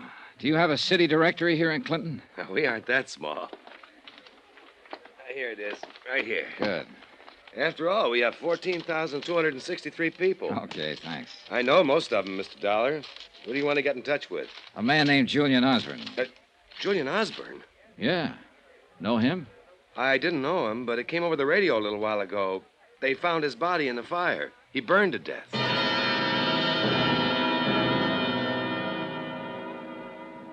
A 4-block walk down the icy streets of the town took me to the sheriff's office, and face to face with a heavy-set, owlish-looking man named Doherty. Sheriff Paul Doherty. He smiled professionally until I got around to inquiring about Julian Osborne. Oh. Well, you his family? No. I made the trip here to Clinton to see him especially, though. I just heard he was killed in the fire. Yes, too bad about Mr. Osborne. I don't quite understand about it, though. He was school janitor. Oh. What was your business with him, Mr. Dollar? Insurance investigation. Oh? Yeah, Osborne reported the possibility of something wrong with the new school. He did? To who? To our brokers in Denver. That's why they sent me out here. Well, your trip was for nothing, then. Maybe. Well, you'd think if he had anything like that on his mind, he'd have come to me, wouldn't you? Yes. Did he? No, used to pass him on the street. Never said a word. Uh-huh. Where's the body? Morgue. I wouldn't go over there, son. I want to contact some of his family, his friends. Well, that might be hard to do. No family here, no close friends. Used to prospect for a living until he got kind of old. Then he took the job janitoring. Lived right there in the basement of the school. City'll bury him. I see. How long had he worked at the school? 6 months since the place was built. Mm-hmm. Who hired him? Principal, Florrie Hawkins. Florrie Hawkins. Where can I find her? Lives on Pearson Street. That's 1 block over and 2 blocks to your left. Number 326. 326 Pearson, huh? That's right. And, son. Hmm? Bad night to go calling on her.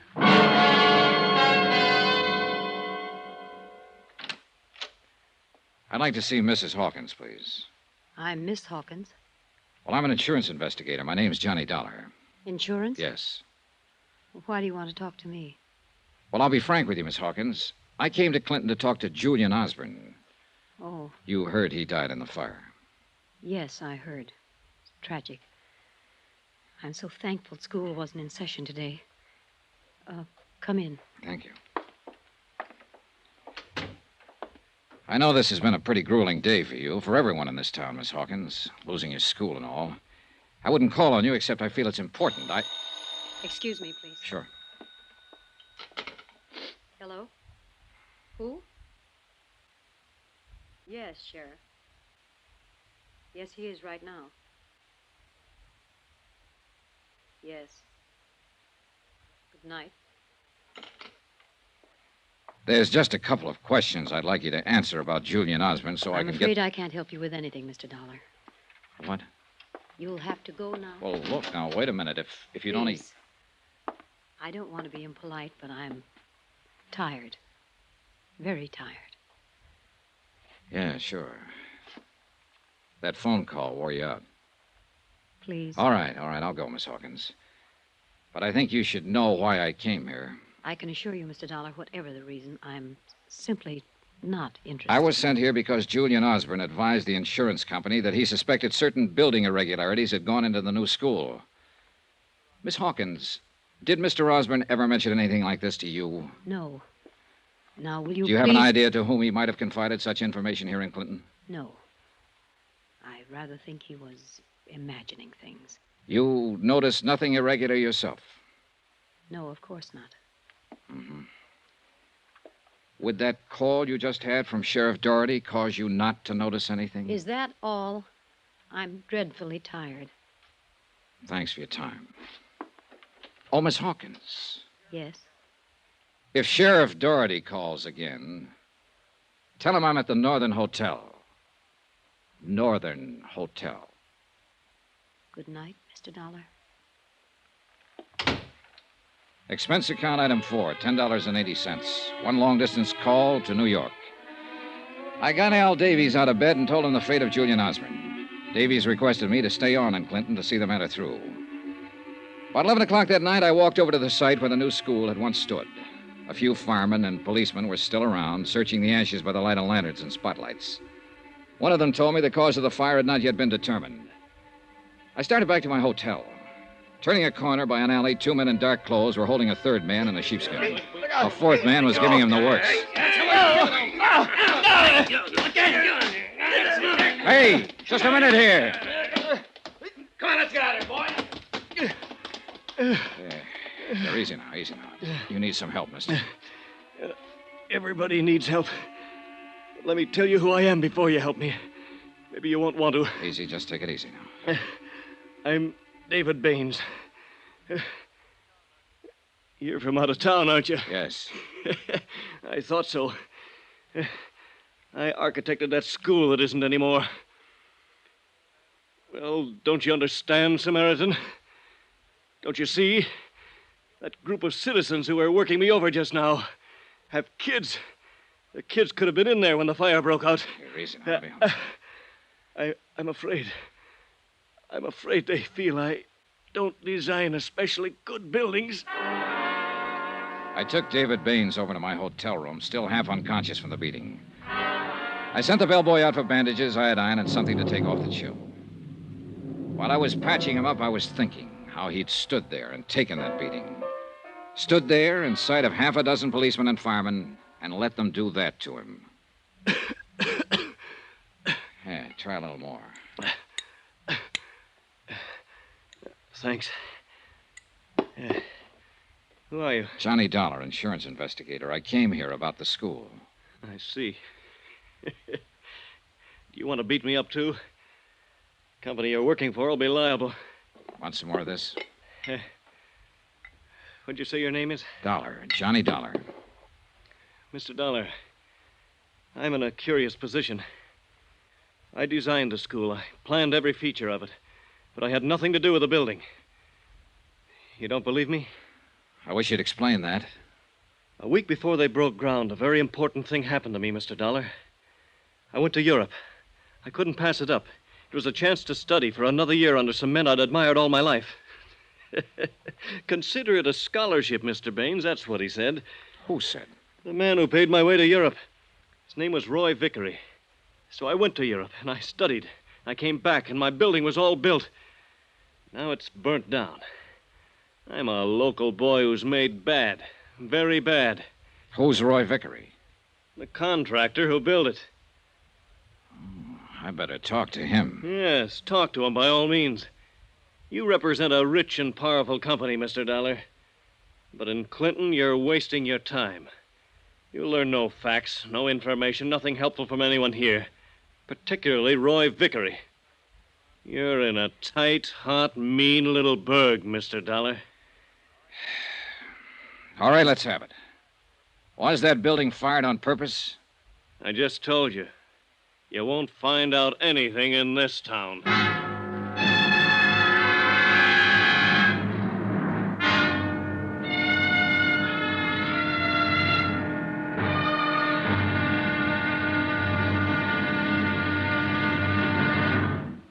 Now, here's our star to tell you about tomorrow's intriguing episode of this week's story. Tomorrow?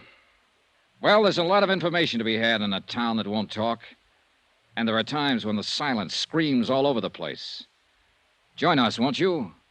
Yours truly, Johnny Dollar.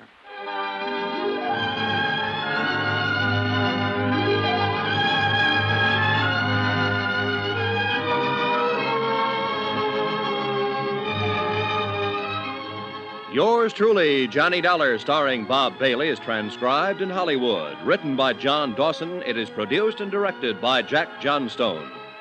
Be sure to join us tomorrow night, same time and station, for the next exciting episode of Yours truly, Johnny Dollar. Roy Rowan speaking.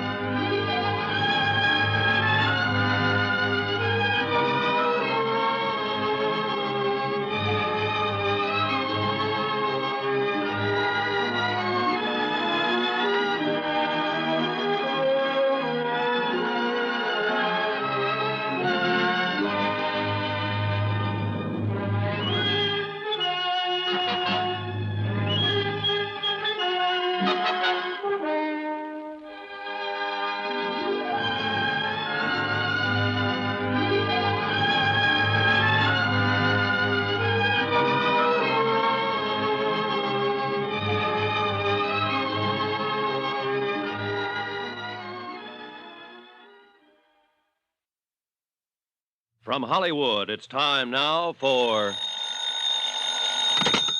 Johnny Dollar. David Baines. Hi. How's it going this morning? I'm staying off the streets. I don't want to be beat up again. I'd advise you to do the same. I can't very well do that. The city of Clinton has filed claim for their school building. I have to make an investigation. You're bucking a rough crowd, Mr. Dollar. Wait till you meet 'em all. I intend to. I admire you, but I think you're foolish. Good luck. Just a minute. What? Not only did a school building burn down yesterday, but a man died in that fire. If there was something wrong with it, I want to get to the bottom of it.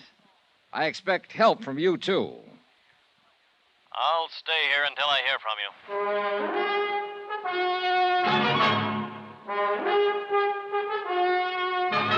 you. Tonight and every weekday night, Bob Bailey in the transcribed adventures of the man with the action-packed expense account, America's fabulous freelance insurance investigator. Yours truly, Johnny Dollar.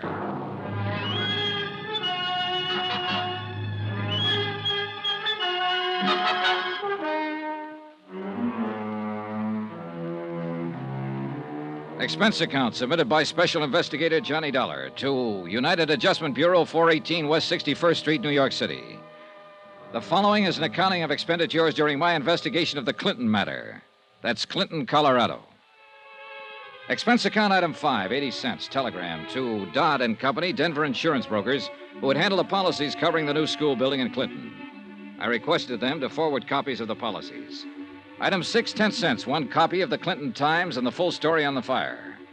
It was believed by Fire Chief Hanley that the fire had started because of overheated boilers in the heating system. Dollar, is it? Yeah, that's right. I'm an insurance investigator. Yep. Well, what can I do for you? Tell me about the fire yesterday. You sound like you're carrying a chip on your shoulder, Mr. Dollar. We had word that building irregularities were suspected in that school, Chief. The word came from the janitor, Julian Osborne. He burned to death in that fire yesterday, and the building's gone now. You get as head up as you want it, boy. I got my own troubles. I'll tell you what we think, and you can take it, whether you like it or not. We think old Julian Osborne might have passed out, got drunk, or had a heart attack in that building. We think something like that happened, and the boilers kept right on going and built up the pressure.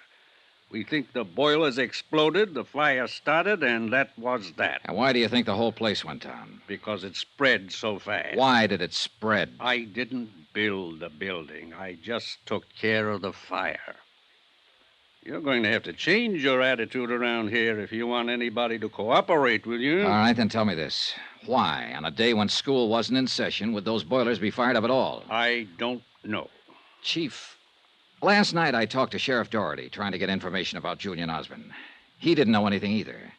I also talked to Florrie Hawkins, the school principal. She didn't know. Now you don't know anything. Who does? I've done my job, boy. I've determined cause.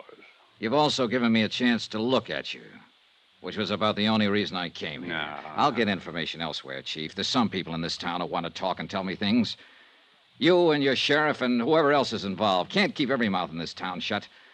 And I'll tell you like I told Miss Hawkins. I'm at the Northern Hotel, in case you remember anything.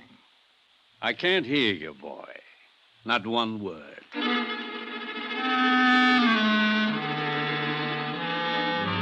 Expense account item 7, $1.80. Breakfast in the coffee shop of my hotel for myself and David Baines, who still looked badly battered from the beating he'd taken the night before. You're taking a chance sitting here with me. Hope you realize that. Am I? I'm public enemy number 1 in this town. I'm the man who built the school that didn't stay up. Look, Baines, I want you to tell me all about it. If you have any information or knowledge that would be helpful in this investigation, then you better give out with it right now. What specifically do you want to know? First, the town. You know what this place is? It's a backyard. And only the rich kids can play here. Vickery, Hanley, Doherty, those are the rich kids, Mr. Dollar. The rest of us are, well, we live across the tracks. Let's start with Vickery. He's a builder. Not only here, all over these mountains. Grand Junction, Rifle Mesa, all over. He's got $1 million and a million angles. He's the one who sent me to Europe to study for a year after I completed my plans for the new building. Got me out of the way. Okay. Fire Chief Hanley. A friend of Vickery's. And any friend of Vickery's is going to get rich, one way or another. Sheriff Doherty. He keeps the law orderly for Vickery. Very necessary. Okay, then. The fire itself. Chief Hanley says the school boilers blew up and caused the fire. There was no reason for those boilers to be fired up. No reason. If they were fired to blow up. They had automatic shut-off equipment. What about Julian Osborne? You say he notified the broker in Denver that something was wrong with the building, and that's how you got here. I don't know. They might have fired it for money, too. I told you I was in Europe until they constructed it. I got back in Clinton 4 days ago. I went over to see my building. They used my outside drawing, Dollar. Wooden beams where I indicated steel girders. Only half the plumbing and heating system, other things. It looked like they'd made it up as they went along. Did you talk to anybody about it? Oh, sure. The contractor. Vickery. Vickery. He told me to keep my mouth shut and be a good boy. Do you think he got you out of town during the construction so you wouldn't interfere? I think so. I'm not important, but it was the easiest way. I understand Mr. Vickery is a little unpopular today. What? A delegation went out to his house to hang him or something. Baines was partially right. A delegation had gone out to see Roy Vickery in his polished pine domain at the end of town. They were still there when I drove up in my rented car. 20 or 30 irate citizens demanding an explanation for the lost school. 10 uniformed men from Sheriff Doherty's office formed a half-moon circle in front of the main entrance, their holsters unbuckled. The sheriff himself was directing the operation. All right, just a minute there. Hello, Sheriff. Huh? Johnny Dollar. I talked to you last night. Oh, yeah. Chief Hanley called me about you. The chief called you, and last night you called Florrie Hawkins. That was nice. Keep the wires burning. Chief said you came over to see him, used abusive language, tried to cause trouble. The chief was mistaken. I wasn't trying to cause trouble, Sheriff. There's enough of that in this town. I was just trying to find out how the fire started yesterday. The chief told you how it started. I didn't believe him. Now, what do you think of that? You better watch your step around here, Mr. Dollar. You seem to be looking for arguments all the time. Not at all, Sheriff. I'm misunderstood. We understand you all right. How's Mr. Vickery? He's all right, and he's going to stay all right. I'm sure he will. But these people don't like their school burning down. It's expensive. Also, their kids could have been in it. I want to see Mr. Vickery about that. He isn't seeing anyone, Mr. Dollar. And we aren't letting anybody in to see him. Really? Did any of you people hear that? Now, look here. Hey, listen, folks. Listen to me, will you? Look. Now, listen. I'm an insurance investigator. I'm worried about what happened to your school yesterday. Keep quiet. They tell me Mr. Vickery built that school. The architect who designed it said it wasn't built to his specifications. Now, I want to go in and ask Mr. Vickery about that. The sheriff here doesn't want me to do that. I'll get you for this, Dollar. Wait a minute. The sheriff just said I'll get you for this. All right, hold it. Hold it, please. Please. Now, listen to me. Listen. I'll put it to the sheriff again so you can all hear. Sheriff, I want to go in and see Mr. Vickery on business. Well? Go ahead. Thank you.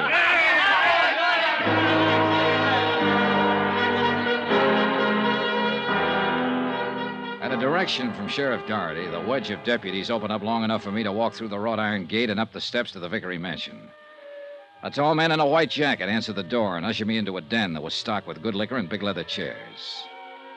Finally, a big man in a blue suit walked in. He had lots of good teeth, and there wasn't an ounce of fat on his 230 pounds. I'm Roy Vickery. It was quite an act with Sheriff Doherty just now. I watched you from upstairs. That's a good, safe place to watch from, Mr. Vickery. Now that you're in, what can I do for you? Tell me everything you can about that school building. Mm-hmm. Has the city of Clinton made a claim yet? Yes, $200,000, building and contents. You got in town pretty fast. We heard there might be something wrong with that building before the fire. Apparently there was. Now, who told you a thing like that? Julian Osborne. He's dead now, you know. Oh? Well, 2 boilers explode, and there's something wrong with the building. Is that the way you people figure? Yep. Well, so do we, and we couldn't find anything wrong. Who's we? Officially, we're the Civic Construction Department. We just had a meeting. We thought we ought to. Yeah. I figure those people hanging around outside should be worrying. Well, they don't worry me, and you don't worry me. A drunken janitor goes to sleep and lets the boilers kick up, and the joint blows apart and burns down.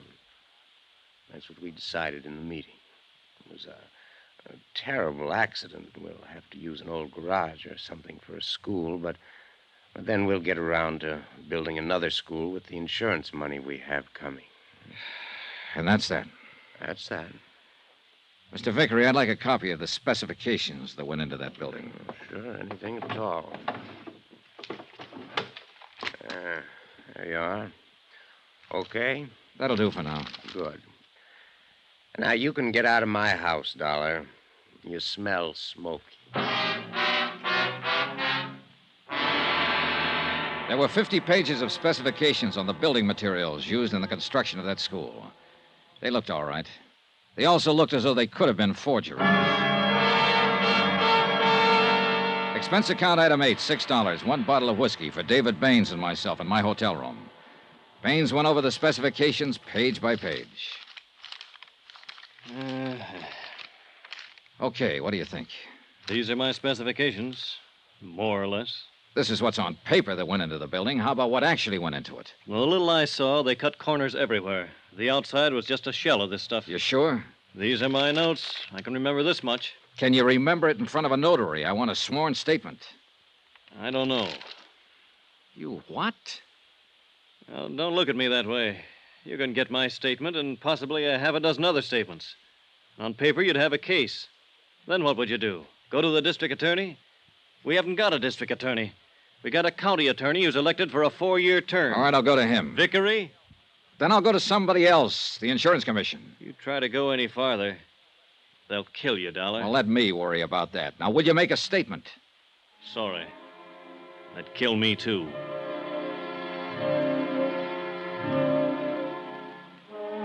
And that's the way matters stood in Clinton, Colorado, 24 hours after their new school building had burned down and a man had died in the flames. Everyone seemed to know it was all wrong, but no one was willing to do anything about it. Johnny Dollar. Hello, Dollar. Roy Vickery. Wow. You go over those specifications? Yes, I did. Very thoroughly. Well, I think they're fakes, Mr. Vickery. I didn't ask you your opinion, Dollar. But you've got it. Well, I'm sure you're entitled to it. When are you leaving town? Not for a while. I was kind of hoping you'd be leaving like in about an hour. You'd make good connections then. Sorry. I haven't really gotten around as much as I want to yet. You saw me. I can tell you anything. Oh, I'll get around to you again. Get out of town, Dollar. Now. Vickery, there are times when I don't hear good.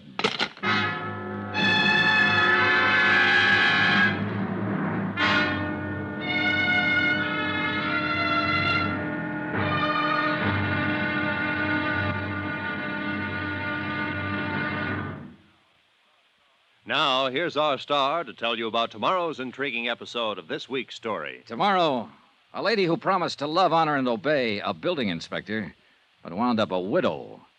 Join us, won't you? Yours truly, Johnny Dollar.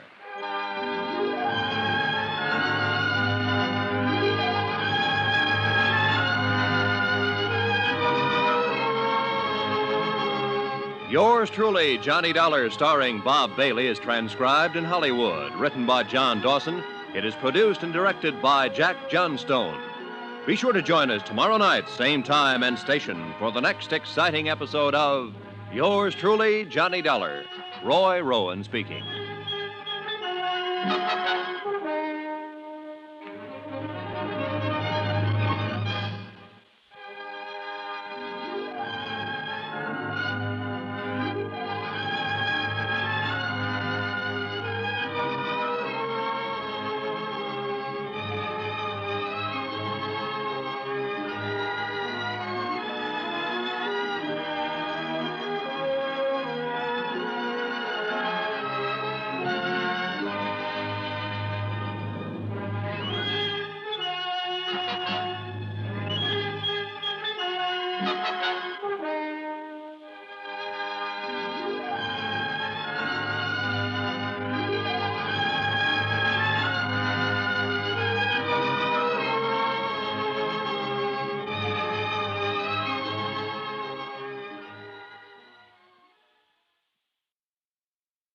From Hollywood, it's time now for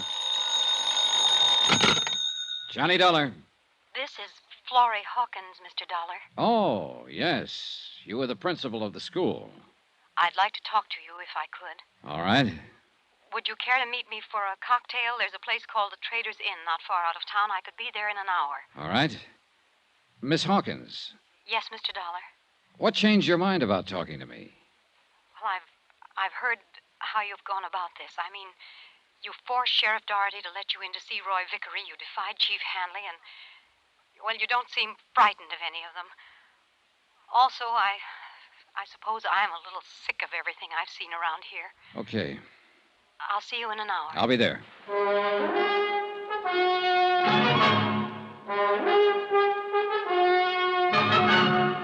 Tonight and every weekday night, Bob Bailey in the transcribed adventures of the man with the action-packed expense account, America's fabulous freelance insurance investigator. Yours truly, Johnny Dollar.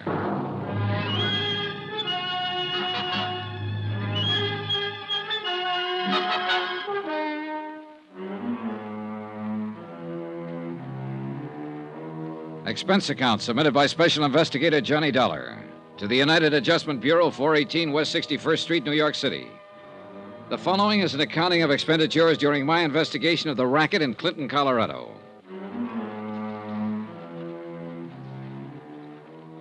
Expense account item 9, $10, one dinner and 4 drinks for myself at the Trader's Inn, 5 miles outside of Clinton, where I waited for Florrie Hawkins to appear.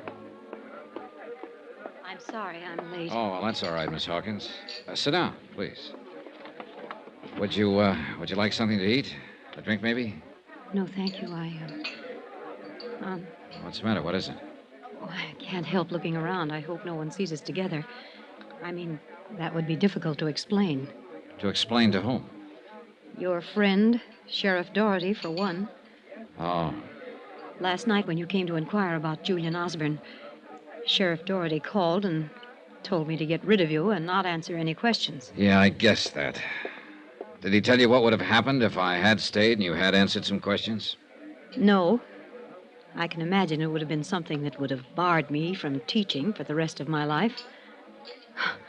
That sounds incredible. No, not too.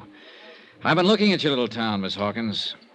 A school building can be made of paper, go up in smoke, a man can be killed, and none of the responsible people, the man who built the building, the fire chief, the sheriff, seem to care too much.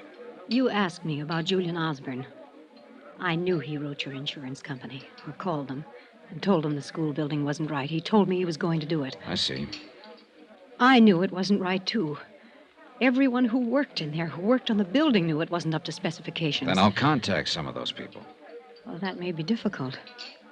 Julian Osborne spoke up, and he burned to death. Yeah, but that doesn't mean you can't speak now, or any of the others. I'm willing to speak about that building now. Now I'm willing to help you. I don't know about the others. Will Mr. Baines help you? Well, he's frightened of going up against Vickery and the others.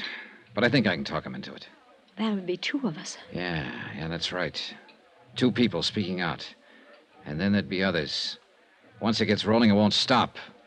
Unless I've missed my guess about the townspeople of Clinton. You seem to know a lot about people, Mr. Dollar. How to say what will stimulate them at the right time or make them speak out. I have to confess you did that to me. You looked hurt and bewildered last night when I insisted you leave me alone. I realize, you know, very deeply, I realize there could have been 1,400 pupils in that school when the fire broke out. I didn't sleep last night thinking of it. Yeah, I guess that was the only good feature of it. No children died. But as you say, Miss Hawkins, it could have happened the other way. Now, look, besides yourself and possibly Mr. Baines, can you think of anyone else who might be able to supply information about the construction of the school? I don't know. Let me think. Somebody who'd have evidence in hand, possibly. Wait. Yes, I can think of someone. Who? The building inspector, the one who approved the building. Oh, well, that doesn't seem likely. If he passed that building, he must have been in with them. What's his name? His name is Richard Hobb. Oh, I've known him for years. Oh, he is in with them in a way, but I know he'd get out of it if he could.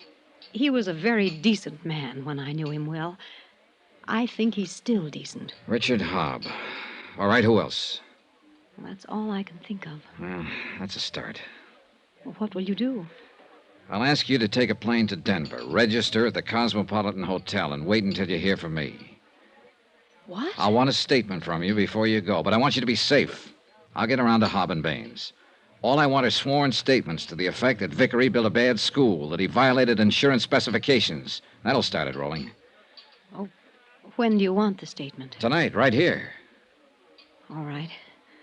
Let's get busy.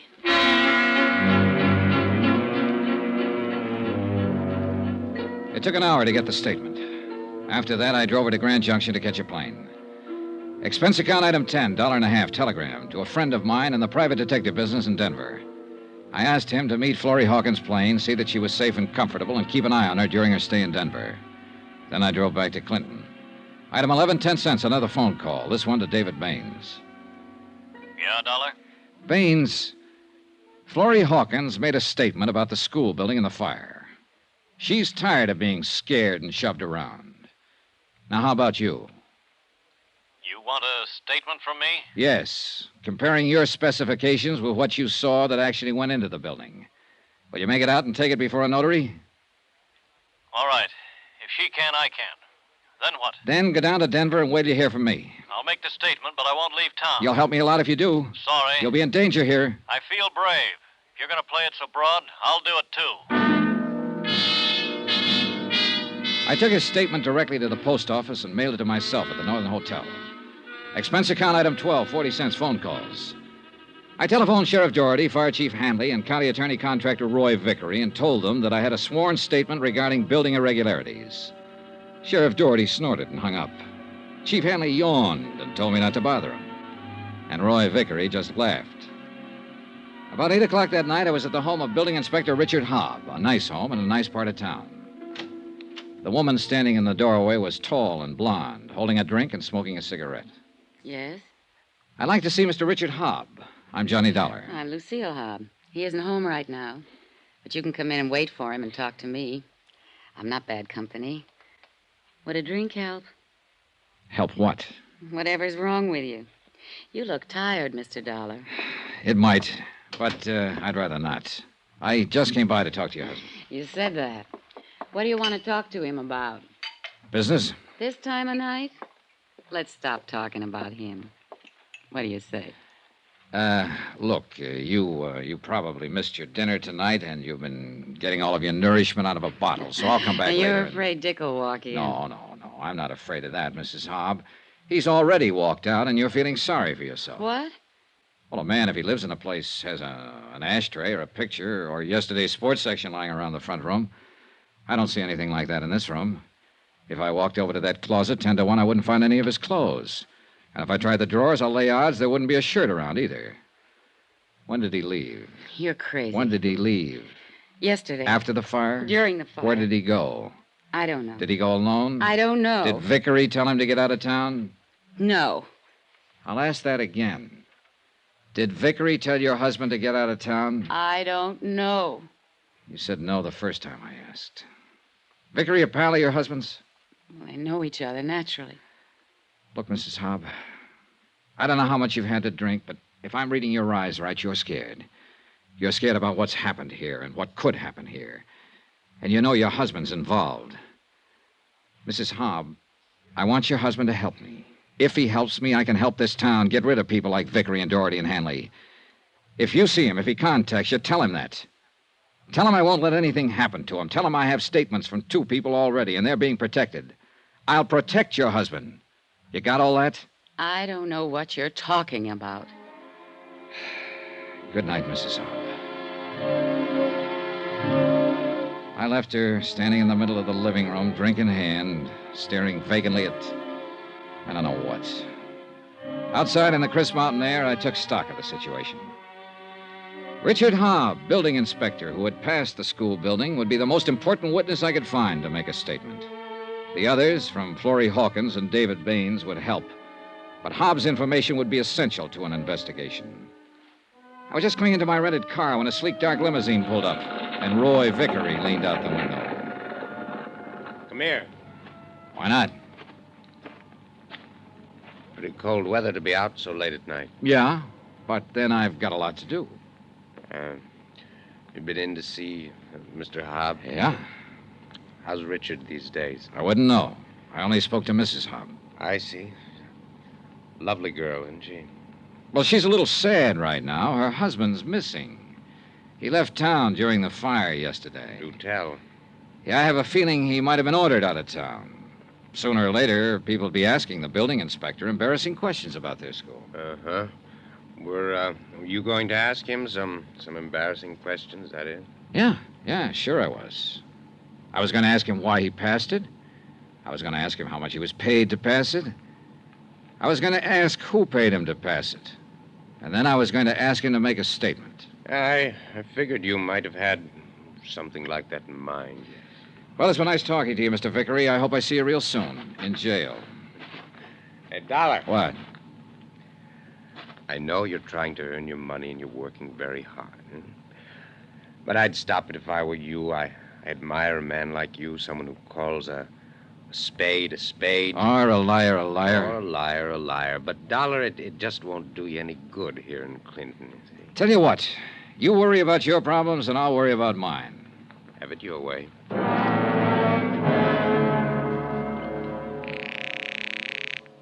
Ready with your call to New York, Mr. Dollar? Right. Go ahead, please. Hi, Johnny. Hello, Al. Hey, look, Al, it's a mess here. I've made a little headway. I mean, I'll have a couple of statements coming in, but no concrete evidence yet. Well, what do you think? The school building was a fix or something or other. Money somewhere. I haven't been able to find out. The town's sewed up tight, civically and politically. I can't expect any help from the law or the fire department here. They're in it, too. Oh, that kind of thing, huh? Afraid so. I need help. We'll be there in 24 hours. If they want to play it that way, we'll play it that way. 20 minutes after I hung up the phone and was in bed, I found out how much of a mess it really was. That's when my hotel door opened and a man lurched across the room toward me. Dollar, I've got to tell you, I wanted to get to you yesterday. He stood in front of me, swaying back and forth, his hands clutching the front of his coat. He fell before I could get to him. 3 bullet holes formed a neat trio across where his tie pin should have been. I ran my fingers through his coat, pulled out his wallet. The license read, Richard Hobb, age 39, occupation, building inspector.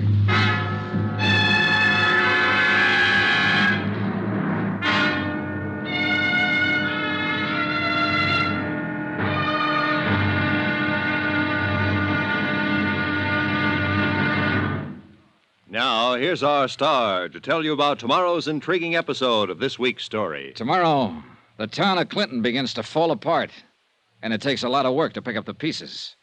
Join us, won't you? Yours truly, Johnny Dollar.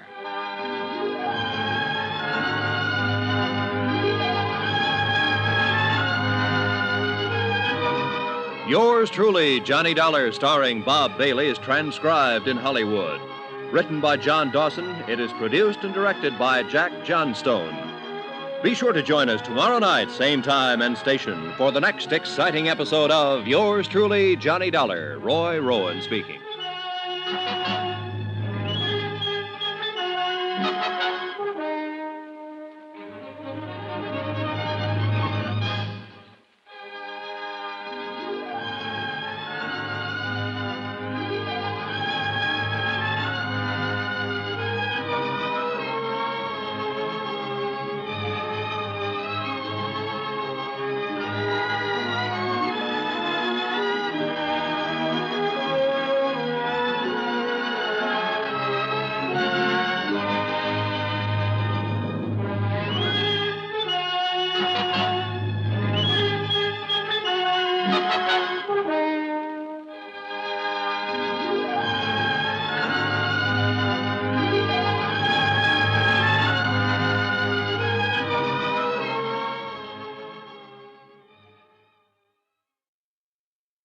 From Hollywood, it's time now for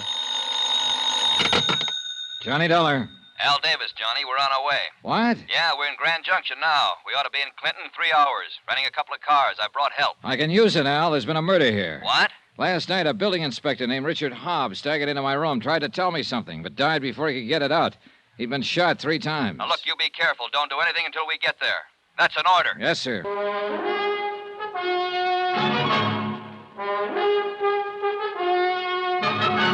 Tonight and every weekday night, Bob Bailey in the transcribed adventures of the man with the action-packed expense account, America's fabulous freelance insurance investigator. Yours truly, Johnny Dollar.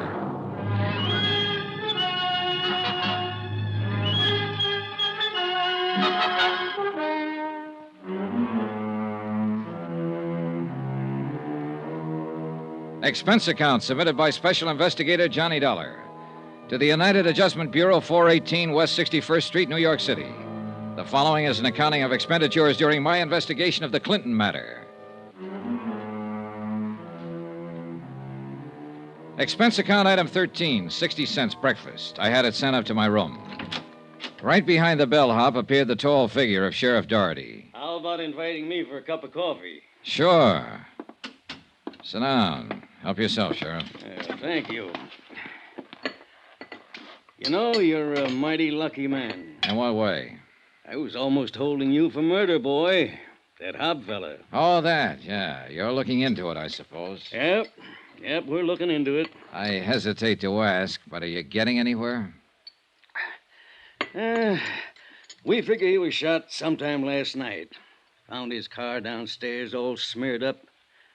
Might have driven in from someplace. Where? We don't know. Well, do you know he blew town when the school fire broke out? We talked to Mrs. Hobb. I talked to her myself. Yeah. Naturally, we want to find out everything we can about this matter. Now, Hobb came up here last night and died in this room of gunshots. Why do you suppose he came here? I never knew the man, Sheriff. I talked to someone who did know him once. She said he'd been a pretty decent man at one time. If you and Chief Hanley and Vickery didn't tell him to leave town when that fire broke out, he might have told me himself. His conscience might have hurt him about passing a building that never could have stood an inspection. Go on. He might have heard that I was in town investigating it. He might have gotten sick and tired of the cheap, rotten little schemes here in Clinton and come back to help me straighten it out. You don't think much of our town, do you? Not the way it is, Sheriff. And I don't think much of you. In that case, I'll just try to keep out of your way. Do that. You do the same, Dollar. Here.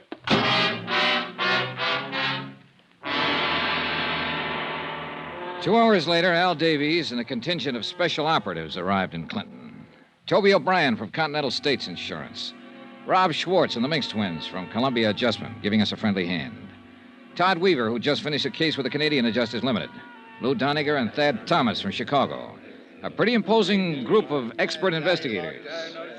Well, Johnny, you look okay. Yeah, still in one piece. Hiya, Thad, Lou. You want to get the door, Toby?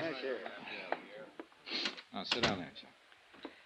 Now, this isn't any vacation trip, boys. We're all going to have to roll up our sleeves. All right, Johnny, you want to break it down? Yeah, all right. Well, this is a big one, fellas. If you'll all sit, I'll bring you up to date. Yeah, sure. No, sit right there. 3 days ago, I came here on a tip that building irregularities were suspected in the new school building. The man who tipped the insurance company was the janitor, name of Julian Osborne. I never talked to Osborne because he died in the fire that destroyed that building. I did talk to the man who designed the building. His name is David Baines. He claims none of his specifications were followed in the construction. So that's why it caught fire and went down so fast. His statement right here. Now, I talked to the school principal, Florrie Hawkins. She supports Baines' statement. I wanted most of all to get a statement from the building inspector who passed the building, Richard Hobb. Hobb was murdered last night. No wonder you need help. All right, now, the sheriff, the fire chief, and the building contractor are all in on it. And there are too many leads for one man to follow, too many people for one man to talk to. The sheriff is making an investigation of Hobbs' murder, but we'd better make our own. Now, you, Toby, and you, Thad, Hobbs, your job. Find out everything about him, his bank account, his friends, his troubles, everything. Especially who killed him. His widow's Lucille Hobb. I met her last night. Leave it to him to find the woman. Okay, now. Rob? Yeah? Your man is the building contractor, Roy Vickery. He's big and tough and shrewd, and he talks softly. He owns and runs the whole show, if I'm guessing right. Now, take Toby and run Vickery down. Bank accounts, purchase orders, what kind of money he spends, and so on. Jim and Al Minx? All right, you two, find out everything you can about Julian Osborne, the janitor who was burned to death. I want Lou Doniger to stick close to Fire Chief Hanley. Same thing. Everything and anything you can get on him. Al, you can handle Sheriff Doherty. The rest of you spread out. Start talking with anybody in town who might know anything. When you find one who's sick and tired of watching their town being run by a pack of hoodlums, send them up here to the room. We'll try to get statements from them making specific charges, Al. Yeah. I want to guarantee every one of them security. So take them down to Denver, give them protection until it's safe to walk the streets here. If that's necessary, I'll arrange it. It's necessary. All right, now report back to me anytime you want. Don't push anybody around. Don't let anybody push you around. Okay, let's get to work.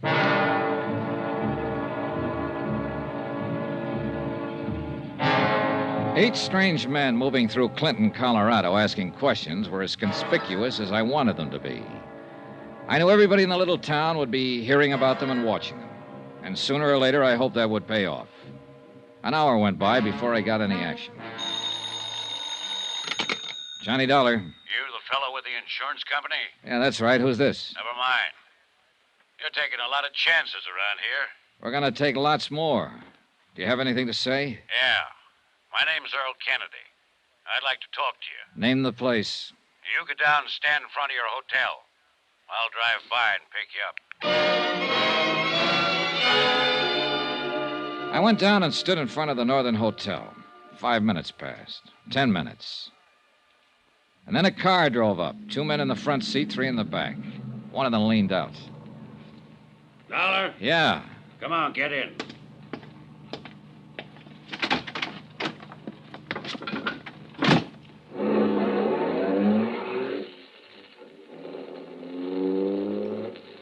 Better turn here, Earl. Head out toward Conifer. Yeah. Oh, I'm Earl Kennedy, construction foreman on the school. Hi. I thought you were going to be alone. Man next to you is Frank Gibson. I'm the city editor of the Clinton Times. Those three boys in the back are Chuck Borden, Pete Geiger, and John Newton. They all worked for me on the construction. Hi. We seen the guys you brought into town. Really? Some pretty heavy boys. You know, the town's a little edgy with all that's happened. The fire, the janitor getting burned, murder of Dick Hobb. None of which were caused by any of my investigators. How long are they going to be in town? As long as they have to be. We're going to get to the bottom of all this. How many did you bring in? 8. I'll bring in 80 if I have to. Aren't you talking kind of big? This is a big job. Yeah. This far enough? Turn in here.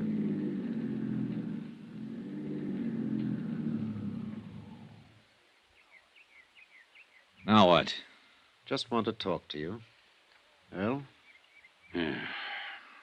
We're all willing to make statements, Dollar. I can charge Vickery with shortchanging the city on materials.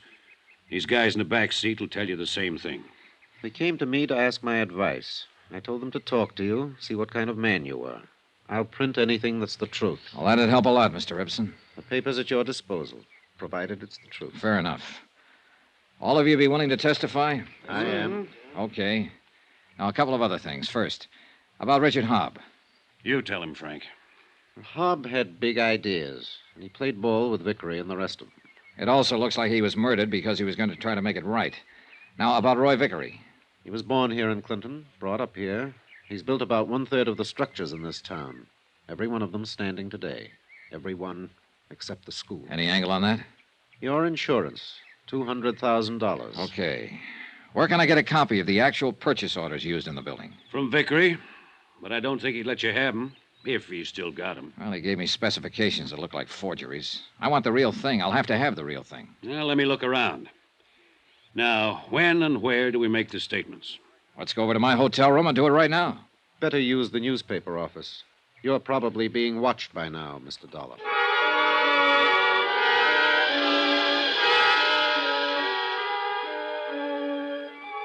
Expense account item 14, $10, legal fees. 2 hours later, I hired a notary to attest the sworn statements of Earl Kennedy, Frank Ibsen, Charles Borden, Peter Geiger, and John Newton. They were damaging statements that would bear considerable weight in a courtroom, but they were not enough to bring the matter before a court. Al Davies was waiting for me when I got back to my hotel room. Hi. Hi. Come here. What is it? We've got friends. Yeah. 1, 2, 3, 7. Mm-hmm. They've been gathering around the hotel now for the last hour or two. Any of the boys run into trouble yet? No, none they couldn't handle. This could be ticklish, though, Johnny. Huh? Well, if those down there provoked an open showdown. Yeah, that might be the idea. We aren't ready for anything like that yet. We're getting there. Come in. Well, hello, Sheriff. This is Mr. Davies, our chief inspector. Davies, are you the man who brought these troublemakers into town? I brought 8 assistants with me, Sheriff. They're troublemakers. They've been going around asking questions, upsetting folks, getting in the way. I'd hate to see any of them get hurt. Like with those out there on the street? Those men out there are a group of indignant citizens who came to see me in a body and protested this investigation and the way it's being handled. They look more like hired bully boys, Sheriff. I'm asking you and Mr. Davies to withdraw these men you have working in Clinton. I'm asking you to do that by sundown. Suppose we don't, Sheriff. Then you'll take the consequences. Now, wait a minute. What? I don't want to keep you in a state of suspense, Sheriff. We're willing to take the consequences. What? If that crew out there shoot as well as they look, they're pretty rough people to go up against. Let me tell you, every man in this investigation is armed. We won't be intimidated, shoved around, or bullied by you, those bums out there, or anyone in this town.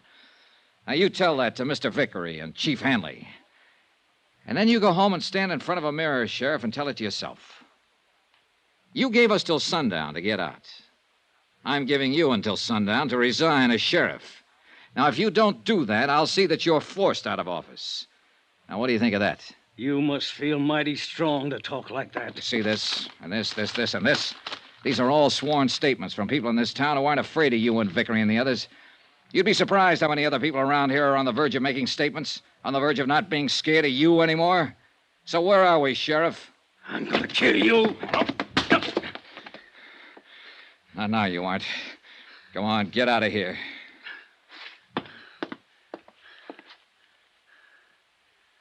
I'll kill you, Dollar.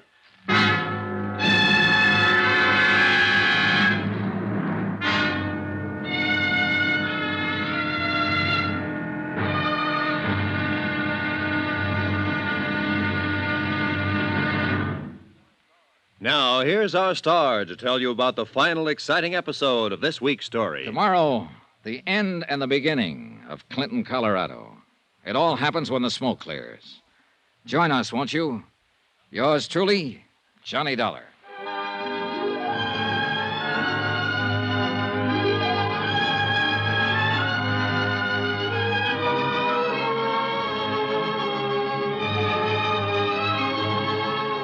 Yours truly, Johnny Dollar, starring Bob Bailey, is transcribed in Hollywood. Written by John Dawson, it is produced and directed by Jack Johnstone. Be sure to join us tomorrow night, same time and station, for the next exciting episode of Yours truly, Johnny Dollar. Roy Rowan speaking.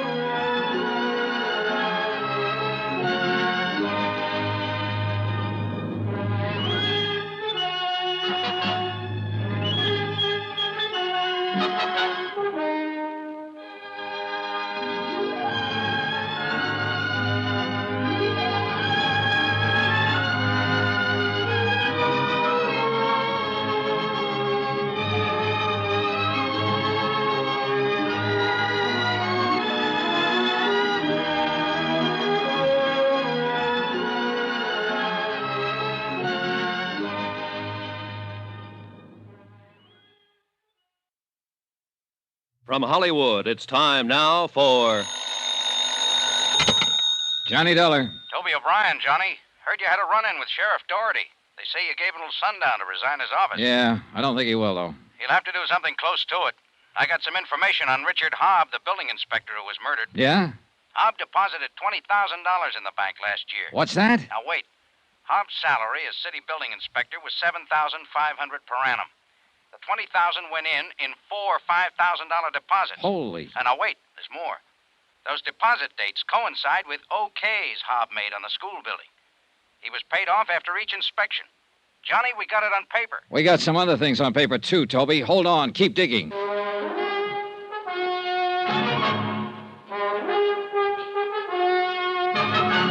Tonight and every weekday night, Bob Bailey in the transcribed adventures of the man with the action-packed expense account, America's fabulous freelance insurance investigator. Yours truly, Johnny Dollar.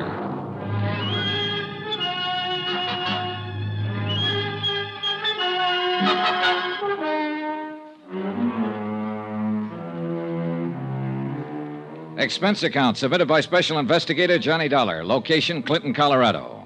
To United Adjustment Bureau, 418 West 61st Street, New York City. The following is an accounting of expenditures during my investigation of the Clinton matter. Expense account item 15, $45, for photostatic copies of deposit slips in the account of Richard Hobb, building inspector, lately murdered. Furnished by one of my operatives, Toby O'Brien. Here you are. Okay. I got a feeling this whole town's coming apart at the seams, Johnny. The sheriff threatened you openly. Everybody who's anybody around here is trying to cover up the school burning down and the way it was built. I think I can hurry up the process. You be careful. These people seem to play for keeps. They've got to realize we do, too. These photostats are the first real bit of presentable evidence that the building was constructed under fraudulent circumstances. Hey, take it easy. Now, you keep the originals. Mail them out to the office. The post office is still pretty honest. Yeah.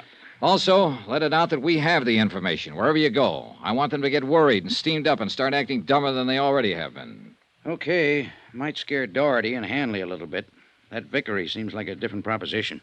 I don't think he scares. I drove my rented car over to the home of his grieving widow. She answered the door with tears in both eyes and bourbon over the rocks in one hand. She wore a black dress, black and satin and tight, low cut. Not exactly Emily Post for mourning. But as I say, it was black. A black lace handkerchief waved in the air. Oh, Mr. Dollar, I'm glad you came by. I'm so unhappy and lost. Yeah, I can see that. May I come in? Why not? The sheriff hasn't done anything about Richard's murder. I wouldn't rely too heavily on Sheriff Doherty, Mrs. Hobb. I don't think he will do anything. No. Oh, don't look so surprised in your hour of bereavement, Mrs. Hobb. You know he won't do anything. I don't know anything of the kind. Why don't you sit down and let's talk? I want you to help me. Well, I'm not sure I can help you. I'm so broken up. Oh, now, if you're not careful, you might drown in those tears. What are you trying Relax, Mrs. Hobb. All right. So I can't really cry about Richard. I never have. But I thought it was expected of me. Some people might expect it. I don't. Now, look. This setup creaks from top to bottom. Your late husband made $7,500 a year and deposited $20,000 in 6 months. Here. Figure? I don't know anything about his money. All I know is the bank told me he had only $300 left. What did he do with it? What do you think? He spent it on other women. Then why the tragic act? I'm not very good at it, am I? Not the best. And it's funny, Johnny, because I really mean it. Oh, I know how foolish I look in these clothes. I wanted to cry because, well, I really loved him once and he loved me, but we kicked it away because we both wanted more excitement than this town or his salary could give us. He was always out spending his money on other women, being a big shot. What about the money? He got it for falsifying the inspection papers, didn't he? Yes. Who gave it to him, Mrs. Hobb? I don't know. Probably Roy Vickery. Who do you think killed him? I don't know that either. What do you know? Johnny, he didn't leave insurance. And I have to live the best way I can. If I stay in this town, I have to keep friends. If I don't want to keep them, I have no choice but to move. And that takes money. I wonder what could possibly be going on in your mind. Your company handles insurance, doesn't it? 263 different kinds. Are you particular what kind of premiums you collect? Well, we pay off on a lot of things. Just what kind of insurance were you thinking about? $2,000 endowment. Got your pen? No, but my word's good at the cashier's cage. What do you got? And I'm trusting you. Richard got that $20,000 from the Clinton Gravel Company for services rendered. Know who owns the Clinton Gravel Company? Roy Vickery? That's close enough. Last night after you were here, Richard came back. I told him what you'd said to me. He said Vickery and the others were going to make a patsy out of him. So he left to see you. And got shot up. Hey, wait a minute.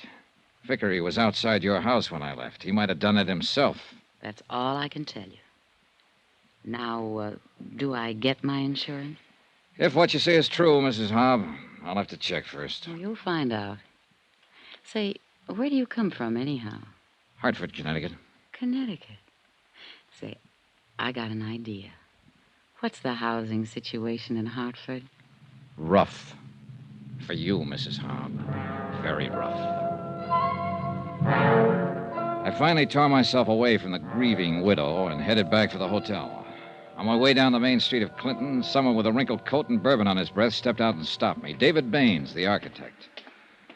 Dollar. Well, hi. I told you I was going to stick around and do something brave. Oh? I finally got up courage enough to do something decent.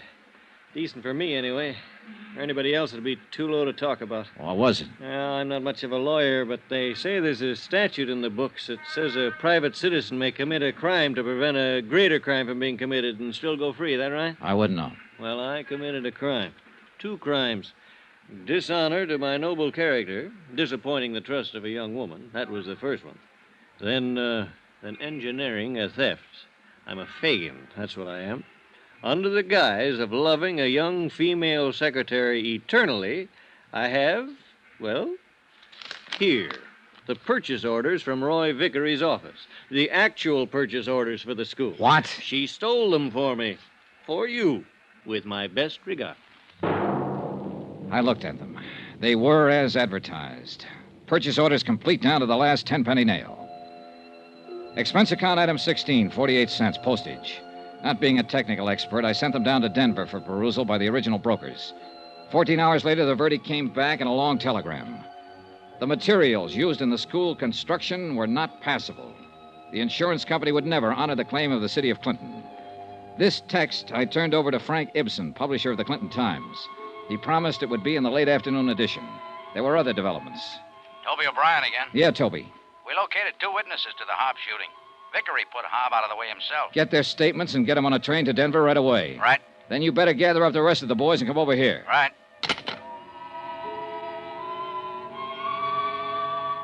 Expense account item 17, 10 cents, one newspaper. The afternoon edition of the Times, which carried a complete story of the insurance investigation up to date, naming Vickery as the perpetrator of the school fire and involving Sheriff Doherty and Chief Hanley.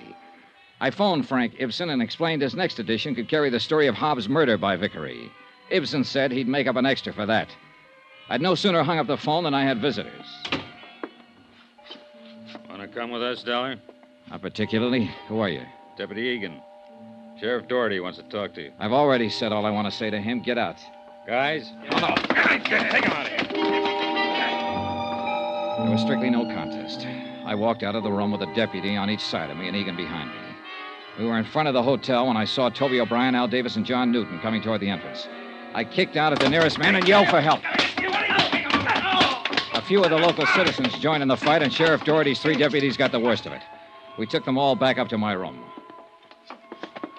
Now, sit down. All right, Egan. You're going to be arrested for this, Dollar. Where were you going to take me? Where? Place on the edge of town. Clinton Gravel Works. Why? Doherty said to bring you back. He wanted to see you. Who's there with him? I don't know. The Clinton Gravel Works was a large building and tall shaft set on the edge of a frozen lake. Parked near the entrance was a long black limousine, such as a well-to-do contractor might drive. A white supercharged sedan, such as a fancy Western sheriff might use, and a red sedan, unmistakably belonging to the fire chief.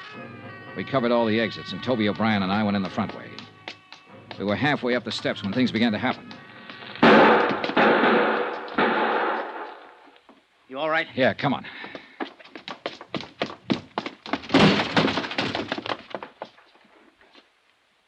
Wow. Hello, Dollar. All right, lie still, Vickery. I stayed still for you too long. I should have put you out of the way. The same as you put Hobb out of the way. Better. This one's gone. Who is he? Fire Chief Hanley. Vickery, where's Doherty? He's out shooting his gun some more, Dollar. I hope he gets you, too. I hope. He's backstairs, Johnny. Yeah. Stay away from me, Dollar. The place is surrounded. Throw down the gun and walk out with your hands behind your head. Toby, I'll go down the front way. Get the guys to step around through the shaft. Right. You coming out? Doherty, you coming out? No. Doherty. You ought to go over a place good before you think you got a man trapped, Dollar. You're trapped, Sheriff. The men are waiting I'm for up you. here with you, and you're the one I want. I told you I'd kill you. I've still got my gun in my hand. Vickery had his gun, and so did Hanley. Look at them. Yeah, you did pretty well. Made it look like they shot each other. And now it's your turn, Dollar. No! Get back!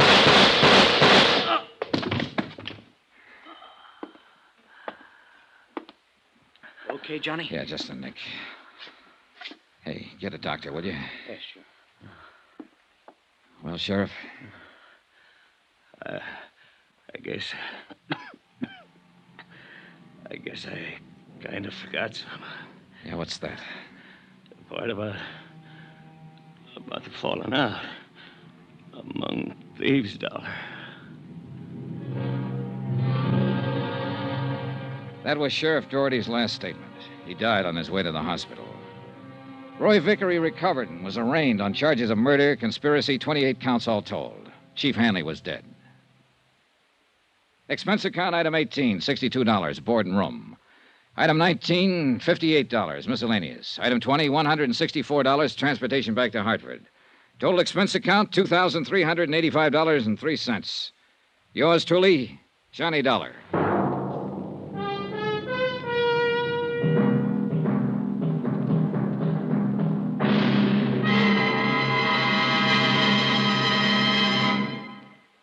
Now, here's our star to tell you about next week's exciting story. Next week, the Jolly Roger fraud matter. And, yeah, that means piracy. of a kind that would have made Captain Kidd look like a bungling amateur. Join us, won't you? Yours truly, Johnny Dollar.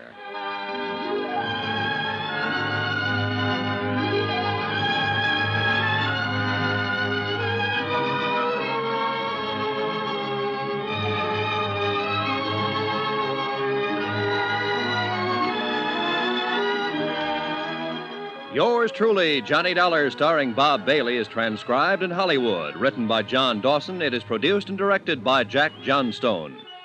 Heard in this week's cast were Jeanette Nolan, Lucille Meredith, Carlton Young, Herb Ellis, Jack Petruzzi, Bob Bruce, Herb Butterfield, Paul Richards, Edgar Barrier, Russell Thorson, Jack Moyles, and Frank Gerstle. Musical supervision by Amerigo Marino. Be sure to join us on Monday night, same time and station, for another exciting story of yours truly, Johnny Dollar. Roy Rowan speaking.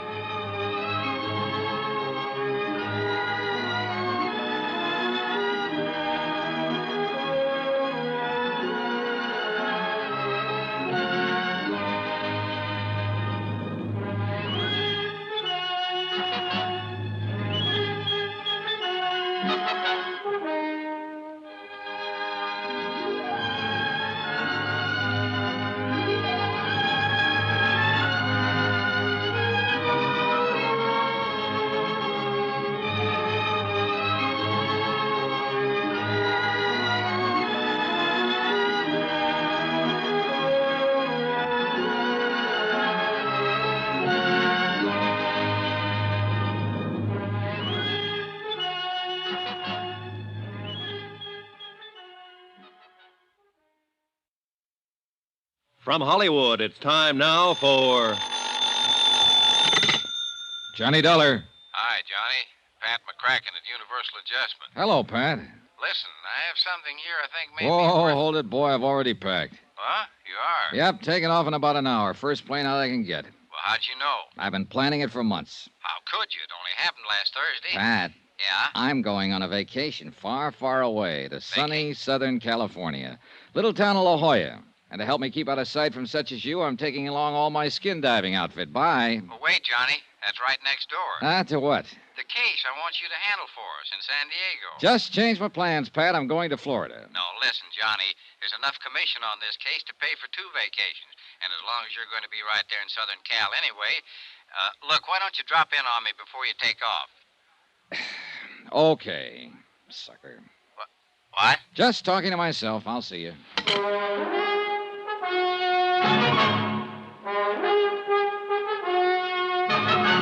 Tonight and every weekday night, Bob Bailey in the transcribed adventures of the man with the action-packed expense account, America's fabulous freelance insurance investigator. Yours truly, Johnny Dollar.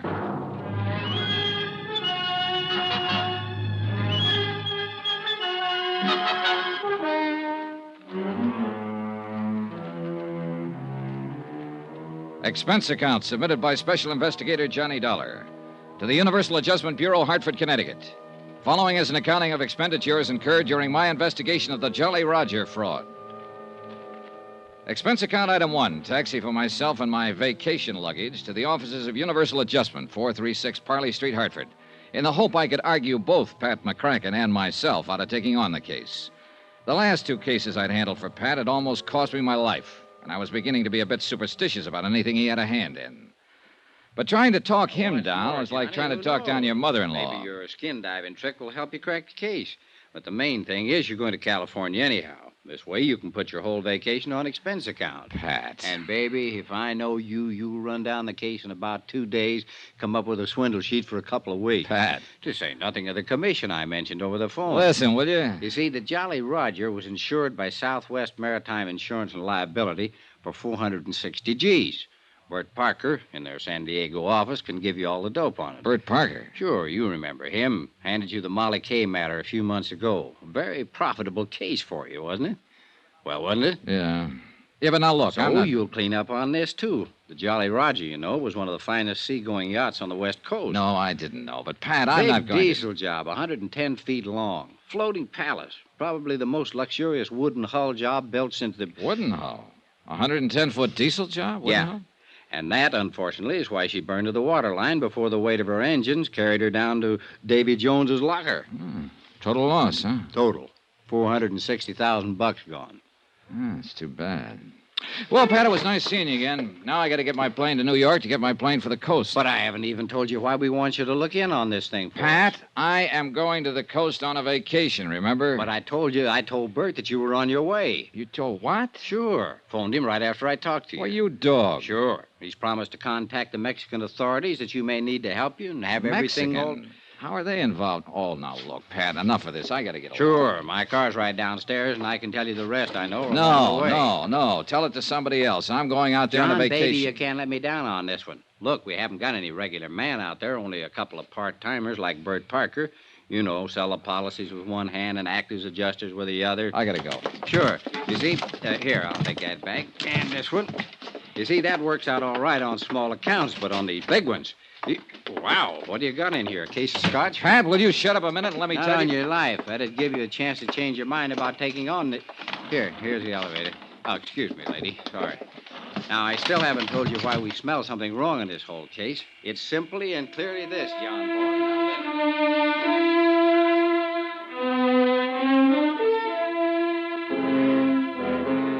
Yeah, it's simply and clearly this.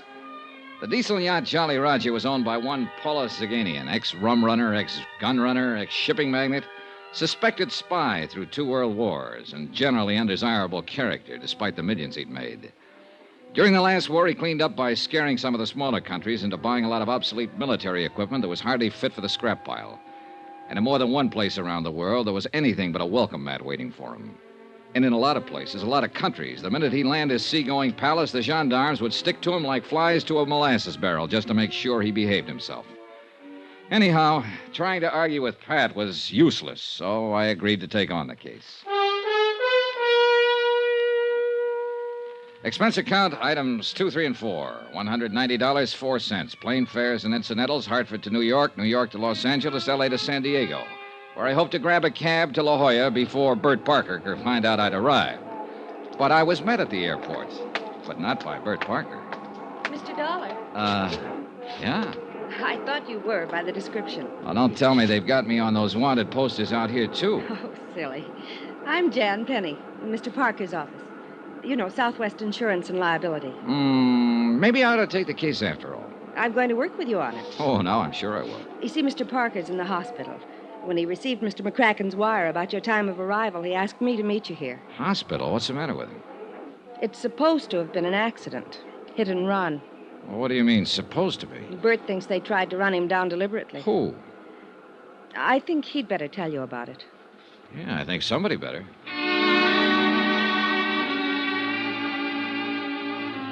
We picked up my luggage, dropped it off at a hotel. I phoned the place I'd made a reservation in La Jolla and told them I might be a day late. And Jan Penny and I went on over to the Queen of Mercy Hospital to talk with Bert Parker. On doctor's orders, I went into his room alone. Bert looked terrible. So glad you could make it, Johnny. Hey, you sure you want to be trying to talk, Bert? Look, why don't we forget it now? I have to talk. Well, I can, Johnny. They try to kid me, tell me I'll be out of here in a couple of days. That lying, I saw the chart. Internal bleeding. Hey, Bert. Bert, take it easy, will you? Look, the doc said you have to take it easy. Why can't your gal Jan tell me all I need to know on the case? She can't accept this getting run down. Yeah, she said she thought it wasn't an accident. She thinks. I know. Yeah? Phone calls. Threatening phone calls. Threatening? About what, Bert? Because of holding up on this claim. Somehow somebody found out I called Hartford. Asked for investigation. Who? Nagin denies that he... The owner of the Jolly Roger? Yeah. Denies knowing anything about the calls, but they weren't kidding Johnny. That's why I'm here. Then they probably know I was asked to come out here. Johnny. Yeah? Johnny better go back. Drop this one. Oh, Bert. If they know you're here, they may try to... Johnny. Yeah? Hurts, Johnny. Nurse. 3 hours later, while Jan Penny and I paced the corridor, Bert Parker died. The only thing I'd learned from him was that I'd better be careful. Mighty careful. I took Jan Penny to the roughest, toughest dive I could find, Ray Kemper's Cat Club, in the hope we could both drown a sorrow or two. Why, Johnny? Why did it have to be Bert? You liked him, didn't you? I loved him. I loved Bert. Now he's... Let's have another drink. Hey, Jan, don't you think maybe... Oh. Waiter! Waiter, 2 more, please. I know this is no way to face it, Johnny. It's all right, Jan. I came out here like everybody does. Every young female kid who's been told she's prettier than the rest. You know, the movies, Hollywood, glamour, all that stuff. Yeah, I know. But it was rough.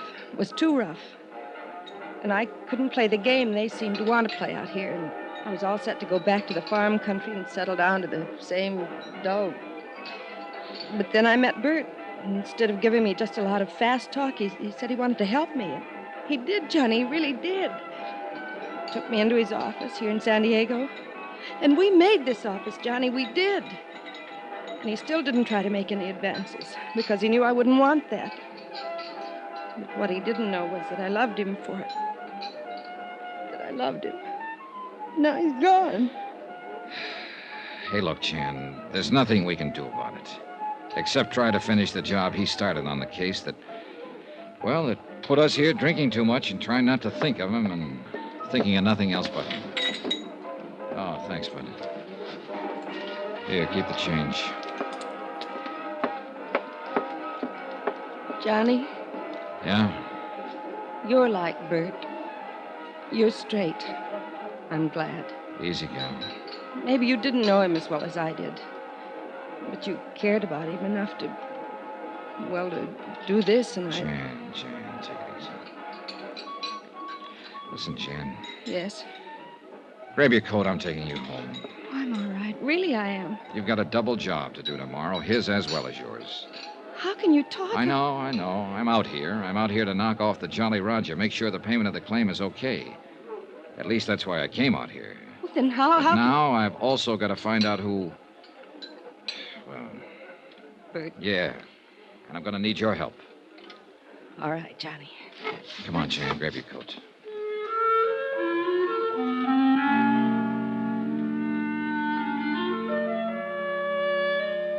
I took her home to her little apartment on East Drive.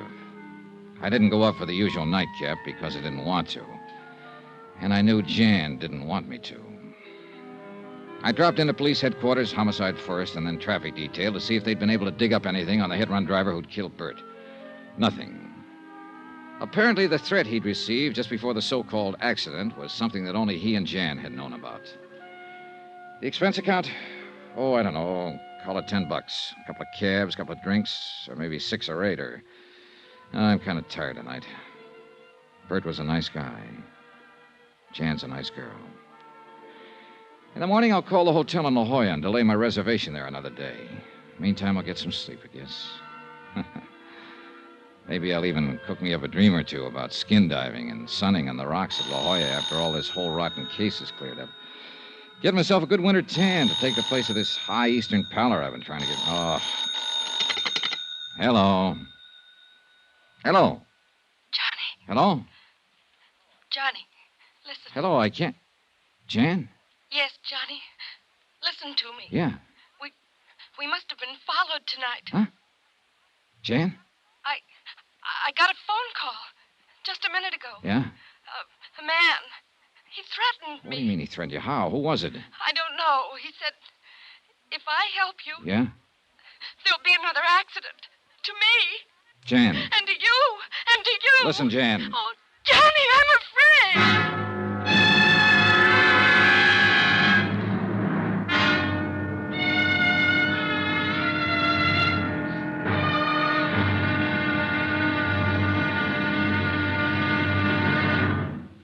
Now, here's our star to tell you about tomorrow's intriguing episode of this week's story. Tomorrow? Well, it may sound corny, but where there's smoke, there's fire. Join us, won't you? Yours truly, Johnny Dollar.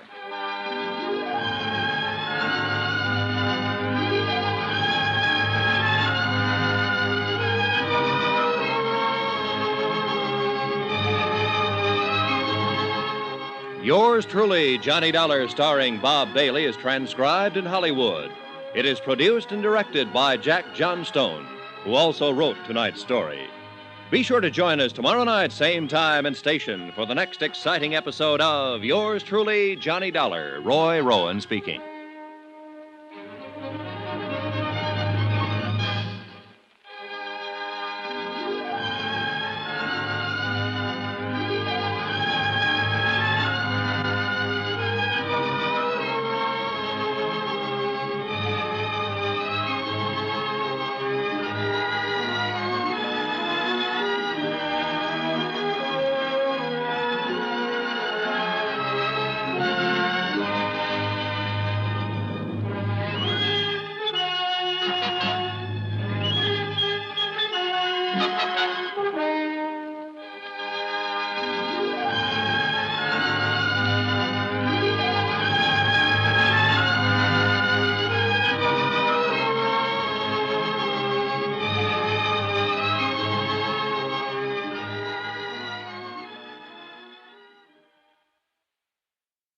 From Hollywood, it's time now for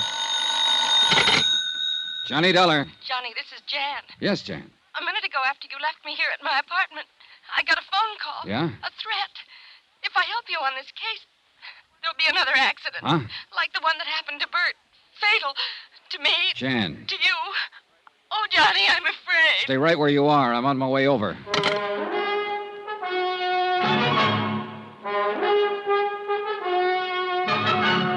Tonight and every weekday night, Bob Bailey in the transcribed adventures of the man with the action-packed expense account, America's fabulous freelance insurance investigator. Yours truly, Johnny Dollar.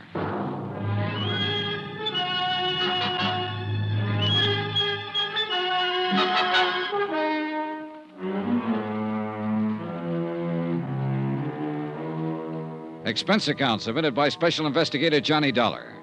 To the Universal Adjustment Bureau, attention Patrick McCracken. Pat, I'm addressing this to you instead of to the Southwestern Maritime Insurance and Liability because Southwestern's sole representative here in San Diego, California, Bert Parker, died yesterday in the hospital, presumably of an accident. But I don't believe it. I think it's because he knew too much about this case. The Jolly Roger fraud. Item 6270, cab fare and tip from my hotel to the little apartment of Jan Penny, who had been Bert Parker's secretary before he was killed.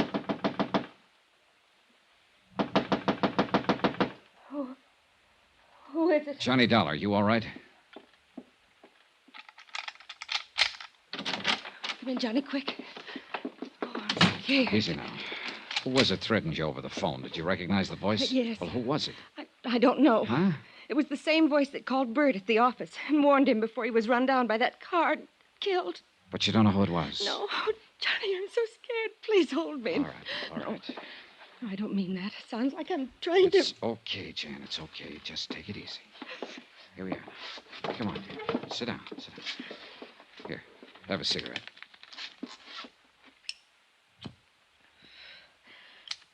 Sorry. I'm sorry, Johnny. I guess it's just been too much for a gal. Yeah, sure. I don't doubt it. I thought when I bought you a few drinks tonight, you'd be able to come back here and sleep and forget what's happened. Forget about Bert being killed. It's because he held up the claim on the Jolly Roger, because he sent for you. That's why they're threatening you, too. Oh, Johnny, be careful. And you have no idea who they is? Of course I do. The same idea you have. The man who owned the Jolly Roger before she burned and sank. Paulus Zanagian. Just how much do you know about Zanagian? Only what Bert told me.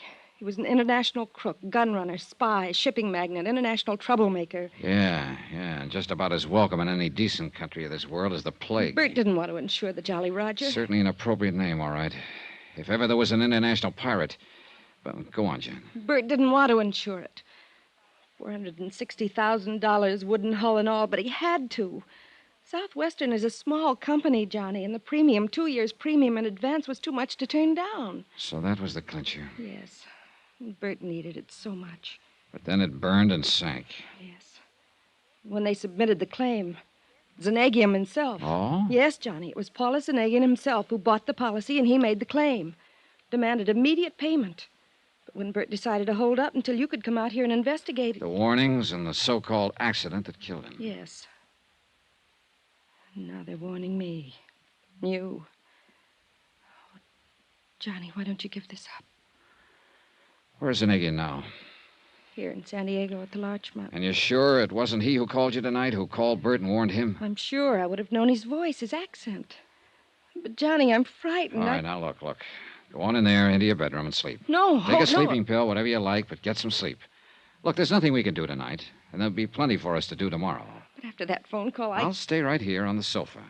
Now, look, I've got this. Have you any kind of a gun? No, Johnny. Well, now, go on in there, lock your windows, close the drapes, and get some sleep. That's orders. All right.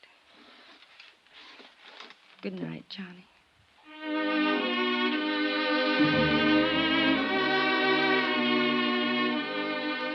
I hope Jan slept better than I did.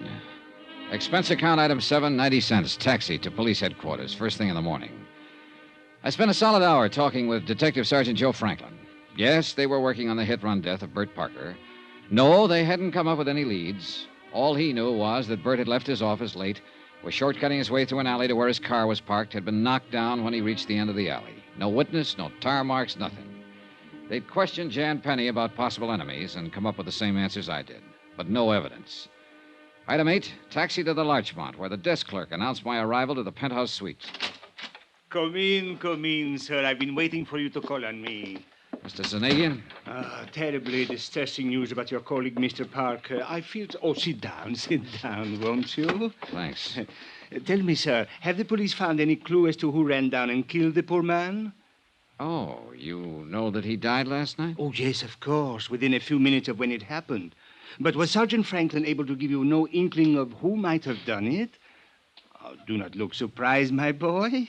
I not only know of your visit to police headquarters this morning, but of everything else you have done since your arrival here in San Diego. Well, that's very interesting, Mr. Zanagian. Yes, isn't it? But I'm sure the reason for it is very obvious. Is it? Of course, my friend, of course. I am depending on you to see that prompt payment of my insurance on the Jolly Roger is made.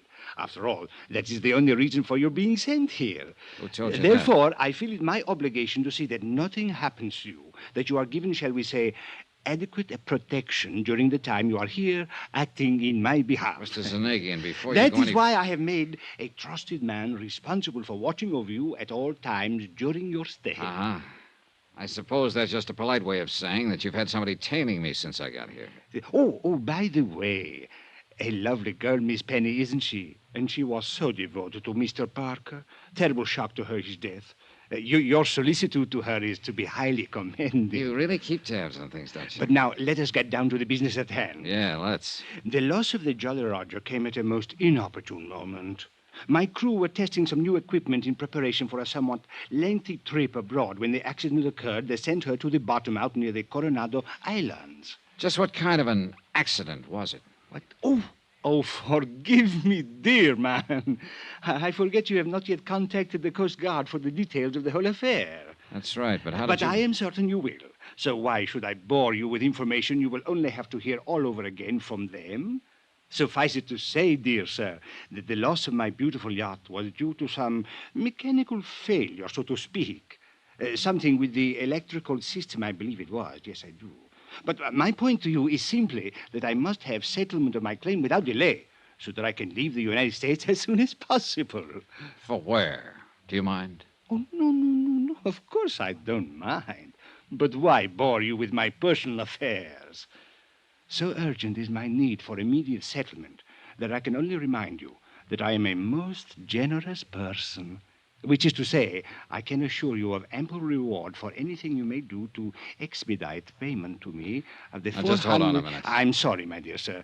Oh, dear me, I'm sorry. I've seemed to monopolize the conversation, haven't I? Mr. Zanagian, let's stop beating around the bush. An insurance claim for $460,000 is investigated in any event. Bert Parker seemed to think there was something wrong with this claim. He said so, and apparently it cost him his life. The same threats that were made to him have been passed on to his secretary, Jan Penny, and to me. And if that doesn't make the whole case smell to high heaven... my dear All right sir. now. Now you're trying to bribe me to make a quick settlement. So, mister, if I weren't suspicious of the whole thing before, you can believe me, I am now. Oh, my dear Why man. anyone with your reputation for millions should be in such a hurry to get his hands on a few $100,000, I don't know. But if I were you, I'd sit back very quietly and prepare for a long wait to see if you get it at all.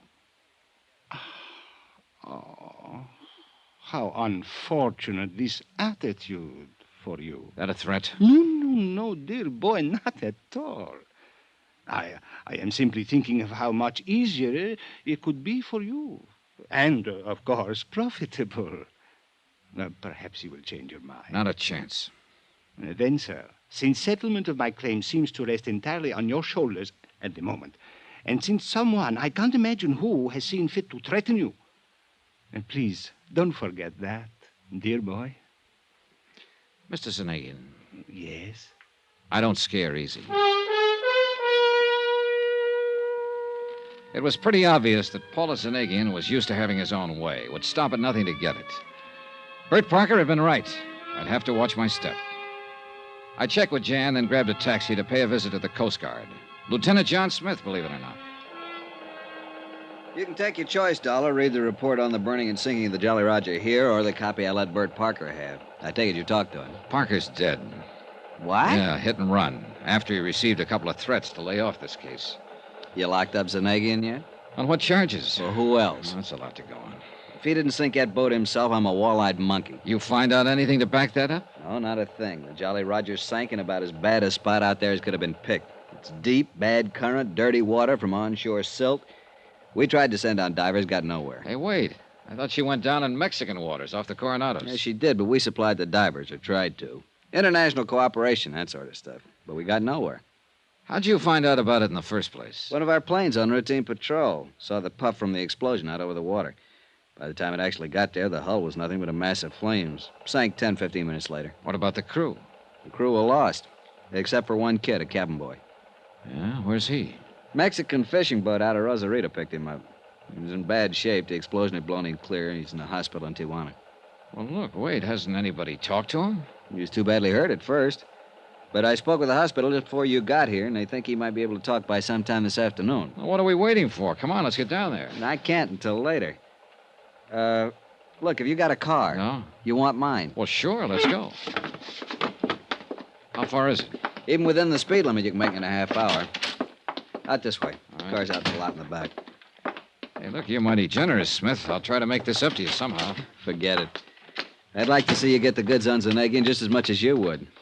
I didn't like having him come into port here in the first place. And then when I learned that both Holland and Switzerland had tied up all of his funds... They what? Sure. In early last week's papers. That's why he needs the money. Well, here's my car. And if you can learn anything down there, if I can be of any help, I'm on pretty good terms with it. Hey, Dollar. Oh, Mr. Dollar. Oh, about that. My car and excellent chauffeur Ortiz here would have got you to Tijuana much more rapidly and comfortably than you might drive, I am Hey, sure. now, wait just a minute. What Which made is you why think I came to meet you here. I knew you'd want to talk with the cabin boy who survived the accident to my ill-fated Jolly Roger. Oh, you did? Yes. However, I fear it is too late. What do you mean? As I was leaving my hotel, I heard from one of my, shall we say, associates. He informed me that he had just learned from one of his, shall we say, contacts in Tijuana. Well? Alas, the poor cabin boy died only a few minutes ago. Pity, sir, isn't it?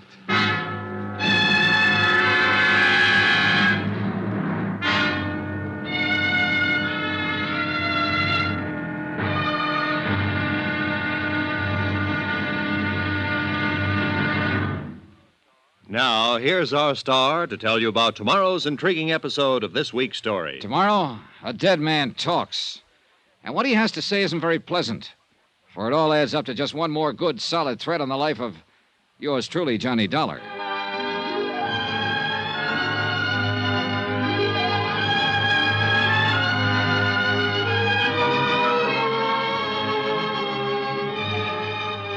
Yours truly, Johnny Dollar, starring Bob Bailey, is transcribed in Hollywood.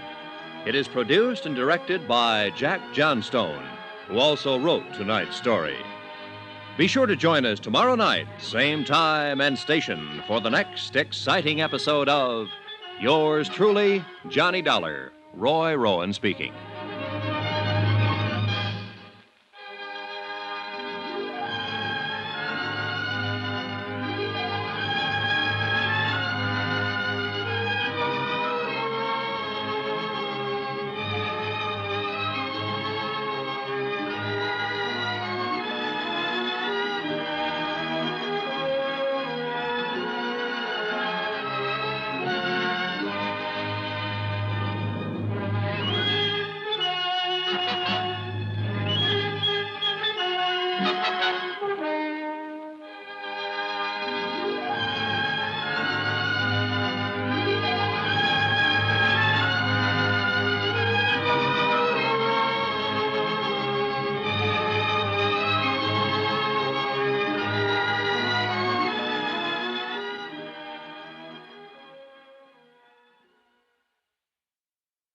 From Hollywood, it's time now for Johnny Dollar. I have your call to the Corazon de Los Angeles Hospital in Tijuana, Mexico. Good, operator. One moment.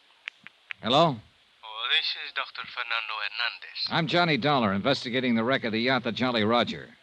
The only survivor reported was a cabin boy, and I understand he just died in your hospital.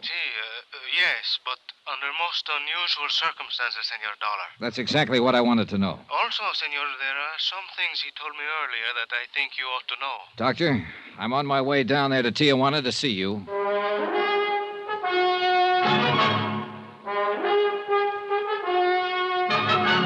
Tonight and every weekday night, Bob Bailey in the transcribed adventures of the man with the action-packed expense account, America's fabulous freelance insurance investigator. Yours truly, Johnny Dollar.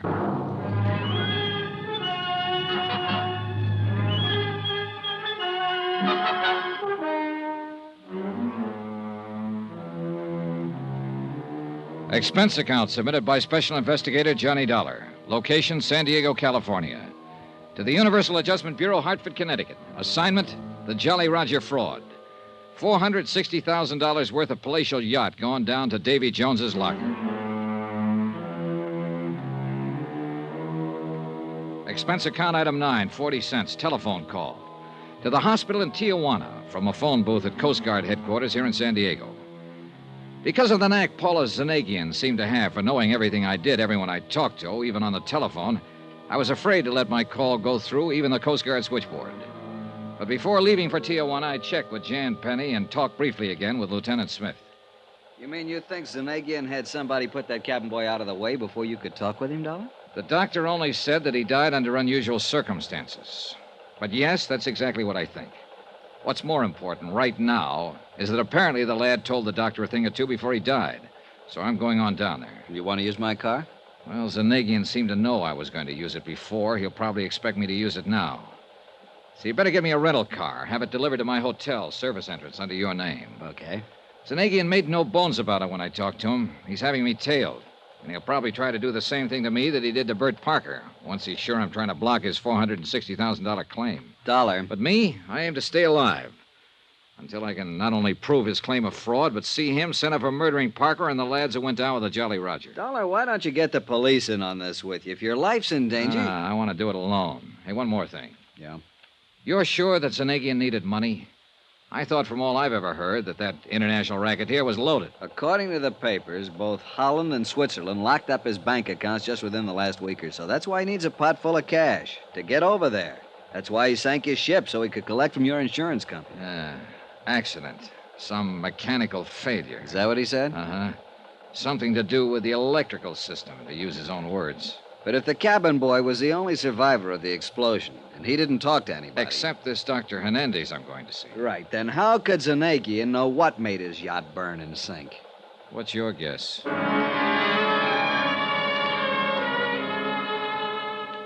Expense account item 10, $50, deposit on rental car.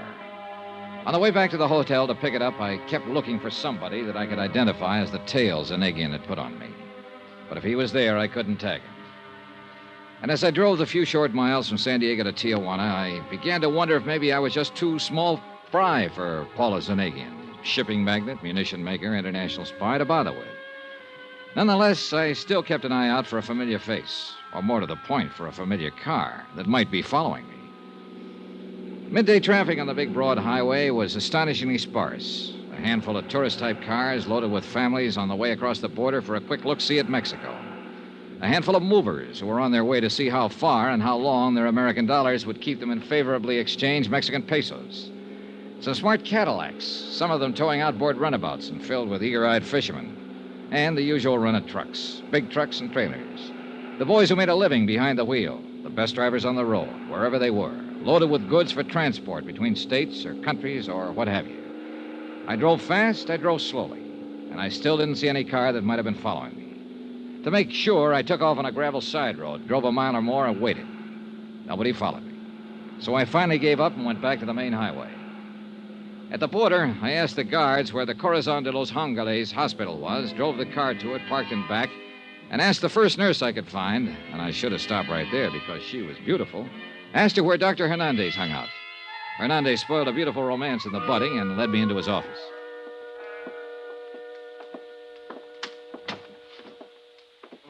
Please do. Sit down, Senor Dollar. Thanks, Dr. Hernandez.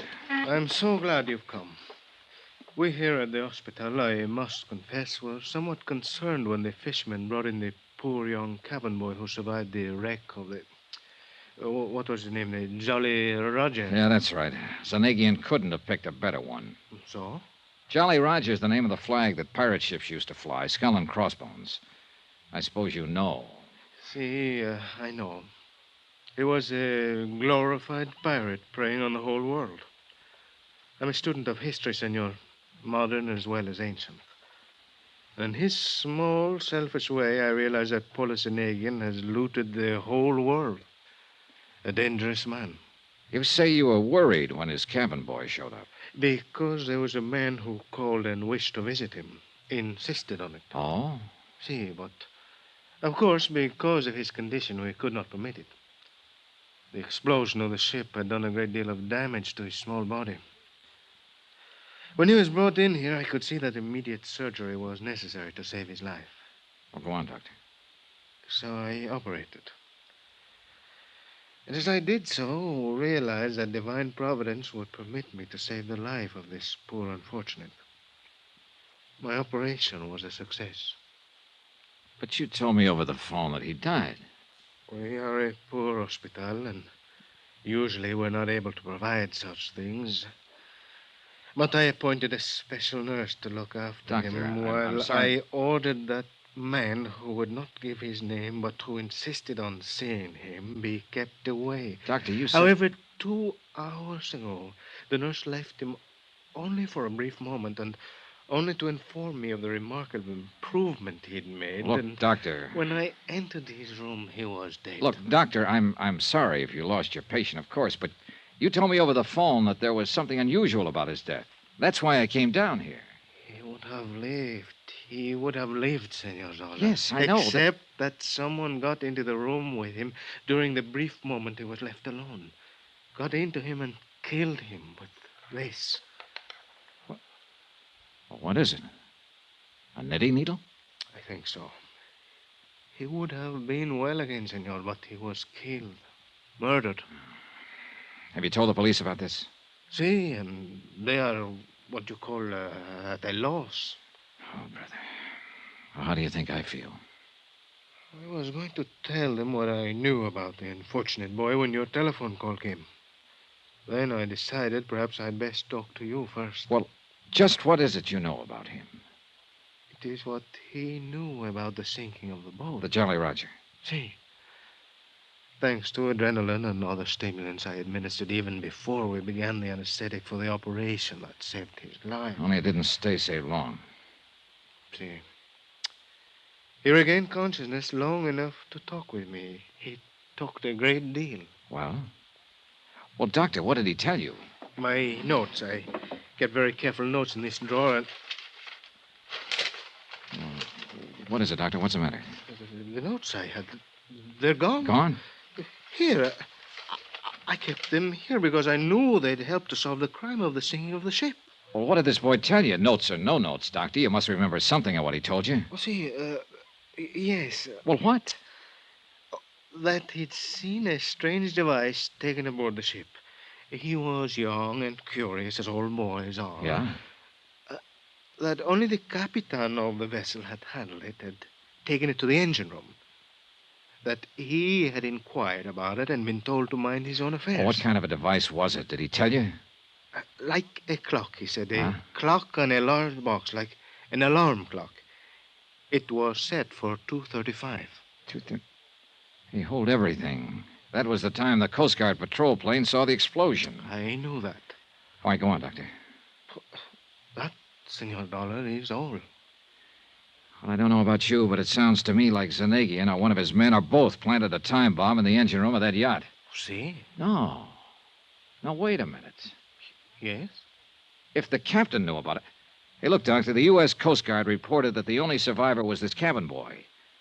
Now, surely the captain wouldn't have let himself get blown up. Well, no, he would not, except for one thing. Yeah? And I tell you only what I know from the cabin boy. Oh, yeah, what's that? This trip was a test. Before the ship, the yacht, was to go on a long trip. It had many new devices on it. Uh-huh. A large, tall mast for what you call a radar. Yeah, go on. The Capitan, when they reached a point of the Coronado Islands, ordered a small boat put, over the sand. Yeah, that's right. Go on. But in doing so, the radar mast, fell down, and the Capitan was struck by it. Therefore... Doctor, now listen carefully.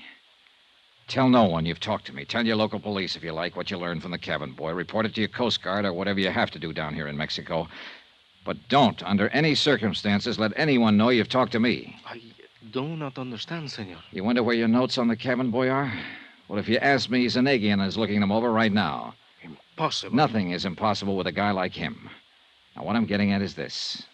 I'm a marked man, Doctor. He's after me, and he'll be after anybody who tries to help me. Cannot believe. Well, you'd better, if you want to stay in one piece, so take no chances. I don't think I was followed down here, but I may have been. If so, your life is in danger, same as mine. So please, watch your step until I can pin whatever it takes on Zanegian to send him off for life. This is fantastic. Yeah, sure it is. But outside of you and a girl named Jan Penny and...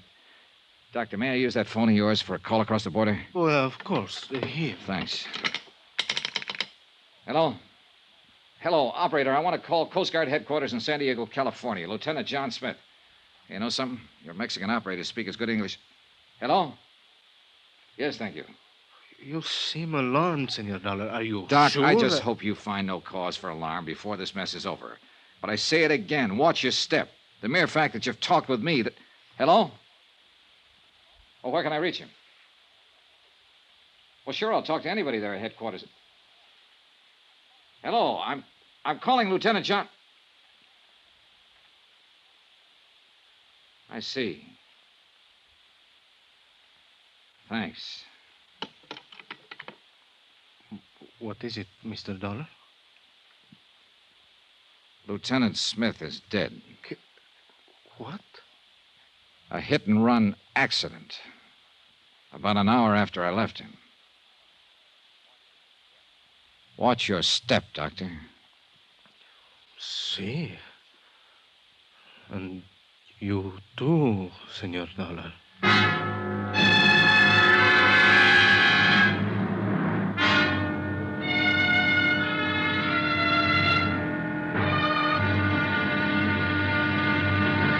Now, here's our star to tell you about tomorrow's intriguing episode of this week's story. Tomorrow, some real help from two close friends. You know, close enough to kill. Join us, won't you? Yours truly, Johnny Dollar.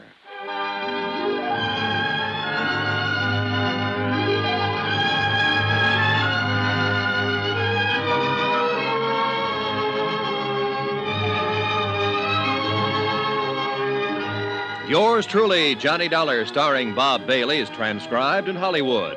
It is produced and directed by Jack Johnstone, who also wrote tonight's story.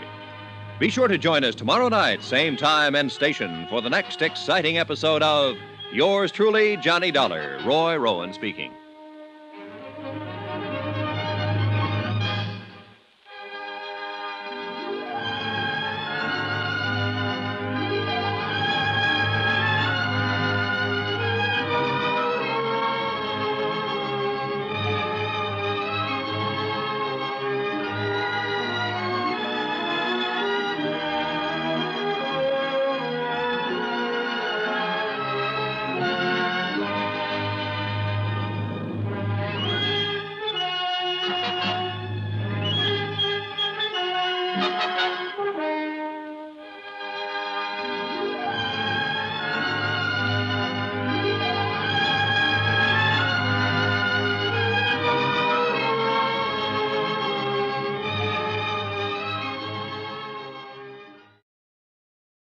From Hollywood, it's time now for... Johnny Dollar. Sergeant Franklin, San Diego Police Homicide. Oh, thanks for returning my call. What are you doing in Tijuana? Following a lead on the sinking of the Jolly Roger, what else? I still think that yacht was sunk by her owner, Paula Zanegian. You're not alone, Sergeant. Listen. Yeah? Bert Parker of the insurance company was suspicious. He held up the claim, so he was killed. Hit and run. I know. Lieutenant Smith of the Coast Guard was helping me with the case. Now he's been killed, also hit and run. We know. We're working on it. Jan Penny, who was Parker's secretary, is helping me, too. Get it? I get it. I'll assign a man to protect her immediately. Good. But, Dollar... Yeah? What about you?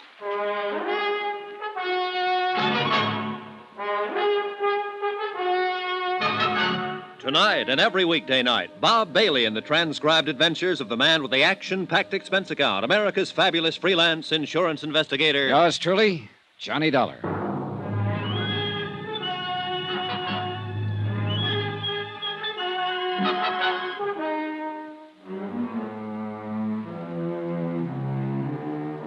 Expense account submitted by Special Investigator Johnny Dollar. Location, San Diego, California. To Universal Adjustment Bureau, Hartford, Connecticut. Assignment, the Jolly Roger fraud.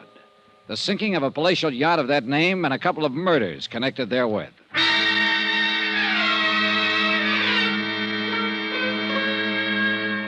I thought I was going to Southern California for a vacation.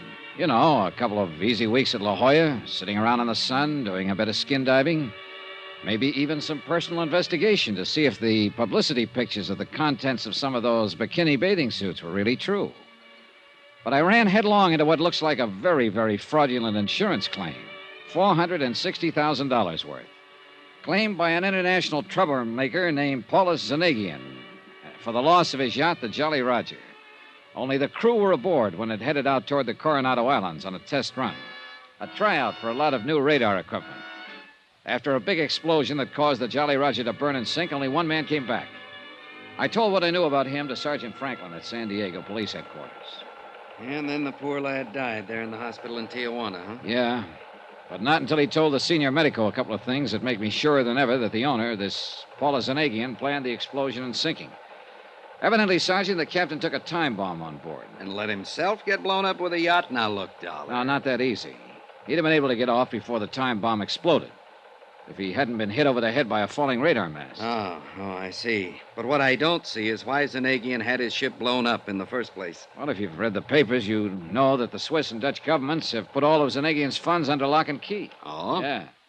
In spite of the millions Zanagian has made off his international arms smuggling rackets, his fomenting of revolutions among the smaller countries, he suddenly found himself without enough money to get over there and do whatever is necessary to free his money. Somebody finally caught up with this international racketeer. That's right.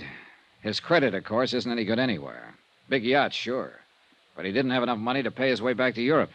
Unless he could collect for the loss of the Jolly Roger. And when Bert Parker tried to stall on settling the claim... Parker didn't last long. Then I came into the picture. I talked to Zanagian. Yeah? He told me if I didn't see that his claim was settled immediately...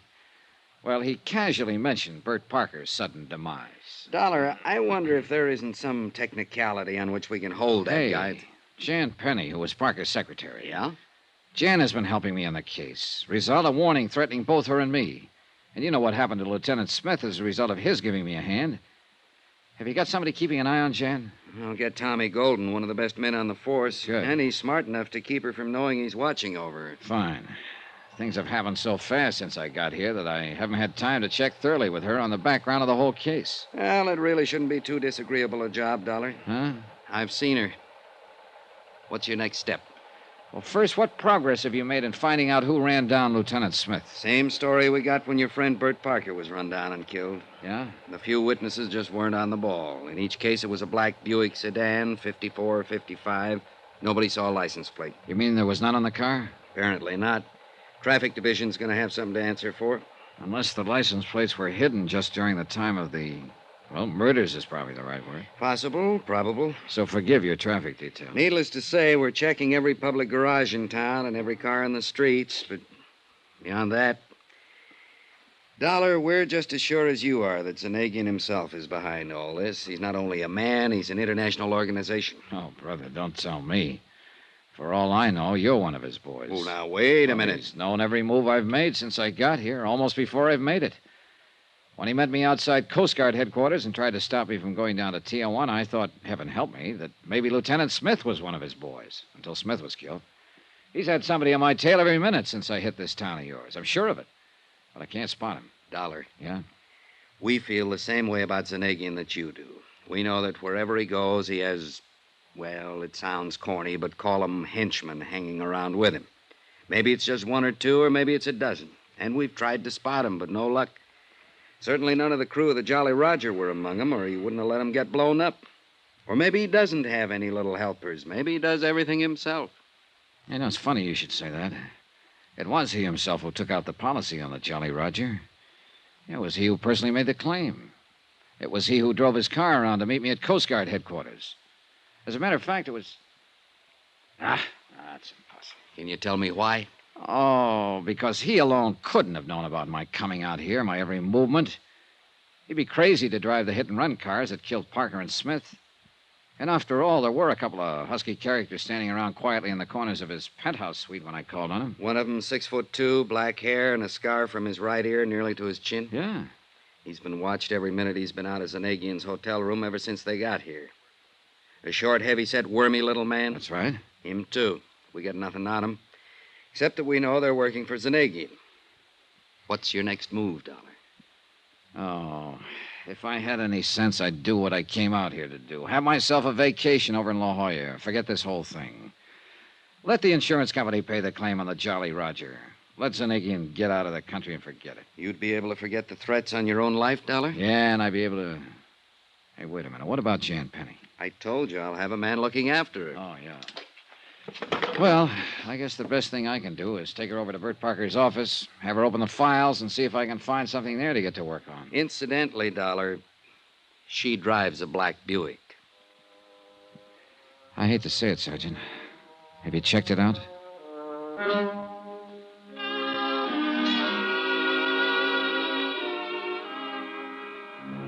I probably shouldn't have thought what I thought about Jan when I asked that question. I was sorry I had when I reached her apartment a few minutes later.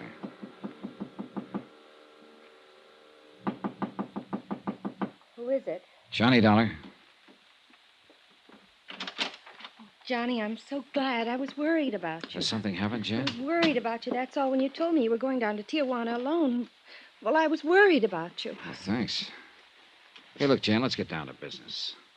Did you go down to the office this morning? Yes, I took a cab down there right after breakfast and spent the entire day. Uh-huh.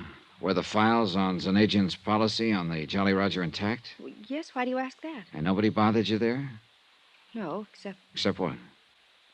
Johnny, it's the reason I'm so glad you're here. What is? All day I've had the feeling I'm being followed. Well, maybe you are. Because of the warning over the phone. The one I told you about. And you still don't know who it was? No, but Johnny, the warning was for you, too. If you don't lay off this case... Is that the way the voice on the phone put it? Yes, and it threatened me if I helped you. Look, Jan, you want to back out while you're still in one piece? You know what happened to Bert Parker when he tried to buck Paulus as an agent? I loved Bert, Johnny. He was the kind of man you are. Honest and good and... Oh, Johnny, why don't you get out of this case? Pay him off, anything. But don't risk your life on it, too. You really mean that, don't you? Oh, you're fine, and... Don't you see, this madman Zanagian will stop at nothing to hurt the people who oppose him. And if you keep on... Even if it means forgetting about finding out who killed Bert Parker? Yes, Johnny, yes. If it means putting your own life in danger, settle his claim, anything. How about you? I'll go away. I'll go somewhere else and try to forget the whole thing. Oh, Johnny, listen to me. I'm listening. It isn't worth it to take the risk you're taking. Jan, it's my job. Look, why should you worry about me? Because even if I have only known you a few days, I don't know, maybe it's rebound. Maybe I'm acting like a baby, but since Bert was... Oh, Johnny, I'm so alone and I'm so lonely.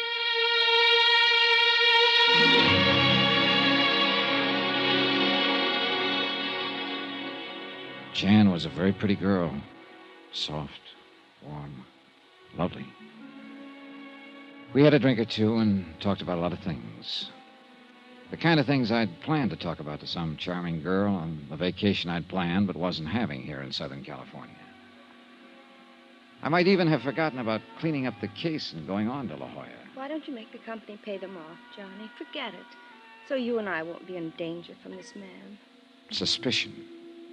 Why can't a guy relax and enjoy a situation like... Jan, Mm-hmm. Come on, honey. Look out, will you? I gotta get out of here. Hmm? Look, I've got a hunch, and in this crazy business of mine, when you get a hunch, you better act on it. Oh, no, Johnny, tomorrow. Oh, no, honey, look, I'm going down to police headquarters. Johnny. The one thing I haven't checked on, the one person who was connected with Bert Parker. But police headquarters this time of night, I don't know. Jim Franklin. He said he'd be there all night. Can't you check Sorry, on... Jan. Leave me here all alone? You come with me. We'll grab a cab and go down there together. Oh, all right. Then we'll come back here? Depends on what I find out. Then I'll wait for you. Only why don't you take my car? It's right down in the parking place just outside the building. Okay, sure. Here, I'll get you the keys. How'll I know which one is yours? It's an old black Buick in parking space 5 down there. It's just had a new paint job. You can't mistake it. Here. Okay, thanks. Jan, didn't you say something about taking a cab down to the office this morning? Because of the fresh paint in my car. It was so foggy this morning. I wanted it looking nice in case you wanted to use it. Ah, you're a rascal. See you later.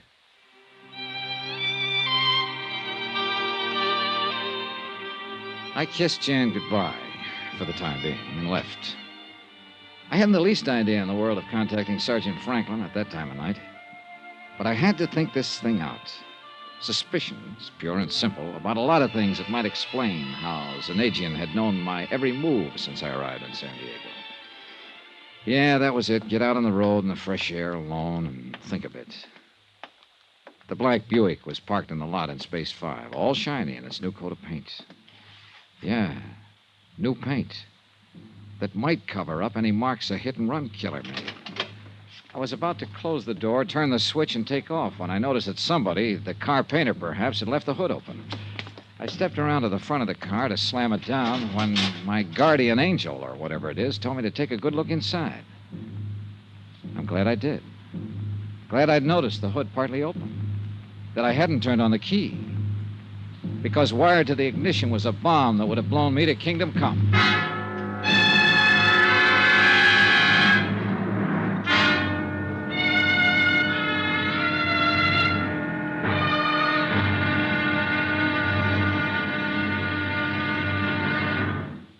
Now, here's our star to tell you about the final intriguing episode of this week's story. Tomorrow, the wind-up, where the obvious becomes only too obvious. Join us, won't you? Yours truly, Johnny Dollar.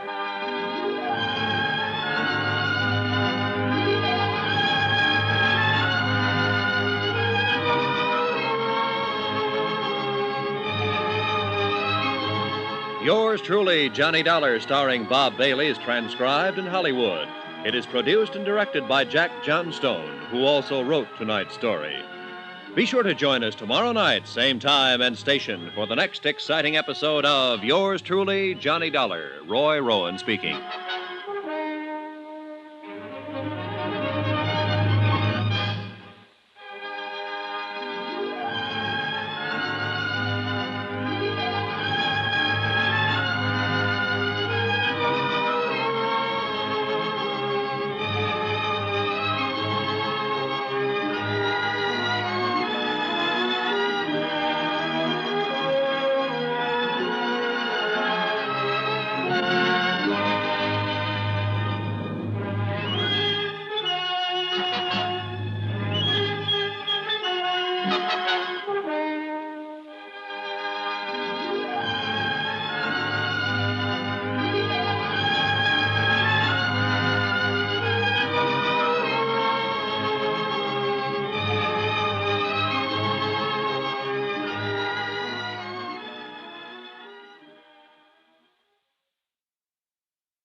From Hollywood, it's time now for...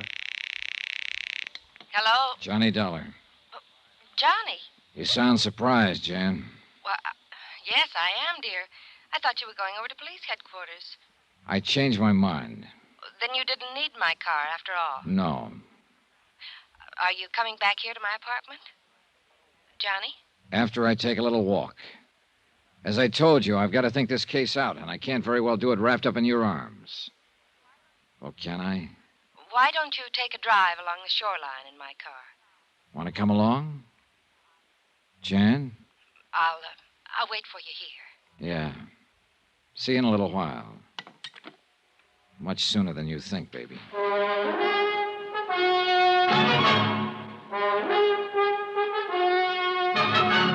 Tonight and every weekday night, Bob Bailey in the transcribed adventures of the man with the action-packed expense account, America's fabulous freelance insurance investigator. Yours truly, Johnny Dollar.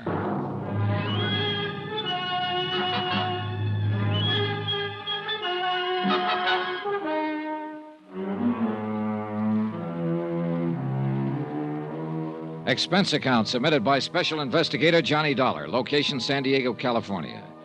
To Universal Adjusters Bureau, Hartford, Connecticut. Assignment, the Jolly Roger fraud, including the loss of a palatial yacht and a couple of murders. Expense account item 12, phone call. And one thing I didn't tell Jan Penny was that I was calling her from a booth right on the ground floor of her own apartment building. Another was the reason I changed my mind about borrowing her car to drive to headquarters for a talk with Sergeant Franklin. Oh, I had gone out to the parking lot and climbed into her car, all right. But as I was about to insert the key to start it, I noticed the hood wasn't closed down tight. That saved my life. For wired to the ignition, I found a booby trap that would have blown me to kingdom come if I'd even turned the key. After hanging up on Jan, I hopped upstairs to her apartment and pressed an ear against the door. No, he didn't. Because he just phoned me from somewhere outside. But he said he's coming back here, and I tell you, you'd better come over here. No, he just said he's going for a walk. Of course I can handle. All right.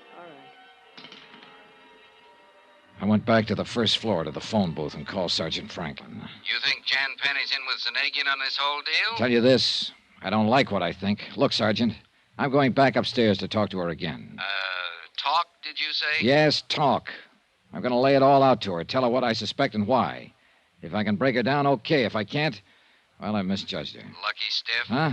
I've seen her, Johnny boy. What's that supposed to mean? I hope you have misjudged her for your sake. What? Reconciliation. What a lovely way to spend the rest of the evening. Look, you dope. Go to it, boy. And happy hunting.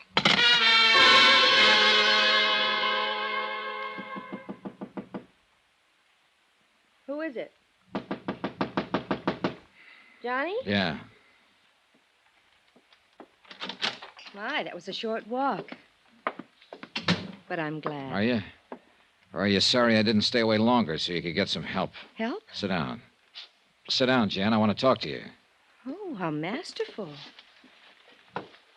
Here? As you know, I didn't borrow your car after all. Sit next to me, darling, and let's continue from where we left Because off. Fortunately, somebody goofed, left the hood partly open. Closer, Johnny. That's why I discovered the booby trap that would have gone off as I turned the ignition key. Closer, Johnny. Booby. What are you talking about? That's why you didn't hear the expected explosion right after I left you. Oh, no. Then they are after me, too. The warning over the phone. If I didn't stop helping you in this case, they... Oh, Johnny, what'll I do? Johnny. For one thing, take your arms back to yourself and move over to your own corner of this couch so I can pull a gun if any of your pals suddenly... Ah, my dear Mr. Dollar. Zanagian. I fear it's too late. Artis here will pull the trigger if you so much as move a hand toward your gun. He's an excellent shot. Yeah, I'm sure he is. Awkward coming in the service entrance, but I was concerned lest your phone call in the lobby might have been to the police. Now, here now. Permit me to take charge of your gun. Just a minute, Zanagian. I should. Yeah, thank you. Oh, yes, this is Artis, the man I've had following you since your arrival here in San Diego. You don't recognize him, dear boy? Yeah, I keep him from seeing me. You never know I follow him. Oh, yeah. Yeah, Artis, you've been pretty good at it. But as long as we've been introduced now, why don't we shake hands? Go back, or I shoot. Oh, and he would, my boy. And the, I believe you call it a silencer, would obviate any undue noise. Wouldn't you be happier if he did pull the trigger, Zanagian? But I wish to talk with you, dear Mr. Dollar. I don't think we have anything to talk about. Oh, but we have. You see, dear boy, I'm curious to know why you suspected Jan here of complicity in our little plan. Oh, lovely girl, isn't she? Pretty obvious, isn't it? Now? Oh, forgive me.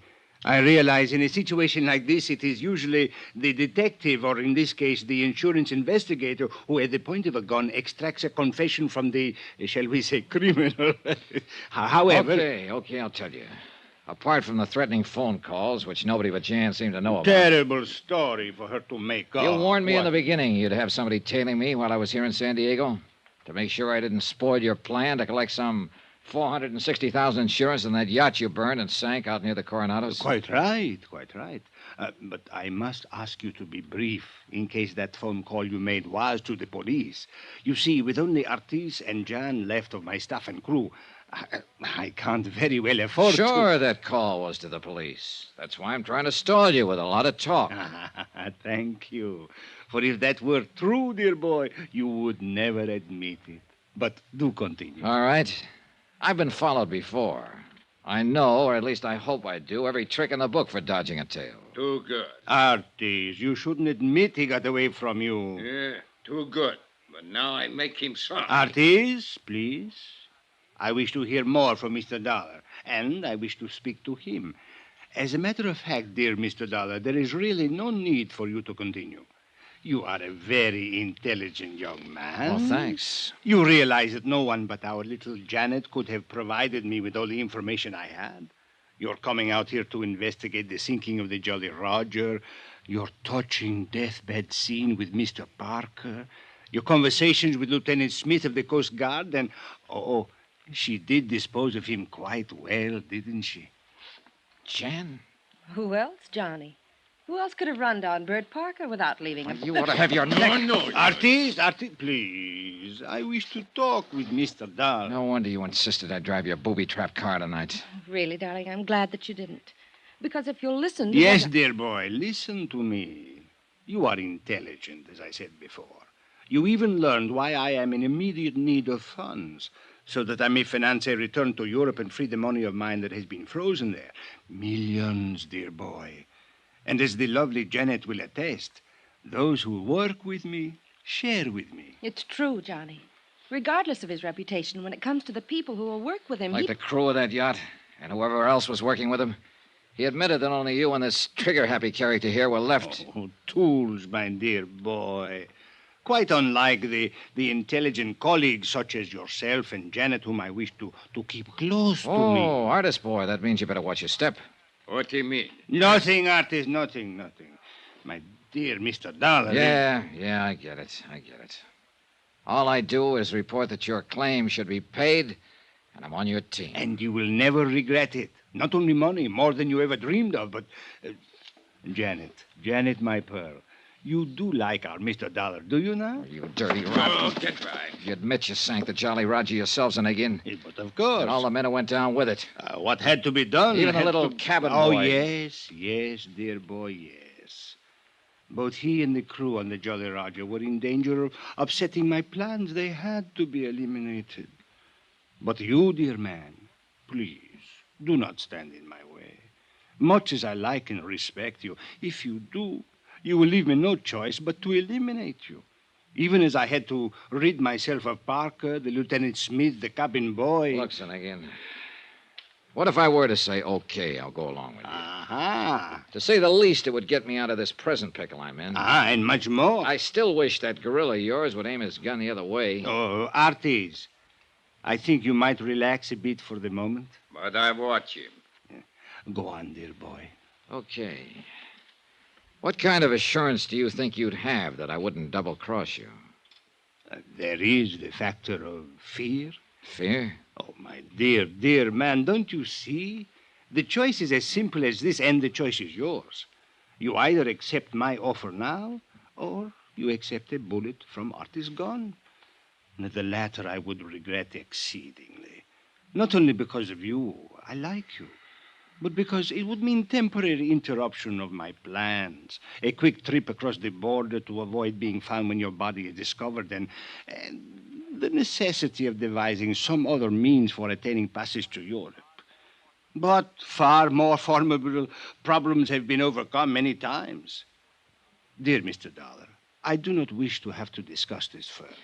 So tell me... Finnegan, I have good news. Yes? For me, not for you.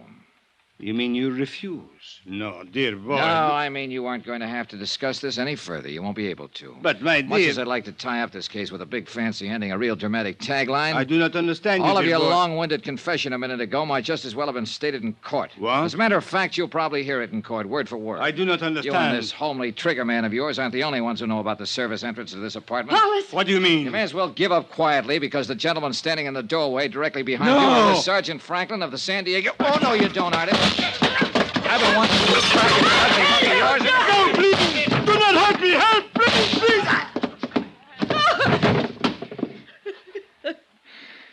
Thanks, Sergeant. What a mess. Better tie up this gorilla, boys. Okay. I'm glad you took the hint and came over. You know my call was being listened to. I kind of thought so. Well, no more Zanagian. Dead? Yeah. By a slug from this big monkey's gun. If I'd known he was that bad a shot, I might have tried to jump him earlier. Come on, Artis. Up. After the way you hit him, he'll sleep for a long time. Well.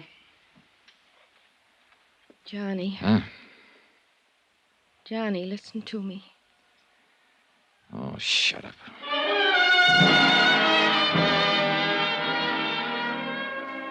Expense account item 14, $217.50, hotel in San Diego, incidentals and plane fare back to New York and Hartford. Expense account subtotal $523.23. I'll give you the rest when I finish my vacation in La Jolla, the one you promised me. Remarks? The fabulous crooked empire of Paulus Zanagian is kaput, the same way it happens when every man who tries to break the rules of international law and order. You might almost have called it death by his own hand. Though, of course, little Artie will be made to pay for it. Jan, same thing, I guess. Why did they do it? Yours truly, Johnny Dollar.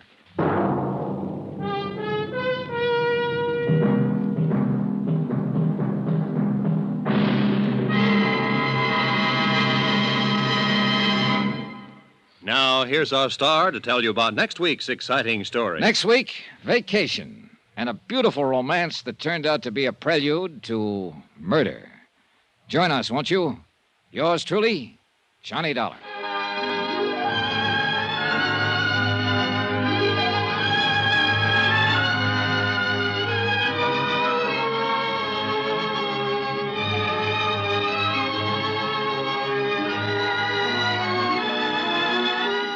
Yours truly, Johnny Dollar, starring Bob Bailey, is transcribed in Hollywood. It is produced and directed by Jack Johnstone, who also wrote this week's story. Heard in the cast were Virginia Gregg, Forrest Lewis, Paul Frees, Jay Novello, Harry Bartell, Don Diamond, and Victor Perrin. Musical supervision by Amerigo Marino. Be sure to join us on Monday night, same time and station, for another exciting story of Yours truly, Johnny Dollar. This is Roy Rowan speaking.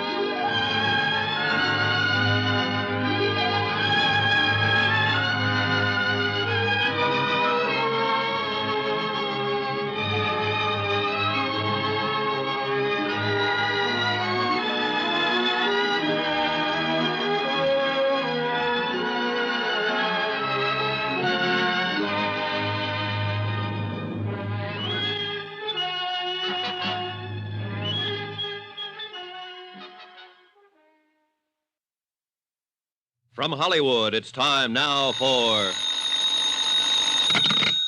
Johnny Dollar. Pat McCracken, Johnny, returning your call. Oh, hi, Pat. How's Southern California? My vacation on expense account, I love it. Well, don't overdo it.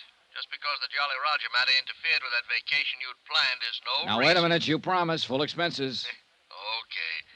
When are you coming back to Hartford? As soon as I clear up the Lamar case. Want okay expenses on it now? Huh? Lamar? Yeah, Pat. This is a case that'll make your hair curl.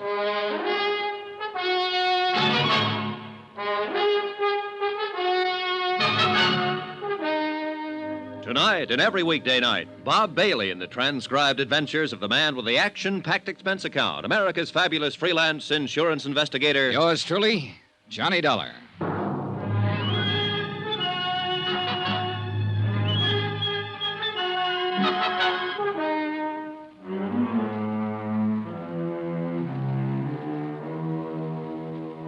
Expense account submitted by Special Investigator Johnny Dollar to the Universal Adjustment Bureau, Hartford, Connecticut.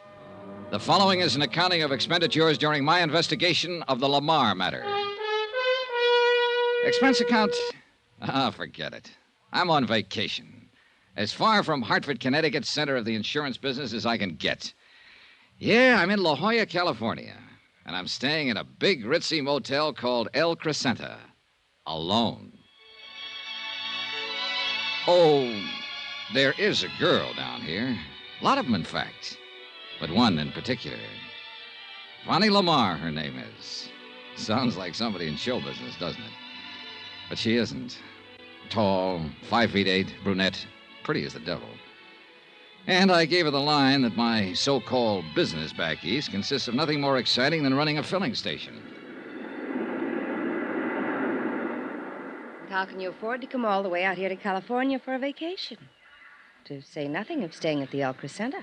Rich uncle, Vonnie. Died and left me a couple of $1,000 to do with as I see fit. This is the way I see fit. Only a couple of $1,000. Mm-hmm. Gee, that's too bad.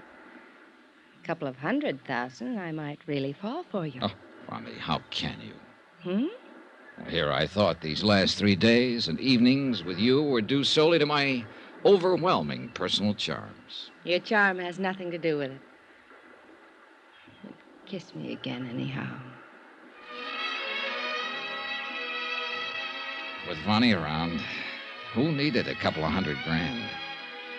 Yeah, the gal was just about all anyone could ask for. And I don't mean for just a quick vacation time romance. I'd spotted her the minute I'd landed here at this hotel. More like a guest ranch by the seashore. Beautiful, modern cottages set around a big green lawn with a swimming pool in the center big enough for the Olympics. Carports beside the cottages loaded with Eldorados, Continentals, and a handful of foreign sports jobs. And a beautiful big dining room and a building set up to look like an old clipper ship. And food and service worthy of Oscar of the Waldorf. And what was I doing here? On expense account, remember? Yeah, I'd spotted Vonnie the night I arrived from San Diego after clearing up the Jolly Roger matter and set my sights for her immediately. Naturally, I wondered what so attractive a girl was doing alone here. She cleared that up for me at dinner the second night. I still don't understand why Daddy hasn't arrived yet. Oh? He's supposed to join you on this vacation? We always spend our vacations together. At least we have since Mother died a few years ago. You're an only child? Yes. Really a foster child. Just as we were about to take our plane, some crisis or other arose at the plant. So he made me come along and wait for him. Lamar Metal Products. Lamar, oh, yeah. Aircraft components, isn't it? South Bend, Indiana? Yes.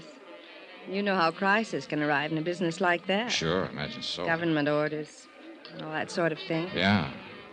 Well, you'll probably hear from him before. Oh. Here, waiter, would you like to get us... Senorita, a telegram for the lady. Oh? Excuse me, Johnny. Sure.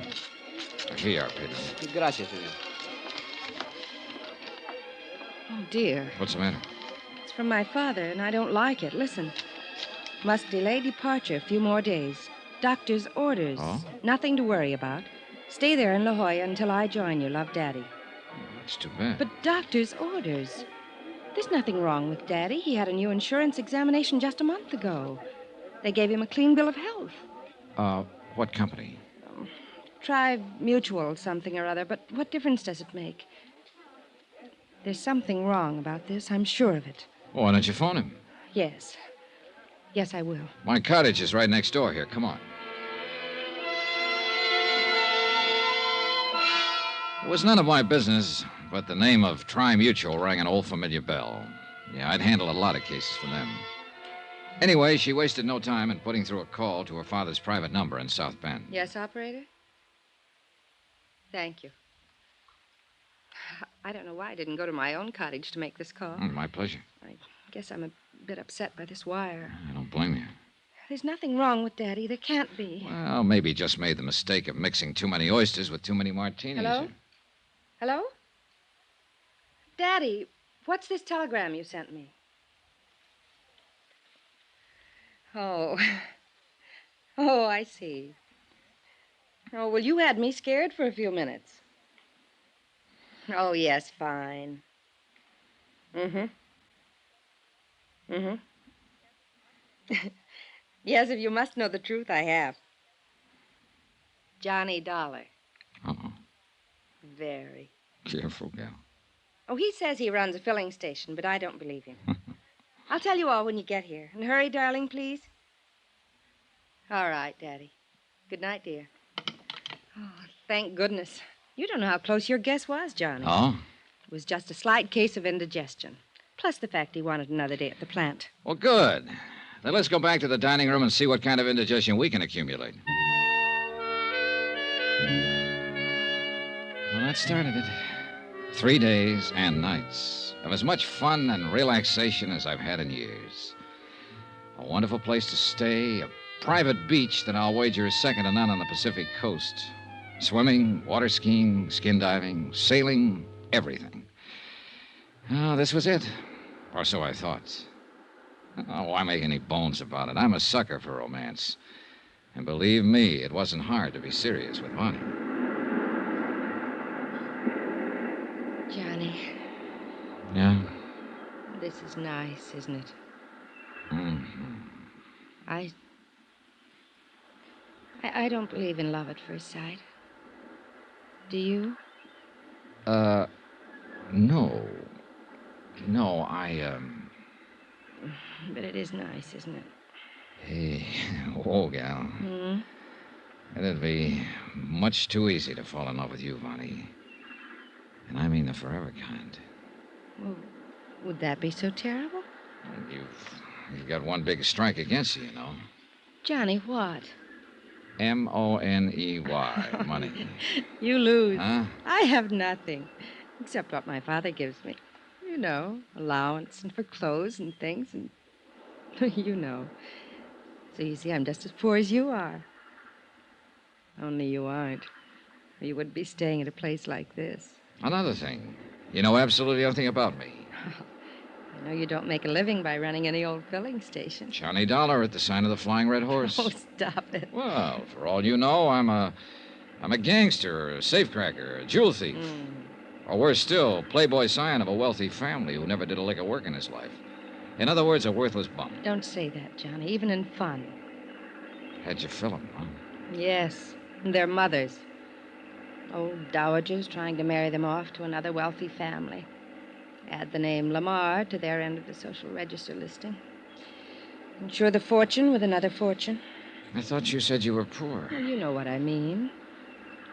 A bunch of worthless fops, that's all they are. I've seen better men among the servants and chauffeurs, a little Mexican boy who helps one of the gardeners, and the young businessmen there in South Bend and in other cities. Maybe earning just enough to make ends meet, but men. Ambitious, hard-working, willing to get somewhere on their own merit. And, well, you know what I mean. Mm-hmm. Why don't you marry one of them, Bonnie? It isn't as easy as that, Johnny. You know it. Maybe I was waiting for someone like you to... I still don't believe in love at first sight. Good. Let me snuggle again. Like before we started this horrible discussion. Mm-hmm. Sun's going down, though, honey. This little niche in the rocks is going to get cold. Yeah, look. Everybody else has left the beach. Come on, snuggle. I like it. Kiss me. And I thought I'd have to ask for it.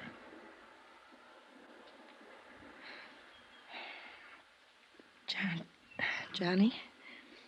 What do you do? Well... Hmm? Well, I'll tell you. I live in Hartford, as I told you, and I'm really... Listen. He's calling you. Yeah, you too. Oh, the spoil sport. Well, maybe it's word from your dad. Here, up you come. Oh, I hope so. Come on, Johnny. Pedro! Pedro! Over here. Here we are. Here. What's up? Oh, senorita. Telegrams. Telegrams? But the one for the senor was marked Rush. So I rush. Good boy, Pedro. Here. No, I'll tip you when we get back to the motel. Stop by my cottage. Johnny, it's What's wrong, Bonnie? from our family doctor. I'm afraid. Here, you read it. Sure, I'll be glad to. Regret having to inform you your father died a few hours ago. Suggest you return to South Bend immediately. Oh, Johnny.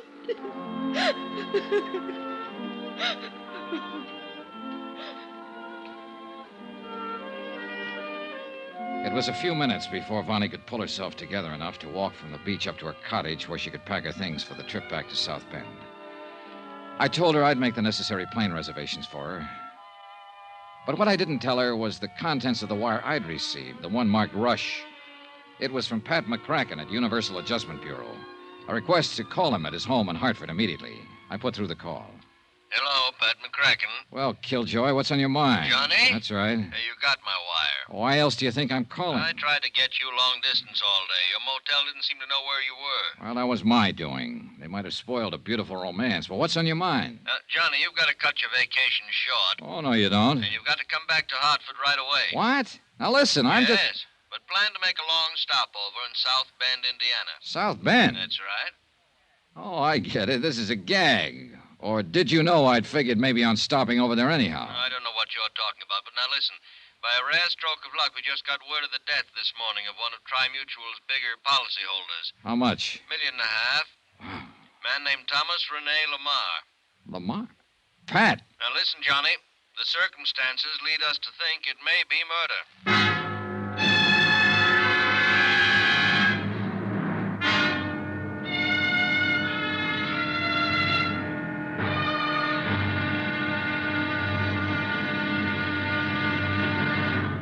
Now, here's our star to tell you about tomorrow's intriguing episode of this week's story. Tomorrow, a set of circumstances arise that are enough to keep a man from trusting even himself. Join us, won't you? Yours truly, Johnny Dollar.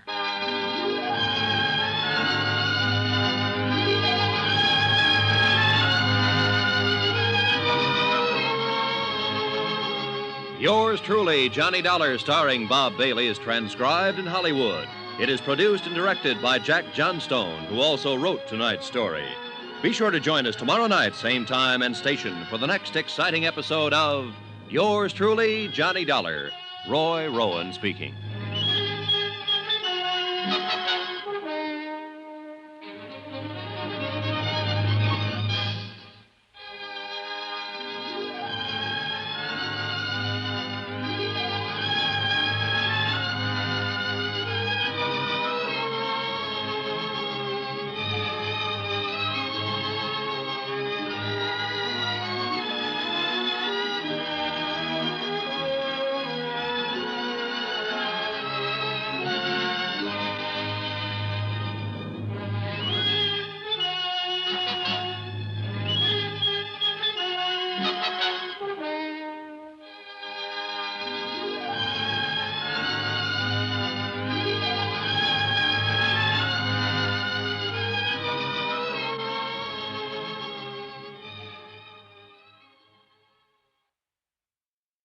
From Hollywood, it's time now for Johnny Dollar. I have your party in Hartford, Connecticut now, Mr. Dollar. Oh, thanks. Just a moment, please. Hello, McCracken, Universal Adjustment Bureau. Hi, Pat. Johnny, are you still in La Jolla? Didn't you get my telegram? Sure did. And I'm getting ready to leave for South Bend right now. In the company of a beautiful, charming, lovely... Now, look, son, your vacation is over. Charming, lovely girl named Vonnie Lamar. Okay. Now, will you... What? That's right. Thomas Rene Lamar's daughter. Does she know her father has died? Telegram for her arrived at the same time I received yours. You didn't show her my wire. No. She doesn't know yet that you think it might be murder.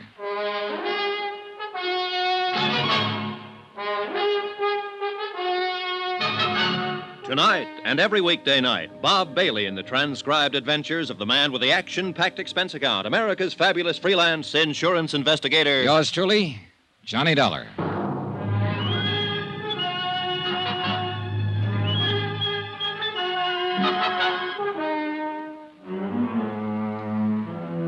Expense account submitted by Special Investigator Johnny Dollar to the Universal Adjustment Bureau, Hartford, Connecticut. Attention, Mr. Patrick McCracken.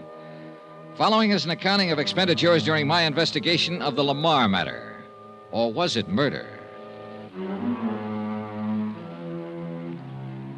Expense account item 1. I'm calling it item 1, Pat, because it's really the first tab on the Lamar case.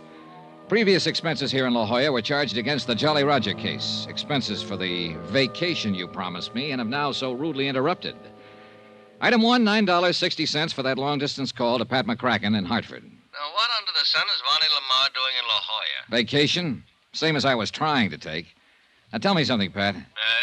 Has a claim already been filed on Lamar's $1.5 million policy? No claim has been filed. Well, then how'd you know about his death so quickly? Luck, pure and simple.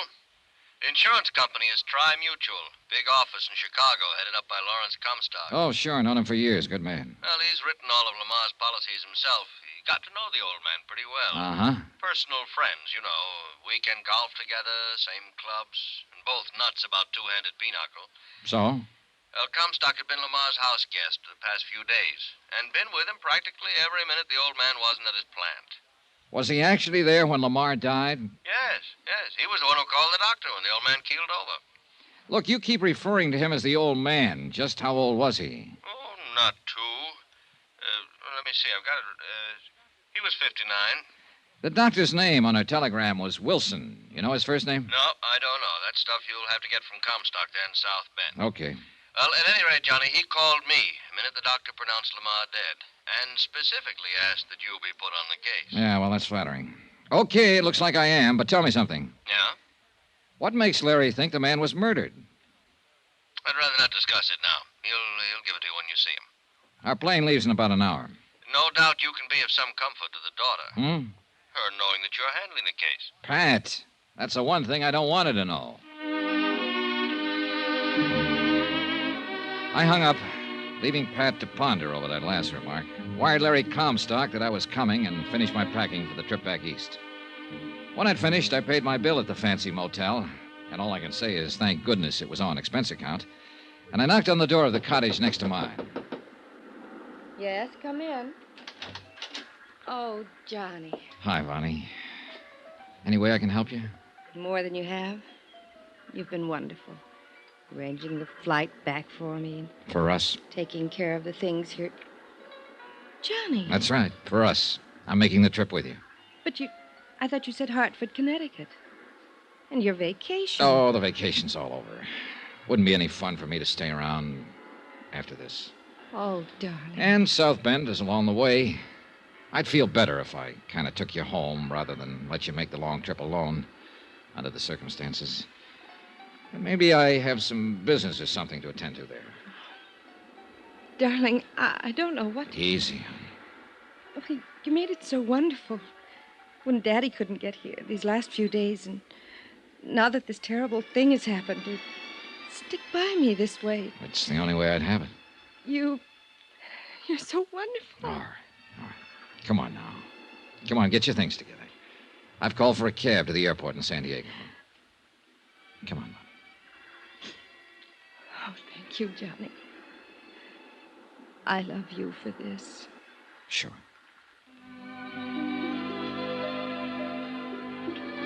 I can't say I exactly relish thoughts of the flight back east. Much as I hoped I could be of some small comfort to the girl.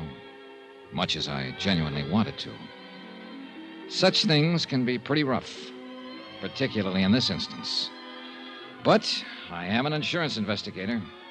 And in a matter of this sort, $1.5 million at stake, the possibility of murder, well, it's up to me to suspect everyone, whether I like it or not. Yeah, I sometimes think it's a pretty rotten racket to be in. Johnny. Sleep, Vonnie. Sleep. You'll need all of it you can get before you have to face things at home. I wasn't sleeping. I was just thinking. And being so thankful that you're here with me. Honey, I wired ahead for a hotel reservation. What? Yep. I'm going to stay in South Bend a few days. You wonderful, wonderful... No, I'm going to be honest with you. I also wired a friend of mine, a fellow with whom I do business now and then. So Well, anyhow, I'll be there for a few days and maybe more, and as long as I can be of any help to you. It's funny. Hmm? You know, you still haven't told me what you do. Well, don't worry about that now. But I'm curious. Tell me. It'll give us something to talk about. Did you wire anyone at your home about your arrival? Yes, Harrison the butler. Johnny. Well, how about the doctor who telegraphed you? Yes, Dr. Wilson, too. Honey. Wilson. Edward T. Wilson. Now tell me. No. Now, you stop talking and try to get some rest. But all... I'm going back to the lounge in the tail section so that you'll have nothing to do but get some sleep. Then you won't tell me. No. Tomorrow. Asleep. Thank you, Johnny. Now, I can, maybe. Yeah, rough. Very rough. I felt like a traitor to her. Well, we landed in Chicago at 10 a.m. and took a cab from the airport to the Lamar home on the outskirts of South Bend. I'd never before realized that the big industrial city with all its huge, dirty, sprawling factories had such a wealthy residential section. And the Lamar home on Parody Lane was one of the most impressive of all, set far back in what must have been an acre of well-kept lawn. In addition to Harrison, the butler, we were met at the door by the housekeeper, cook, upstairs and downstairs maids, and a couple of other servants, all of them obviously in deep sorrow over the passing of the master of the house. And may I most humbly, for all of us, express our deepest sympathy in this hour of this... It's all... Thank you, Harrison. Thank you all. I'm going to my room and we'll call you when... Yes, miss? This is Mr. Dollar. Mr. Dollar. He's to be admitted to the house. Any time I'll be here, Vonnie, as soon as possible. And you know where to reach me. Yes, Johnny. Thank you. And now to get to work, whether I liked it or not. I took the cab to the townhouse, dumped my bags, then back to Chicago in the office of Lawrence Comstock, Tri-Mutual's representative. He was waiting for me. Well, Johnny, you sure walked into something this time. Thick one, Larry? You don't know. You don't know the half of it. The million and a half of it. You gave Pat McCracken back in Hartford the idea that Lamar's death might be murder. I think it is.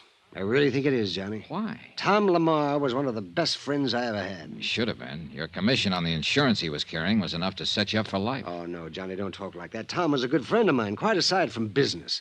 I sold him his very first policy years ago, and he was just a bookkeeper for Atlas Processing Company, earning $70 a week.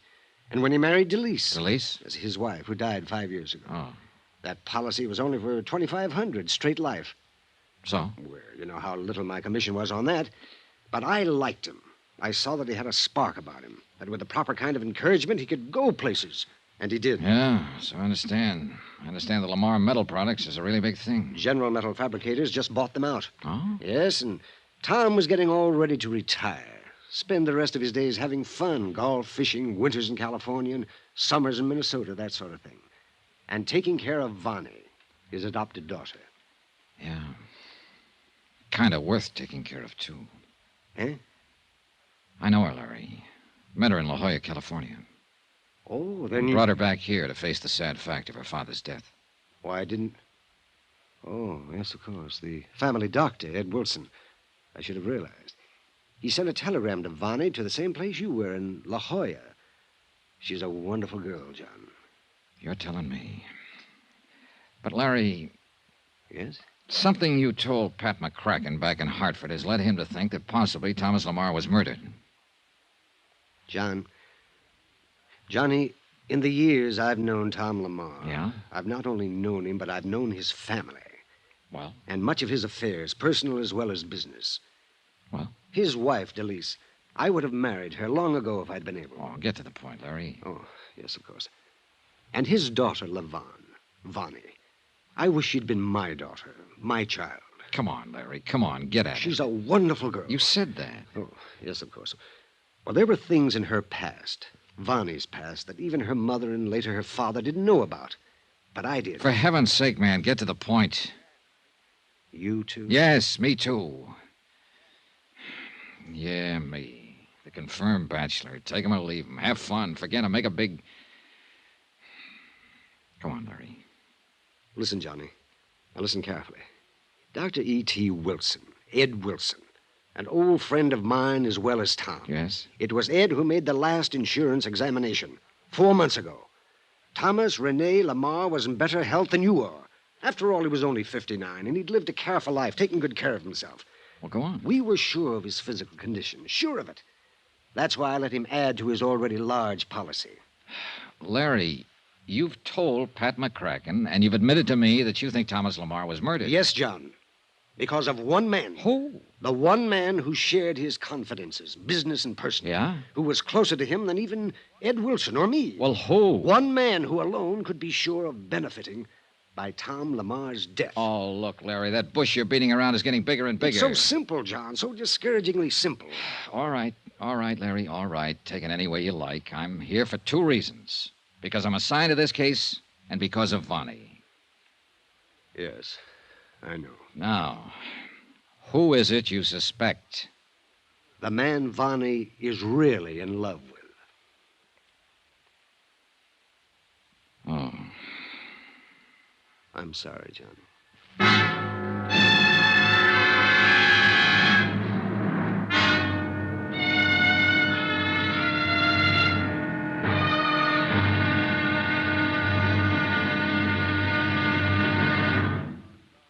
Now, here's our star to tell you about tomorrow's intriguing episode of this week's story. Tomorrow, some stuff I didn't want to hear, but I had to. Join us, won't you? Yours truly, Johnny Dollar.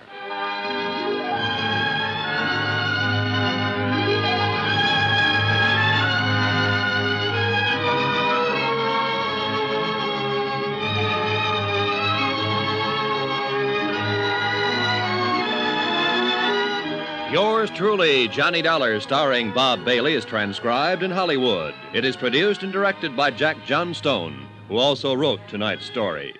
Be sure to join us tomorrow night, same time and station, for the next exciting episode of Yours truly, Johnny Dollar. Roy Rowan speaking.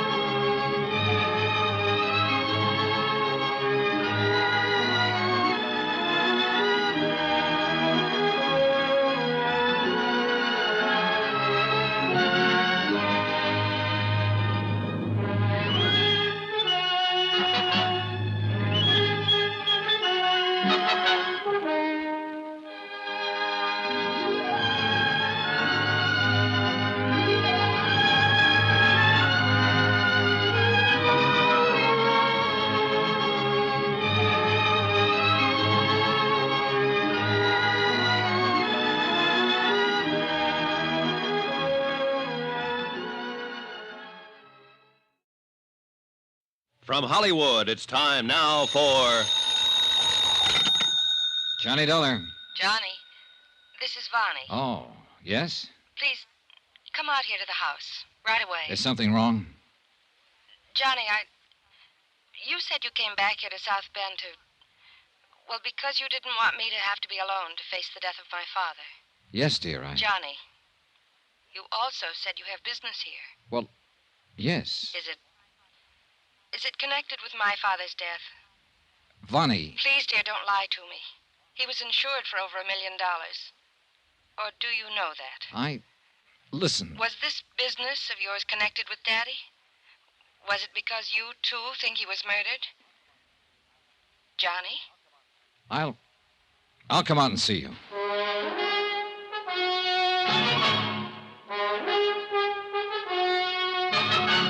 Tonight and every weekday night, Bob Bailey in the transcribed adventures of the man with the action-packed expense account, America's fabulous freelance insurance investigator. Yours truly, Johnny Dollar.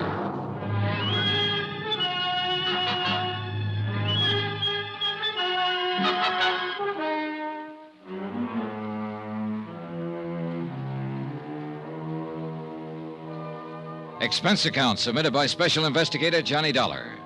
To the Home Office, Universal Adjustment Bureau, Hartford, Connecticut. Assignment, the Lamar matter. The question, was it murder?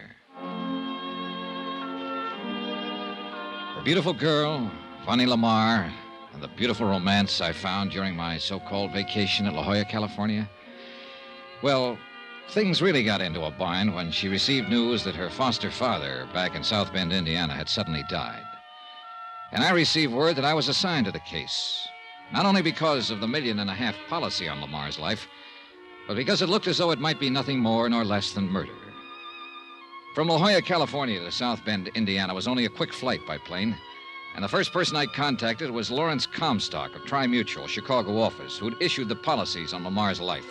Yes, Johnny, the only two real friends Thomas Lamar had these past few years since his wife died were Dr. Ed Wilson and myself. And Wilson is the man you called in when Lamar died. Yes, you see, Tom and I used to spend a lot of time together. Weekend golf, belonged to the same clubs, that sort of thing.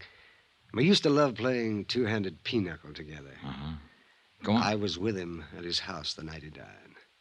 And so unexpectedly, Johnny, as I told you, he'd had a most thorough physical examination only a few months before, or I'd never have permitted him to increase his insurance to $1.5 million.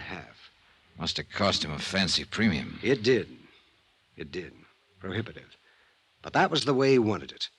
For his adopted daughter, for Vonnie, whom you know. And if you're half a man, having spent a few days with her in La Jolla, you're in love. Oh, shut up and tell me what you know, will you? You said murder. Oh, yes, I'm sorry, Johnny. It began last weekend. As I often do, I spent the weekend with Thomas Lamar. Well, Friday night, Dr. Ed Wilson was with us. We played three-handed pinochle. Yes. Tom was in perfect health. I know he was. And our evening was all fun, completely uninterrupted. Except by young Marson. Marson? Tom's confidential secretary. And he's the one. Larry, you are the one who told Pat McCracken back in Hartford that you thought Thomas Lamar was murdered. That's why you wanted me to come on out here to investigate the case. Yes. All right, now tell me the truth. Is it because of your great friendship for Lamar? Because of the $1.5 million policy through your company? Or because you really think he was murdered? Are you here because of the commission you can earn on a case as big as this? Or because Thomas Lamar happened to be the father of Vonnie Lamar? I was ordered on this case from Hartford. Oh, yes. Oh, yes, of course. Okay. All right. Now, maybe I'm a silly old fuddy-duddy. Maybe I'm more worked up over this case than you are, whatever the reason. But let me tell you this thing in my own way. Go on, Larry. Well, we know, Ed Wilson and I because of being so close to Tom Lamar so long, Ed because of his medical knowledge. We know that Tom was in perfect health. His 59 years were nothing for a specimen like him. Ed left Friday night. I stayed on. Saturday, we played 9 holes of golf. Tom wanted to play 18, but I didn't feel up to it. And that night, we played pinochle. Just the two of us. And we got to bed early. Well, Sunday, we just sat around and talked until evening when we played cards again. There was no strain, Johnny, even if the man had had a bad heart or something. I understand. Now, what about this Marson you named? We quit shortly before midnight. I was tired, my years, no doubt. And I knew Tom would have a hard day at the plant on Monday. And so I suggested we get to bed. He smiled, as only Tom could smile. A warm, tolerant, yet at the same time understanding and friendly, completely friendly smile. Go on. And he said he'd probably have to take one of Ed Wilson's sleeping pills to doze off so early. But I knew, Johnny. You knew what? Sugar pills. That's all Ed had ever given him. Sugar pills. I think Tom knew it, too. Well? I went up to my room, Tom to his. I heard the water running in his bathroom. About the same time, I was brushing my teeth. And then the crash. Crash? Yes. I ran out through the hall to his room. He was lying on the floor of the bath, broken tumbler beside him. He left the bottle of sugar pills still open. He'd taken one of them? Yes. And he was dead. You mean you think... No, I called Ed Wilson. He was there in only minutes. It was he who officially said that Tom was dead. Had died instantaneously. And he was sure it was poison. Peculiar color of the lips or something. What do you mean? It was some terrible stimulant to the heart. A very rare drug that only a few researchers would know about. Even the heart of a young and healthy boy would find the influence of this drug too much, too strong. Dr. Wilson told you this? Yes. What is this I drug? don't know. Something very rare. But he is sure of That's what did it. Well, what did the police say? You called them in, didn't you? Ed did. They'd never heard of it either, the drug. But they've sent samples of the sugar pills to Chicago and to Washington for analysis. Well? We should hear from them shortly. Where is this Dr. Ed Wilson? Oh, here, I'll just write you his address. Good, thanks. All right now, Larry. Yes? You told me earlier there was one man you thought might be responsible for this. Who? Walter Marson. Who's Walter Marson? Walter has been Thomas Lamar's personal private secretary for some years. Go on. And Walter has been married to LaVon for over a year. Oh, I'm sorry, Johnny, because I know how you feel about her. Well, why should that make him want to murder Vonnie's father? Because of Thomas's will. Tom made a will, Johnny, that left virtually everything he owned to the corporation of which he was the head, except for his life insurance. Is that why the amount of his insurance was so big? I suppose so. The sole beneficiary of the policy, as you know, is Vonnie. Oh, go on. Therefore, the only way in which anyone else could share in the estate is by being married to her. All right. You've knocked down a couple of dream castles for me. And I'm not talking about a family fortune. I'm talking about a girl. Yes, John, I understand. If she loved him enough to marry him, let him be happy. If he shares some of that $1.5 million, well, let him share it. He deserves to, if she wants him to. He married her, she married him, all right. It isn't as easy as that. What do you mean? You've forgotten you wanted to know why I think Walter Marson murdered Thomas Lamar. Yes, you see, I happen to know Vonnie did not love Walter. You just said she married him. Unknown to her foster father. What are you getting at? Somewhere along the line, Walter Marson, shall we say, got something on Vonnie. What it was, I don't know. But he had a strange power over her, it seemed. Larry, what are you talking about? I don't know, Johnny. From the time Walter first started working for Thomas Lamar, I didn't trust him. And yet Tom seemed to have the most implicit faith in him. Walter was a good accountant, yes, handled many of Tom's personal investments, and handled them very well, too. Thomas paid him very well, rewarded him, always, when he made unusual profits. Why not? But Walter Marson made it plain from the beginning that he wanted to work his way into Thomas's shoes in the corporation, and this Thomas would not have. And the reason? Because Thomas knew that many of the stock deals Walter had made in his behalf were not completely, shall we say, legitimate, or legally proper, perhaps, but not morally so, that is. Corporation money instead of his own, maybe. Yeah, that's it. Buying huge blocks in order to inflate the price, and then dumping the stocks at their peak, that sort of thing. I don't know much of the details. That's out of my line. But Thomas knew very well that if Walter Marson were ever put into the corporation, he'd use the same slick methods for purely personal gain. At the expense of the corporation he'd spent his life building up. How do you know about this?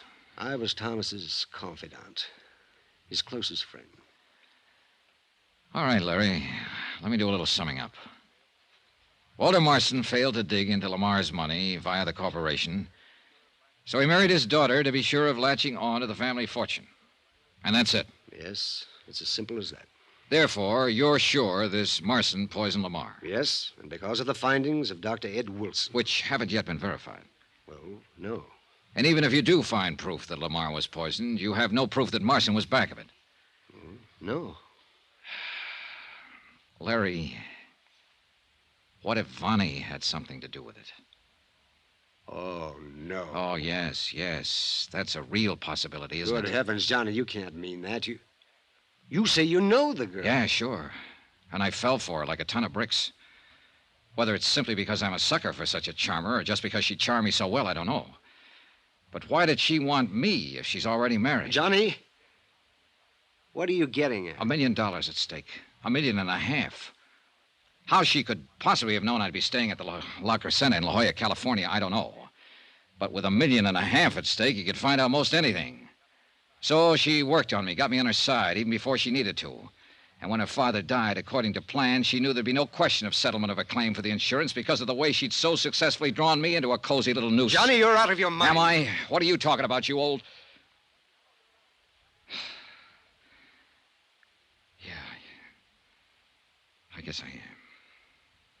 John, I've been a confirmed bachelor all my life, even before I was your age. But I know very well that if I'd ever met Vonnie Lamar, my bachelor days would have suddenly ended. Oh, you're hurt. Now that you've found out she's married, you're hurt and you're angry. You're striking out at anything you can reach, anyone. And I'm sorry. Don't let it take away your judgment. I'm sorry, too, Larry. I didn't mean to. I really didn't. It's all right, Johnny. But now get hold of yourself. You have a job to do, not only for me, for the company, but for yourself. Okay, Larry, thanks. Good boy. I don't know what I'm going to do, but I guess whatever it is, I better start doing it. Yes. Good luck, Johnny.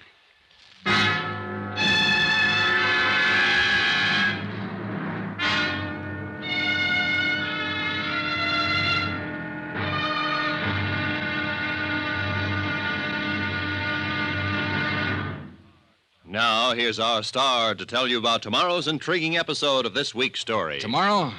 Well, it doesn't take long to find out what has to be done on this case, because the turning point in the whole thing comes straight to me, and with a vengeance. Join us, won't you? Yours truly, Johnny Dollar.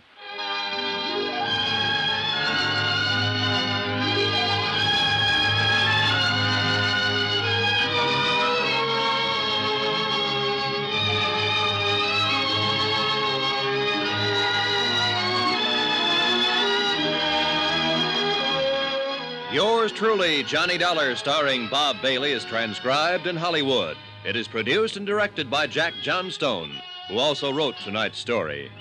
Be sure to join us tomorrow night, same time and station, for the next exciting episode of Yours truly, Johnny Dollar. Roy Rowan speaking.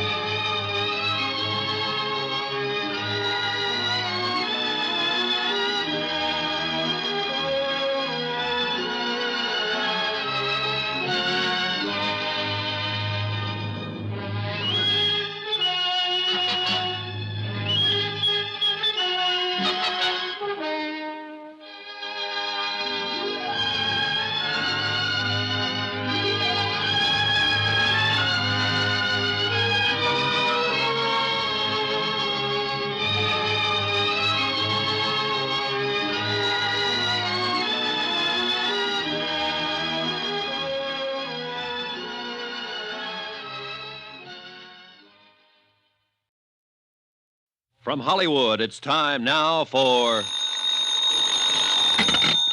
Johnny Dollar. Dr. Edward Wilson, Mr. Dollar. Oh, hello, Doctor. Mr. Comstock of Tri-Mutual Insurance asked me to call you. Regarding the death of Thomas Rene Lamar. Yes. I've just left the police department. The chief autopsy surgeon... Yes? There's no question about it. Thomas Lamar was poisoned. I see. I'd like to talk to you, Doctor.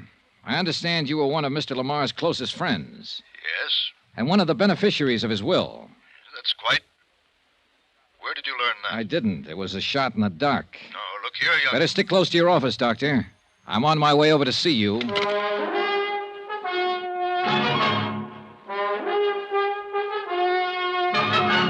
Tonight and every weekday night, Bob Bailey in the transcribed adventures of the man with the action-packed expense account, America's fabulous freelance insurance investigator. Yours truly, Johnny Dollar.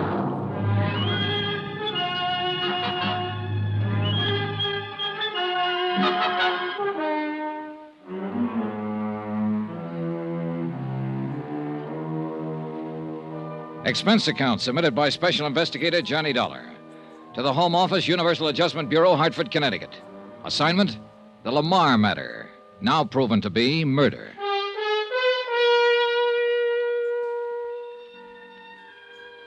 As the facts of this case lined up, it appeared that Thomas Rene Lamar, wealthy manufacturer of aircraft components, had only two really good friends.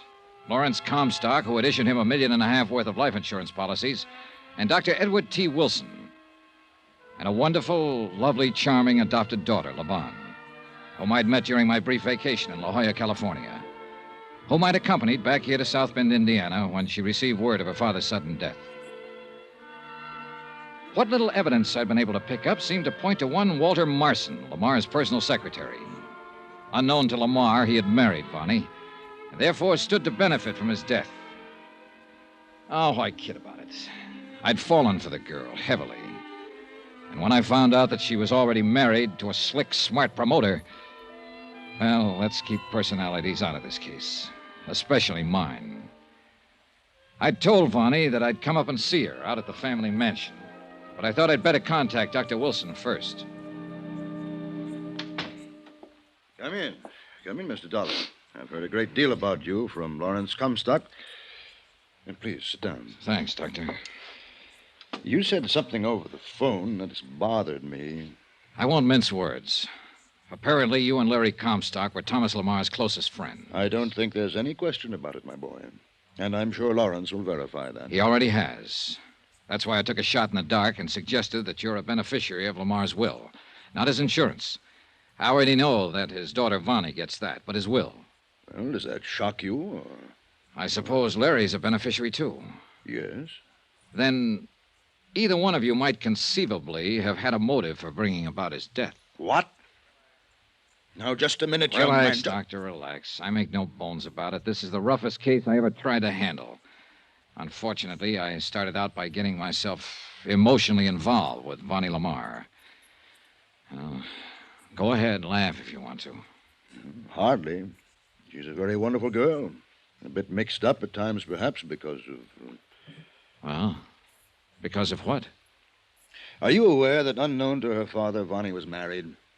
Is married? Yes, to some Walter Marson, Larry Comstock told me. Marson was Thomas Lamar's personal secretary. Did Lawrence tell you why she married him? I don't think he knows. It was a few short months after Thomas Lamar's wife died. A terrible blow both to Vonnie, who was completely devoted to her foster mother, and to him. By way of quenching his sorrow, Thomas drove himself in his work, 16, 18 hours a day at the plant, all his waking hours, so that he would have time to think of nothing but his work. But Vonnie had no such outlet for her emotions. Her friends, a lot of rich ne'er-do-wells, rich, worthless bums, if you like, got her interested in gambling. Oh? She plunged into it with a recklessness and abandon that quickly got her into debt so deeply that, well, there was only one way out. Her father didn't know? No. But young Marson did, and he took full advantage of it. In return for her agreement to marry him, he promised to quietly obtain the necessary funds from Thomas Lamar's investments, which he, Marson, handled. And he did. And she married him? Yes. But how could she? She didn't love him. And you must realize her emotional state at that time. She was terribly upset over the recent death of her mother, and so was her father, of course. She knew the shock it would be if he ever knew of her gambling and the tremendous debt she'd incurred. She was beside herself, ready to do anything. So she married Marson. I could kill him. Now, let's get one thing straight, Mr. Dollar. Yes? You, too, were a bit upset when you came in here. You spoke as though you might think both Lawrence Comstock and I could have motive for wanting Thomas's death. I'm sorry, Doctor. It's true that we are beneficiaries of his will. At least Thomas assured us we were. But only in a very minor way. Thomas was loyal to us as he was to the servants who have been so devoted to him for so long. And whatever little he has left us and them... I'm sorry, Doctor. I guess I was just feeling hurt and angry and taking it out on anyone I could find. At least that's the way Larry Comstock put it. And he was right. Now I got a job to do. What have the police found out? Only enough to back up my immediate suspicion that Thomas was poisoned by pyridamrin. Pyridamrin? Yes, it's a little-known drug that produces tremendous but only momentary stimulation to the heart, causes the heart to almost literally burst, and it leaves virtually no traceable residue in the system. But you said the chief autopsy surgeon found out... No. He found only positive indication that pyridamrin had been used. I found the first clue to it only minutes after Thomas died. A staining of the tongue that even then was rapidly disappearing. Can you tie this drug in with Walter Marson? No. The fact that it was available at all has stumped both the police and myself. The last known source was a small island off the coast of Greece, many, many years ago. And all the tiny plants from which it could be obtained as pollen were burned by the Greek government. But somebody, somewhere, must have had some seeds, planted them, and obtained this pollen. Yes. How do you suppose Mr. Lamar took the stuff? Well, it could have been mixed with one of the medicines in the cabinet in his bathroom, but we found no traces. Uh-huh. Larry Comstock said you used to give him harmless sugar pills as a kind of sedative. Yes. Thomas knew they were perfectly harmless, but he occasionally took them anyway. It was a kind of joke. Could this Pyrrhus stuff have been mixed with them? We found no trace in the bottle. But you would have been able to. Yes. It is only in assimilation by the human body that dissipation is so complete as to make it virtually undetectable. I'm afraid I haven't been of much help to you, Mr. Dollar. I think you have, Doctor. I think you have. It was only a hunch. But in this business, you sometimes have to depend as much on hunches as on common sense. I picked out the library nearest to the Lamar residence to do my research. Pyrodamarin. You're sure that is the word? Yes. Can't you find anything on the subject? Nothing beyond what you found in the Pharmacopoeia Index. The name of the plant from which it is derived. Blephara purpuris calandus. No common name. Yeah, I know. Well, thanks. Of course, the main branch of the City Library in Chicago might have something. Sure, thanks. Why, yes, I'm sure I can find what you're looking for. You see, I myself am quite a student of rare drugs and poisons. Oh, what's that? After a long, dull day here at the library, I enjoy nothing more than curling up in a big chair in my little apartment and reading detective fiction. Oh, well, where's the book? I'll show you. But quietly, please. We must maintain the proper atmosphere for our readers. Oh, sure. Yes, I know the poison pyrodamarin very well. It was used in that wonderful story, The Case of the Yellow-Lipped Monster. Oh, excellent book. Thrilling. Oh, you should read it. Yeah, well, Pyrodamarin was new to me, so as usual, I had to find out all about it, and I did find out, too. The plant it's derived from, where it's grown, where it was grown. You see, it's been extinct now for many years. Yeah, I understand. Oh, Now, deadly thing, terribly deadly. But now here is the book that will tell you all about it. The title is Flora Exotica Mediterranea. That means exotic flowers of the Mediterranean. Flora Exotica Mediterranean. what's the matter? I don't... Oh, good heavens, it isn't here. You sure? But it was. I'm sure it was only yesterday. Oh, dear. Well, here, do you see? It was taken out from right here. Well, who took it out? I don't know. Won't your records show? No, I never permit any books to be taken from this section without my knowledge. Never. Afraid somebody'd consult the stuff for ulterior motives? Oh, dear, no. It's just that the only ones who want these books are the rabid whodunit fans like myself, and, well, I like to talk to them. Well, isn't there some other book that might give me the information I want? Oh, not another book in the world. I know. And now, oh, tragedy, it's been stolen. Well, this was one time a hunch didn't pay off. Quite the contrary. I'd wasted a lot of time. Expense account item 9, 520, taxi out to the Lamar mansion. I was almost relieved to learn that Vonnie was not home. I'm very sorry, sir, but she and Mr. Marson left shortly after noon to make the funeral arrangements. Thank you, Harrison. However, as you know, Miss Vonnie wished you to have full access to the house, and if you care to wait... How is she holding up, Harrison? Most admirably, Mr. Dollar, under the circumstances.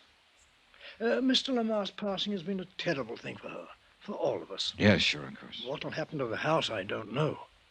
Won't Miss Lamar continue to live in it? This morning she said no, that she'd travel for a while, and then settle down somewhere else, far away from this city. Oh?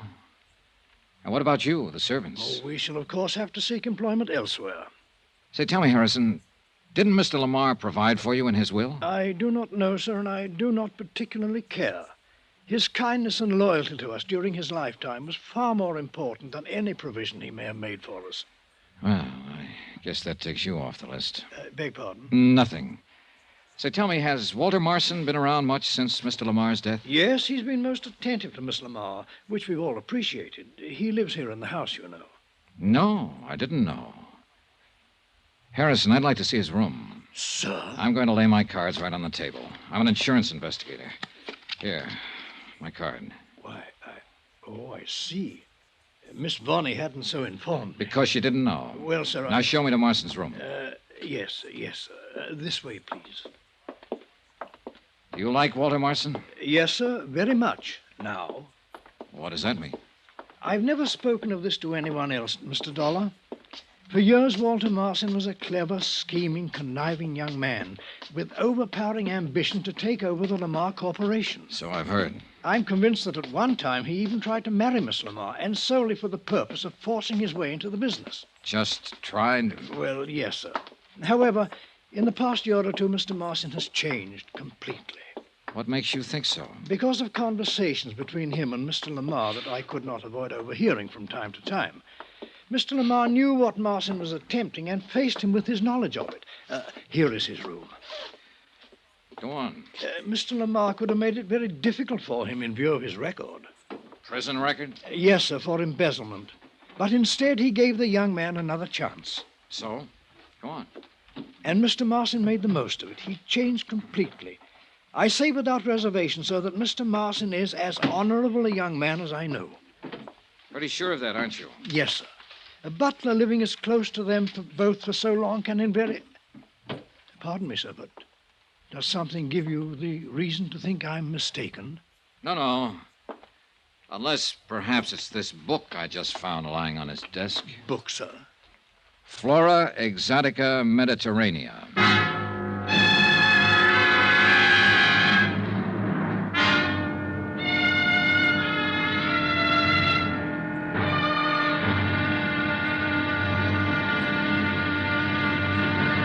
Now, here's our star to tell you about the final intriguing episode of this week's story. Tomorrow, the wind-up, and a switch that will make your head spin. Join us, won't you? Yours truly, Johnny Dollar. Yours truly, Johnny Dollar, starring Bob Bailey, is transcribed in Hollywood. It is produced and directed by Jack Johnstone, who also wrote tonight's story. Be sure to join us tomorrow night, same time and station, for the next exciting episode of Yours truly, Johnny Dollar. Roy Rowan speaking.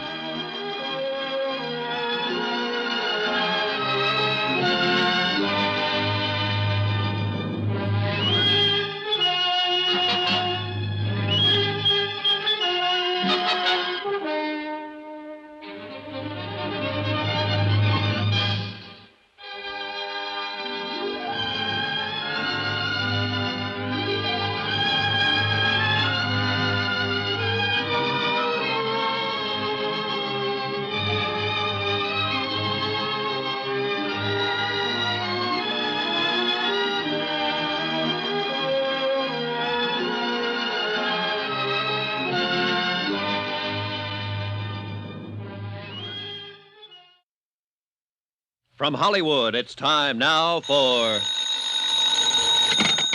Johnny Dollar. This is Larry Comstock, Johnny, at Tri-Mutual Insurance. You're out at the Lamar home. Yeah, Larry. Police crime lab find out anything more about the stuff from here they took in for examination? Yes, they certainly did. Well?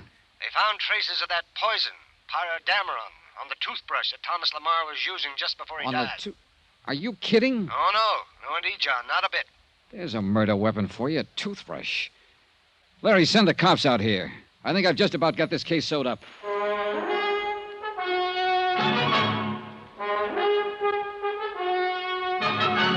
Tonight and every weekday night, Bob Bailey in the transcribed adventures of the man with the action-packed expense account, America's fabulous freelance insurance investigator. Yours truly, Johnny Dollar.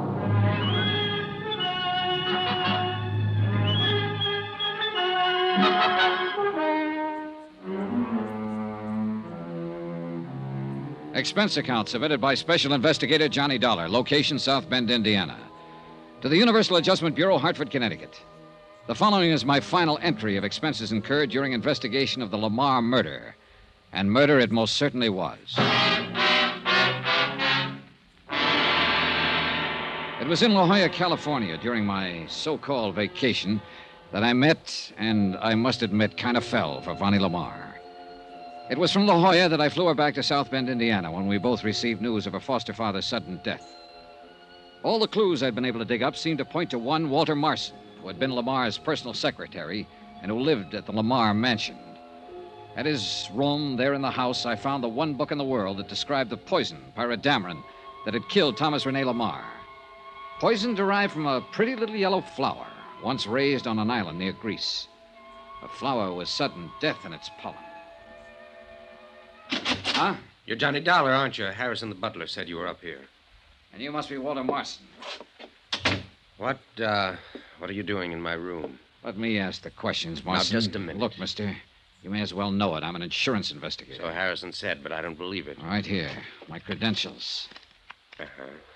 Oh, I see, but I thought... You thought I was just a boyfriend that Vonnie Lamar met in La Jolla and who just came back here with her to comfort her over the loss of her father. Yes, that's right. Well, you were wrong, mister. Or partly so. The main reason I'm here is to find out who murdered Thomas Lamar and why. And I think I found out. You have? Well, who, Mr. Dollar? Interesting book you've been reading here. Oh. Flora Exotica Mediterranea. Stolen from the Central Library over in Chicago, wasn't it? Well, yes. Yes, it was. Found a poison in it, didn't you, Marson?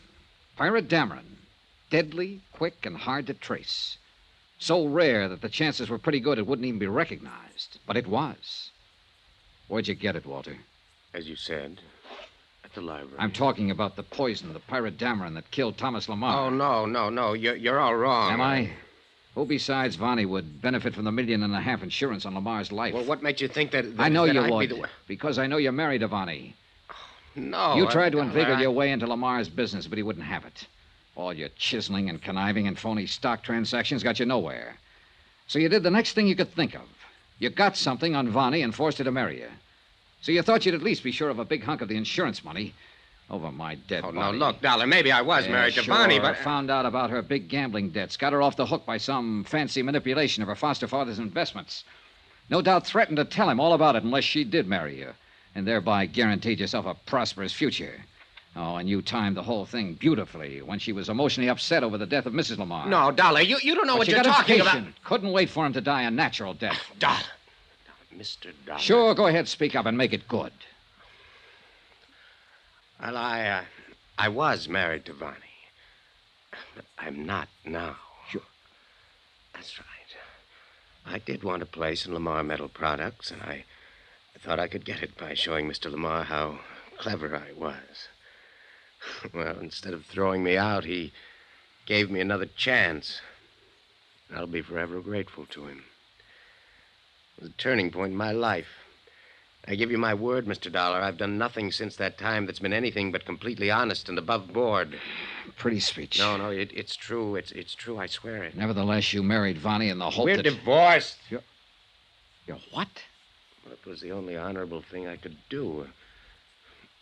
Would you like to see the final papers? Vonnie mailed them to me from Reno before she went to La Jolla. You mean she... Yeah, let me see them. Here. My desk. Don't try to pull a gun out of there, Marson. You still don't believe me, do you? Here they are. Then would you like to tell me who did murder Thomas Lamar? I wish to heaven I knew. That's why I got this book, hoping to find some clue as to where the pyridamarin might have come from. But you sneaked this book out of the library. Because I was afraid of the very kind of suspicion that you've shown. Want to know something? I'm still showing. And I tell you you're wrong. Ask Vonnie. She'll tell you. Oh, where is she? Harrison said you two had gone out together to make arrangements for the funeral. Yes, we did, and we came back together. But when Harrison told her that you were here to see her, she said she'd be back in a few minutes. Where did she go? Oh, she's still in the house somewhere, I think. Marson, just what is your relationship with Vonnie now? No, there never was any love between us. Our marriage was only on paper. Yeah? The foster daughter of the man to whom I owe so much, it's my duty to do what I can for her. In spite of her. Whatever what? Oh, even to the end, we kept from him any knowledge of her dissipations, her drinking and gambling. I thought that was all over. Oh, no, she's more deeply in debt now than she's ever been. I'm thankful Mr. Lamar died without knowing. Well, I'll be. But with the insurance, of course, she'll be able to pay off. Marson, you're a dirty rat, and your accusation isn't very well veiled. Are you trying to say that I'm accusing Vonnie of the murder? Oh. Mr. Dollar. Yeah, go on. This book. According to this, the plant from which pyridamarin is derived is now extinct. Unless somebody, somewhere, managed to salvage some seeds that were then planted. Yes, exactly. Blephara purpurus calendus, found only on a small Grecian island. I wonder if Dmitri would know about Dmitri? What's this sudden switch? Who's Dmitri? He's the old gardener. He's here on the estate. Come on, Marson, and bring that book. Before going out to the gardener's cottage, I asked Harrison where Vonnie had gone, and he told us he only knew that she was somewhere in the grounds, that her car was still in the driveway. I phoned Larry Comstock again, but he'd left his office, presumably to come out here. And I called the man I'd talked to earlier at the library. Of course I can. As I told you before, I keep a very close check on the books in that section. Let me see now. Yeah? Yes, Flora Exotica Mediterranea has only been out 4 or 5 times in the past several years. Once to a Mr. Thomas... Yeah? Thomas Hanley. Oh, To a Mr. Ralph Cummings, Miss Levon Lamar, and... that's enough. Thanks.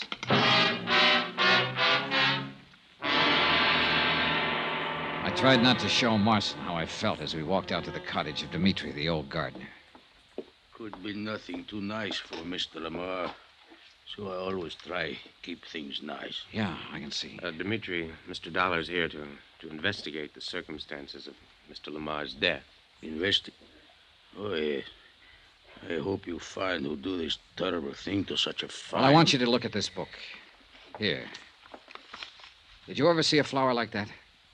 Oh, yes. Yes? Where? In old country. In Greece it used to be, but no more. You never saw it in this country? No, yes. Well, which is it? I should not say, because in old country is against the law. I don't know why. Well, I do. Go on, Dimitri. But I keep many of my nice seeds anyway. And some of them were for this flower? Yes. You don't mind? It is very pretty flower. Did you ever plant any of them? Oh, no, not I. Somebody else? She was always so nice to me. Vonnie? Miss Lamar? Look, sir. She even sent me gift on her trip last week. Dimitri. Look. You call it toilet case. See? It have soap and toothbrush and comb. Dollar, look, that toothbrush. I am looking. The yellow stain on the bristle's the same color as the flower on this deadly plant. So pretty. She said her father one of these two. Oh, Dollar, I'm sick. You sick, poor so man? So crude, so corny, and so obvious it would never be noticed. And she was safely a couple of thousand miles away beyond any possible suspicion when the... Dimitri, yes. Did she plant any of these seeds you gave her? She often plant many kinds. Where? Show us. In the morning, maybe. It's getting pretty dark now. Now. Come on, Marson. Yeah. You must not tell her I show you. She always keep her little garden secret. She not even think I know. She very sweet girl. Yeah, very. But now... Oh, wait. Huh? She there now, cultivating. Cultivating? With a shovel? Dimitri, go back to your cottage and stay there. Oh, you want... Come on, Marson. She's digging. And I think I know why. She sees us. Go back. Go away, both of you. Stay here. I want to talk to you, Vonnie. What are you doing? What I'm doing is... I'm burying the little garden that was mine for Daddy. Little personal things, Johnny, that I grew with my own hands for him alone. And now that he's gone, this would be only one more bit of memory. Please, leave me, Johnny, to finish. Wait, Vonnie. What? Before you turn under that little yellow flower. Here, I'll show you. No, Johnny, don't touch it. Here. Source of a poison called pyrodamarin. How did you know? Here, look. Oh, no, you don't. I'll kill you, too. I'll kill you. Oh, nobody, no. Oh, Walter. Walter, help me. Help you. Johnny was in love with me, but I turned him down, and he came out here. No good, Vonnie. I hate you. I hate you both. Everything would have been all right if you hadn't come along. I hate you. Listen, Johnny. $1 million. $1.5 million. You and I could... You dirty... No, Johnny, please don't. Please.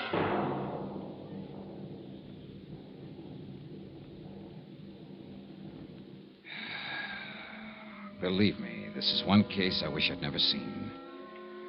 Oh, sure, you, the company, are all right. You won't have to pay off $1.5 million in insurance. Your gain.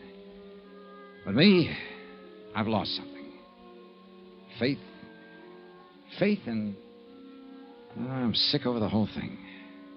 Expense account, I'll add it up later. Right now, I'm going out and get some flowers. Some clean flowers. And just sit and look at them. Yours truly, Johnny Dollar.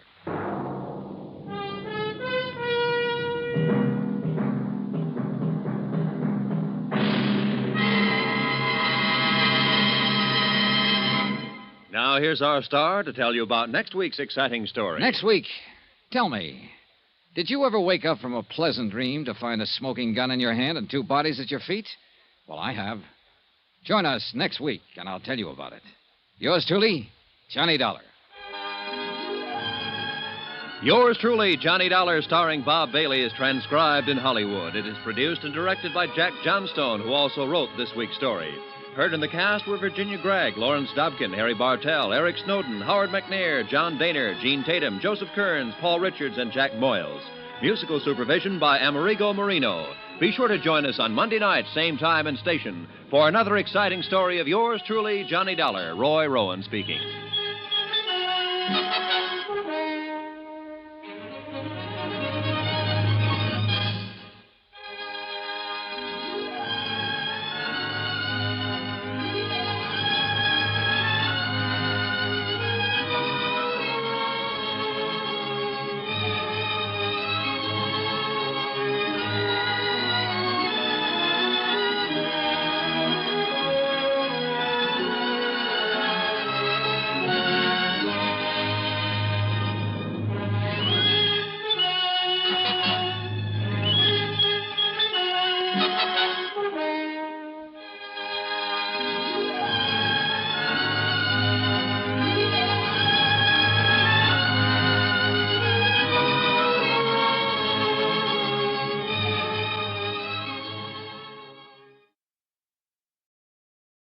From Hollywood, it's time now for... Johnny Dollar. Hello, Johnny. Sam Rubin. Oh. What's the matter, kid? I don't know. It's a feeling I get every time I hear your voice on the phone, Sam. Now, what does that mean? Well, the last time you called, I took a job and had to hock my watch for cable fare in Hong Kong. That's what it means. So I bought you a new watch, didn't I? What's on your mind? Ed Julian. Ed Julian? So long, Sam. No, wait a minute. Johnny, this is important. I need help. If you're fooling around with somebody like Ed Julian, you sure do need help. Go call a cop. They can't help me. I'm calling you. Johnny, for old time's sake. I'll see you after breakfast, Sam.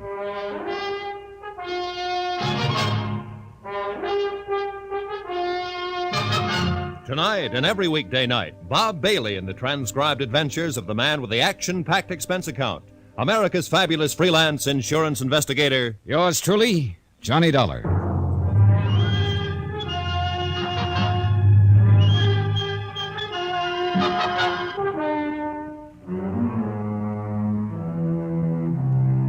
Expense account submitted by Special Investigator Johnny Dollar to Samuel Rubin and Associates, Insurance Brokers, Majestic Building, Hartford, Connecticut.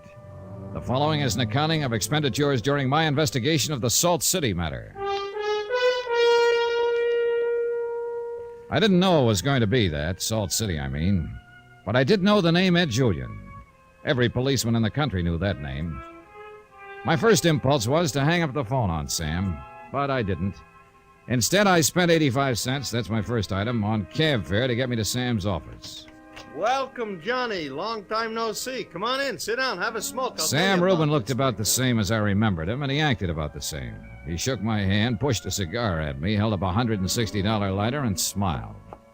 Oh, Johnny, I'd like to have you on my permanent payroll. Well, now that'd be something. Are you making me an offer or just talking? No, I suppose I'm just talking, but you're good to look at, you know? It gives me confidence. No, a little outfit like I got here, I can't afford high-priced talent like yourself for a steady diet. Why don't you sit down, kid? You'll pardon me, Sam, but I don't feel sorry for you.